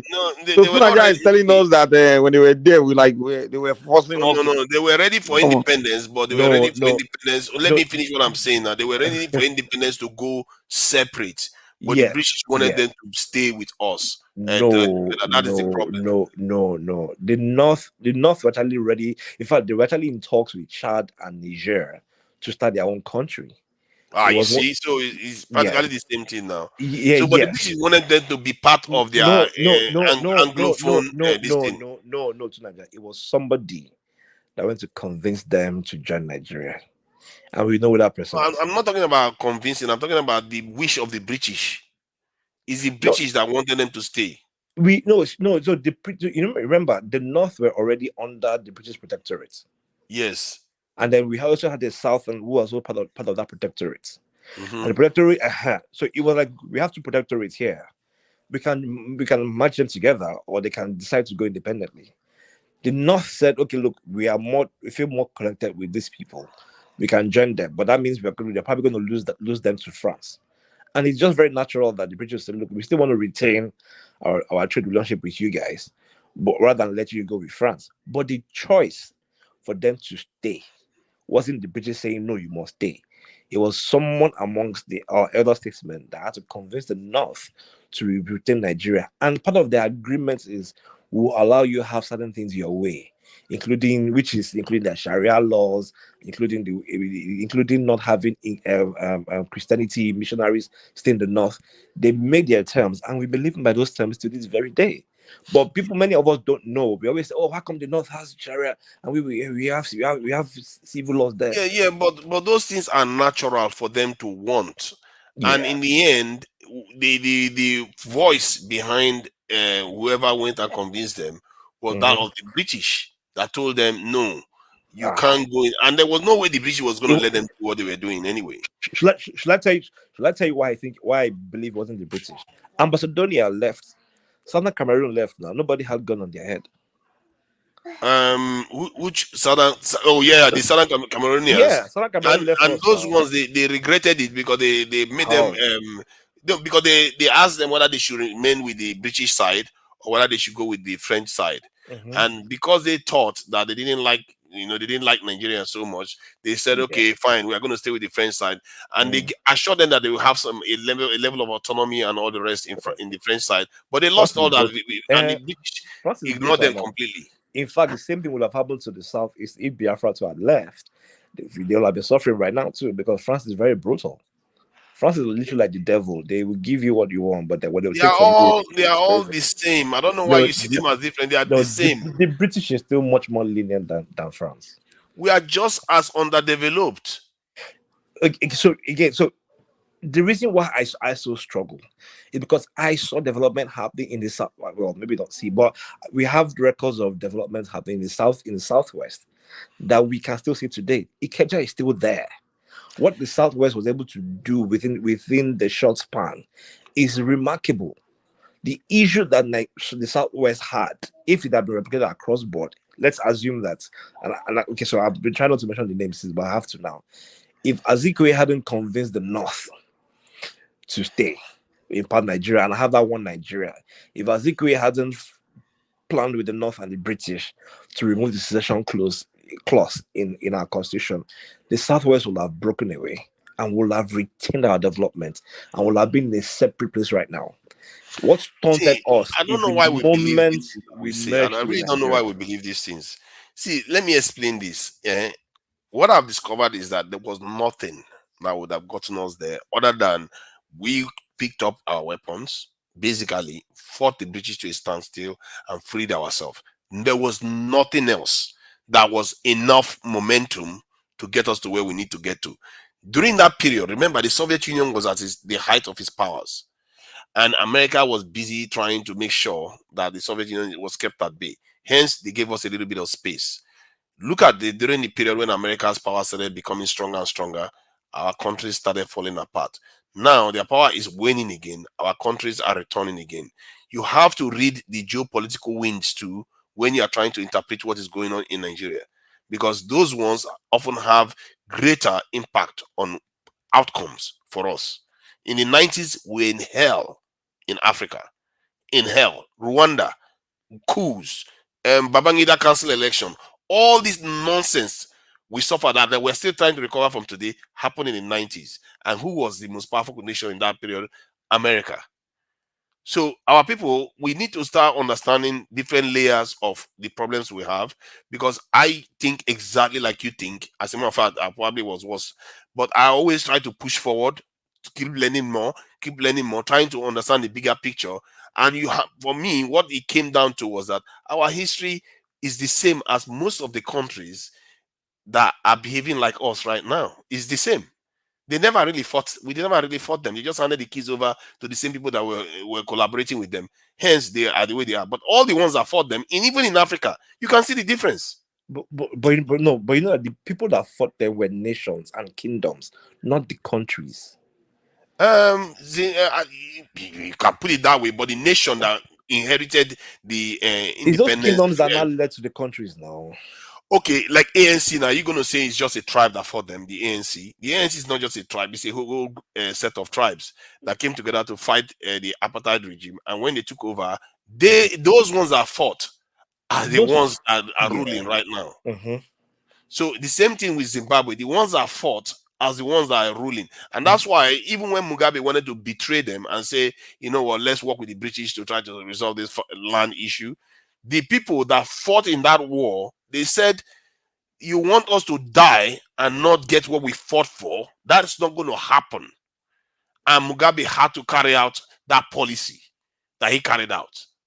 So that's what happens when people fight for something, because they don't have anything to fear. So, fighting for doesn't mean you get victory. Fighting for doesn't mean you. No. If you win, but they won. Mugabe side won. But we didn't have gun. We didn't have gun might. Now we didn't have military might. These people were fighting continental wars. Are you saying that the so-called caliphate was able to win the British? Are you saying that Benin Kingdom was able to win the British? During that time, Opobo was able to win the British. Yeah, during that time we could have. No, during that time we could have. There was no way. Vietnamese fought them during that time. Do you know how many of police officers the Egbers killed? 3. Do you know how many they killed back? Paddy. 3,000. 3,000. See, do you know how many they killed in Vietnam?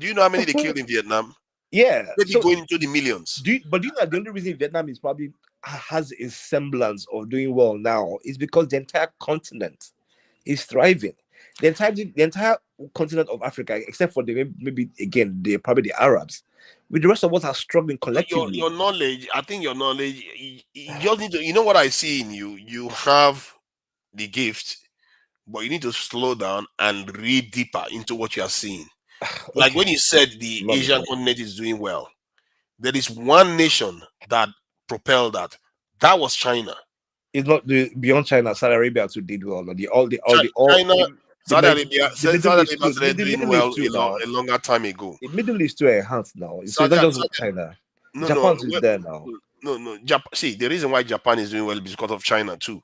You see, that's the weirdest thing. And guess what? And the reason why China did well is partly because of the Soviet Union. Because the Soviet Union gave Chinese the technology. So it's trickling down. And so I'm not even sure why you made that point you made. Because the point I'm making is that when what you made is also part of the factor that I also made as well. Too. Yeah, that's why I say you need to see deeper, because you make the comment. How deep do I need to see let me explain it deeper. Wait, you will. How deeper do I need to see when the point I'm making is that the smaller countries are able to now have semblance of growth, because the bigger nations who have been there for centuries are somewhat now stable. There's no way China will be stable, like it won't trickle down to Singapore. But you see what you just did there? You didn't.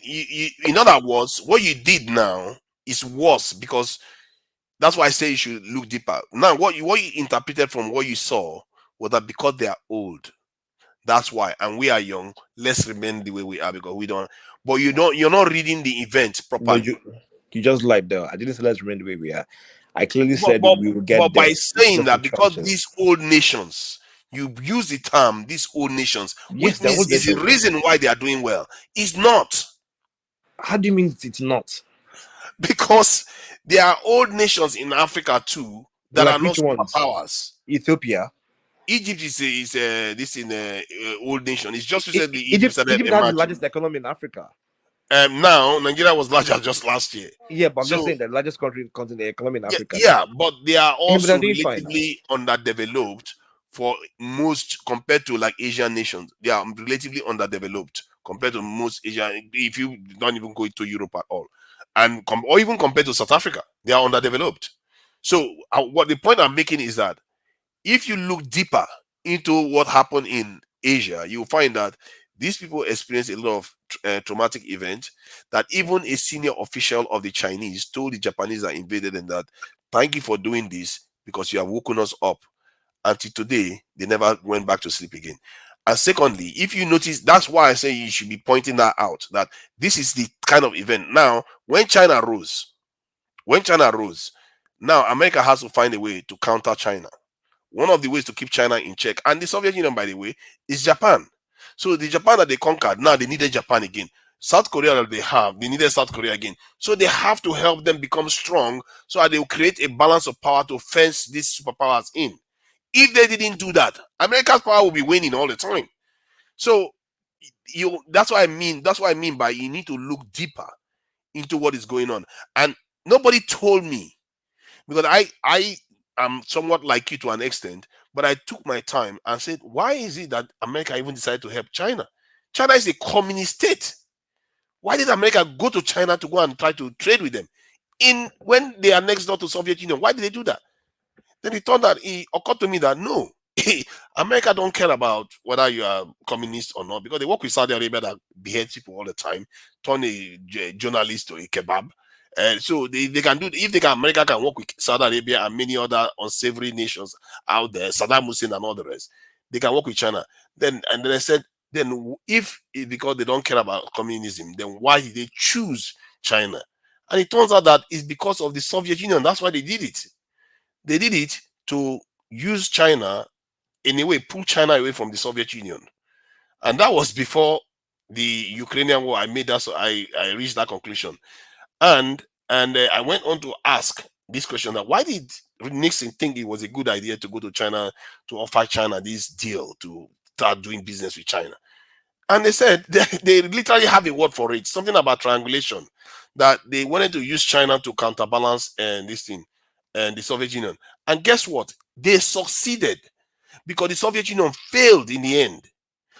And look at now, just to prove that my point is correct, now that China and America are having issues, and America and Russia are having issues, a war is occurring right now. Guess what? The Russian economy is growing because the Russians and the Chinese are cooperating. Putin just went to North Korea, and they went and signed a mutual defense pact with them, with the North Koreans, and North Koreans are supplying Putin a lot of weapons too.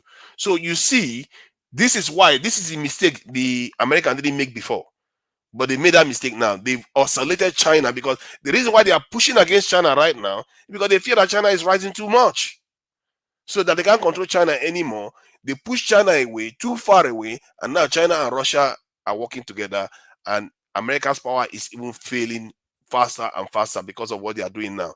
And guess, I know I'm talking very long. Hold on, you've been talking too much. How is America pushing? But it's a lecture. It's a lecture. I deserve to talk a long time. It's a lecture. How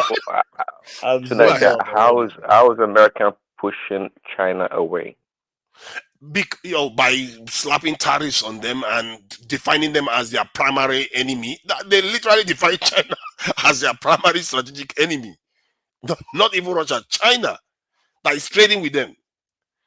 And it is true. No. I don't think well, depending on which circle you're talking about, yeah, no doubt the Chinese are a threat to America's hegemony, in terms of the intellectual property theft over the years. But China really has been somewhat of an ally to America in a lot of ways.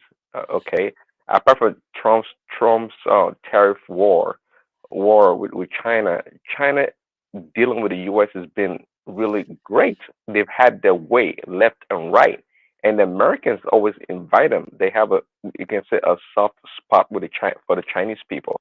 Why? I'm telling. Why do you think? Because it's a more why would answer the question would be more of a, okay, let's put it this way. Have you heard the term managed decline of America? Mm-hmm. Okay, it is in the interest of for some certain reason, some powerful people, they've decided that China will be the next place to play game. Let's put it that way. What? And they are Are you? Yeah, I know. Are you I, high? What's wrong with you? I know. I know. How can you say You that obviously Americans? Come on, man, you've don't do not that. heard it. See, when the powerful people, you don't know how they think, and in regards to Nixon and China back in the 70s, yes, they made it clear that okay, we are going to get the Chinese to become part of the world trade organization, but the goal actually was to get China to see if China would succumb to democracy of some sort and do away with communism. And of course, and the goal here is to, just like you said, to prevent China from being a really strong ally of the USSR back then. And eventually, it kind of worked. But what is going on right now? What is going on right now? See, China may appear to be an enemy, but deep down, to the people making the power and empowering China, China is actually an ally to the detriment of America's, you know, growth or citizens in the long run. But the powerful people don't care. So China is not I really. think the Yeah, power people will care. I've been amongst I've heard some of them talk about this, and it was like the time one of them used was I would rather my own people screw me over than foreigners, man. Now this they are already started it. They are decoupling from China gradually. They are decoupling. who's decoupling? Which part of Well, American economy is decoupled or is oh, decoupling from China? Which almost part? every area, but they are doing it slowly. I must say, even steel. They used to import Chinese steel. America is slapping massive steel tariff on Chinese steel now. So on so many areas now, America is Okay, if you understand American politics, do you know that Trump's policy is actually anti-establishment? Do you know that? That Trump's policy is not really supported by majority of American politicians or the people in power. Do you know that? So when Trump is doing his own thing, it's not really it's not. And let me tell you, the people that are fighting against Trump are actually not the Chinese people, are the Americans themselves that don't want those policies against China. I'm telling you, Trump is on his own with all this Chinese stuff he's doing. He's totally on his see, own. if you want to understand Trump, look from the point of view of dictatorship and race. If you and when they say dictatorship, dictators are like him. You have to like this thing, Trump, then he will like you back. And race is at the top of Trump's thinking. He prefers to work with this in Russians because they are white like him. He feels like they are closer, and he feels like he needs to deal with China because China is a rival of the US, and which is true based on American security establishment analysis. Before So you you can get deep see. into Trump tonight, Jack, I want to make this point, and then I'll probably just call it a night. I think, thanks for yielding. Prince Daddy had asked the question. I'm not sure how he coined it, but if you understand that China and America had a relationship from the 1830s, when tons of Chinese were coming to the East Coast to help them build their railway. And that itself was probably one of the beginning of the relationship between America and China. And that relationship has evolved over the years to what it is today. So it didn't come in isolation. Of course, we know that there was also the Chinese migration, the huge Chinese migration that had to migrate back from America, and America already understood that gap, especially places like California, well, the East Coast itself, they understood that there's a huge gap that the Chinese has caused within the American economy, and they still had to maximize it, and that was what birthed that migration, back from the people are giving us cheap labor. They have, I mean, we understand their capability. They've helped us to build the industrial country that we have today. We can't live without them. So wherever they move to, we will move to. Of course, the other politics that happen in between, everywhere and in between, happen in there. But that the relationship between China and America came in isolation is not very factual. And also, again, too, America became the harbor for Chinese when the British had come in to colonize them of some sort. So America is probably where they found that so-called. So I just wanted to just put in that little bit in there, and I just See, my, call my, it a by the night. last before you leave, by the last argument you made, any nation could have qualified for that. You know, we had black people in America. We had No, that's Irish. We different. had Indians. We had all kinds of people. The Irish So enjoyed. The Indians didn't enjoy. Which Indians? The red native no, Indians. you're saying that because America had some relationship with China before, which was The Chinese didn't come as slaves, though. yeah, no, I know, but not in Uh-huh. the numbers that black people did. The black people was what caused the civil war, and No, the black I people were understand that, on. but Yeah, the black people were from almost a secession country. You know, the let's keep Confederates it wanted to leave. narrow to the point that you are saying because Yeah, America had some kind of relationship with China. That is the reason yes, why they felt they can go back again. But I yeah. can read that to you right now. I even asked the same question again just now. And Mhm. number one reason why Nixon thought it was a good idea to work with China was Joe's political reason. During the Cold War, the world was largely divided into two camps led by the United States and the Soviet Union. By engaging China, Nixon aimed at exploiting growing Sino-Soviet split and created a strategic triangular diplomacy. That's the term. Triangular diplomacy, improving relations with China could put pressure on the Soviet Union and potentially lead to the more favorable negotiation with both superpowers. Balance of power, Vietnam War, economic opportunities, diplomatic innovation. Innovation, that's the interesting term. Isolation Economic of China. opportunities. I'm speaking I've to. never had that term before. Diplomatic Yeah. innovation, legacy, and domestic policy. See, that legacy one sounds like what you are talking about. Let me just read Exactly. it. Yeah. So Let me read it. remember, I did not dismiss what you said. I said we should also need to include the fact that. Yeah, Uh-huh. let me read that. It says a successful opening to China would be a significant achievement for Nixon's presidency, enhancing his reputation domestically and internationally. It could also demonstrate his ability to make bold. It's everything is selfish to Americans. They didn't even say anything about China on that one. They said it's for them. They did it for themselves. So that is basically what it's for. See, the point is that most nations, this is what they do now: self-interestism. What did I call it? What do I call it? Self-interestism. That is the general policy of all nations. It's about themselves, and whatever they did with China, it worked. See, the West, they are very, very clever. And they are using India now against China now. They are using Taiwan against China. They are using Japan and this in South Korea. Why is it that Nigeria is useless to them?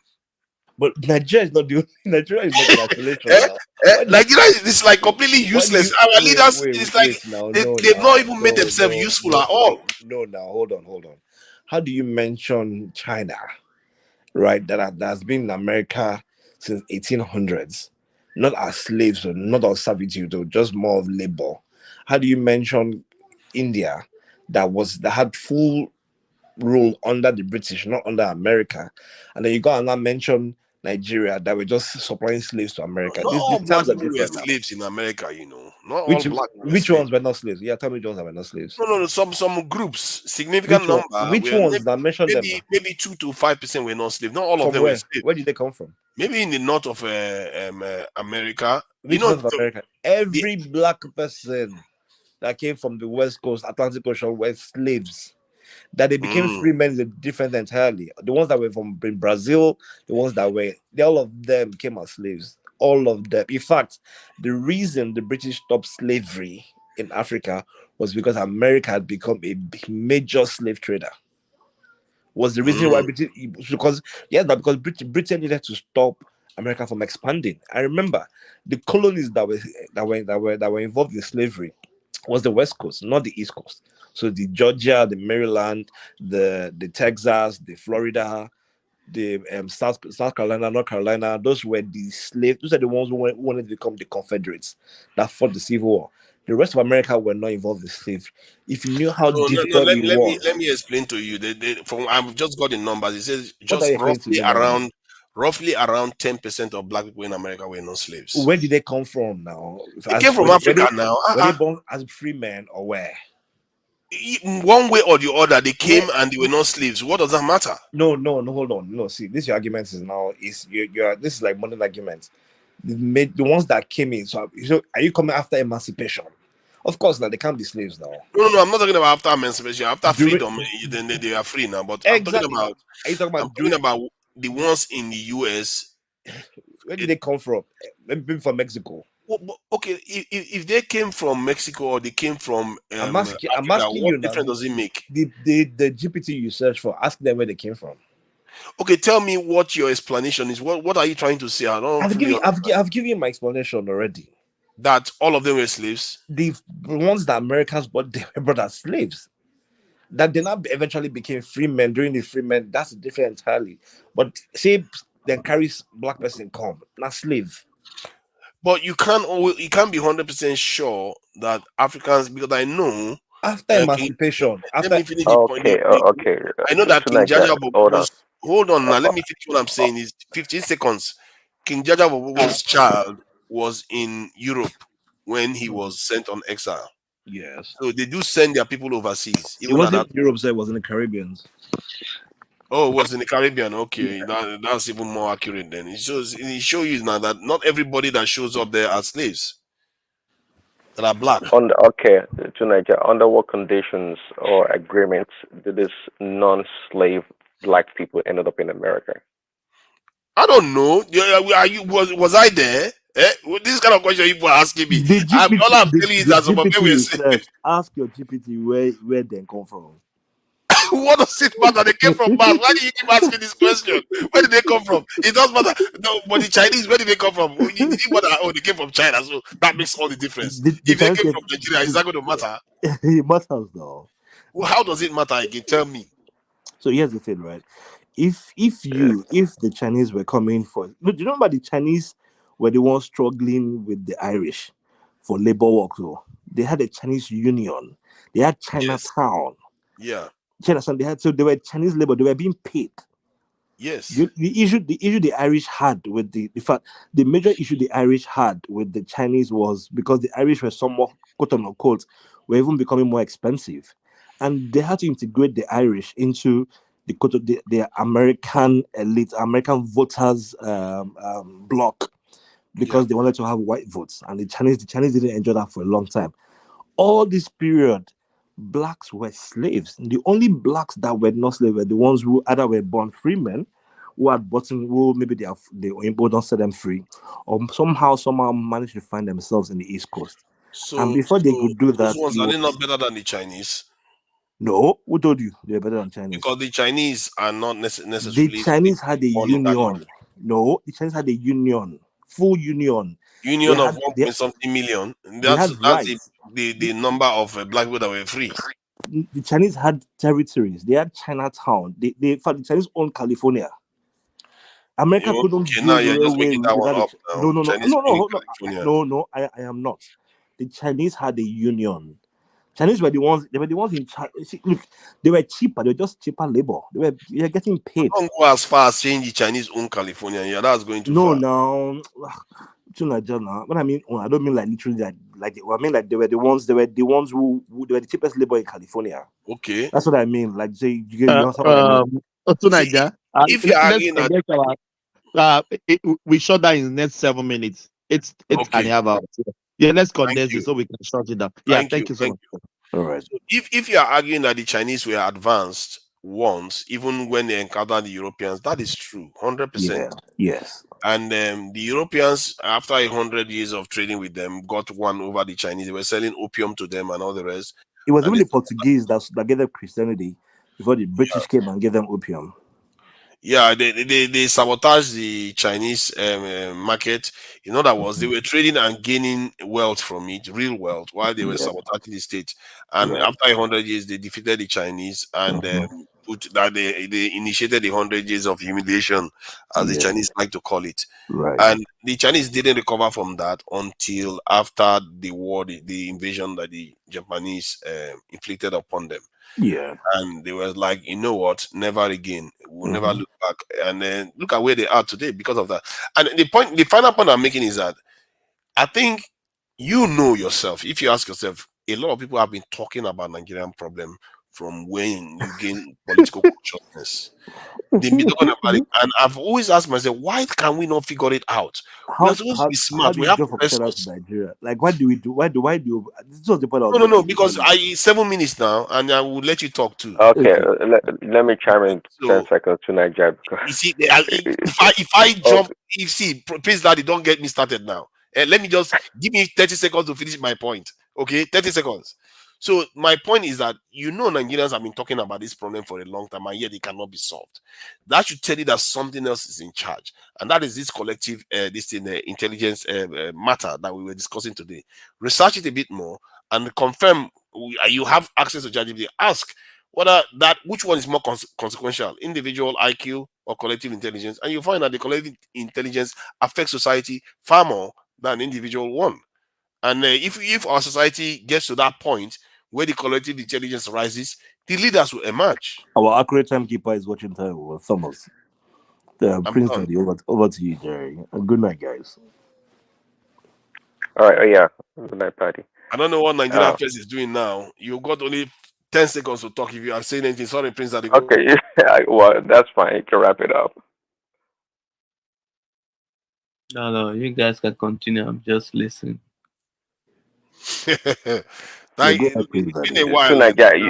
Tonight, you and this collective intelligence. I think it's a fancy word for leadership or lack of leadership. Okay, and I don't know this damn collective intelligence, and you keep honing onto this Nigeria not being able to espouse collective intelligence. But I tell you, when we had this original form of governance or government, I think we did well under regional leadership, from Awolowo's time and the other leaders across the country in the different regions. I think we did well. So we're doing well. This what it comes. Into a civil war. Only one region did well, though. No, we're doing so well. Then we crash into a civil war. Well, see, the other regions, they needed time. We all were not developing at the same pace. Prince Daddy, the Eastern region sucked, and the reason why it sucked is because the person who should have been their flag bearer was busy obsessed with the Western region. If Azikwe, Azikwe, right? But see, on building Eastern region, we probably wouldn't have had this divide. But dude was obsessed with Lagos, and he just one thing. See, which is apart from individual personality, there's also a group personality, which can emerge from culture and tradition, whatnot. And I think that may have helped the Western part of Western Nigeria a lot more than the other parts. Okay. I agree. Okay. So, but at the same time, we're growing at different pace. The other regions were eventually going to learn and get there. But this issue about this collective intelligence, I think regionally, each region can develop, at their own pace, and collectively as a nation, we can be, a great nation or much better than we are right now. I don't believe. I think it's a lazy argument somewhat to expect Nigeria to be one in order to develop or achieve our goal or to be a nation to reckon with. I don't think so. I think we can do it, separately. With the current it will not succeed until that with the current constitution, I don't intelligence rises. You will think never succeed. anyone is holding any state not to succeed. Let's be honest. The thing is that we have the states can't the grow in political unison. structure. We have people who are not serious. Most of the well-educated Nigerians who have the good idea to build the nation, they don't want to get their hands dirty by joining the political arena. Always scared. Always their solution is always running away, and that is the problem. You are not going to change things by running away all the time when the country gets a little bit shaky. You have to stand your ground and defend whatever you think you can defend. This running away is the problem. You guys think I no agree with matter you. any system no matter any system you implement, it's not going to work with that. This comment, go ahead. See, let me read this about this in collective intelligence so that Prince Daddy gets a better idea of what I'm talking about. See, they said some of the advantages of having that is that collective intelligence harnesses the diverse skills, knowledge, and perspectives of a group, leading to more robust, well-rounded solutions to complex problems, resilience, and all the rest of it. So, in terms of this, in a conclusion, it says both individual IQ and collective intelligence have significant roles to play in societal progress. High IQ individuals can drive innovation and provide leadership, while collective intelligence ensures that a wide range of perspectives and skills are integrated into decision-making processes. And while individual IQ is important, collective intelligence often has more consequential impact on a society. This is because societal progress and well-being depends on the ability to collaborate, share knowledge, and leverage the diverse strength of all members. Collective intelligence fosters social cohesion, adaptability, and inclusive problem solving, which are crucial for addressing complex societal challenges and achieving sustainable development. And this is at the core of our problem. If we can figure this one out, you figure the solution to Nigeria out. But we have now. We figured it out. We've just moved away. We just pivoted from implementing it, right? And I think Prince Daddy was nailing that point. You But won't implement it because everybody's not on the same page. no, That's no, the no, no, problem. no, no. So we don't need everybody. Okay, fair to point. be on the same page. We only need but we need a size chunk of group of people to be on that same page.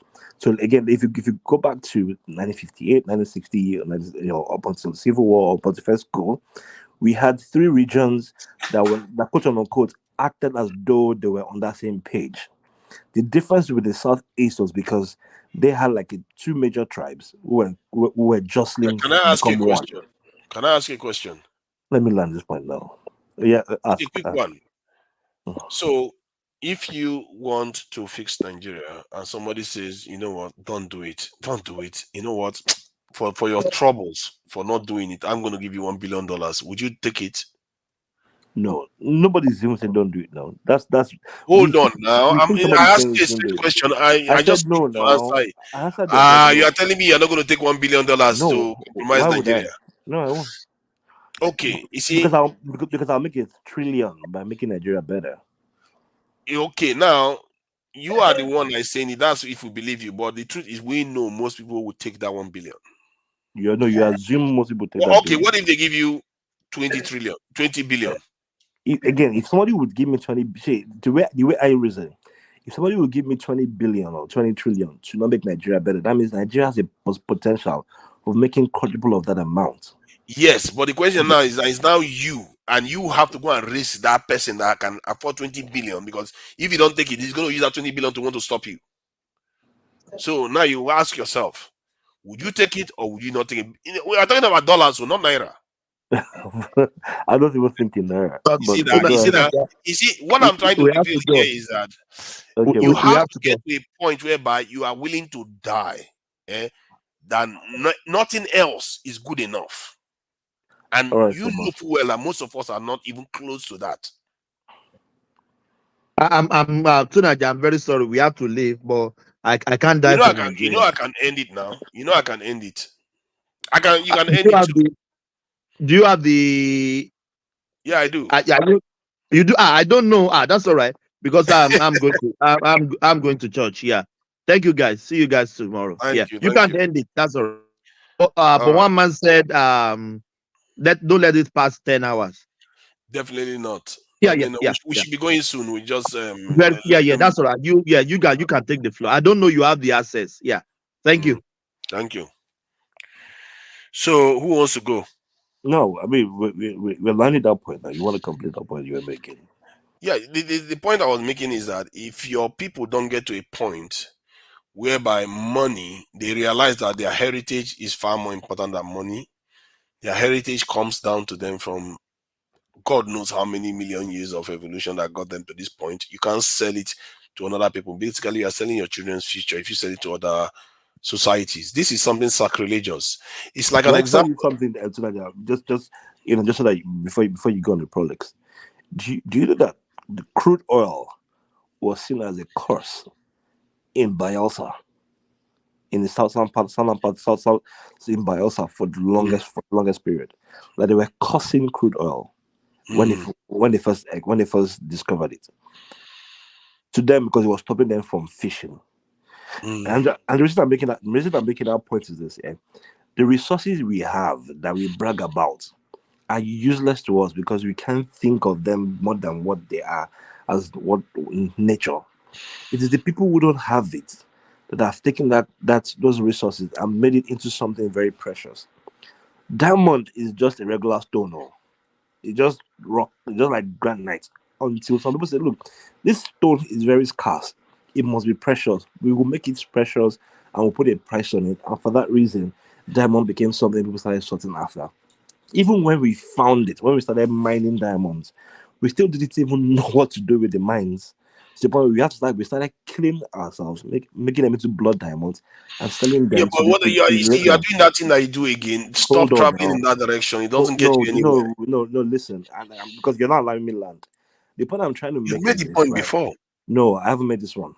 The point I'm trying to make is the fact that whatever it is that we think we have that we need that will make us grow. So when you say if they give you 20 trillion, why are they giving me that 20 trillion? What are they stopping me from doing 20 trillion?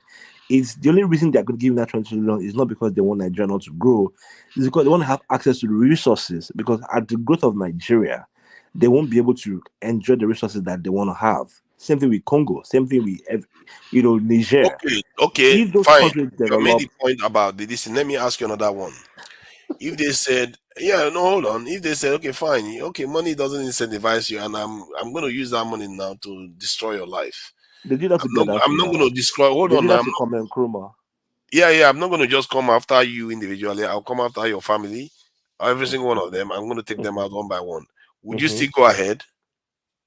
Again, they did that too. They done that to Gaddafi. They done that to Kwame Nkrumah. Okay, so you think you will go ahead even if they told you that? So the only reason that your scenario, even though it's very hypothetical, will only be valid is if the growth of the nation is dependent on only me. No, you are the person in charge now. So they are telling you that if you go in that direction that you are going, you need to change direction. You need to slow down. Otherwise, this is what's going to happen. Are you going to are you going to say, you know what? This is my people's lives. I'm going to put my people first no matter what. My people themselves, now them going to betray me, pass. And now that tells you that you have not at that your collective intelligence hasn't risen to that point. Let me give you an example. Then so you understand the clarity. You have I clarity understand it. on what That I'm there's talking history about. of it. That the gender you're After talking about, that's what happened. no. Just hold on. Let me after that this thing when the Korean War, after America destroyed are you back to Korea again? No, Are after you America, focused on I'm Nigeria? trying to focus on the point. Focus on After Nigeria America now. destroyed North Korea, if you play this scenario to them at that time, there is no money that will be good enough. There is no bribery America will bribe them. There is nothing they will accept. Nothing. Like if America told them, I'll give you 20 billion, I'll kill your family. No, they will not listen. Now, that is what I mean. If you don't get to that state, you're not going to be ready to face the world. That is the problem. And that's why we miss the mark. We think you can just say, oh, I'm going to fix Nigeria's problem. Because all the people around it, they will be the first to stab you in the back. They are not ready to face the trouble that it takes to build a nation. They are not ready yet. That's what I mean by collective intelligence.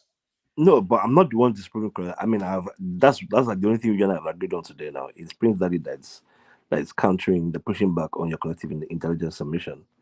I mean, I think I've always tilted towards collective intelligence.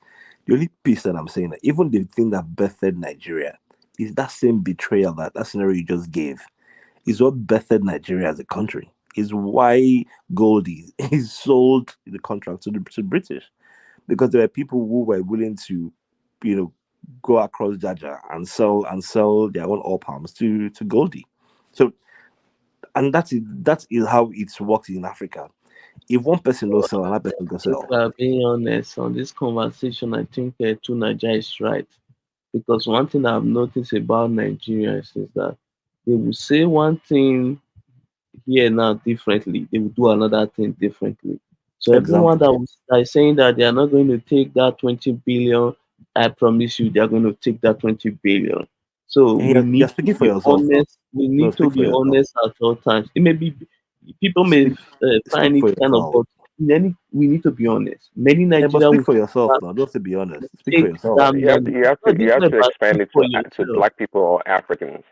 I'm not going to limit it to I just know my Nigerians. people. They will take that Paddy, money if Paddy in a blink Tinubu of was an the eye. Canadian colonial masters, he says he's not going to take 30 billion, I, 20 I billion. never, I never, I don't no, know no, how you're no, going to get away with that no, one. no, no, no, no, no. You're wrong. I never called anyone colonial masters. I only said that the fact that Mike was calling reference them as colonial masters is just verbiage. And I'm saying to you, if you remember, if you probably weren't listening, one of the very first things that I said when I started speaking around on this topic of things is the fact that when they were delivering all palm, when they were buying our all palms, how come no one person asked, "What are you doing with this all palms? Can you do it here?"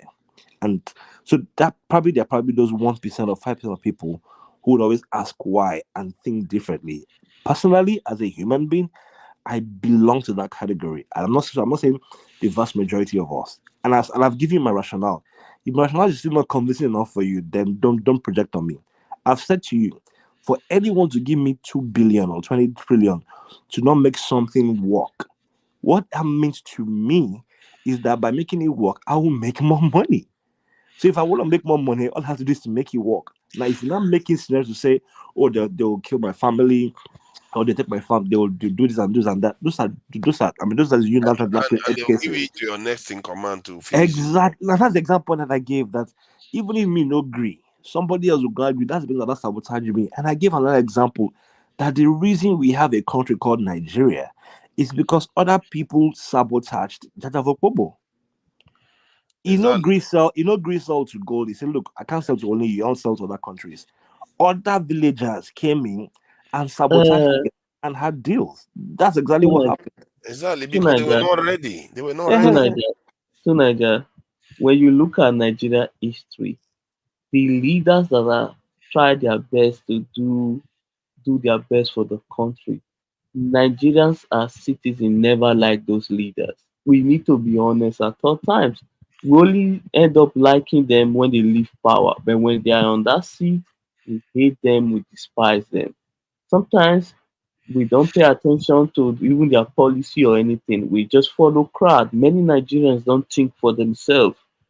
They in any situation they like to take side.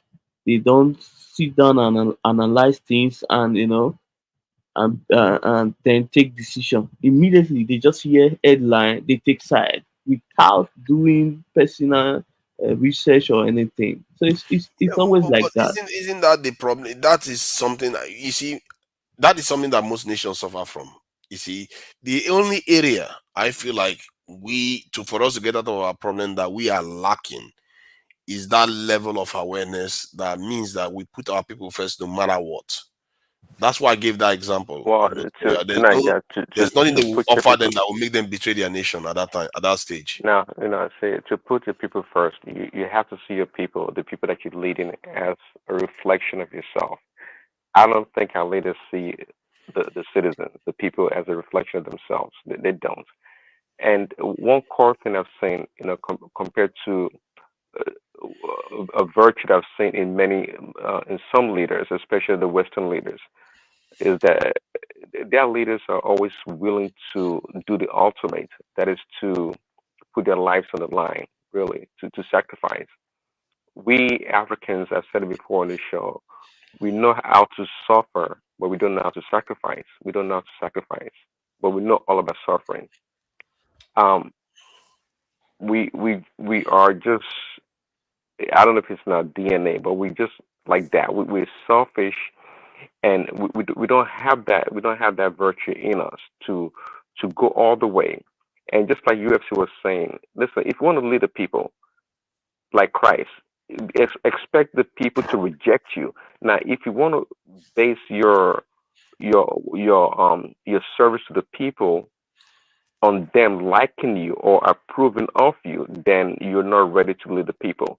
Yeah, the people are going to reject you, but you have to be focused on what you want to do for the people. Selflessness. Our leaders don't have that. Mhm. Yeah, they don't. They don't, and because they can't have it. I think this is why, for me, since To Niger, 1960, I felt we were always on our way down because we were just not ready. to Niger, We were never ready. to Um, Niger. yeah, Our please go ahead. leaders are not monarchs. So Our leaders are everyday people like yourself and myself Yeah. who grew up in the same communities that we grew up, who had the same problems that we had, who who went to the same school that we did, ate the same food that we did, and we elected them. They ran campaigns. We kept them into those positions and got there and did something totally different. The reason why I don't like to always go in isolating our leaders with that rhetoric is because they're not monarchs. They're not like kings that we've had in the past who were born there by birth, and for that reason they are bad. They are just normal people. Those guys that want Just to LP. add to that, our elite class, they create a No, culture that our leaders join. Dino Melaye is not. I kind of Dino disagree. Melaye is not elite class now. Dino Melaye I was just disagree a a little normal bit, but student. Yeah, saying but that, he look, joined the culture. He Those joined the culture. It's those not guys part that of want them. that want LP top to bottom, bike riders. But what policy has that guy put into play? But here's the thing: that guy will go to this community, and the people amongst them would expect far much more from him that does not even require him into law. They won't get there and tell him these are our complaints. They're going to get there and be asking him for money. They're going to get there and be asking him to come and settle so that he can win his next campaign. The goalposts shift the moment those people get there, even though they are greedy. What people expect of them is also, I mean, I saw a video, of course, I'm not saying anyone should do that in Nigeria. I saw a video of some country where there some chancellor or something was mobbed. They beat the guy up to crazy. But let's a senator come into our midst now, and I mean, well, not us here, but you get what I mean. And everybody's just hailing him. Did they be like flaunts his cars and his luxury? And people on his page asking him DM anything for the boys. That was just a regular Aluta guy that had schoolmates. And all he wants to get there is to extort. Now, of course, there will still be some elite class amongst them. Maybe like the Dati Mohammed or maybe Tinubu or something.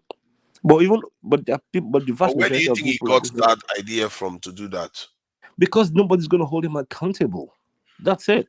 What Yeah, people but expect of him, before he is got that idea, not what did law. he see to encourage him to do that? Because what people expect of him is not even to set law. What people expect of him is for him to come and lavish them with money.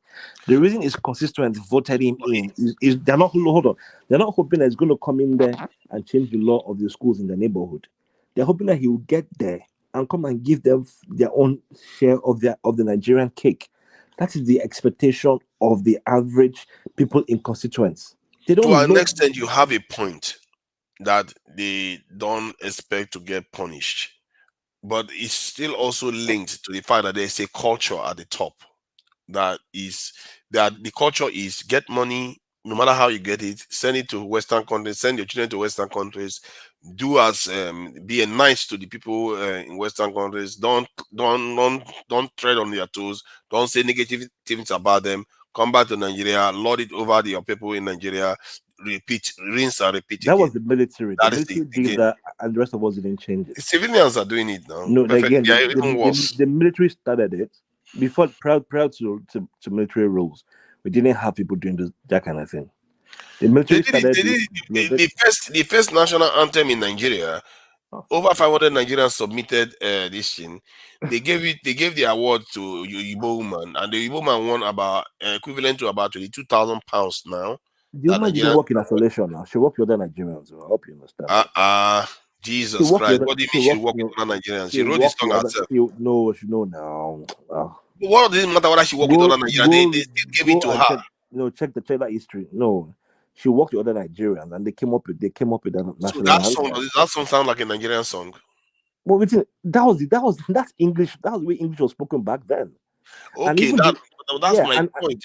There's no need to soften it and try to make it look like, oh, she's still foreign. And our leaders chose her over 500 fellow Nigerians. At that time, our interest was on the focus of Nigeria. She wasn't. Yes, that national anthem did not hail the Queen. That national anthem did not say this is the British colony. That national anthem did not have nothing to do with Britain. You still have a way to travel. The fact that you are even thinking that no nation that was colonized had an anthem that was written by their colonizers.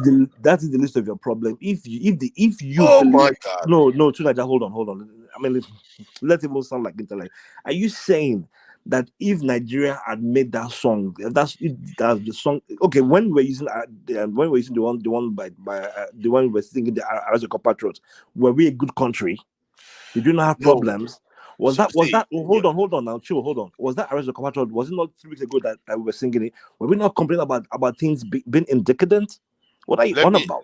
Let me explain what I'm saying here. See, if when the Arise and Compatriot were being sung, during the period when that was instituted, that was when Nigeria was truly at its height. That was when during that period when we created ECOWAS and our influence was at its zenith.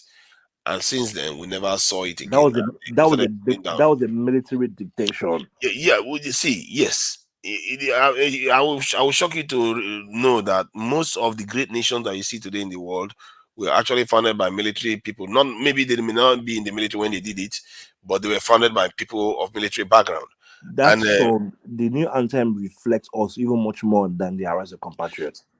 Now, you see, my case is made. See, now you forget the symbolism of what it represents, the importance, this in the ethnic authenticity that you require, the emotional connection to the song, and all the rest of it. That your own people, that if your own people write that song, that you cannot replicate when some other person writes it. It doesn't. Like this argument. So okay, hold on. So let's even assume today. Now let's even be factual. Let's assume today they throw the Indian national anthem into the wind and ask Nigerians to select it, and peradventure a Yoruba man has the best anthem. Do you think the Igbo man will say, "Oh yes, in Yoruba, let's make it Yoruba"? They'll question it. Nigerians are questioning. Hold on. Nigerians are questioning Isiagu of Airpeace. Nigerians today. Yeah, they are all proud of it in the end. Let's not go on. No, did they not question it? Of course, you always hear this. You always remember the little bit. You don't remember the trust of the entire thing. Hold on. Are people not, as of yesterday, condemning the Yorubas for wearing Ashwebi and Ojudioba on X? Yeah, but here's the thing. There would always be that divide. The fact that again, because we don't even have a unique Nigerian identity, there will always be someone feeling left out somewhere. In every nation, like in the UK. Why are we focused on something that we know will still be a problem at the end No. of the day? Hold on. You are not getting the point.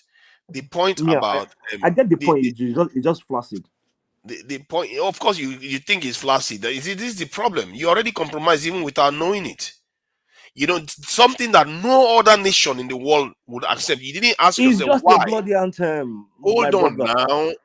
It's symbolic. Okay, would you allow another man to come and name your child? Yes. Yes. See, another man. Hold on. That man is responsible for destroying your father's house. And hold on. That man is responsible for destroying your father's house and enslaving some of your family members, and then went on to use your own people as slaves to serve him. Then later on, he said, "You know what? Now that I'm about to leave, I want to help name your child for you." And you'll be like, "Yes, I will do that." Is that what you would do?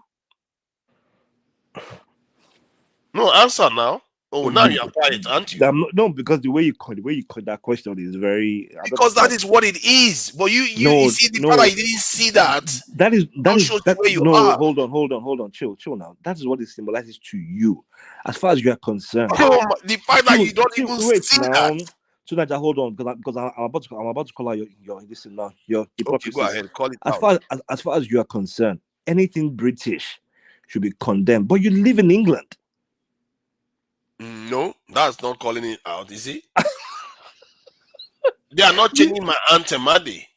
But you live in England. See, I live in England right now. Let me explain something to you. Why do you hate England? Why are you living there? Why you obey their laws? Hold on now. Calm down. Calm now. I'm calling out your beard. Let me answer. See, I wasn't like this all the time. I can tell you right now, when I first came to the UK, part of it was to come and study, but most of it, let me answer now. Most of it was because I thought they had a better way of life. I love the way their women look. I love the way their country look. I look up to everything they have. I wanted to be like them to an extent. So But no, hold on. Let me finish my point. Let me finish my point. So that is because I lived in a culture that we were made to believe these things. But as time went on, my eyes started opening to the real world that we live in. And I've learned my lessons and realized that that was a terrible, terrible state of affairs. And I know that that's how many of us are. That the fact that when I come to Nigerian space, that's the only time I hear people using the word colonial masters. You never hear it from Haitians. You never hear it from Jamaicans or Americans. No, it's only Nigerians that use the term. And the fact that Paddy doesn't even understand that your national anthem I is understand. your I just don't national. agree with you. That's the difference entirely. I Tunaja, understand you let me vehemently. And you say it I doesn't do matter. not agree. Tunaja, let me finish you up, okay? I've been listening to you and the others. Yeah, they want to welcome. I've come to You want to finish you finish up me on off this there? one. Okay. Yes. I think it's high time you guys take your head out of that myopic sand that you guys dug into when it comes to Okay. national anthem. National anthem is not just an anthem. It's just a song that will awaken the nation, the patriotism in citizen. Now, we'll be used to having indigenous people doing things. Currently, the Prime Minister of UK is who? He's an Indian man, right? I'm very sure. And he's going to lose heavily. No, it doesn't matter. He's going to be in the record at I one will time. teach him now. He say An English will Indian not do man. try, man. Listen, Watch the way he's going to lose. it's going to be in the record, whether they like it or not. Whether They didn't vote him now. They no, I'm just just dragged saying. him in. Whether they like, well, there's a system in Prusy that brought him in as the prime minister. His colleague voted for him, and here he is as a prime minister, even if he doesn't win at the general election. But the point I'm trying to make is this: there was a time in Nigeria, okay, and I'm trying to reason with what I think it was no, not Prince Daddy, the person you are actually Paddy, talking about the fact that it doesn't really matter who composed this anthem. It is the message inherent in that anthem that makes sense. Now, there was a time in this country where even a Nigerian born to foreign nationals are not allowed to play or compete for Nigeria. And I'll give you an example. There was a guy called is it Rotimi Agbola? I believe so. He's a very light-skinned guy. Ruben Agbola. Ruben Agbola. Even our own John Fash was once trying to play for Nigeria. They run him out of camp because Efanikoku. those guys, and that was an era where anybody that doesn't look Nigeria at all would not even be able to even play for Nigeria or compete for Nigeria. But fast forward that thing now to 2000. When was the last female Oh, don't rocker? tell us a long story. No.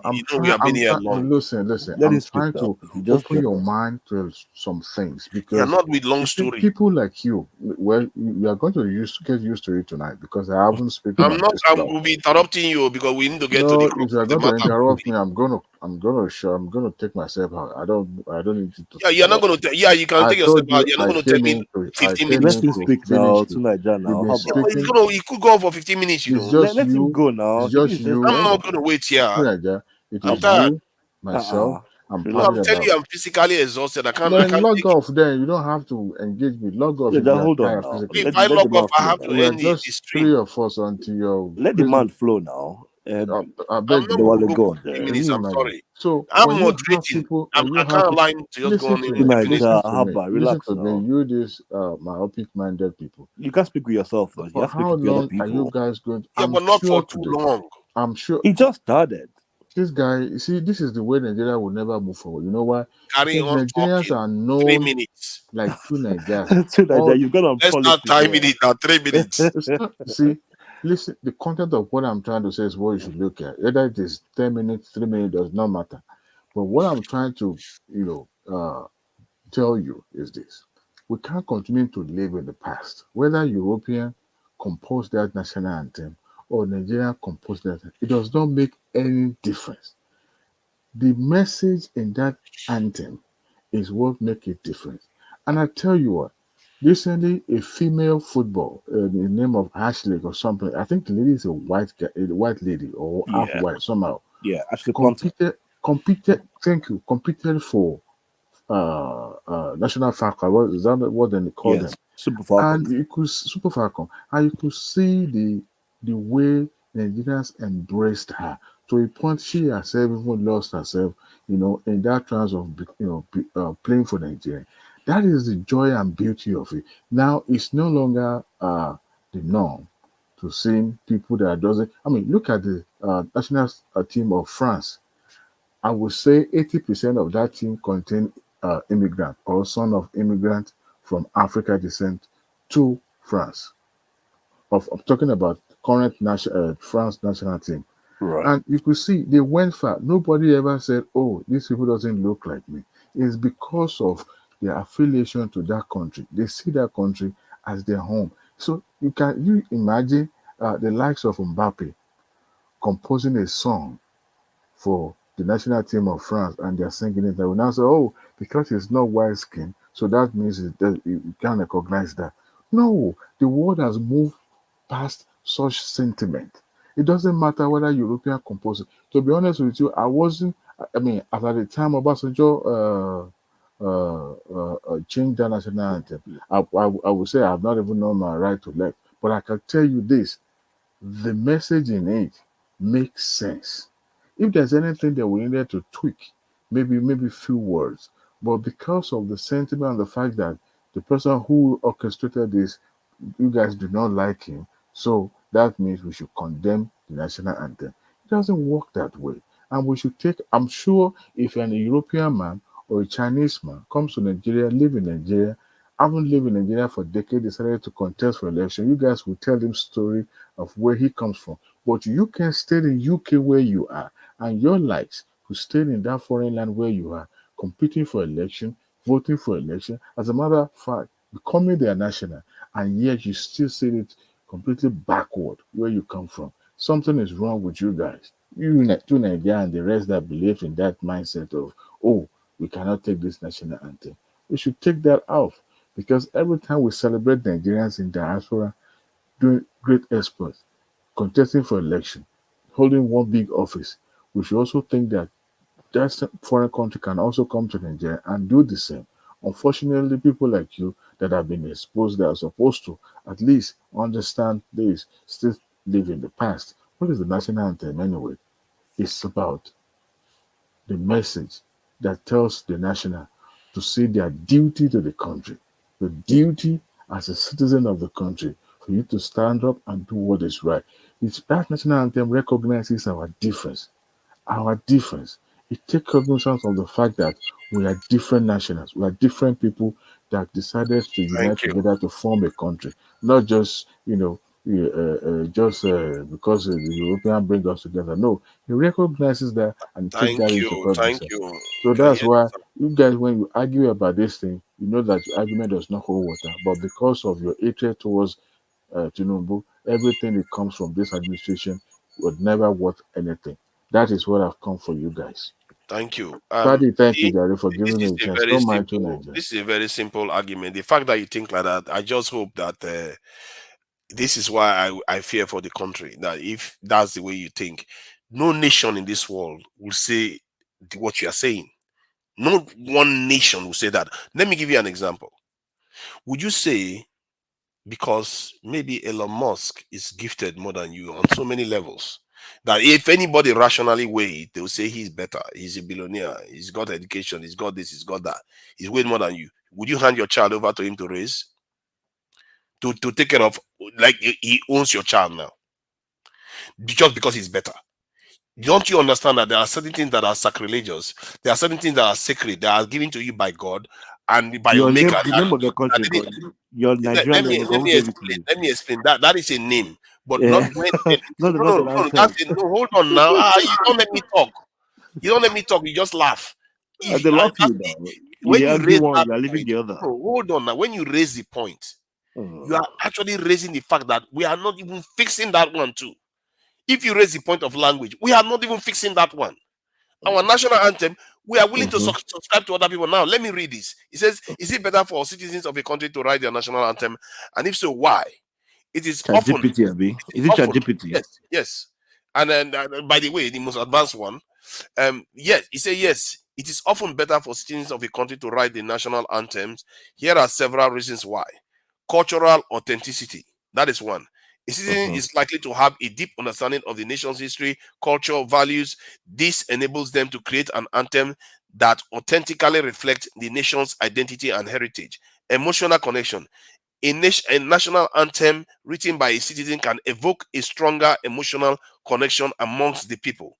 The shared experiences and sentiments embedded in the anthem resonates more deeply. National pride. Knowing that the anthem was composed by a compatriot can instill a sense of pride, ownership amongst the populace. It emphasizes national unity and collective spirit of the people. It's reading Hold on now. ChatGPT's. Relevant. No, hold on now. Relevant. You know what Mm-hmm. ChatGPT is? If you knew what it is, then you would not even be talking. What is ChatGPT? ChatGPT is a collection of all knowledge on the internet. So it means on so many levels is actually more intelligent than some individual people. No, it's not even intelligent As a at matter all. of fact, I It's just want a you to fast go and processor. collect your tuition back from that. ChatGPT is not intelligent. Go and Okay, collect now your you tuition are, back. Processor. so all the things I read just now is all false. Okay, then why if those are are you sentiment saying People it that is built wrong? it, the people that built it, put a cap, You see how they are caveat changing there. the goalposts the now. first word, Not the first everything. line, the first line says it is often, not always, not mandatory, not must, often. Yes, it is often better. So once it says it's often, it means that it's not cast in stone. Because there are no nation that was colonized. Hold on now. Wait, let me land now. You continue. No nation that was colonized has the name you are going by. Wait, beg, just hold on there. The name Nigeria was given to us by the British. Our religion was given to us by the British. Our passport was chosen to us by the Muslims. What exactly that you are claiming about? Do you genuinely own? Your coat of arms have gone. The mantra there. You don't even know yourself. You Still, don't know. hold on. Wait now. Everything you just complained just now are things that we are supposed to change. So why are you not hampering on one? No, because that one we managed to remove it and we went back. My friend, your argument does not hold water. I'm not the one that brought it up. Go and collect your tuition fee from people are hungry. I'm not the one that brought it up. Do you know that new anthem could have been written by Nigerians? Nigeria exports music. Even if one thing Nigeria got right in terms of music, we couldn't even take your bomb song. We couldn't even have our own people. You see, now what you don't understand is that when it comes to collective intelligence, this is one of those things that would have increased it. Do you know if Tinubu has said, you know what, fellow Nigerians? But what you said about the passport, for example, let me just finish. Let me finish. First, Nigeria, you just interrupted me. Of the tribe are on the passport. I don't understand why you add First, the Nigeria, you just interrupted me when I was talking. Oh, sorry. So if Tinubu had said, you know what, this national anthem that we are going to make, instead of us going to the past, let's everybody come together. We select people from different parts of the country that made an earlier submission. Then they all come together and write a national anthem and a national prayer. Do you know, just by doing that, our collective collective IQ will rise just by doing that. This is the ingredient. This is the kind of ingredient that builds great nations. Today. Of course, it's the worst thing for you. It's the worst because thing you don't understand that concept. Good night, guys. I don't understand the concept. Because that's the worst thing you said today. Okay, fine. Let it be the worst. It just shows you how far away you are. You are so far removed from rationale. And you're talking about you're not going to take bribe. Seriously? You're a goner. So to you now, right? What you're inferring is the camaraderie of Nigeria will have been stronger as a nation if by peradventure we just threw it to the wind through Allah, asked Nigerians to come together to compose a national anthem, and our problems will be solved, we'll be happier and everything. What are you on about? You see, now you are doing just a straw man argument. That's not what I said. I said that is one action that increases this collective intelligence. If even you soccer hasn't even done it though. It's good night, Jerry. This thing soccer does. Yeah, you can do good night if you want. Go and do your own thing there. But I know you do have a gift, but you are completely squandering it, being ignorant about it. See, Soccer increases national intelligence in terms of when the whole nation comes together as a group of people, they see themselves as one. That is a good thing. If you tell a nation to write their own national anthem, that is a good thing. And you are complaining about the religion, complaining about this in language, complaining about the rest of it. Those are the kind of things you need to change. Even when he is on the side of the kind of argument that I'm making, just because he wants to disagree with me, he just names them as if he's using them to argue against me. That is not going to win you anything. No nation that wants to prosper. You see this now. This is the example of what I'm talking about. You see him walk out of here thinking, "Oh, I've just made a strong point, and I disagree with everything he's saying. That he thinks he's gotten it right. You're not going to get it right." I've had people talk about it for decades. It's not going to get us anywhere. And someday, I don't know what is going to happen in our lifetime, but if it happens, he will remember what was said here today. Eventually, until something galvanizes us to unite, come together, and build a nation without bickering constantly to undermine our ability to build, we're not going to get anywhere. It's just that simple. It's just a matter of collective intelligence. If I wanted to read, and I've read it to him to show him that collective intelligence is more is better than worrying about having high IQ. What is the use of high IQ? You can use it to invest stuff, but it doesn't get you far until the people themselves. If the people just get smart and organize themselves, even fishing, they can use it to make money. Even just growing cassava, they will use it to make money. What have we done so far? We don't build anything. Like that, you are right. If you look at America, for example, America is just 10% that is controlling that country. It's just 10% of the population. The rest are workers. That 10% they use their collective intelligence to put it in order. So I think Nigeria. And this is a guy that came here to tell us that we have low IQ. We have people have lower IQ when they are suffering. Do you know just because you become richer, your IQ grows? Your immediately the moment you become here, your IQ increases. You have a nation where people are struggling and suffering all the time. Nigeria have higher IQ than many other African countries. We even have and even then, and the reason why our IQ is so low is mostly because of the northern part where most of all these things are not taken into account. Many of them are not that educated. The education level at the northern states is relatively low. I think they talked about some of them even when they write WAEC, they don't even have barely anybody coming to write WAEC from that state, a whole state. And you don't think that affects our overall rating in terms of IQ. IQ is not even a determiner. There is the collective one that increases the IQ. If the collective one gets together and people start functioning, the IQ, because the environment becomes more nurturing of IQ, people with higher IQ to emerge. So you become more inventive, you become more problem solving, but you need a mix of both. But to start with, the most important one is that collective one. It doesn't mean everybody. You just have to have enough people that believe in one idea. Enough people, and then they'll go on to implement it. That's all you need. And I don't know, man. The way he was going on about it, like, how can you possibly believe that if you have another person's, and not just another person, the people that actually took almost everything from us, you have their national anthem, and then you have a country where you have musicians, and you go back and get the other person's one. And some people literally come here to defend it. It shows you how far we are.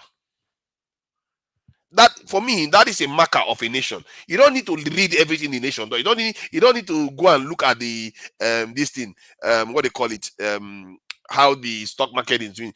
Just look at the way the people behave. Just look at little things that they do. It signals to you that if they cannot take care of this small one, you know they are in trouble. They are a goner. I gave the example that whether anybody will concede that they are this thing, you will concede your child to some other person that has a better this thing description, that at least people consider that person better than you. You will not give your child to that person just because the person is richer, more educated, and people think that the person is better as a father. You will not hand your child over to that person because there are certain things that are God given. You have to kind of distance yourself from other people, differentiate yourself from other people, and say, you know what, this is Nigeria. Nigerians should write your own national anthem. We have enough of them in Nigeria, and we don't have to give the honor to foreigners to write our own national anthem. We barely even have our name. It's not like we have everything figured out, and then we just say, you know what, let's just grant this one to foreigners. That's not what is happening. We don't have everything figured out. We just have, we don't even have anything figured out. We don't even have anything figured out. To Niger. Good morning. Welcome. Yes. What you are doing? You've been talking and talking and talking. Try as much as possible to allow people that have contrary opinion to your own to also talk. You understand? Yeah, he talks a lot. No. I've been listening to you. You are not. You didn't put time to what you and Paddy were discussing. People are having free day. Then when he came, he now said, okay, you give him 3 minutes to talk, just because you know that he's not going to talk. I mean, his talk is not good to be in your favor. You are here. Hold on. You are here preaching collective intelligence, and but you don't even have patience for entertain contrary opinion. I gave my reasoning. It's not. Then even sometimes maybe when you talk, you go and listen to your talk. Maybe sometimes later, you are here. You are talking about collective intelligence. When you talk about intelligent IQ, you have to look at what are the factors that actually affected IQ. It was Paddy that was talking about IQ. No, you mentioned it now. You even mentioned that, okay, because I was trying to disprove what he our was saying. IQ is low. No, you said our IQ is low in Nigeria especially because of the northerners. You understand? Because they don't have a lot of educated people to get high IQ test results. IQ test involves a lot of some of it's them. Not about the test. It's not about the test. It's not about the way you tested it is. It can vary from one region to the other. It varies. But what you should take into cognizance is what actually affected IQ. Factors that influence IQ. If you so go and search for, if you know the factor that actually influence IQ, then this is your argument. You have to come and look at it again and Do you see how we are talking now? That's what I wanted, because after how many hours of being here, I cannot listen to somebody talk for 15 minutes because I won't be able to keep track. That was my reasoning. That's why I told him. You don't know how much you take when you are talking. You talk too much. You don't look at your own the time that you also used to talk. I can time myself. Actually, I talk quite quickly. Actually, most of the time, if I time myself, you find that I can talk for 1 minute and make all my point. I talk fast. Okay, let me now say you are saying something about the national anthem. So your problem is it with the content of the national anthem, or because of the people that wrote it are your problem? Because to me, the content is the content that matters to me. It's not about the person that wrote it. You understand? Then that one, you are giving example. Hold on now. I just have little time to spare. If you don't want me to talk, I will not talk. You also said that because somebody has maybe more money than you or something. I give one example. Then you want to give your child to such a person. Yes, in fact, it's one of our forefather. That's what they used to do when they discover that certain family has a certain characteristics that everybody envy. They tend to take their children there so that I can benefit. You understand? So are you saying that social and economic conditions of individuals influence their IQ? So if you are a poor person, you can take your child to a rich man, and that one will have influence on the IQ of that child.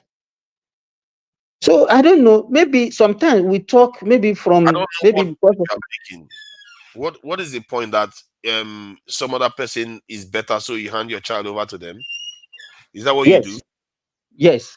So you today, if I find some other person that I believe this man is a better father, he's better at everything, And now when you hand your child over to that father to take care of and raise, and that father now becomes your child father, you will agree to that? It's not becoming. You just give the child to that father to raise for you because you know that they has certain superior qualities that you want your child to possess. Yeah, but it doesn't mean that it doesn't mean that it becomes your father.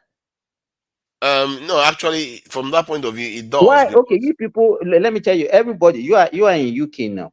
You argue that no, because of environment, that your environment, especially that environment alone, has a lot of influence on the IQ. And that's why people, all of you, you go there, then you call you will see Nigerians now, they will be referring to America as their country, Britain as their country, and you understand. And these are not people that are ever born there. They were raised in Nigeria, they just migrated and they got the passport, and then they will be referring, and they are even more loyal to those countries. Okay, first of and all, because of what they have you seen. said here are sacrilegious, and you don't even know it, and that shows why we are where we are. You people are going to repeat history. You literally argued that because you think some other man is better than you, you give your child over to them. You literally argue that, and this is something that instinctively most other people around the world will never agree to. They'll say, "My child is my child. Woe betide that man. Good luck to the man. Let the man do his own thing. My child, I raise it." That is the gift from God, not for you to give it to some other person to take care of, because you've just given up something very precious. That is the case of Esau, giving up their own birthright. Now, the point that you've made has revealed something about Nigerians and revealed something about what Paddy and all the rest has done. We all think we are enlightened. This is why I say we are not even close. You are just in the world of your own. And if you think Maybe that I you are am. the only one that has a I am. monopoly of knowledge, No, yes, you are just maybe in the I world am. of your own. See, I'm Bye not bye. stupid enough to think that I own knowledge. But if you come here and argue that it's a good idea, that you will actually consider giving your child to some other person to read because you think the person is better than you, when there is nothing physically wrong with you, when there is nothing financially wrong with you, I give some other person to raise your child for you. I'm sorry. That is not good answer. That is not a good way to behave. And that is not a good idea to hold. No wonder our people are able to sell their fellow human beings. We sold our own fellow human beings on an industrial scale. And look at where did he get us? He got us even colonized. The same people that make this argument strongly, this is the nation we have for it. 200 million, we can barely provide electricity for our people. These are the kind of mindset that gets you there. And maybe one day I will invite other foreigners to this panel so that you can hear the way they talk and the way they perceive these things. Well, who knows? Maybe they will say the same things that Simba has just said, that it's fine for foreigners to write your national anthem, even if no country that was colonized has ever had that done. Pansad, are you there? I know sometimes you remain quiet and you are angry at the background. I don't know. So I'm here. I'm listening to you. Yeah, so no nation that has been colonized has a British national anthem, or that the colonizer write their national anthem, and then after they jettison it, then they go back to it again and have their own people that were just completely ignored. Their own people that were completely ignored, defending it, saying, you know what does it matter? It's just the word there. It doesn't matter to anything. When we were talking about collective intelligence earlier on today, as the most consequential aspect in terms of compared to IQ, they insist that something that would have helped galvanize the nation to work together is not that important. It's the one that is the word that written by a former colonizer that is better. That's what matters. It doesn't nothing. It's just a word. How can if you cannot sense that those little things, how can you sense the big things? And if I am wrong, why are we where we are? I am sure I'm not very much like many Nigerians. I'm sure I am not. the ones that hold this view that I hold, quite a lot of them do, especially most of the ones in the diaspora. But the ones that hold the views that Simba expressed just now and Paddy expressed are most of Nigerians, because they've been taught that it doesn't matter. The whole world is a level playing field. It's a paradise. Let's all go and hold hands. The only people that they are not holding hands of is black people. They don't hold our hands. Our people travel into Europe. They leave them to drown in the Mediterranean. Just this week, it came out that they will take these black people, take them to sea and dump them in the water. Children, women, they don't care. They dump them in the water. Sometimes they just put them in a canoe and leave them to float away into the sea. That is what is happening to our people, and it's happening almost every day. And yet you see our people still come out and say, everybody is okay. They are okay. Let's hold hands. We are not ready. We are simply not ready. And you think you are going to get that leader. You will not. There is no leader that will show up in Nigeria today. If Nigerians hold this view, they will never get a leader that will change that country. It will never happen because the leader is already compromised. And the country will never be changed. You're just going to see this incremental improvement and decrement, incremental improvement and down, up, down, dance. That's what you will get for the next forever, until whoever really is in charge will come and do as they please with us. That's what you're going to get. Because it doesn't mean things are not improving, but what we are not seeing is the rest of the world is flying away.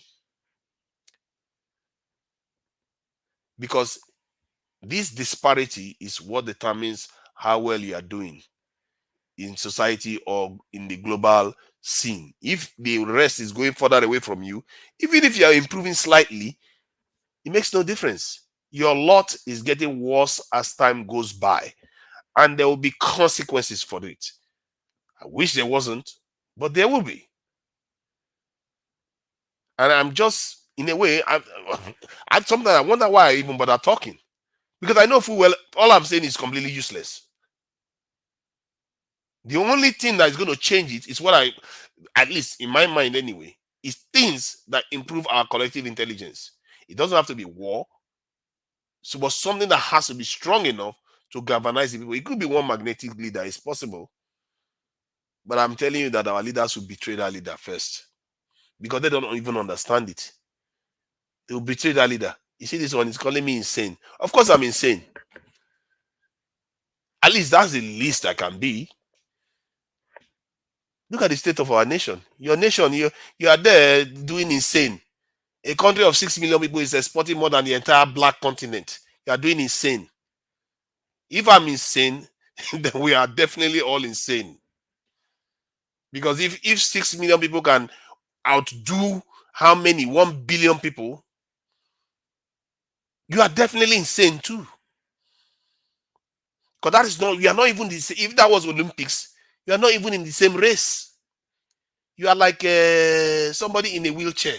No, even somebody in a wheelchair will catch up compared to, you are basically crawling on your belly.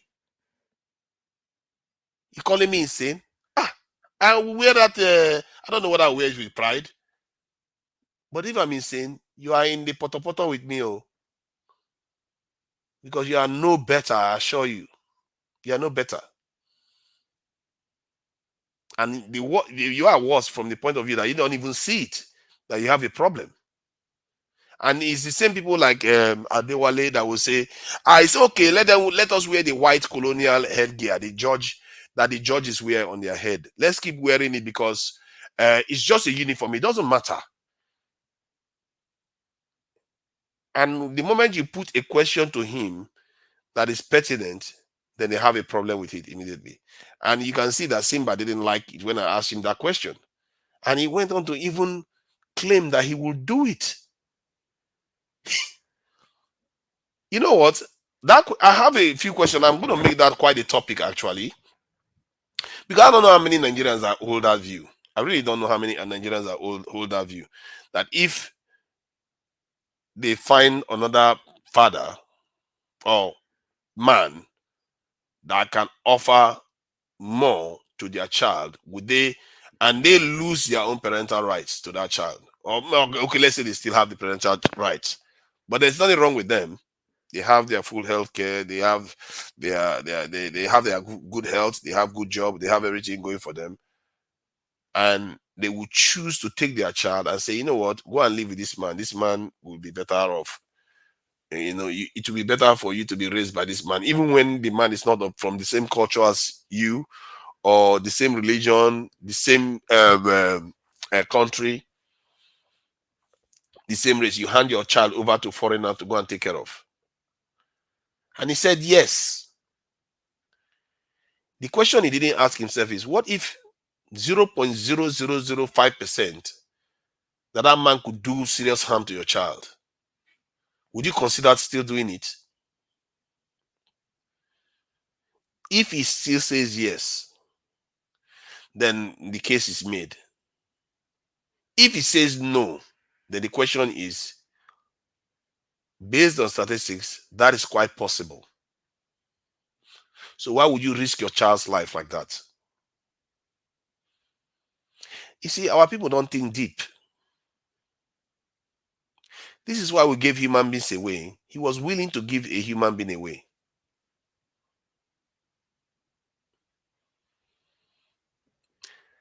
The most advanced creation that we know in all the universe. You were willing to give it away because you think some other person is better than you. The one that God gave you,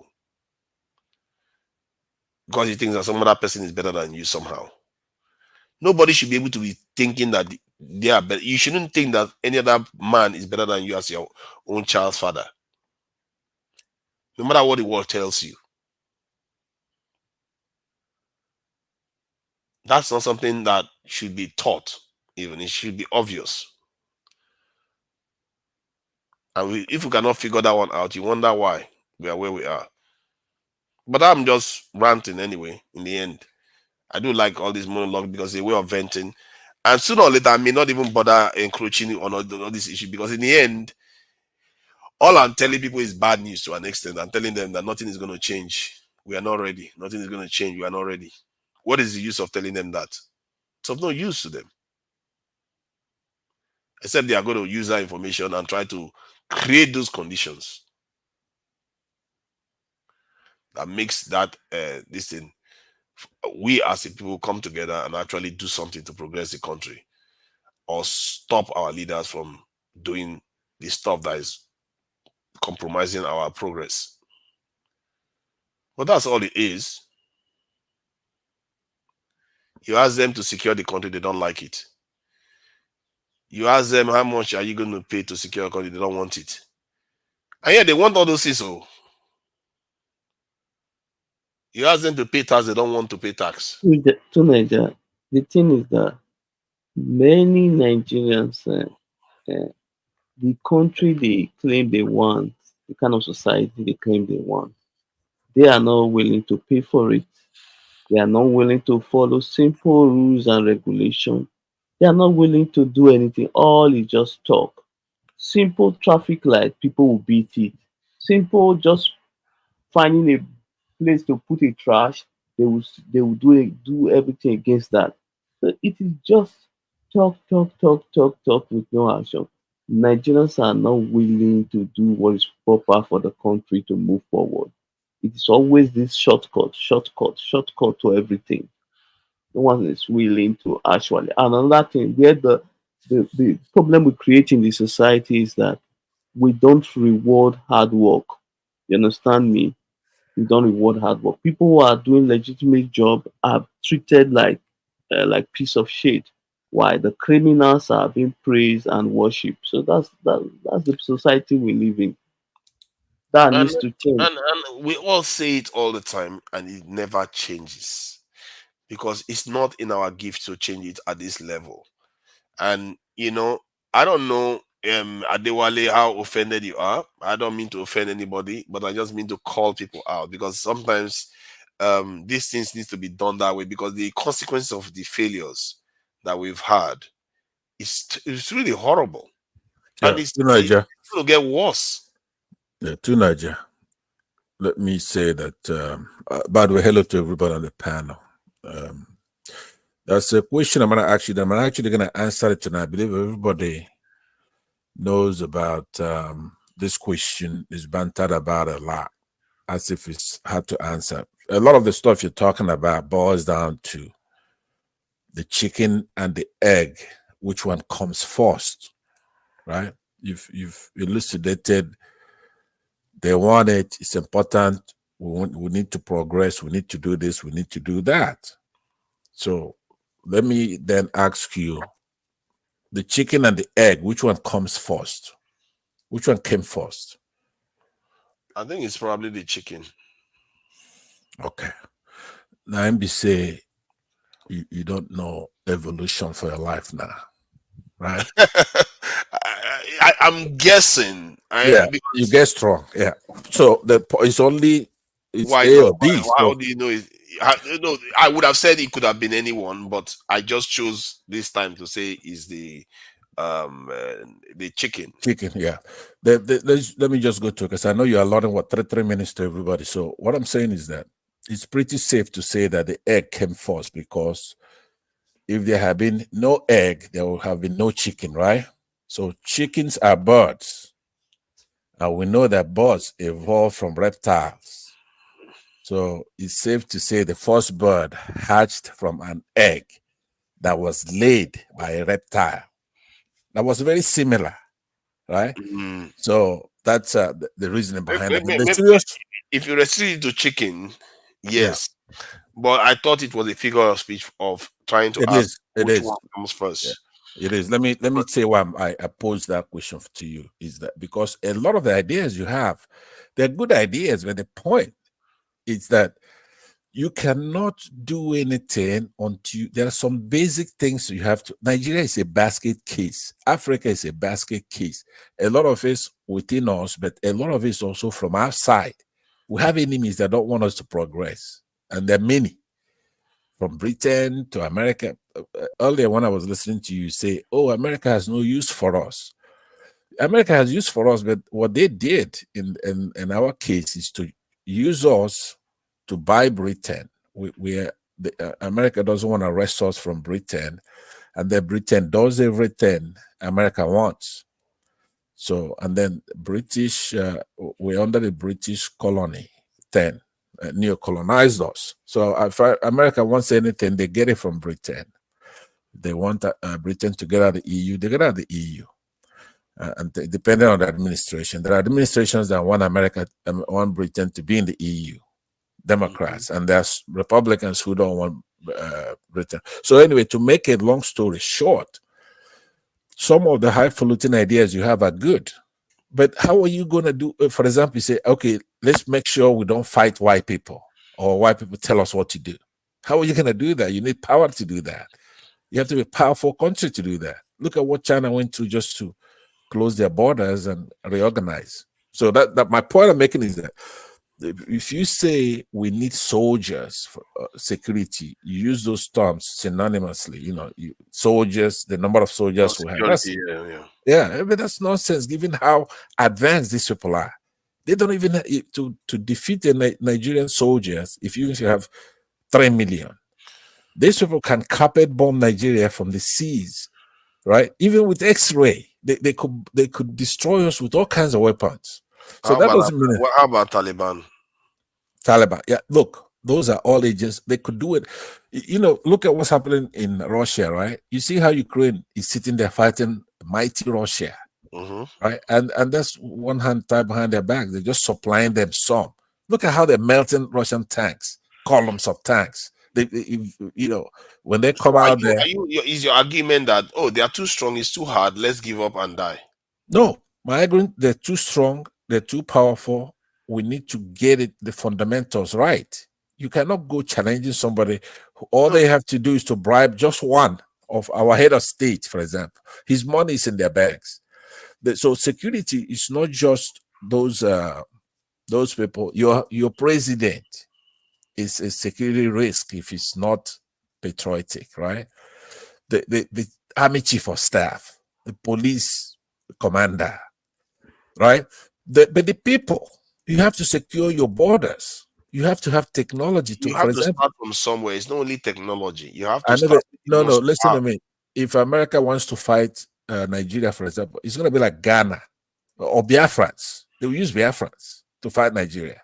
All we have to do is supply them weapons, and Nigeria is destroyed. Or Ghana, No, but or not, even not when the Boko state. Haram.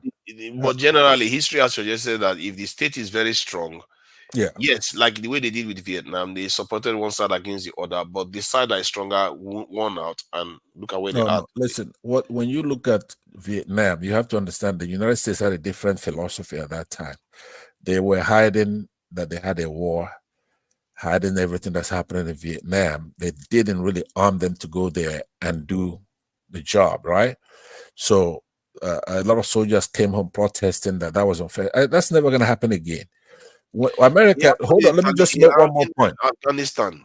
Excuse me? Yeah, but listen, what they're doing over there, the problem America has is nation building. That is one thing they have here. America could finish anywhere in 2 days and they're mopping up Yeah, the but that's the point. We will survive it. No, you will not survive it. That what I'm listen to What what I'm makes you saying. think we won't while others did? No, they did not survive. Pansat, sorry. Yeah. Nigeria, you're not listening to Pansat. What do you want me to listen to? Pansat is not saying we shouldn't build ourselves to be strong. What he's saying is that you have to do it intelligently. You have that's what he's saying. Oh, yes. You can't just come out and start flexing your muscle that you're building your army, you're doing this. They start seeing you as a threat and they're gonna destroy you easily. That's what he's saying. I started off by telling them the how you chicken do and it the egg. I said, let me end in 1 minute or less, and then Abdul or somebody take over. What I'm saying to you, I started off by telling you the chicken and the egg because there are fundamental things which is what we're all fighting for when we're on platforms, right? In order for you have to copy some kind of model. Let's say you want to copy China. What China did was to go inside and go and secure their borders first. They were inward. It's Nixon, somebody, I don't know if it was you, talked about opening up of China. When they were ready, then they opened up. You have to go in and secure your borders. In their case, they give Britain date certain. Get the hell out, bring that flag down, leave Macau, leave Hong Kong, leave this. And they were insular, just like what North Korea is doing now in their case. You have to do that before you go out to, you have to have indigenous technology. These guys are bad. These are Europeans. You know that already. They're evil and they're very, very bad. They know they've confronted all kinds of things. So how are you even talking about challenging any of these powers? How much more I don't even see them as evil. I just see them as people that are defending their own interests that we don't do. Okay, when it comes back to me again, they are evil. Like, you want to talk Machiavellian, you look at ChatGPT, or dictionary, right? You're gonna notice that Machiavellian, it's synonymous with evil. It's an evil. Yeah. No, but I understand. Practically, that is true. Nations do they calculate their things by relative gain, not absolute gain like an individual. Do you judge a mother harshly for being a good mother? Do I judge a mother harshly for being a good mother? No. Or you praise that mother? Yes. That is what nations like the Europeans and others have done by us. No. It's us that didn't take care of our own. Okay, tell me, elucidate more on that point. I don't understand what you're saying. What I mean by that is that they, you know how you understand that they do things for their own interest. That is the instinct of a mother taking care of her own children. She's taking care of their own interest, not ours. They are not there to care for us. They are there to care for their own people. So it's our job to care for ourselves. Hence why I don't see them as evil. As a matter of fact, I see them as behaving like the proper creator, the proper beings that the creator made. Because if you look at a lion now that wants to feed her cub, she will go out there, take the calf of an antelope, and use it to feed her cub without feeling any remorse. And any this a wildlife observer will say that lion is doing exactly what the lion is meant to do, and is not considered evil. And you see what I mean? So what the Europeans have done, it may look cruel to us because we are the ones suffering the consequences, but objectively, they are actually being the better carer for their own people. We don't care for our own people. We are the ones that sold people to them. We are the ones that didn't learn and innovate with our own people to challenge whatever they are doing. So I don't see it as evil. I see them as doing the right thing, and maybe they are even the better people of us compared to us. Look at our fellow Nigerian just admitted that he was willing to give his child away.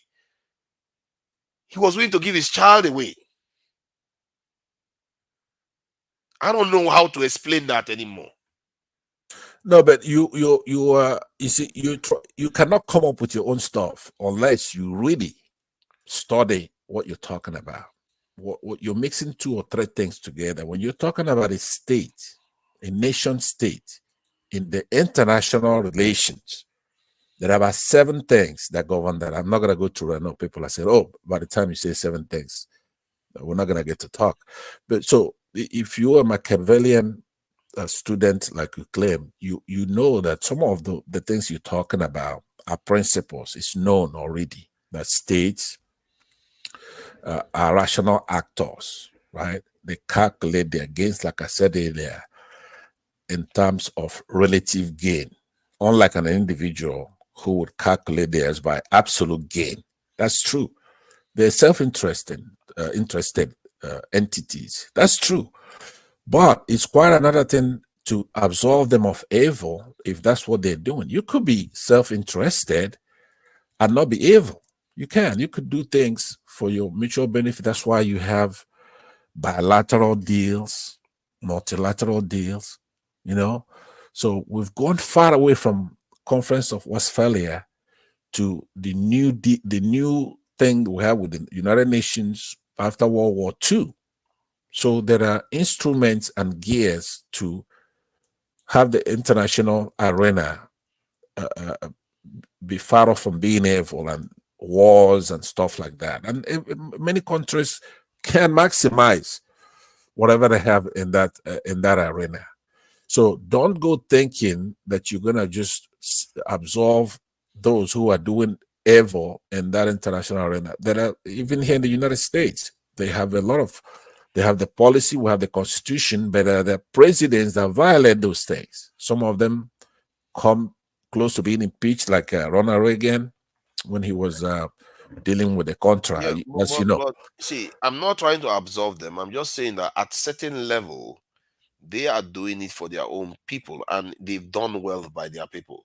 They spread themselves all over the world. They expanded massively. I'm telling you, there's no empire that would not envy that kind of expansion. And the idea that we don't see that just shows you that we are in that position whereby we call those things evil because it's us that is affecting negatively.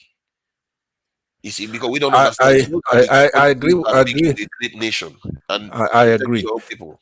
There are things because you're having 2 conversations here, right? In theory, there are things sovereignty means in the international arena. Nation states should not interfere with legal and political matters within the borders of another nation.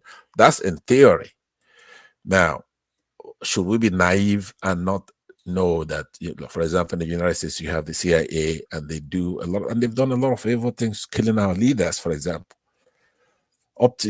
Maybe up to now, but I know up to the 70s and 80s, 60s, they go, even if we have anybody who's patriotic in any African country, imagine they go and they either depose them or they kill them.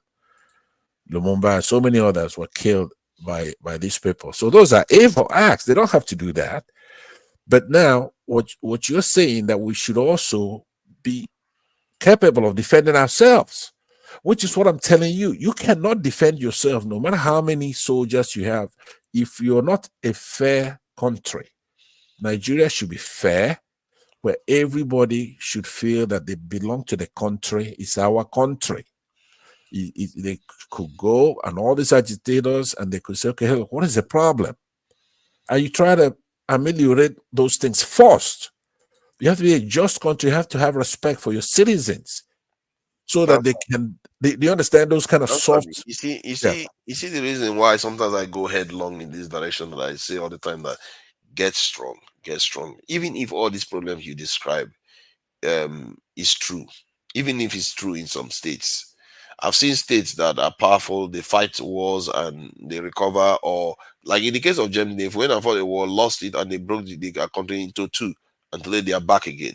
And they are one of the most advanced countries in the world. You see, what it does to you is that when you have this kind of power, your people are able to think with a clear head and live in the true world, not this fake world we as the people are currently living in. They will live in this true world, and for better or for worse, when the consequences come, they will weather it. It will be bad, it will be negative. They'll weather it and they'll come out of it, and they will still be strong anyway. The idea that you play possum and play dead is going to get you anywhere, historically, I've not seen it happen. All the countries that lost the Second World War, they are doing better than us today. Why? Do you want me to answer that, or is it rhetorical? Yeah, I would like you to answer it. Okay, it's just your basic uneducated populace. Population means a lot. Respect for your country, right? If we're doing democracy, we have to do it properly. Democracies don't go to war with each other. You have to make this is a point that cannot be overemphasized. You have to make every Nigerian feel that they're Nigerians. And we have to pick our leaders and pick the brightest. We have to educate the country, not just orthodox education, unorthodox education, like some of the things you're saying right now. To be on our TV, like when I first came here in the United States, they have public television, and that public TV tried to acculturize all the kids as they're growing up, teaching the basic civics, telling them how to respect one another, don't discriminate other children that are of a different background. That means nationwide. It's not something you're going to be teaching people in the South. You don't teach them in the North. Say, hey, look, you have to like and love your country and your fellow countrymen, including Christians and this and that and that. You do the same in the South. So that you have to have that geographic boundary. It has to be a nation and then a nation state. You have to have that. If not, how are you? Your people are behind. If you have doctors, they're gone. The elite are gone. The engineers, the doctors, the whatever, talented people, they can't be there where there's no security. You have to do what others did, just like you're saying. You name me one country that is doing very well, that didn't do what we're talking about here. The basics. You have to have the basics. How else are you going to do it? Because when it comes to action and activity, when it comes to war, for example, you really have to fight it. The only way you could ward off a war is if you're strong. But just like Machiavelli states, so the strong will do what they have to. We're kidding ourselves, because if we're even united, nobody could conquer us. Nobody could, like you're saying, that's the only time somebody cannot come and conquer the country is if we're united and they're the same thing. It's kind of uniform. You have to develop the country uniformly. You have to approach people uniformly, because you cannot, with a population of 210 million people, come and occupy them. I think what you are saying is evidence suggests that, like, the UK now is very unequal. Because when the Romans came, they generally conquered the south. The developments, they did most of the development there. So England is very unequal. From 2,000 years ago, they've had this inequality. Even when they founded the United Kingdom as we knew it now, the inequality remained. They have what they call the North and South divide. Most of the leaders are still coming from the south. Even the next one is going to be coming from the south again. They tend to be from the similar universities, and yet, with all this burden of division within the nation, they conquered half of the world still. What does that tell you? It tells you that the things we are busy thinking that is the reason why we cannot function, when the chips are down, it's not even going to matter. Yeah, but to Niger, you are talking about division based on geographical division, north and south, right? But that only makes sense if tangible divisions are there. Let's say the north is more developed No, than it's the not south. just the development. Politically, on almost every front, the South dominates everything. How many prime ministers have you seen from Scotland or Ireland? Forget it. And Wales, very, very hard. It's always almost everything they dominate. The Right, South but dominates you it. make it, what I'm trying to have you understand what I mean is that uh, the development of the country is pretty much even, right? It's like here, or you in the United States, you have white people who have French background. In essence, their forefathers came from France, right? You have some from Germany. Their forefathers came from Germany. Some from Britain. They don't have that kind of problem here. They don't have that. I know you haven't been to the United States. You need to be here. But the Middle Belt is differently developed than California, and the Bible Belt, I mean, is very different from California, No, New York, and all the rest. They not are not really. as developed. No, not really. Not because somebody's prevented. That's the way they want it, right? States and counties control those kind of things. But when there's a federal program, it's even. There's nothing like. I just told you. Like when we talk about the French, and we say, oh, they lost the war. They can't fight. No white person is going to say, hey, look, I'm a French background person. They really have no ties So are whatsoever you with. saying that if they offered those states more money, they will reject it? If they offered them more development, they will reject it? A lot of them would. Bible Some of Belt. them, they love their farms. They don't want anything like that. No They matter how don't much want money. bigger farms. Come Listen on. to what I'm saying. There's nothing like that here. I'm here in the United States. You're in Britain. You've never been here. Those states, each one of those states, like when you say in the middle, what do you call the middle what? Bible Belt. Midwest, Bible Belt. If you go to their top cities, it's still like London. I hope you know that. Doesn't mean But that it's they nothing carry Bibles. like Los Angeles or New York, is The it? same thing. It's gonna be just about the same thing. Listen to what I'm telling you, because I know you don't. Google it now. Show us. Okay, let me see Pull out a Alabama. picture. Pull out a Alabama, picture. isn't it? Yeah. Alabama Yeah. is like one of Pull them. out Huntsville, Alabama. Pull out a major city in Alabama, and let's see if London is better than Huntsville, Alabama. Right now, pull out downtown Huntsville, Alabama. Huntsville, Alabama. Yeah, you can show a picture, right? Yeah, it's just they are just showing only one building, really. It's No. almost Pull a city or whatever. Just put in Huntsville, Alabama Alabama. Go to pictures or video. I'm trying to find Alabama City. Okay, now I can see it now. And I know you won't show because I will show it now. I will show it. It's okay. developed. You can see that it's developed too. No. What I'm saying is that every city in the United States, no matter how remote, is going to look like London. I hope you know that. I know that. Why I'm saying this is that we take that for granted, right? We take it for granted. So this is I don't know what it's called. Cities in Alabama.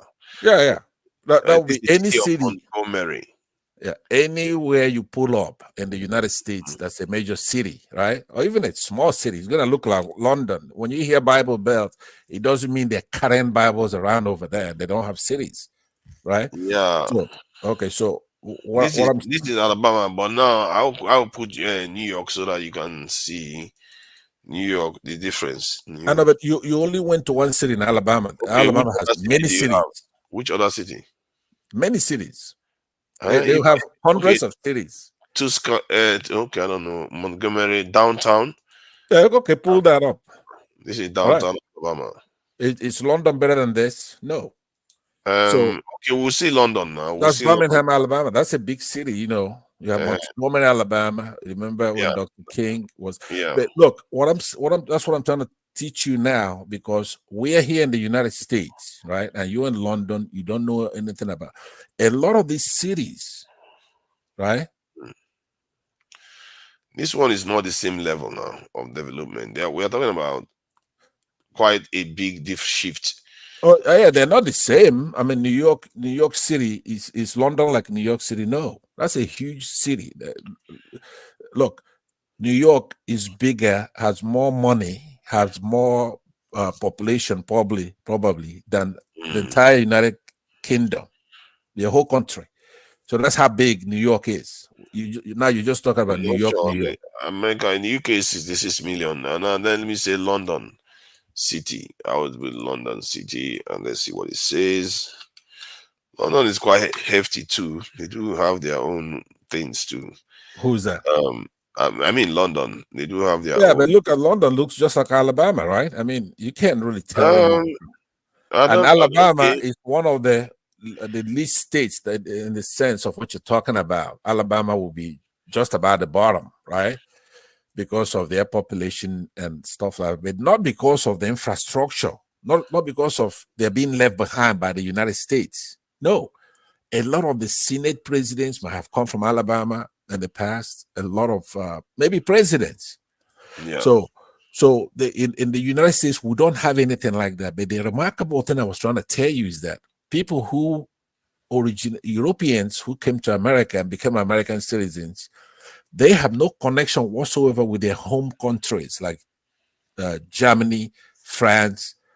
You never see anything like that here. I've never seen it in my life.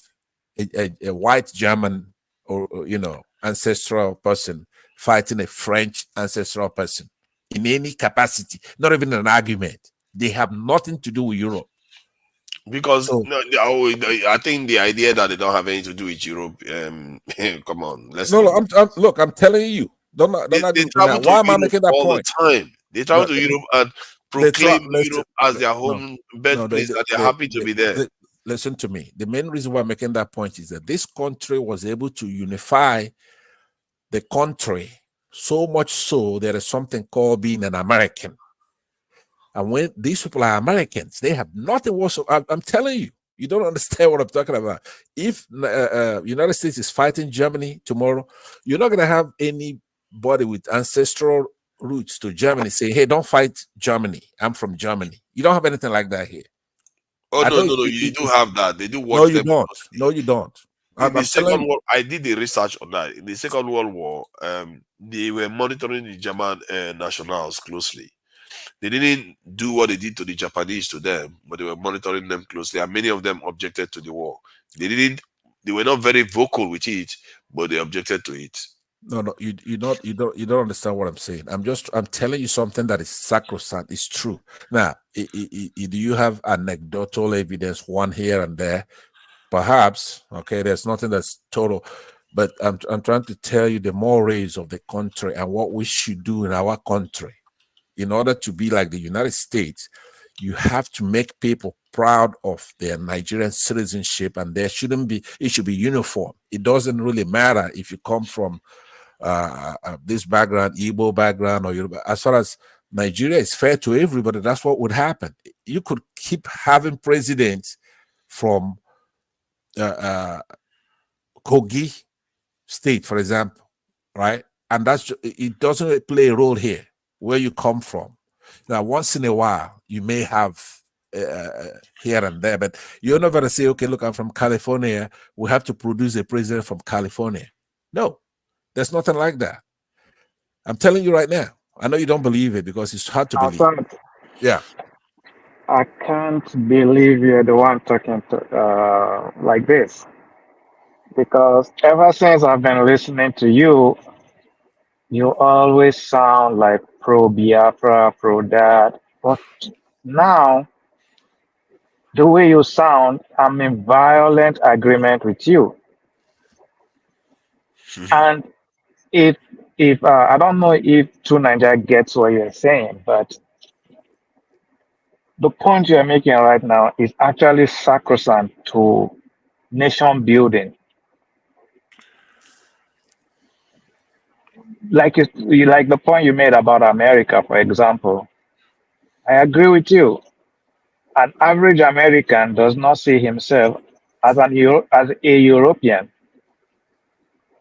He doesn't. He sees himself as an American. Come May what if Germany goes against the interests of America today, and America is willing to attack Germany. There will be no American here that will say, "Oh, my grandfather came from Germany. Don't attack them." No, the interest of America comes first. It's not abstract. It happened in World War II. It happened. Oh, really? Yes. The chief evil country for America was Germany. Now, at that time, you have Nixon, you have all kinds of people here already who are from German background. It was Germany that was killing the Jews, and the United States went to war against Germany. They went in there late. Obviously, Germany was fighting Britain at the time. But you had a lot of German Americans here. They didn't say, "Oh, you are helping Germany." You were killing Germans because a lot of presidents or a lot of people are from Britain that are here in the United States. There was nothing like that. They didn't put Germans in the concentration camp. Those Germans whose ancestors are from Germany had. I don't even see one comment from any of them that they looked at Germany as an evil empire. They were Americans. They go ahead, Abdul. I just want to say it's not an abstract, it's reality, and Niger could look it up. So for me anyway, I just feel like a knife is a knife. I will. That's interesting. I will. The way I look at it is that an instrument is an instrument. It could be used for bad and it could be used for good. But either way, better to have a bigger instrument when the bad time comes and a bigger instrument when the good times come. So I think the argument that, oh, we have to get these things right and stuff, I think we are beyond that. That we don't even have the luxury for that. Survival. You have to survive first before you worry about the lower level problem. Because if you perish, the lower problem will not be there for you to solve. Hence, that's why I think that my perception, the way I perceive these things is that if you don't want to take any chances, focus on getting yourself strong. Yes, if your focus on getting yourself strong compromises at the objective, then whether the process you are using, you have to change it. Like if, let's say, Pansa is correct, he says you have to, unite the nation first and have a regional government first before you can achieve that ability to be stronger. Then you don't just lunge and go to become stronger and forget about that part, because it will defeat that purpose. You will not get stronger at the same time. But I don't believe that we need to do those things, because there are too many examples around the world that didn't have to worry about that. They were not even nice. They still went ahead and did it anyway. Well, give me an example. That if you I give the example of the United Kingdom. I give you an example of even America. America was not in a good place. They had a lot of issues. China was going through hell, and they had a lot of divisions. A lot of people were dying in China. Millions, they lost millions of lives in China during the period when they were going to make themselves stronger. You have several examples. Vietnam, they went through hell. Even Japan. Americans bombed Japan cities that they killed almost 1 million people before they used the nuclear weapons. The nuclear weapon even killed less people than American bombed to death. And yet, look at them today. South Korea. All right, hold on. Let me respond to that, because I remember I've debated you on this issue a few times. I'm changing my approach in the debate with you based on the last one we had. I believe Nigeria Force was in that debate as well. But you're shifting focus and gears, and you're citing examples that a little bit. I shifted focus a little bit. I can sit down. Yeah, plus, but the more dangerous thing is the analogies that you're using there, like apples and oranges, right? Japan was an imperial power, was a developed country when in World War II. They had pilots, indigenous technology, and that's what did they develop the most? Was it not their military? No, but they were a developed country. And they had their borders secured. Up to today, you just don't go over there and do whatever you want. But that is my point. You are saying you have to worry about other things first. But that's what I'm saying. They got that right already. It's like a homogeneous society. As a matter of fact, it's a perfect homogeneous society. Their homogeneity is way advanced. But it's like apples and oranges when you're They were comparing fighting each other. no, but listen to me. When I say you have to get the primary things right, doesn't mean you won't be fighting a war or doing other things. We're just talking about every country you've mentioned, cited as an example. They already had what we have to get first, the elementary stuff. Now, it doesn't mean you cannot walk and chew gum at the same time, right? But it's like this. You want to learn. What do you mean elementary stuff? Let me tell you. That's the example I was going to give you. It will answer that. Let's say you want to be proficient in calculus, right? You just can't jump and start doing advanced calculus or even ordinary calculus. You have to learn your algebra, even your arithmetic. But that's what I'm asking for. Okay, that's what I'm saying. Now, I'm saying use the people. I'm not saying you have the nuclear weapons, you have everything overnight. Use your people. That's where China started from. No, that's you're not listening still. I don't know if it's deliberate now.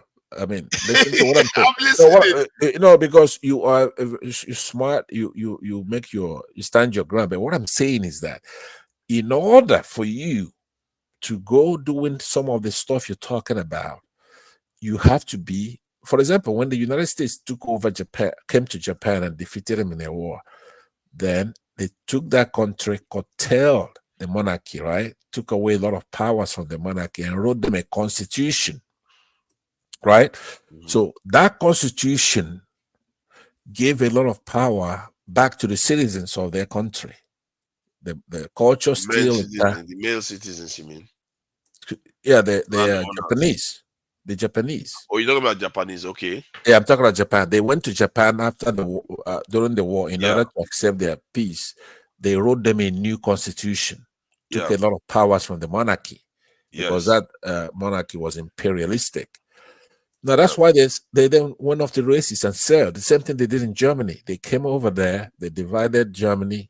East Germany was communist. Goes to Russians because spoils of war, and they retained the West. But like customary with the United States, they don't take territory, and they developed West Germany, and you could tell the difference at night, just like in Korea, North and South Korea. Yeah, while we're on Germany, I don't want to make no mistake. I abhor everything Hitler represents. Yeah, I'm going to use Hitler as an example. After the First World War, they gave Germany a condition: don't build your military, start just paying your debts, and walk to debt, really. And the Germans didn't like that. Obviously, they knew that was a terrible idea. And Hitler defied it and went and built a serious, strong arsenal and decided to expand, which was a terrible idea. That was the worst side, because Hitler industrialized the country faster than most countries could industrialize. But his catastrophic mistake was trying to start invading people.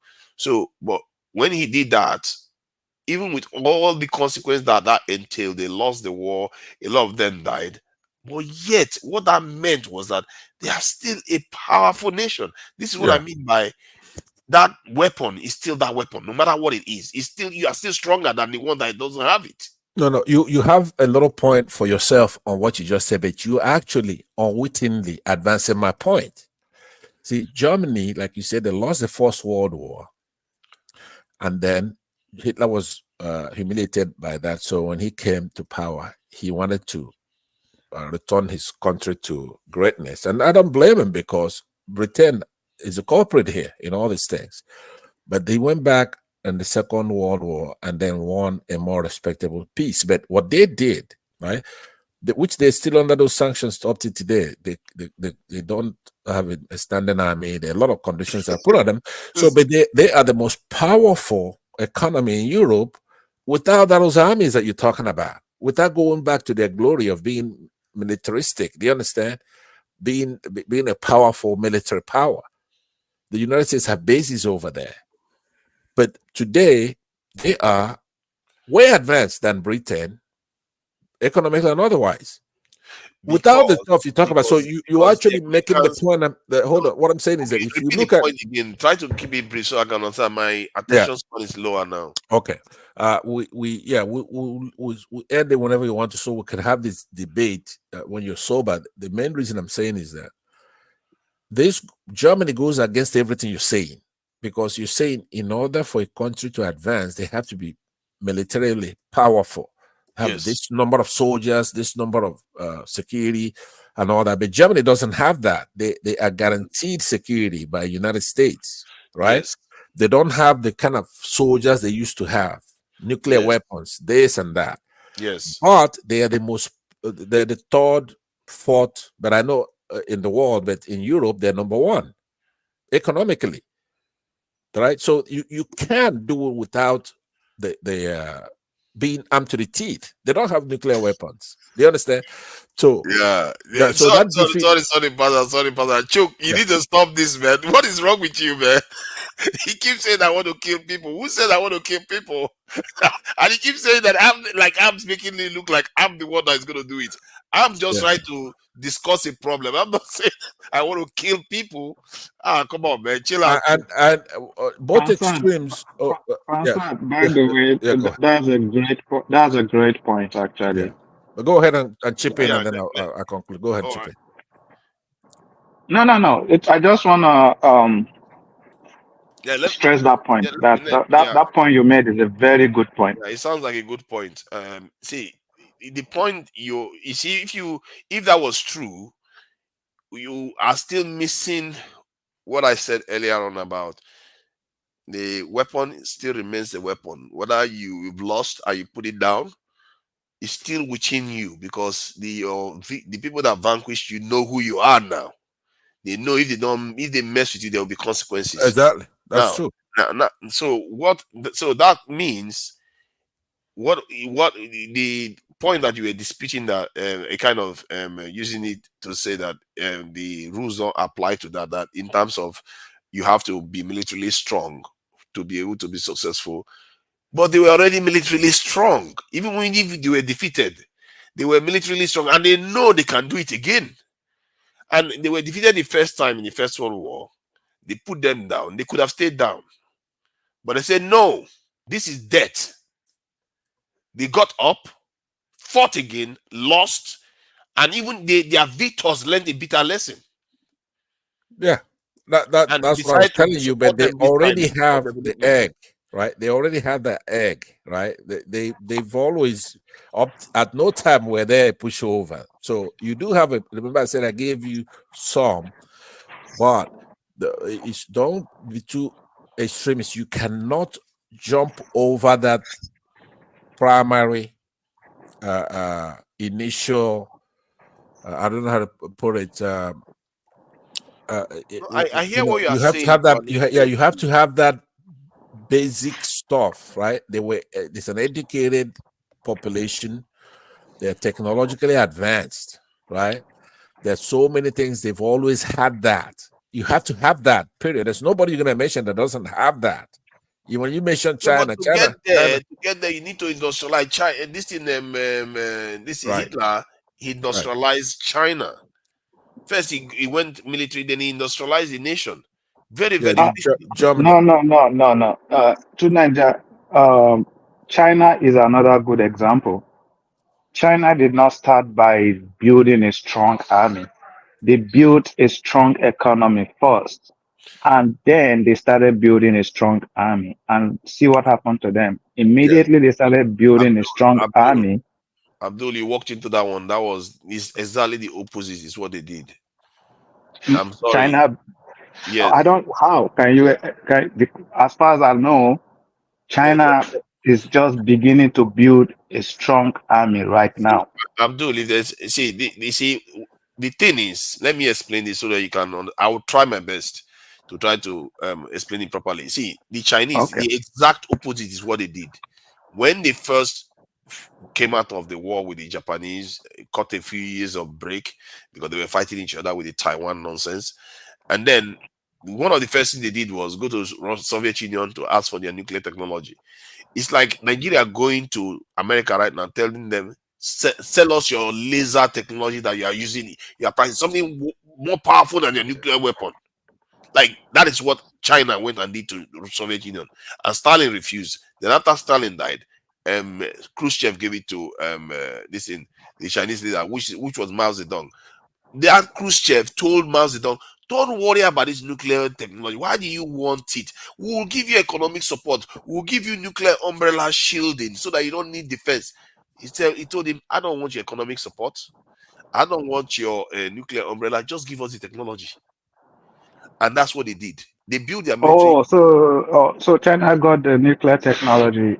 Okay, Yes, okay, my bad then. My bad then. All right, okay, that's a good point. You are not the only person that thinks think this way. Nuclear technology is a good deterrent. That's it. And it is, but they did that in 1965, 1970 something. America is working with them. Yeah, but to Niger, it does not vitiate the core point we're making. That's what I'm saying. That's a totally different argument, right? China industrialized by just being accepted into the world. Before, when they had nuclear power, they didn't go to war with anybody serious, right? In order to or they don't have anything that cannot be defeated. Just that the Japanese found out when you're playing with the United States, you really playing. You have to understand the U.S. is far more advanced than all the other countries put together. Right? Shows in their budget, it dwarfs the other countries put together. Right? So when they're developing nuclear weapons now, this is a rule of thumb. I don't have any proof to it, but I know. I told you once, probably a month ago, and you disputed it. I said the United States has neutrino weapons. I really believe that can destroy nuclear weapons. I really believe that, and that's why they're not sweating it. They could go far next door to Russia. Neutrinos are non-reactive. You know that, don't you? I know. That's what I'm trying. So it doesn't react. It doesn't matter. But nuclear weapons? Excuse me. How can they possibly destroy nuclear weapons? What you have to look into is a bigger physics than I could tell you here, but it doesn't react with matter, but it destroys nuclear weapons. Just Google it and you're going to check it out. See, the reason why even that will not work is because the Soviets or the Russians have nuclear submarines all over the world. And all they need is one big nuclear tsunami to cause all kinds of this havoc. See, America is past the time when America can threaten the Soviet Union. The technological leap that needs to happen for that to happen is too great. Okay, that's a big debate, and I will indulge you in that another day. But the point I want to make, and then pass it back to you, Abdul, is this: Japan was during World War II. They had no idea what America has, just on their universities alone. So they did kamikaze attacks in Hawaii, in the Pacific here, and they were quite formidable. They fly pilots. It's like suicide pilots attacking the United States ships in the seas and stuff like that, up to the American territory. But then, in Enola Gale, the America unleashed just 2 bombs, and they raised up their hands and surrendered. You don't know what it is for Japanese to surrender. They rather die. Yeah. So they had no idea that the United States had that. That's just from labs. No, they knew America was working on it. If I'm not mistaken, they too were looking to work on it. Then the cat was out of the bag, that the Germans were working on it too. Yeah, but what I'm saying that's true to Nigeria. They were Japan was also working on it. As a matter of fact, some of the nuclear material was shipped from Germany en route to Japan. So you're right. They are also aware of it. They were also working on it. Okay. If the best you're gonna give them, I don't give it to them. And maybe the revisionist is that they were working on it. They didn't have it. United States had it. Now, when you see United States going next door to Russia, arming Ukraine, fighting Russia, killing hundreds, maybe thousands of Russians, right? And Russia cannot do anything, right? You know why? Because they know nobody wants a war between Russia and the United States, but they cannot do anything. They are not in the same league with even, say, California. California has more GDP than Russia. Just one state. The United States has 50 states. Just like what I showed you tonight, a little bit, Alabama is the least state here, but it's just like London. You have to understand that. We go to the villages, you go to the counties, it's developed. The only reason why they don't have skyscrapers is that those counties will have ordinances that say, we don't want more than 2-story building in this county. They have things like that. Not because you don't have a billionaire in one of those places that could build something, skyscraper, or a millionaire, or that kind of stuff, or they don't know anything about it, or they're being discriminated against, which is actually what we went on this long tirade over that. I was trying to say, you have to have uniformity. Everything has to be standardized. There has to be something that the federal government does to make sure that the country is cohesive, that everybody belongs to that country. It's very important. This whole debate is about that. That's what we're talking about here. Now, Abdul says maybe you haven't heard me before.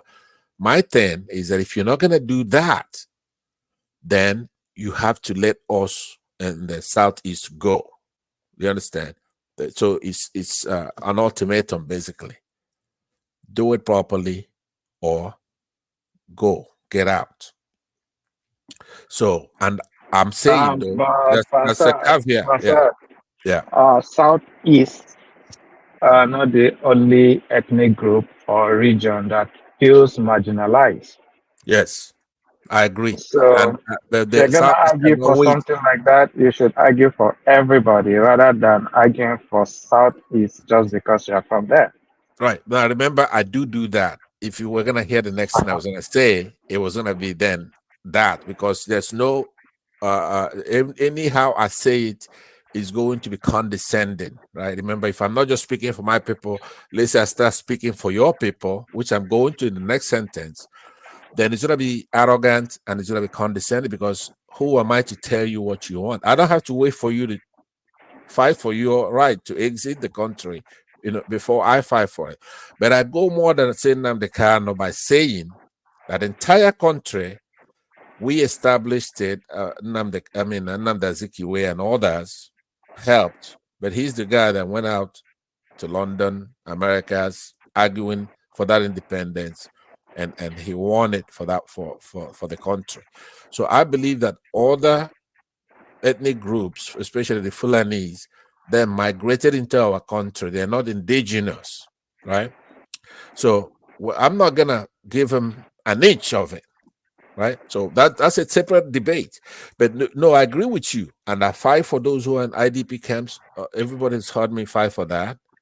I'm against anybody doing anything to anybody that is unfair, right? Now, there's something I was busy today. I didn't come on the platform, but if we exit this particular discussion, which I would say my last word on it, there are some things I wanted to give to you in the private section. If you're still gonna be having this broadcast, to show what it did. These are his texts against Ngozi Okonjo-Iweala, right? I want to make that case so that it's clearer why we have to be careful. But anyway, let me conclude by saying, Tunaja, only thing I'm telling you is what I told you the last time. We have to go back in order to study and practice calculus. We have to go and do math. And you have to do it. It's not going to take forever again, like we're discovering the whale. But we'll have to go back and make sure that it's a cohesive country. And then we'll have to do things by true or false, not right or wrong, not good or bad, or good or evil, but true or false. And then we'll have to leapfrog. There is no other way. You cannot do it by wishing for it like you do. You have to deal with the country you have, not the one you wish you had. You have got your quotes according to your size. I have a question for you. So the way Nigeria is currently constituted, do you think if rule of law prevails, do you think we'll still have these problems of marginalization and corruption and all this stuff? No, I do not. So if that is the case, why are we not pushing to strengthen our institution so that rule of law can prevail and all this problem goes away? Because in my own opinion, even if you have secession, there are people who are still gonna feel marginalized Yeah, gentlemen, within that same I system. have to close this now. We're supposed to finish for 10:30 and 10 hour 30 minutes anyway. And it's gone on past that time. Pastor, thank you for joining us. And But let me answer that last question. It's important that then you close it out. no, you can always carry on backstage. Let me thank Okay. Fort first. Fort, thank you for the donation. I really do appreciate it. I know you give me a hard time. Chooks, come on, man. Chooks, chill out. I'm not after killing anybody, you know. You need to chill out. I'm just trying to discuss a very serious topic regarding why we are where we are. I'm not saying I want to kill everyone, not to mention my Southeastern brothers. You can't be doing that. Chooks, it's a answer the question. I don't know what's wrong with Chooks, you know. You should let me answer that question very briefly, though, because it's a very good, very, very important question. He took his time to ask. Let me answer it. Okay. Let him ask it, and because I'm quite tied up right now, I need to end the stream. So, but answer the question, signal to me, then so I can close the stream.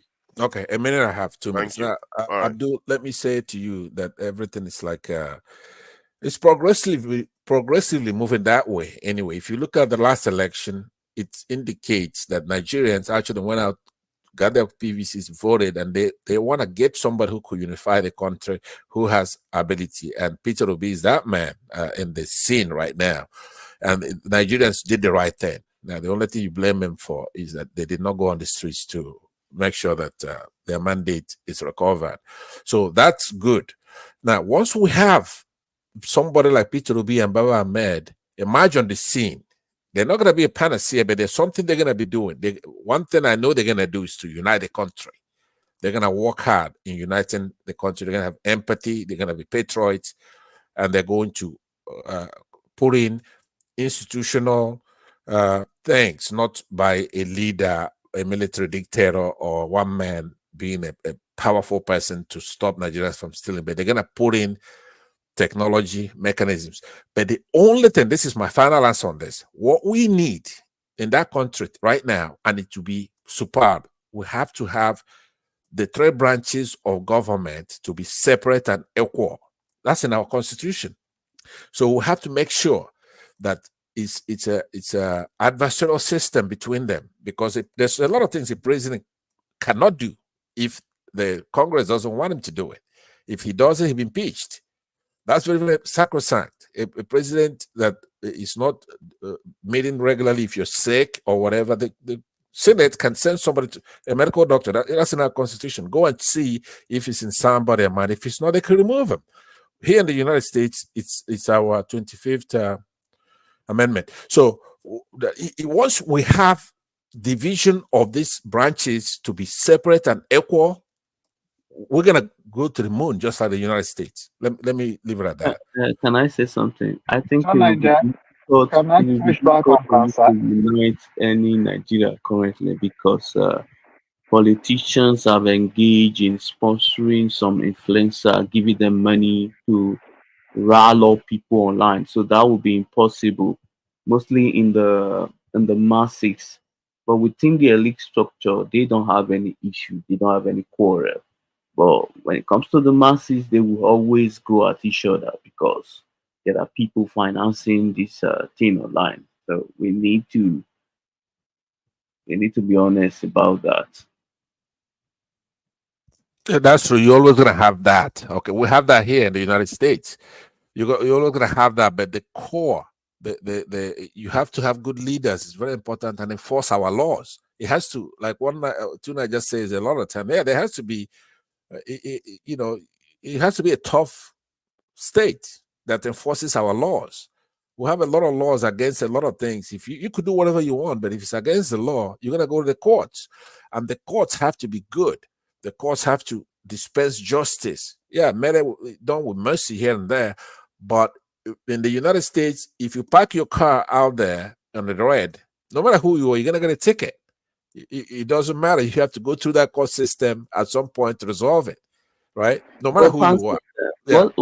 If you look at Nigeria, what have destroyed the country is that the people that are smarter, that are supposed to be in a position of power, they all are running away from the country. And that's why I always say running away is not going to solve Nigeria's problem.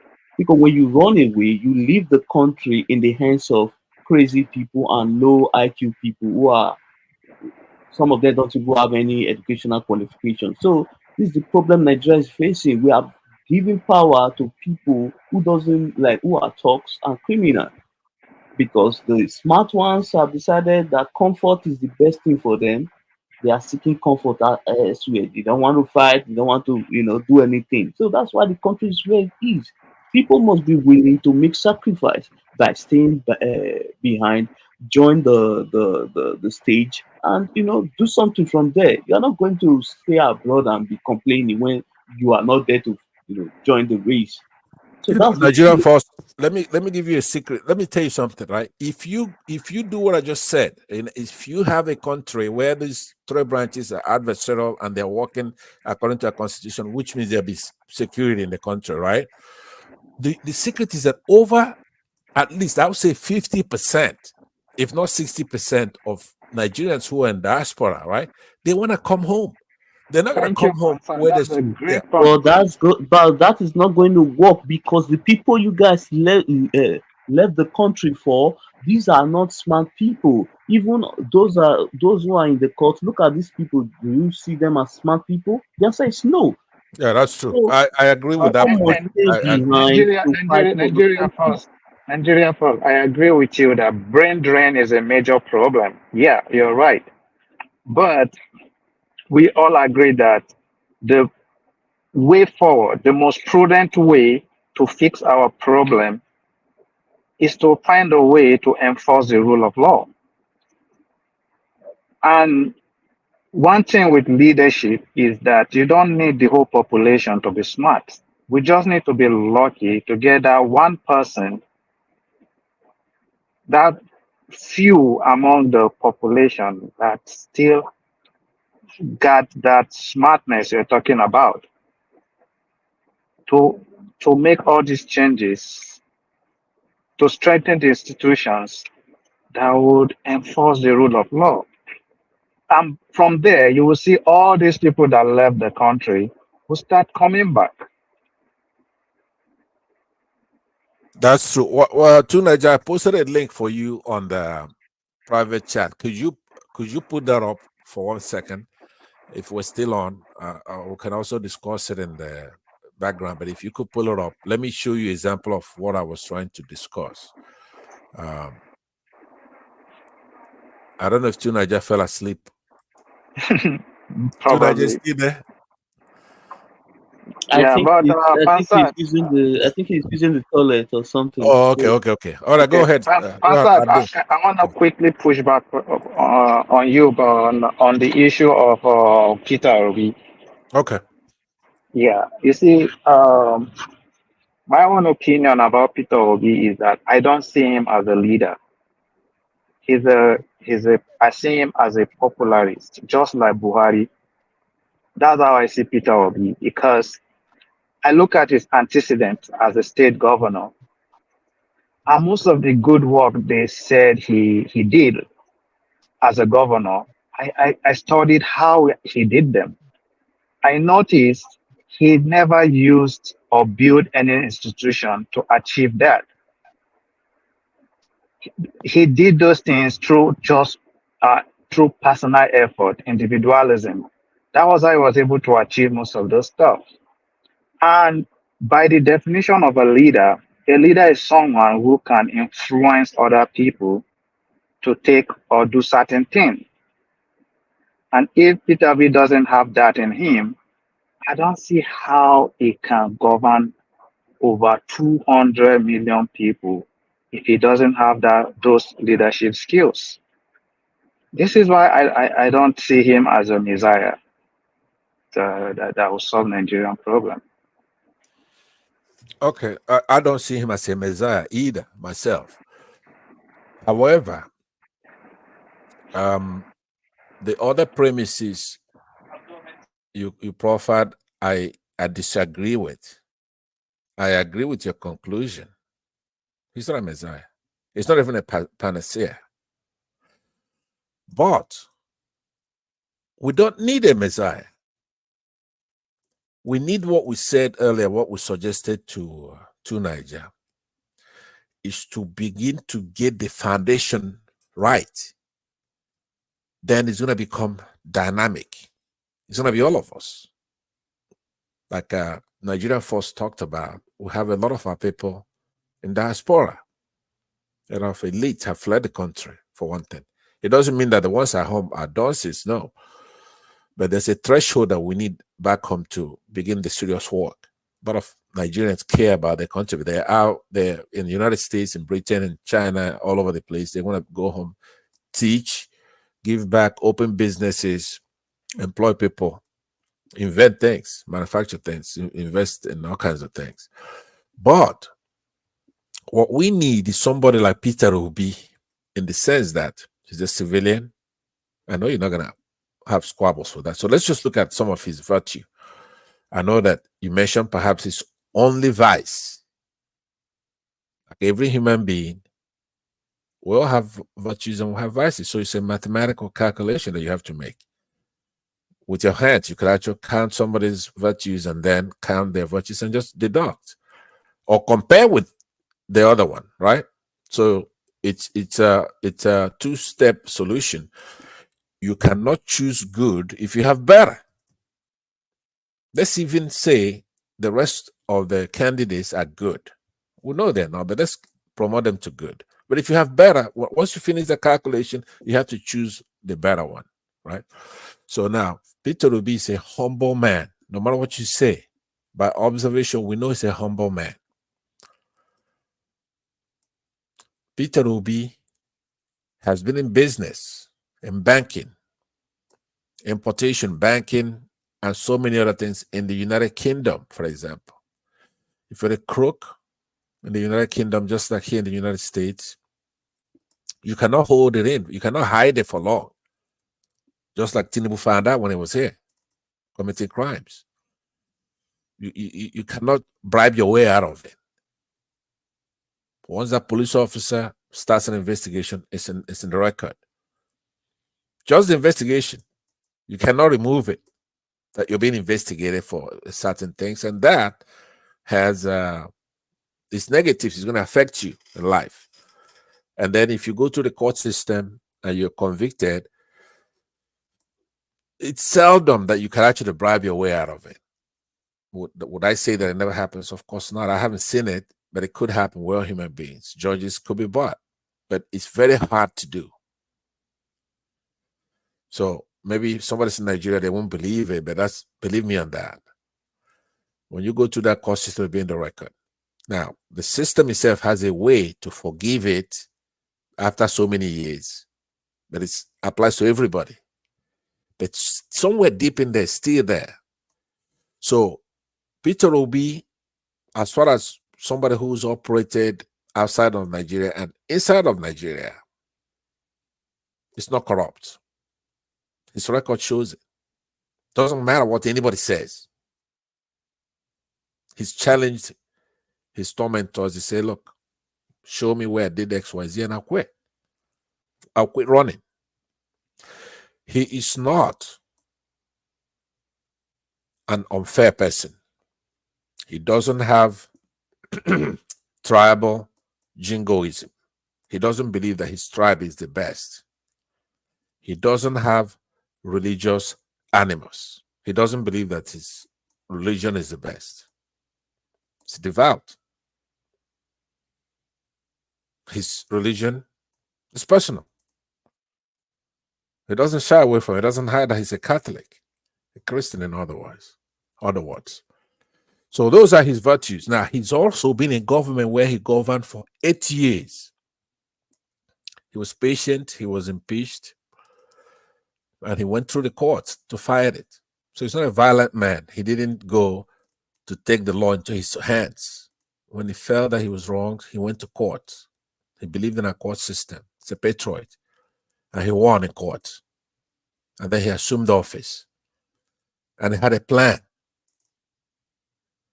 where he didn't come up with one. He adopted one that he believed works, including the ones Millennium Development Goals and everything else. And he sailed in it. He won awards for it. So he did it by merit. And he cites his record all the time. So for you to go and verify. And as a public servant, he cut down waste in government. He doesn't believe in big government. He doesn't believe that he's more important than his citizens, that he should be guarded with all the money in his state to guard just only him. He cut down the waste in government. And we need that in the country, not just in the state. We need things like that in our country. Now, he also went out there and looked at what the problem was in education in his country, just like we're talking about here. And we're not talking about 20 years ago or thereabout. And he outfitted entire secondary schools or whatever schools with computers, automobiles, computers, repaired the schools, brought his state from number 27 out of 36 states to number 1 and got awards for it. It's verifiable. It's true. Up to today, what he did. Hey, Pastor, you've mentioned a lot. I cannot keep up. So Okay. let's see. Because I love about you, so I'll just go in there. Go ahead and push back whenever you want. Yeah, I have a lot I want to push back on. Okay. I'll start with the last one. How comes if Anambra education system was so good under OB, how come they have a lot of miracle centers? What do you mean? Would you agree with me that that could influence how the Anambra was later categorized as one of the best? What is it? What kind of centers? Miracle centers. Yes. Like churches? No. Miracle centers are those places where if you pay money, write exam, you are guaranteed to pass. Okay, no. That's not. You cannot do anything like that. There's nothing like that. It was actually very, very predominant during Obi's time. As a matter of fact, Obiano was the one that came along to close down most of those centers. It seems you're not. It seems from your reaction to the name, it seems you're not aware of it. I'm not aware of it because I will endorse you to just read more on that. No, but listen to me. I know how education works, right? So just hear me out on that, because those are the kind of things that the kind of thinking you're gonna need. You're gonna have to have critical thinking. You have to, do things by proof, right? You have to do things by using your critical mind, right? You have to do things by source of material. It has to be primary material, but at the worst, it has to be a credible material. Do you follow me? Now use your head and think about it. Now, who's gonna go building miracle centers where all the students are going to be passing examination by fraud and stuff like that? Since P2B left, Anambra is still number 1, right? So when Obiano close it down, if you're doing things by cutting corners like that, then those people they're going to be woefully in performance. Anambra is still number 1 in what? In whatever he's claiming to be number 1 in. Then that's like saying nothing if you say in whatever. No, what I'm saying, he claimed that his state was number 1 in education, right? Which means when it comes to passing JAMB or anything that is measured by verifiable metrics, by neutral boards, right? Going into universities, they've taken an exam to go into a university. However you measure education, of which United Nations has the standard. Okay, it's like if I say, for example, if Nobel Prize. You spoke to the fact that there's a need for credible source. So can you tell us what organization is credible? As number 1. United Nations Millennium Development Goals. That's one. That's a credible source, and that's also a primary source. JAMB is a credible source, and it's also a primary source. WAEC is also a credible source and also a primary source. So those are the sources. Now, if WAEC says, look, in Anambra State, we found that there were a lot of miracle centers, and that's why students passed the exam. Yeah, then you have to take that in. It's a fact. Do you understand? Mr. Passat, okay, let's take that. Let's agree on that. Fine. Okay. Apart from that, can you please tell me other things you did in that 8 years? Oh, I mean Peter Obi. Yes. Okay, because he had stopped me. I was going. I don't know which one. So let me just say that when I said he's humble, he has humility. That doesn't mean that. See. This is where we get it wrong in Africa. Yeah. See, I don't count those things as anything. These are non-issue to me. I don't care. See, one thing in Nigeria, I just want things to work. I don't care if you're a madman, you are the president. Get things to work. That's all.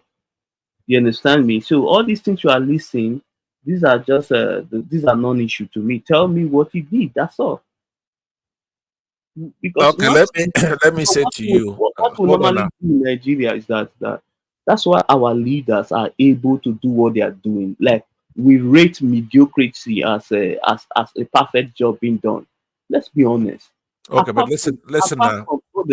Apart from Obasanjo, no, every other leader that came, both the governors and the rest, and apart from that 1999 leadership, those groups that started the democracy in 1999, when those groups left the politics, all leaders from that time till now were a disaster. We need to be honest about it. All of them were disaster. Remove that first set, that 1999 to 2007.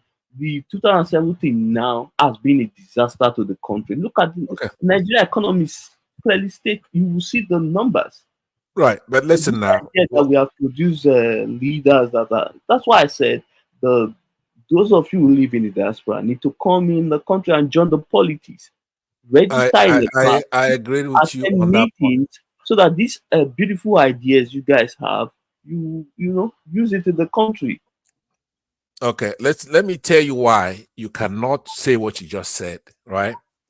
I agree with you that we have not produced any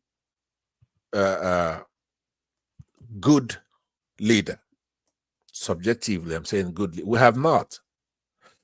But the kind of statement you should not make is to dismiss things that are intangibles but high quality asset, because often the character of the leader would show in what the leader is going to be doing. You have to have a leader with very high character, right? Because you say in somebody, I say it's humble, you say, hey, what do you care about somebody being meek? What do you care about somebody being respectful? Right? What do you care about somebody who's modest? Okay, if you want to use that, I want to answer. I want to answer. Do you think he was more modest than President Buhari? If you want to use that, yes, is he more modest than President Buhari? Yes, yeah, because good point. He's not. He was not. No, hold on. Let me answer it fully now. Modest than him. No, but let's drop modesty let's and measure. focus Hold on on the now. real issue.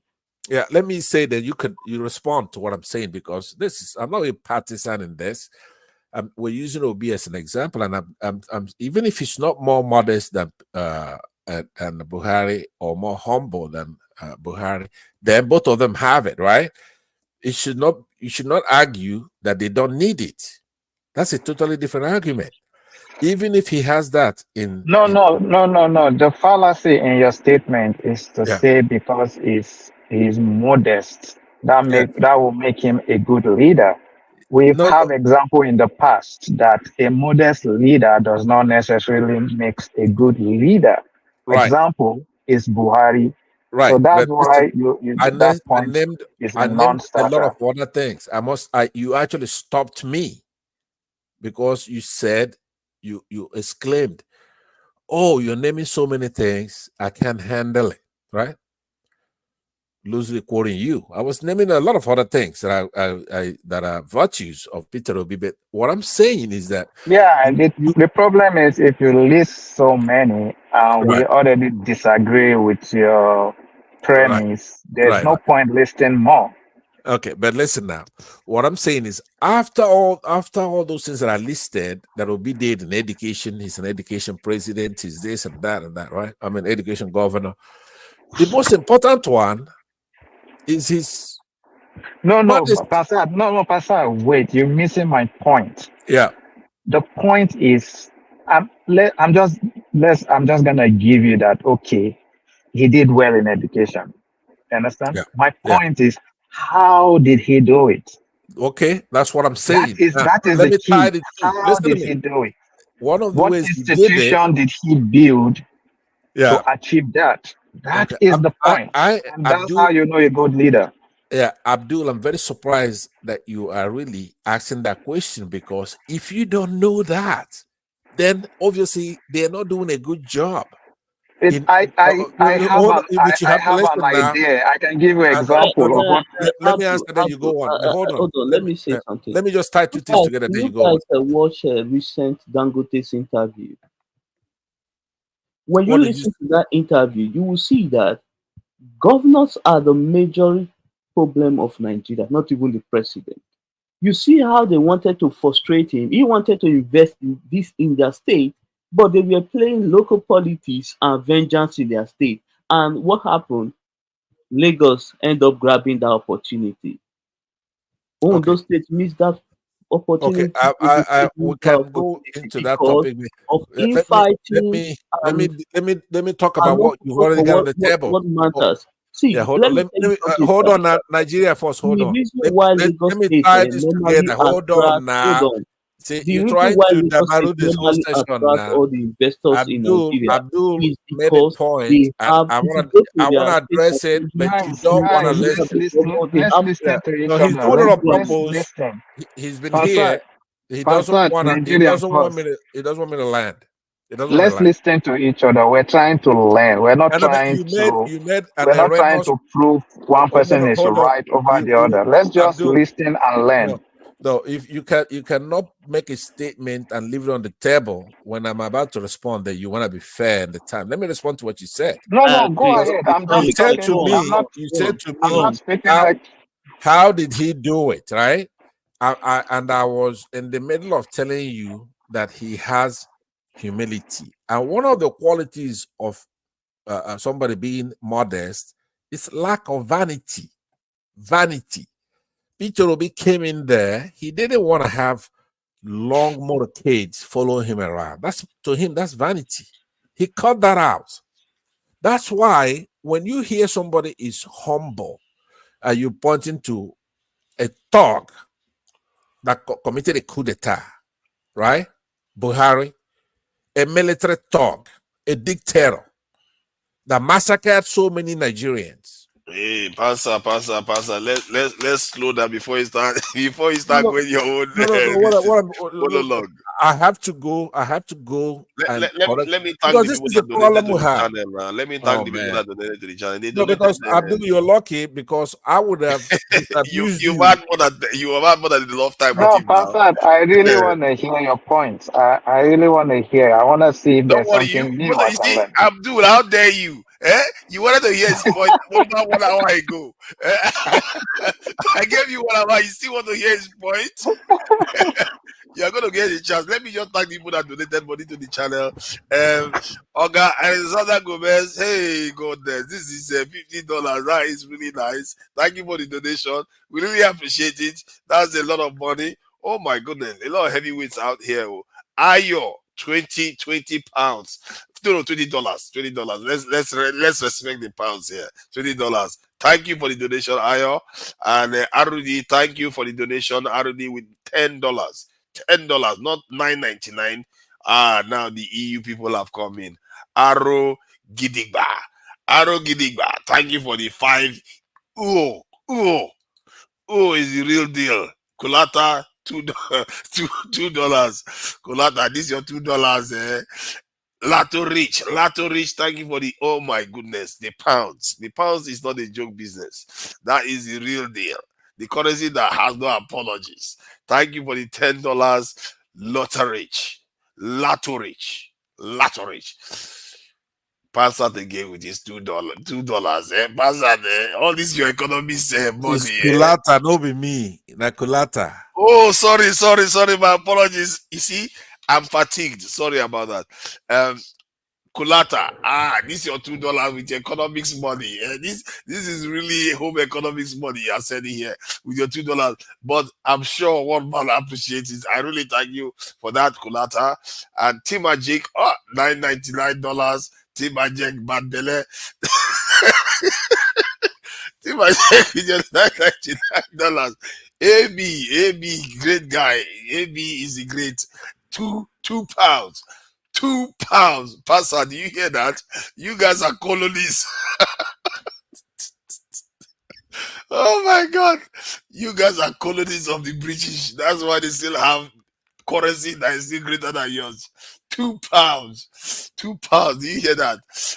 Timajek, $5 from Timajek. Thank you for that. That's a good this is donation there to support the channel. Another from Timajek again. $5. That's a lot of money. $5, and I'm sure that makes 10 tonight. Yeah, $10 5 + altogether. 5. Yeah, 10. yeah. I can't do the maths while I'm at the same time thanking them. That would be too much. Not when I'm busy making mistakes, I can't even pronounce Kulata properly without calling your name. Another one again from $2, Timajek. Thank you for the donation. And finally, and not the least by a long shot, Fort, £5.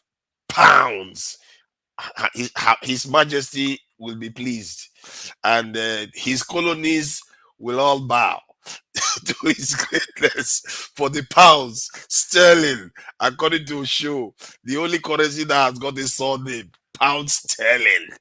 Even dollars also have that. So thank you for the donations, and thank you for all the people in the chat. Chuk, don't be an enemy of progress. I have nobody. I don't want to kill anybody. We're just having a discussion about how we can get ourselves out of this mess we are in. Oscar Blackbone, I see you there. Thank you for joining us. Fort, I see you there. UFC super fan. And who else is there? Okay, Chuk is there. And Pansat, I really appreciate you for your patience today. You were really quiet for a long time before you even started talking today. And I'm sure a lot of people enjoyed your submissions. Abdul cannot get enough. He clearly cannot get enough. He wants to finish. He wants to still carry on talking to you. And let me see who else is present here so that I can thank them. Man of Prestige came in first. Nigerian First came in. Nigerian First, you were a bit quiet today. Maybe you were tired or something. Thank you for joining us. Nigerian First, are you there? Yes, I'm here. Are you in Nigeria? Yes, I did. Oh my goodness! I should be respecting you a bit more. You come to you all the way from Nigeria. You are always online. That's your best friend. Why do you don't know where he was the whole time? I mean, that's no, your best friend. No.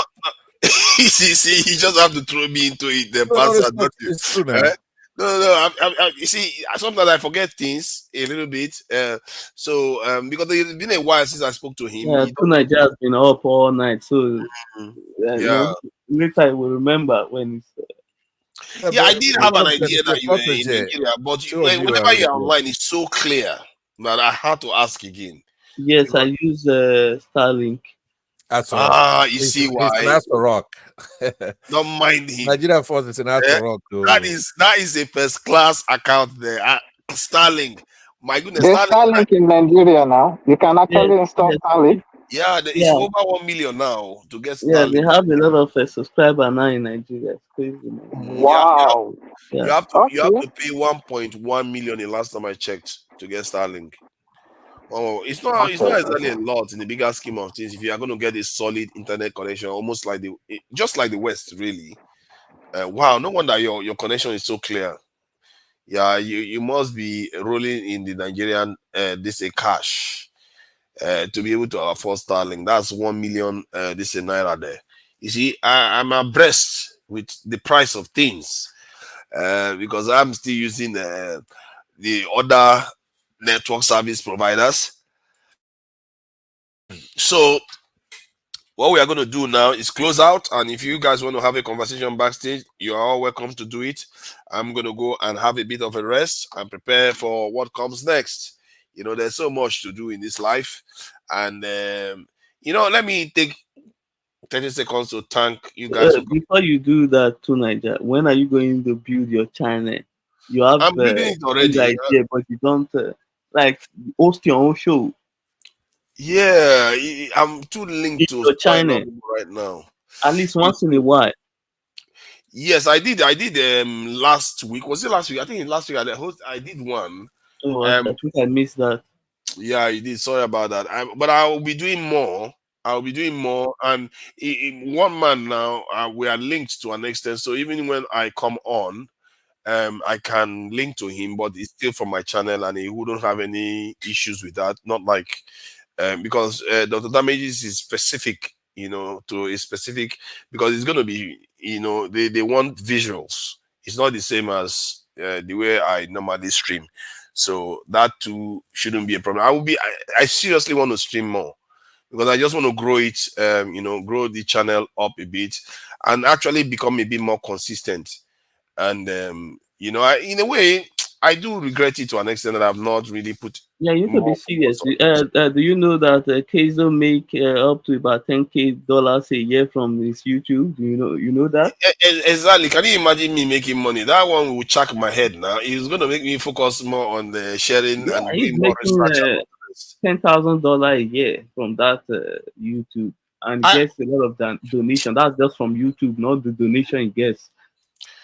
It's a shame, really, that I haven't really, you know, put more effort. But I will, and I'm gonna start getting it to a point whereby I start, you know, monetizing and doing, you know, actually, it's about the work that we do from there, you know, and yeah, let's see what I can be doing weekly. I'll try to be doing one stream at least every week, and I must add that it appears you have the talent for that.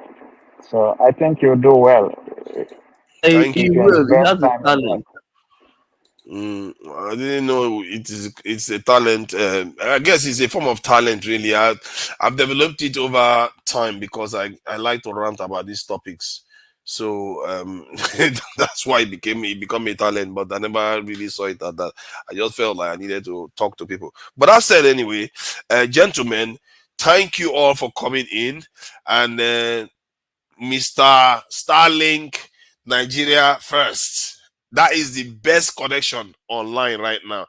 It may be even better than what we have in the UK right now. Starlink is global, and the connection is, from what I gather, is really good. Yes, very fast. Very fast. Abdul, I'm sorry I'm not acknowledge you. Thank you for joining us. I really appreciate it. You are quite a good sport, you know. You do talk to people, and I've never really seen you rattled in like getting upset over stuff. Some people really get into their feelings quite a bit. A few people got into their feelings today about this issue. I remember Simba. He's Royal Farmers, Simba. Thank you for coming in, Simba. We really do appreciate it. Don't take it personal with the question that I asked you. You know, it's just a thought experiment. Simba is a farmer.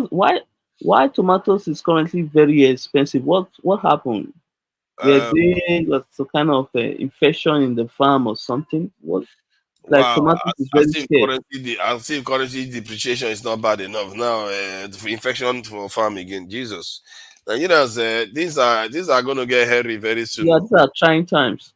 They are really trying times. I hope things don't get out of control in Nigeria.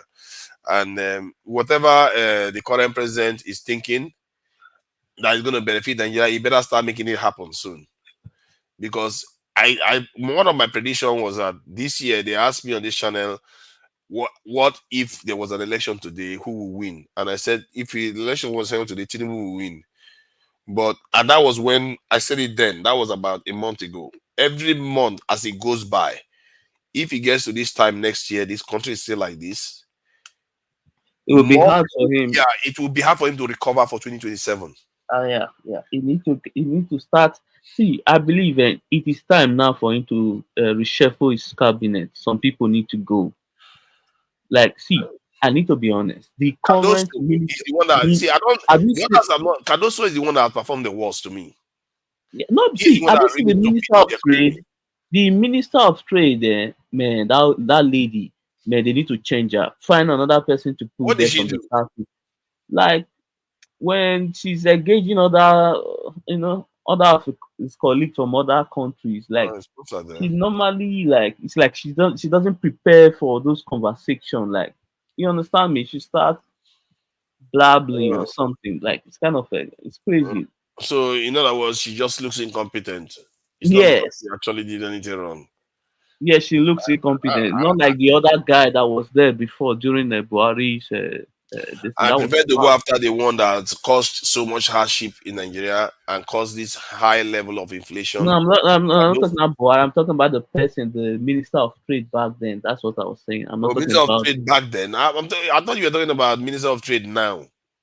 Yes, yes. Now, yes. I said the one back then was more better. Like he was more engaging. Yes. No, Than but why are you not choosing Cardoso? Why are you choosing Cardoso has done more damage?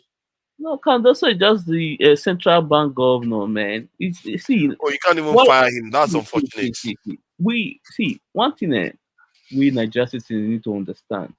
What we see on the outside is different from what is going on in the inside. I don't believe, if you actually look, I don't believe these people just wake up and decided, let's punish Nigerians. I believe Actually, the I believe options on so. the table is these are hard options. We need to be sincere. But that is not what Nigeria, is happening, though. Don't you see that? Nigeria first. I'm pleased to hear that from someone that currently living in Nigeria. No, because To he's got Nigeria, you need to Starlink. acknowledge that How many point. people have got Starlink? He's got Starlink. That's why. You need to see that. no, the thing is that see, to Nigeria, let me tell you something. I have been following Nigeria elections since 2011. Guess why I started following election? When they wanted to deny Goodluck Jonathan of that election during when this guy was sick and he was about to pass away, I believe it was the right for the vice president to take over. You understand me? I'm from Yeah. Edo State. You know we hate injustice here, so I fought for that this thing. You know. Let's leave that one. See, personally, if I was asking people to resign, but you can't sack Cardoso, unfortunately, because the core of the Nigerian problem now is the economic problem that we have. We have an inflation rate that is getting out of control, Yeah, and that need to be stopped. They need to find a way to stop that. The inflation they is are going not to doing work. anything to stop it. They It's can't not stop it reducing. once I don't know again. what's going on.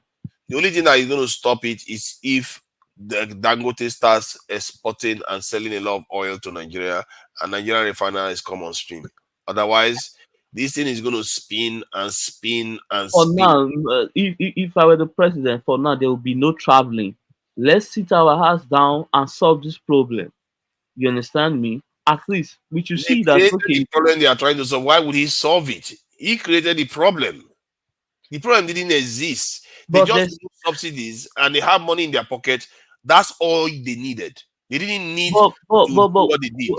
but you also need to understand that before that removal of that subsidy, Nigeria revenue was 90%, or be 95% of revenue were being used to service debt. So that was And look so at what is so happening now? there was a need to remove the subsidy. We need to be No, I agree sincere. with the subsidy removal. Because for one, most Nigerians were not getting the benefit anyway. It's going to neighboring countries and all the rest. Yeah. But to double that with on double down with that with the currency this thing floating is the one that did the damage. Because you can't do the two of them at the same time. And especially without preparing for it. If Nigeria was an exporting economy, let's say all our refineries were on stream, then you can see a situation whereby the Nigerian economy will absorb it. And it would be difficult, but not like this difficult. But they went and floated it, and because of it now, subsidy is back. Now, what is the point of removing the subsidies then? What kind of voodoo is that? That is my problem. You can't But say you want to and bring to it back. Nigeria, have you seen it this way? When Tinubu got in, Nigeria was spending money on two fronts. One, subsidy.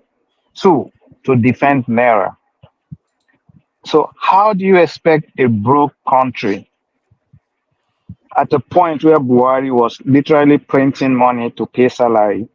Most of these countries refuse to borrow Nigeria money.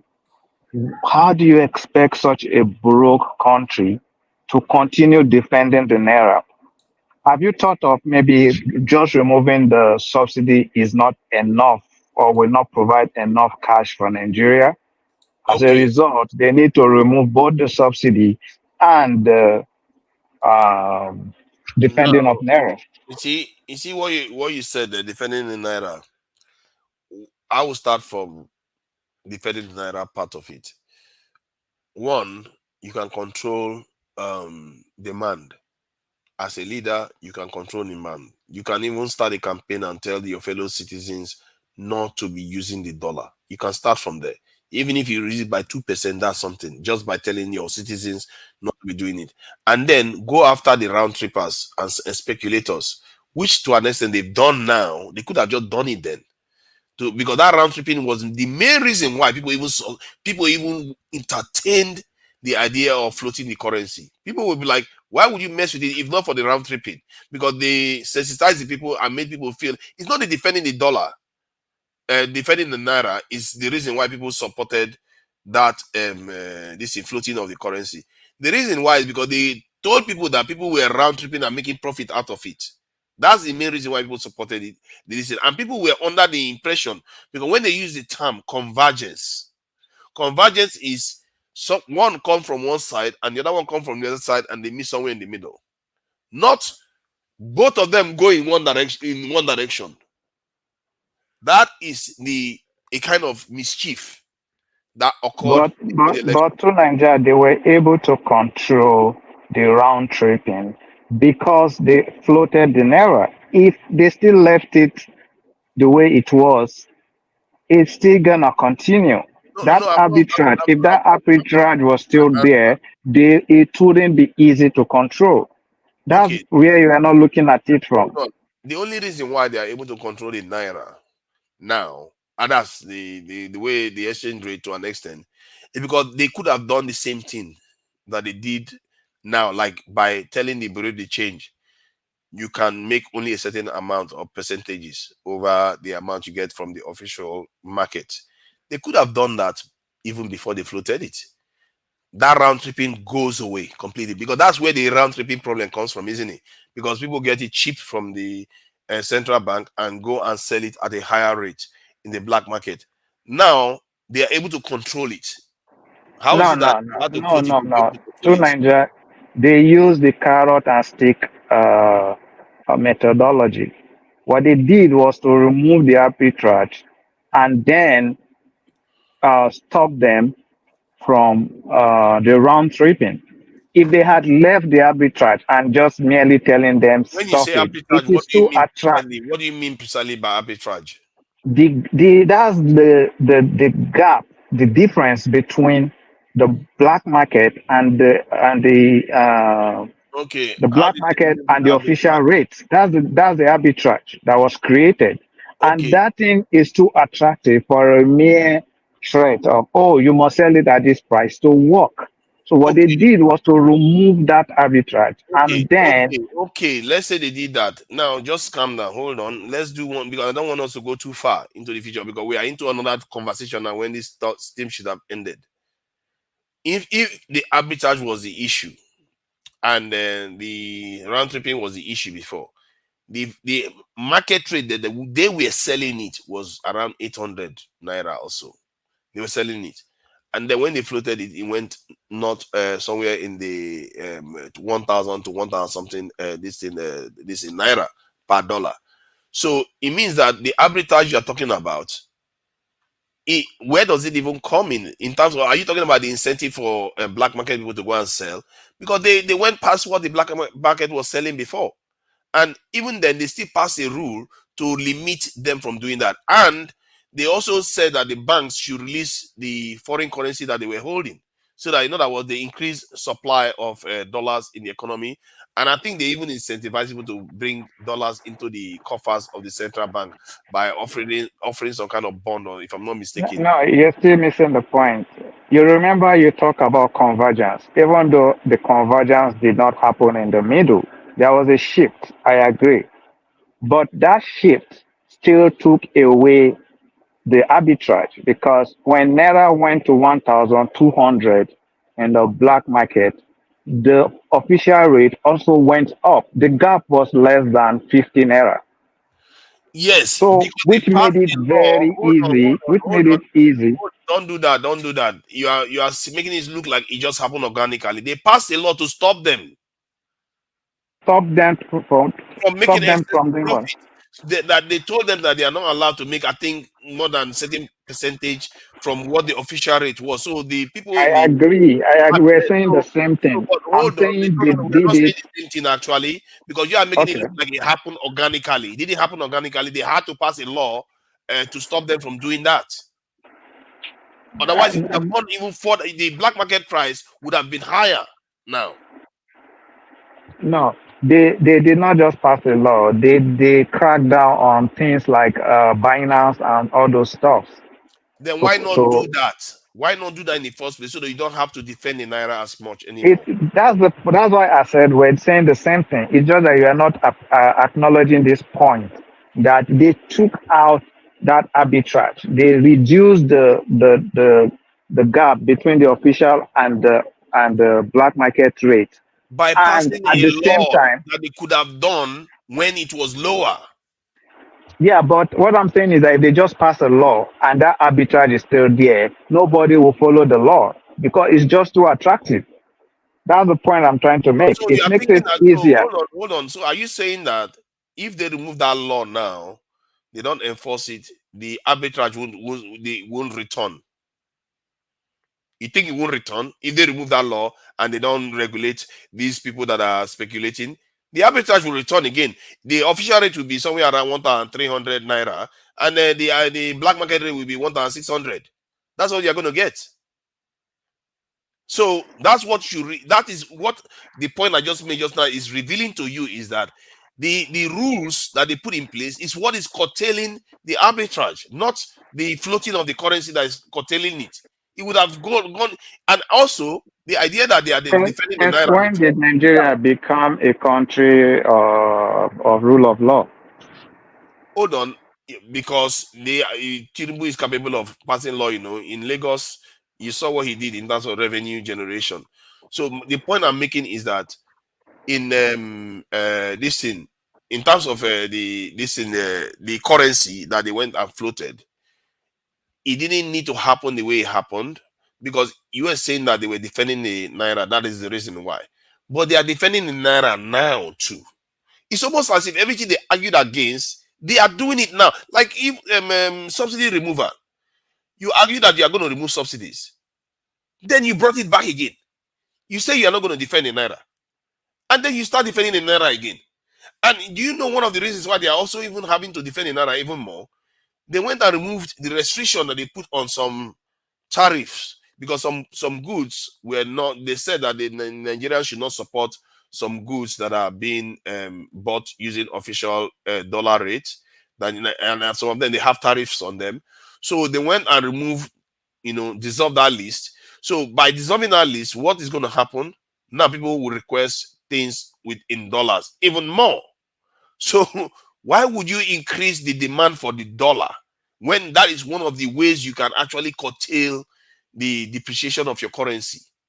You can, in an ideal situation, in an ideal nation, that nation will not import anything, will not need anything from anybody. That's the ideal condition. And the only thing that nation will do is export to make even more money from outside. So in other words, if that is the ideal condition, is for you not to spend one penny buying anything from anybody. Why are you not pushing in that direction to deter your people from needing foreign currency?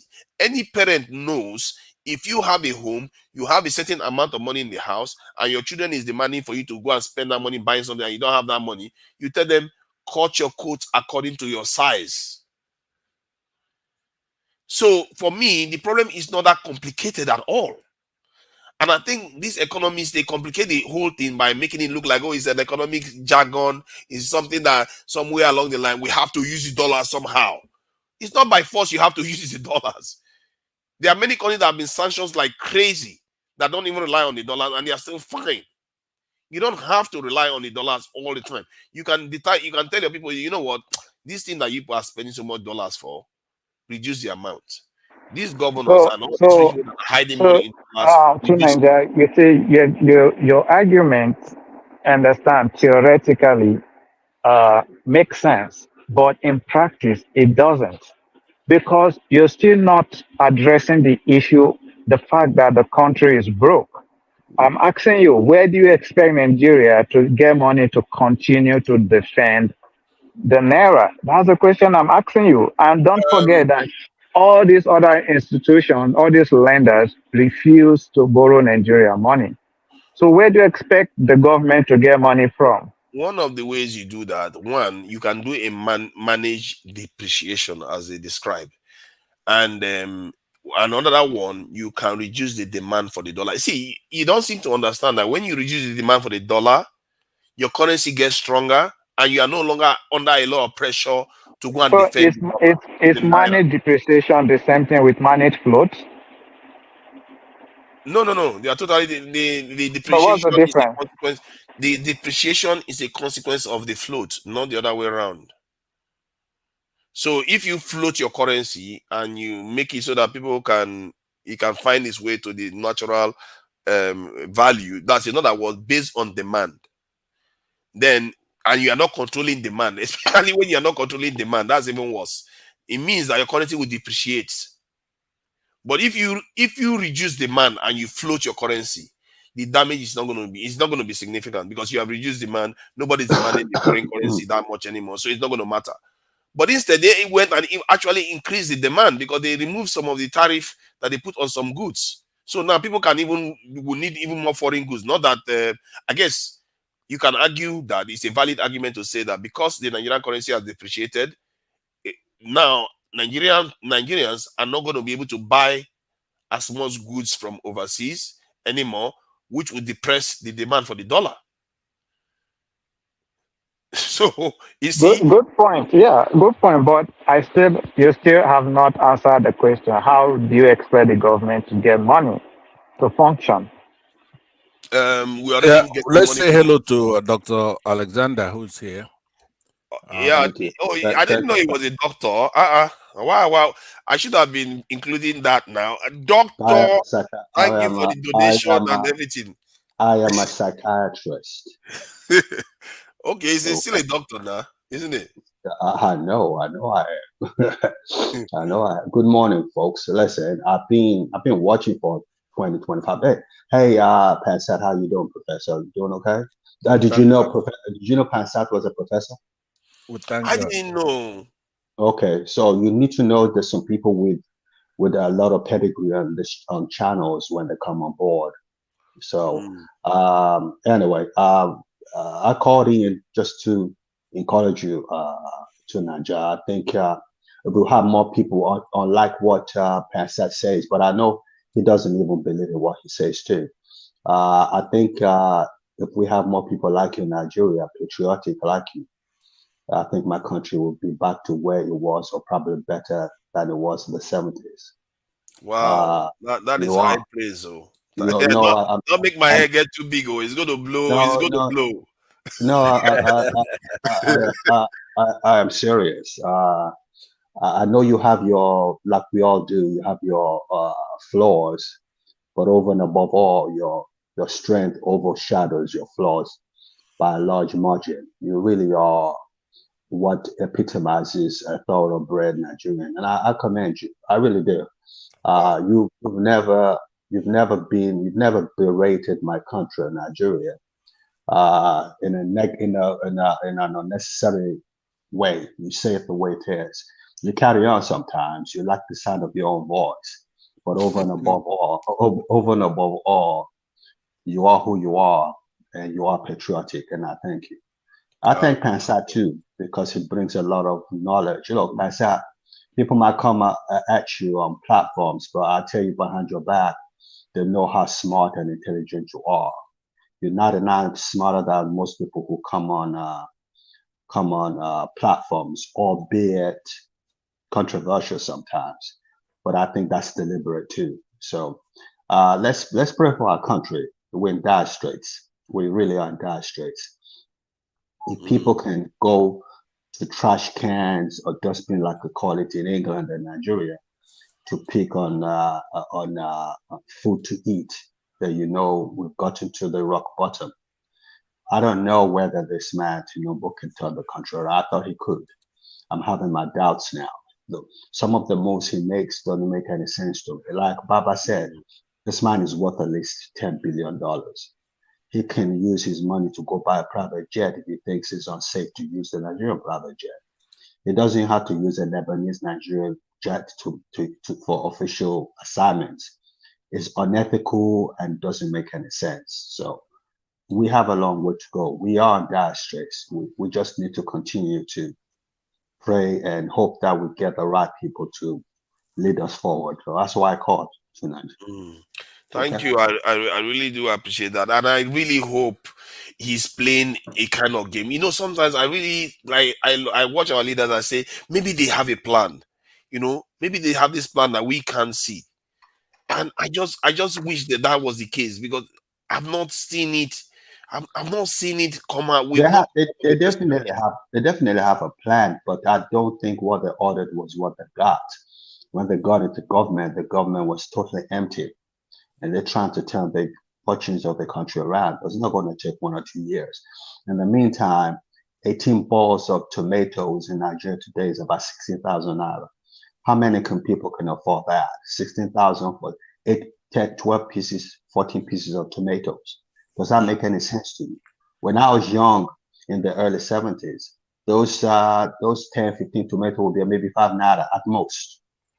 Yeah. At most. Yeah. I've seen Nigeria at its best, and I've seen it at its worst. When I left Nigeria for England to do my university studies in 76, my tickets was 18 naira. 18 naira. Wow. It shows you how powerful the Nigerian economy was at the time. At the time, I think it was rated the 9th richest country in the world. If you know Tottenham Court Road very well, right? To Nigeria. Yeah, Tottenham Court Road. You know Tottenham Court Road by Oxford Street. There used to be a McDonald's there. Is it still there? Let me think. The last time I checked, it was still there. I can't be 100% certain now. It probably still is. Is the pub still next to it? There's a pub, right? No, I don't think the pub. I think the pub is probably gone. Because I was blown up by IRA in the 70s in that pub. Wow. So right opposite that, right by the Tottenham Court Road train station, we had a bureau to change. I know how much naira I changed into pounds in the 70s. Yeah. So we've gone really totally down. But our main problem, the two main problems we have, and I'm talking as an expert now, our psyche, our mindset is warped, totally warped, and it can't get any better until we address that. And secondly, the level of corruption, which is a direct consequence of our mindset, is unbelievable, totally unbelievable. So if you know the kind of corruption we have in that country, I'm surprised till today that we still have a country called Nigeria, because it's just a useless. We had useless administrators in the past, so God help us. So anyway, tonight, thanks for having me. Yeah. But can I say this? We also need to be honest, including myself. We Nigerians, we have contributed most of the damage to Nigeria than the government. I will say this. Everybody might disagree with me. It still comes out to the mindset, doesn't it? But yeah, because it's always this blame game. For instance, when I was growing up, we have we practice what we call a weekend farming. Saturday, Sunday, use it to farm to produce some of the things we use at home, like gari, yam, vegetables, all these things, pepper. We plant that in our farms to support whatever my mom and dad were getting from their small business. That's how we were raised. But these days, everyone have decided to leave the rural area and move to the city. And life in the city is very difficult. You understand me? Farm agriculture have been abandoned. Then everyone wants to live the life. It's all about Instagram, social media now. You see older people doing TikTok and dancing and disgracing themselves online. We need to do better. The government alone cannot build Nigeria. We need to first of all get that right. Also, another thing is that Nigerians need to understand that we are not rich. Because there's this fake belief that we are rich. We are not. Our budget clearly states that we are not a rich nation. Yes, we have resources. Yes, but that resources need to be refined, and turn into wealth. In Africa, let me really interrupt you. Then I have to go to Nigeria in a minute. Yeah. In terms of being rich, from an African perspective, we're a filthy rich country. Internationally, you might say out of Africa, you might say we're not very rich. But as an African country, we're pretty rich. The problem is the corruption. It's now when they say that they allocate a budget, that budget, you could be rest assured, 20-25% goes into personal pockets. Okay, let me say this why. South Africa budget, hold on, sir. South Africa budget this year is $113 billion. Nigeria is struggling between, I think it's 20, yes, 20 or 18. I think it's around $30 billion. Okay, for 200 million people. South Africa is about 60 million. So you see, this is what I'm saying. We are not rich. We need to stop this idea that we are rich. That's the problem. If I had time, I could explain the reason why you would consider Nigeria as a very rich country in African terms. But I don't have the kind of time yet because I have to have. That qualification of in African terms, that in world we are talking about the world because African terms we are all poor now. We're going to Africa as a continent is not a rich country continent. Yes. We have so that's what I mean by that. I can qualify what I'm saying, but you can't compare us with the likes of the United Kingdom and all that. Those are what the economists call first world countries. We're not there yet, but we can get there. If we have, look, I used to say this a long time ago. Put 10 expatriates in Nigeria for 10 years. Nigeria will be a top 10 economy in the world. So that shows you that we have the potential to be very rich. It's the level of corruption and inaptitude. That's our problem. We're not hiring. Remove your head from your axe. This it doesn't mean we hate Nigeria. I don't hate Nigeria. I live here. I don't hate Nigeria at all. But this complaint has been going on since 1999. Then we need to look at the middle. Are you going to tell me that we have mistakenly elected 5 presidents and all of them have been a disaster? Come on, we need to look in the middle. If you can only listen to me, then you would understand exactly where I'm coming from. Whether you've elected 10 or 15 or 20 presidents, they still have warped mindset. That's it. If you do not fix that, we're not going to go. What do you mean by that? What do you mean by a warped mindset? Can you elaborate? We get our power, in simple terms, we get our priorities all mixed up. A very good example is why are we taking so many people on delegation to I don't know where we went to. We had the highest delegates in the conference. What's that supposed to be? Why are our legislators driving up 160 million naira cars when the average citizen in Nigeria cannot even afford a meal a day? Those are mind warp sets. You have to compare countries with countries. I've been in a position where I've worked in a lot of countries, including Ghana. I have a house in Ghana. And you need to see the way that people are. And then when you compare that to who we are, then you understand what I'm saying. If you're not experienced enough to look at it from that perspective, then we have a problem because you know no better. Don't compare us to Europeans or Americans. Compare us to other Africans, and then you know what our problem really is. Well, to Nigeria, let me go. Thank you very much. Thank you. And let me say what to Who is that? So, it's Abdul. Okay. So I want to just push back on the doctor that just spoke. He mentioned corruption and the WAP mindset, but I want to believe that corruption is not our major problem, because even if you look at the United States, that's corruption. If you look at what the politicians, if you look at the worth of the politicians compared to their salary, where are they getting all those money from? So I just feel the problem is our economy is not expanding. And as a result, the little corruption we have appears magnified. The economy is not expanding. If Nigeria economy, if Nigeria economy were to be like a 5-10 trillion dollar economy compared to the current corruption, it's gonna be nothing. It's gonna be insignificant. Nobody will even talk about it. So that's where I'm looking at it, brother. We need to also focus on expanding the economy.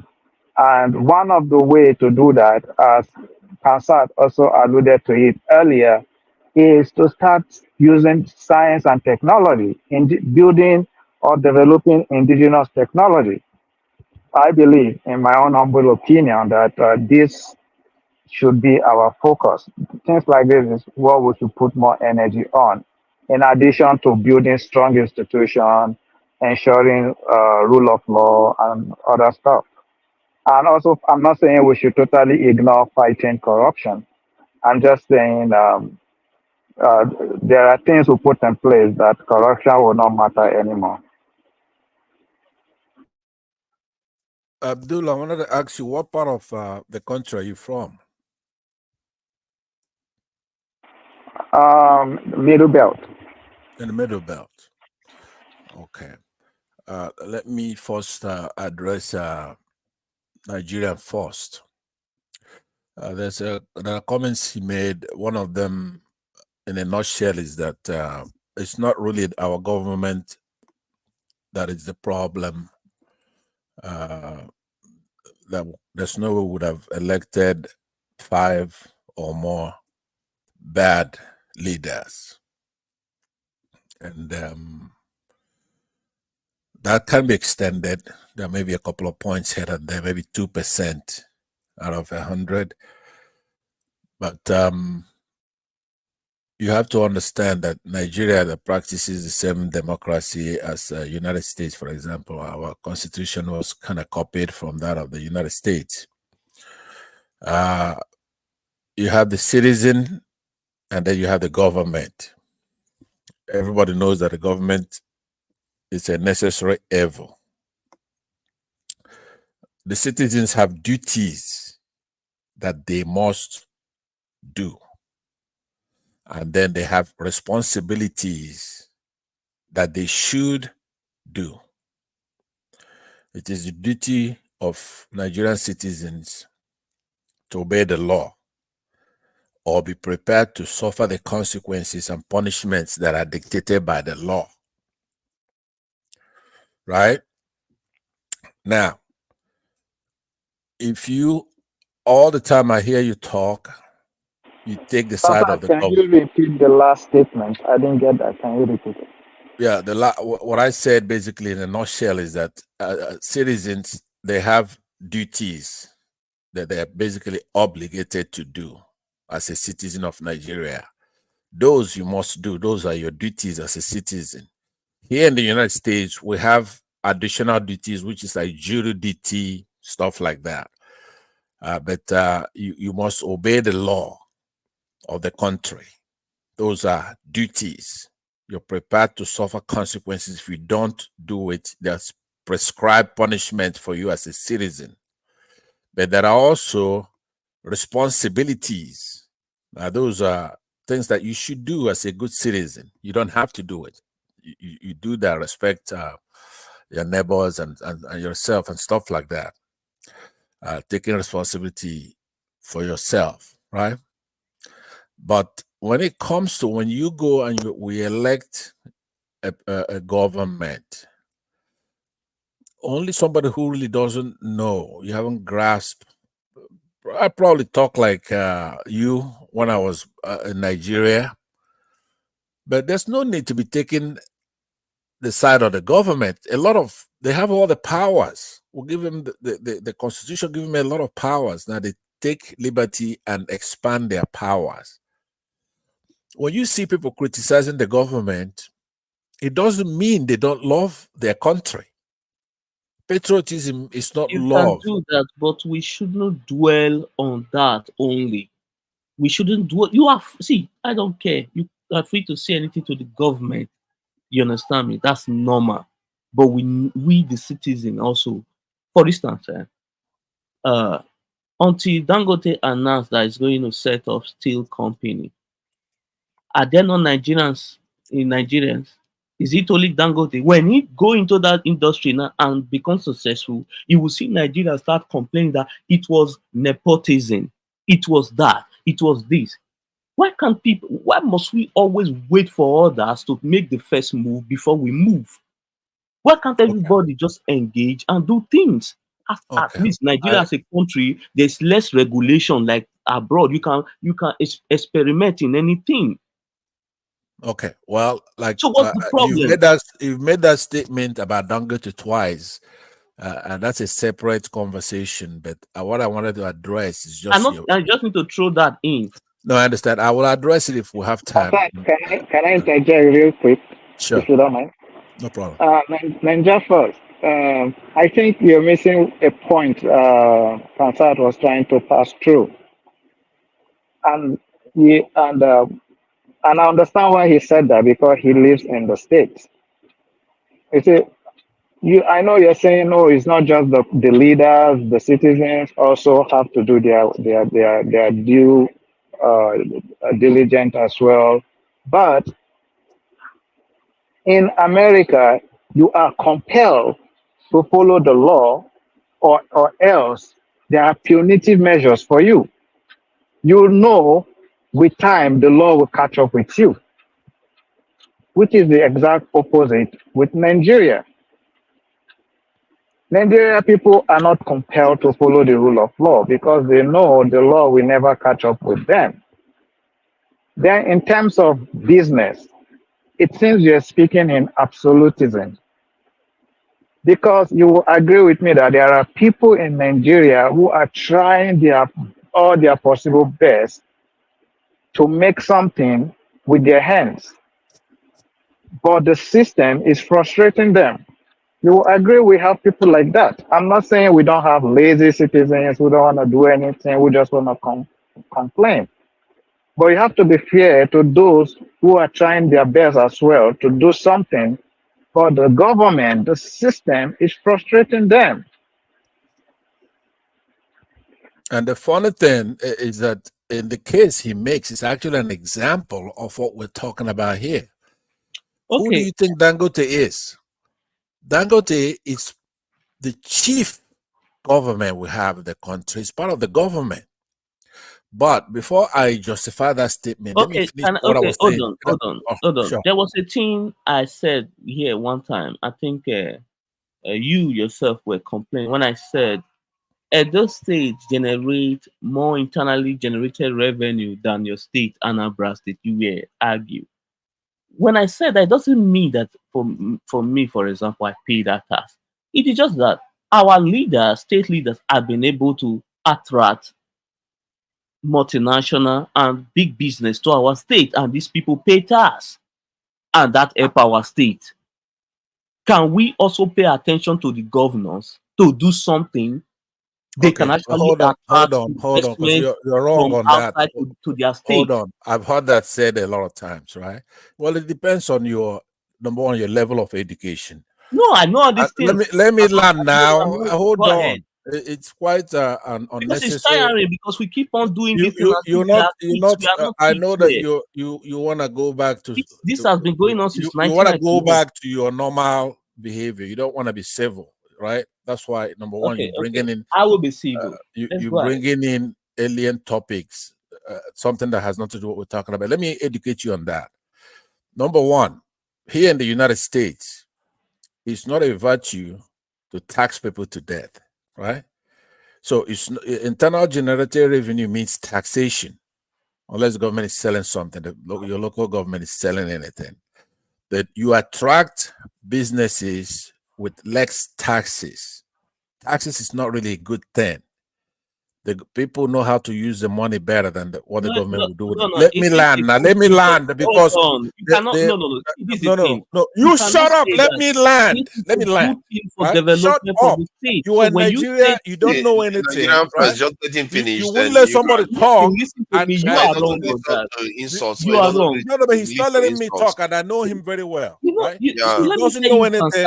He's back home. Instead of coming here and listening, right? Name the country you have traveled to that I've never been to. Can you name them? Can you name the country you have been to that I've never been to? So shut up. I don't understand what you're trying to say here because you live in the US, you think you are better than everybody. Visa and then come join people in diaspora. You are home. It's only because you're an American platform. Have personally visited. You know, you don't know anything. Hansard, you don't know anything at all. He won't shut up. Hansard, you easily get triggered. You've been so good. No, but I cannot be good when an ignorant person will not let somebody talk. You are the ignorant one. You cannot say that that is bad. You say that is bad, then where are you going to get the infrastructure that you need to develop? How is the state better than Southeastern states? How? When you say when you say then are the government going to use their hand to build the state, the bad roads? Shut him up because the problem is with the moderation. When he's interrupting me with nonsense, you should you are speaking nonsense. If you don't want to mute him, then fine. But Edo State is not. I mean, it's a very small state, rural. They don't make anything. He wants to compare himself to the Igbos, where that's not our discussion. Everybody already know all that hubris, all that nonsense you're collecting. I'm trying to tell you that, and I know you pick it up from people like Kulata. Internally generated taxation doesn't attract businesses. What if people are not build infrastructure in the state? Can we agree that certain times within a nation's history, you need to collect more tax to be able to build the state, even when you know you can, because that's not the time to even necessarily attract businesses, because that time you need to build for the business to actually come and enjoy the infrastructure that is being built. I know, but wait a minute. What infrastructure do you have in Edo more than you have in the southeastern states? Just name me one thing. No. What I'm saying is that I'm going by what he's saying. Let's just generate power. No, his argument is that it's so likely to tax people because all civilizations, the back of all civilization is based on taxes. I know, but the point is that you live in California. You know there are tax rates. There are tax rates in California is quite high. Okay, I was already trying to correct him. Let's go backstage. We just go backstage. No. Why? We have because I have to close the program down. No. You only close the program down when you're not talking, right? No. Once you see me, you want to close it. Let this boy go home with erroneous information. He doesn't know anything. I was trying to correct him that the problem is not Nigerian people. And you want development, you want infrastructure, you want rail, you want electricity. Thank you all for joining us. You are an idiot, Nigerian force. You are a stupid ignorant.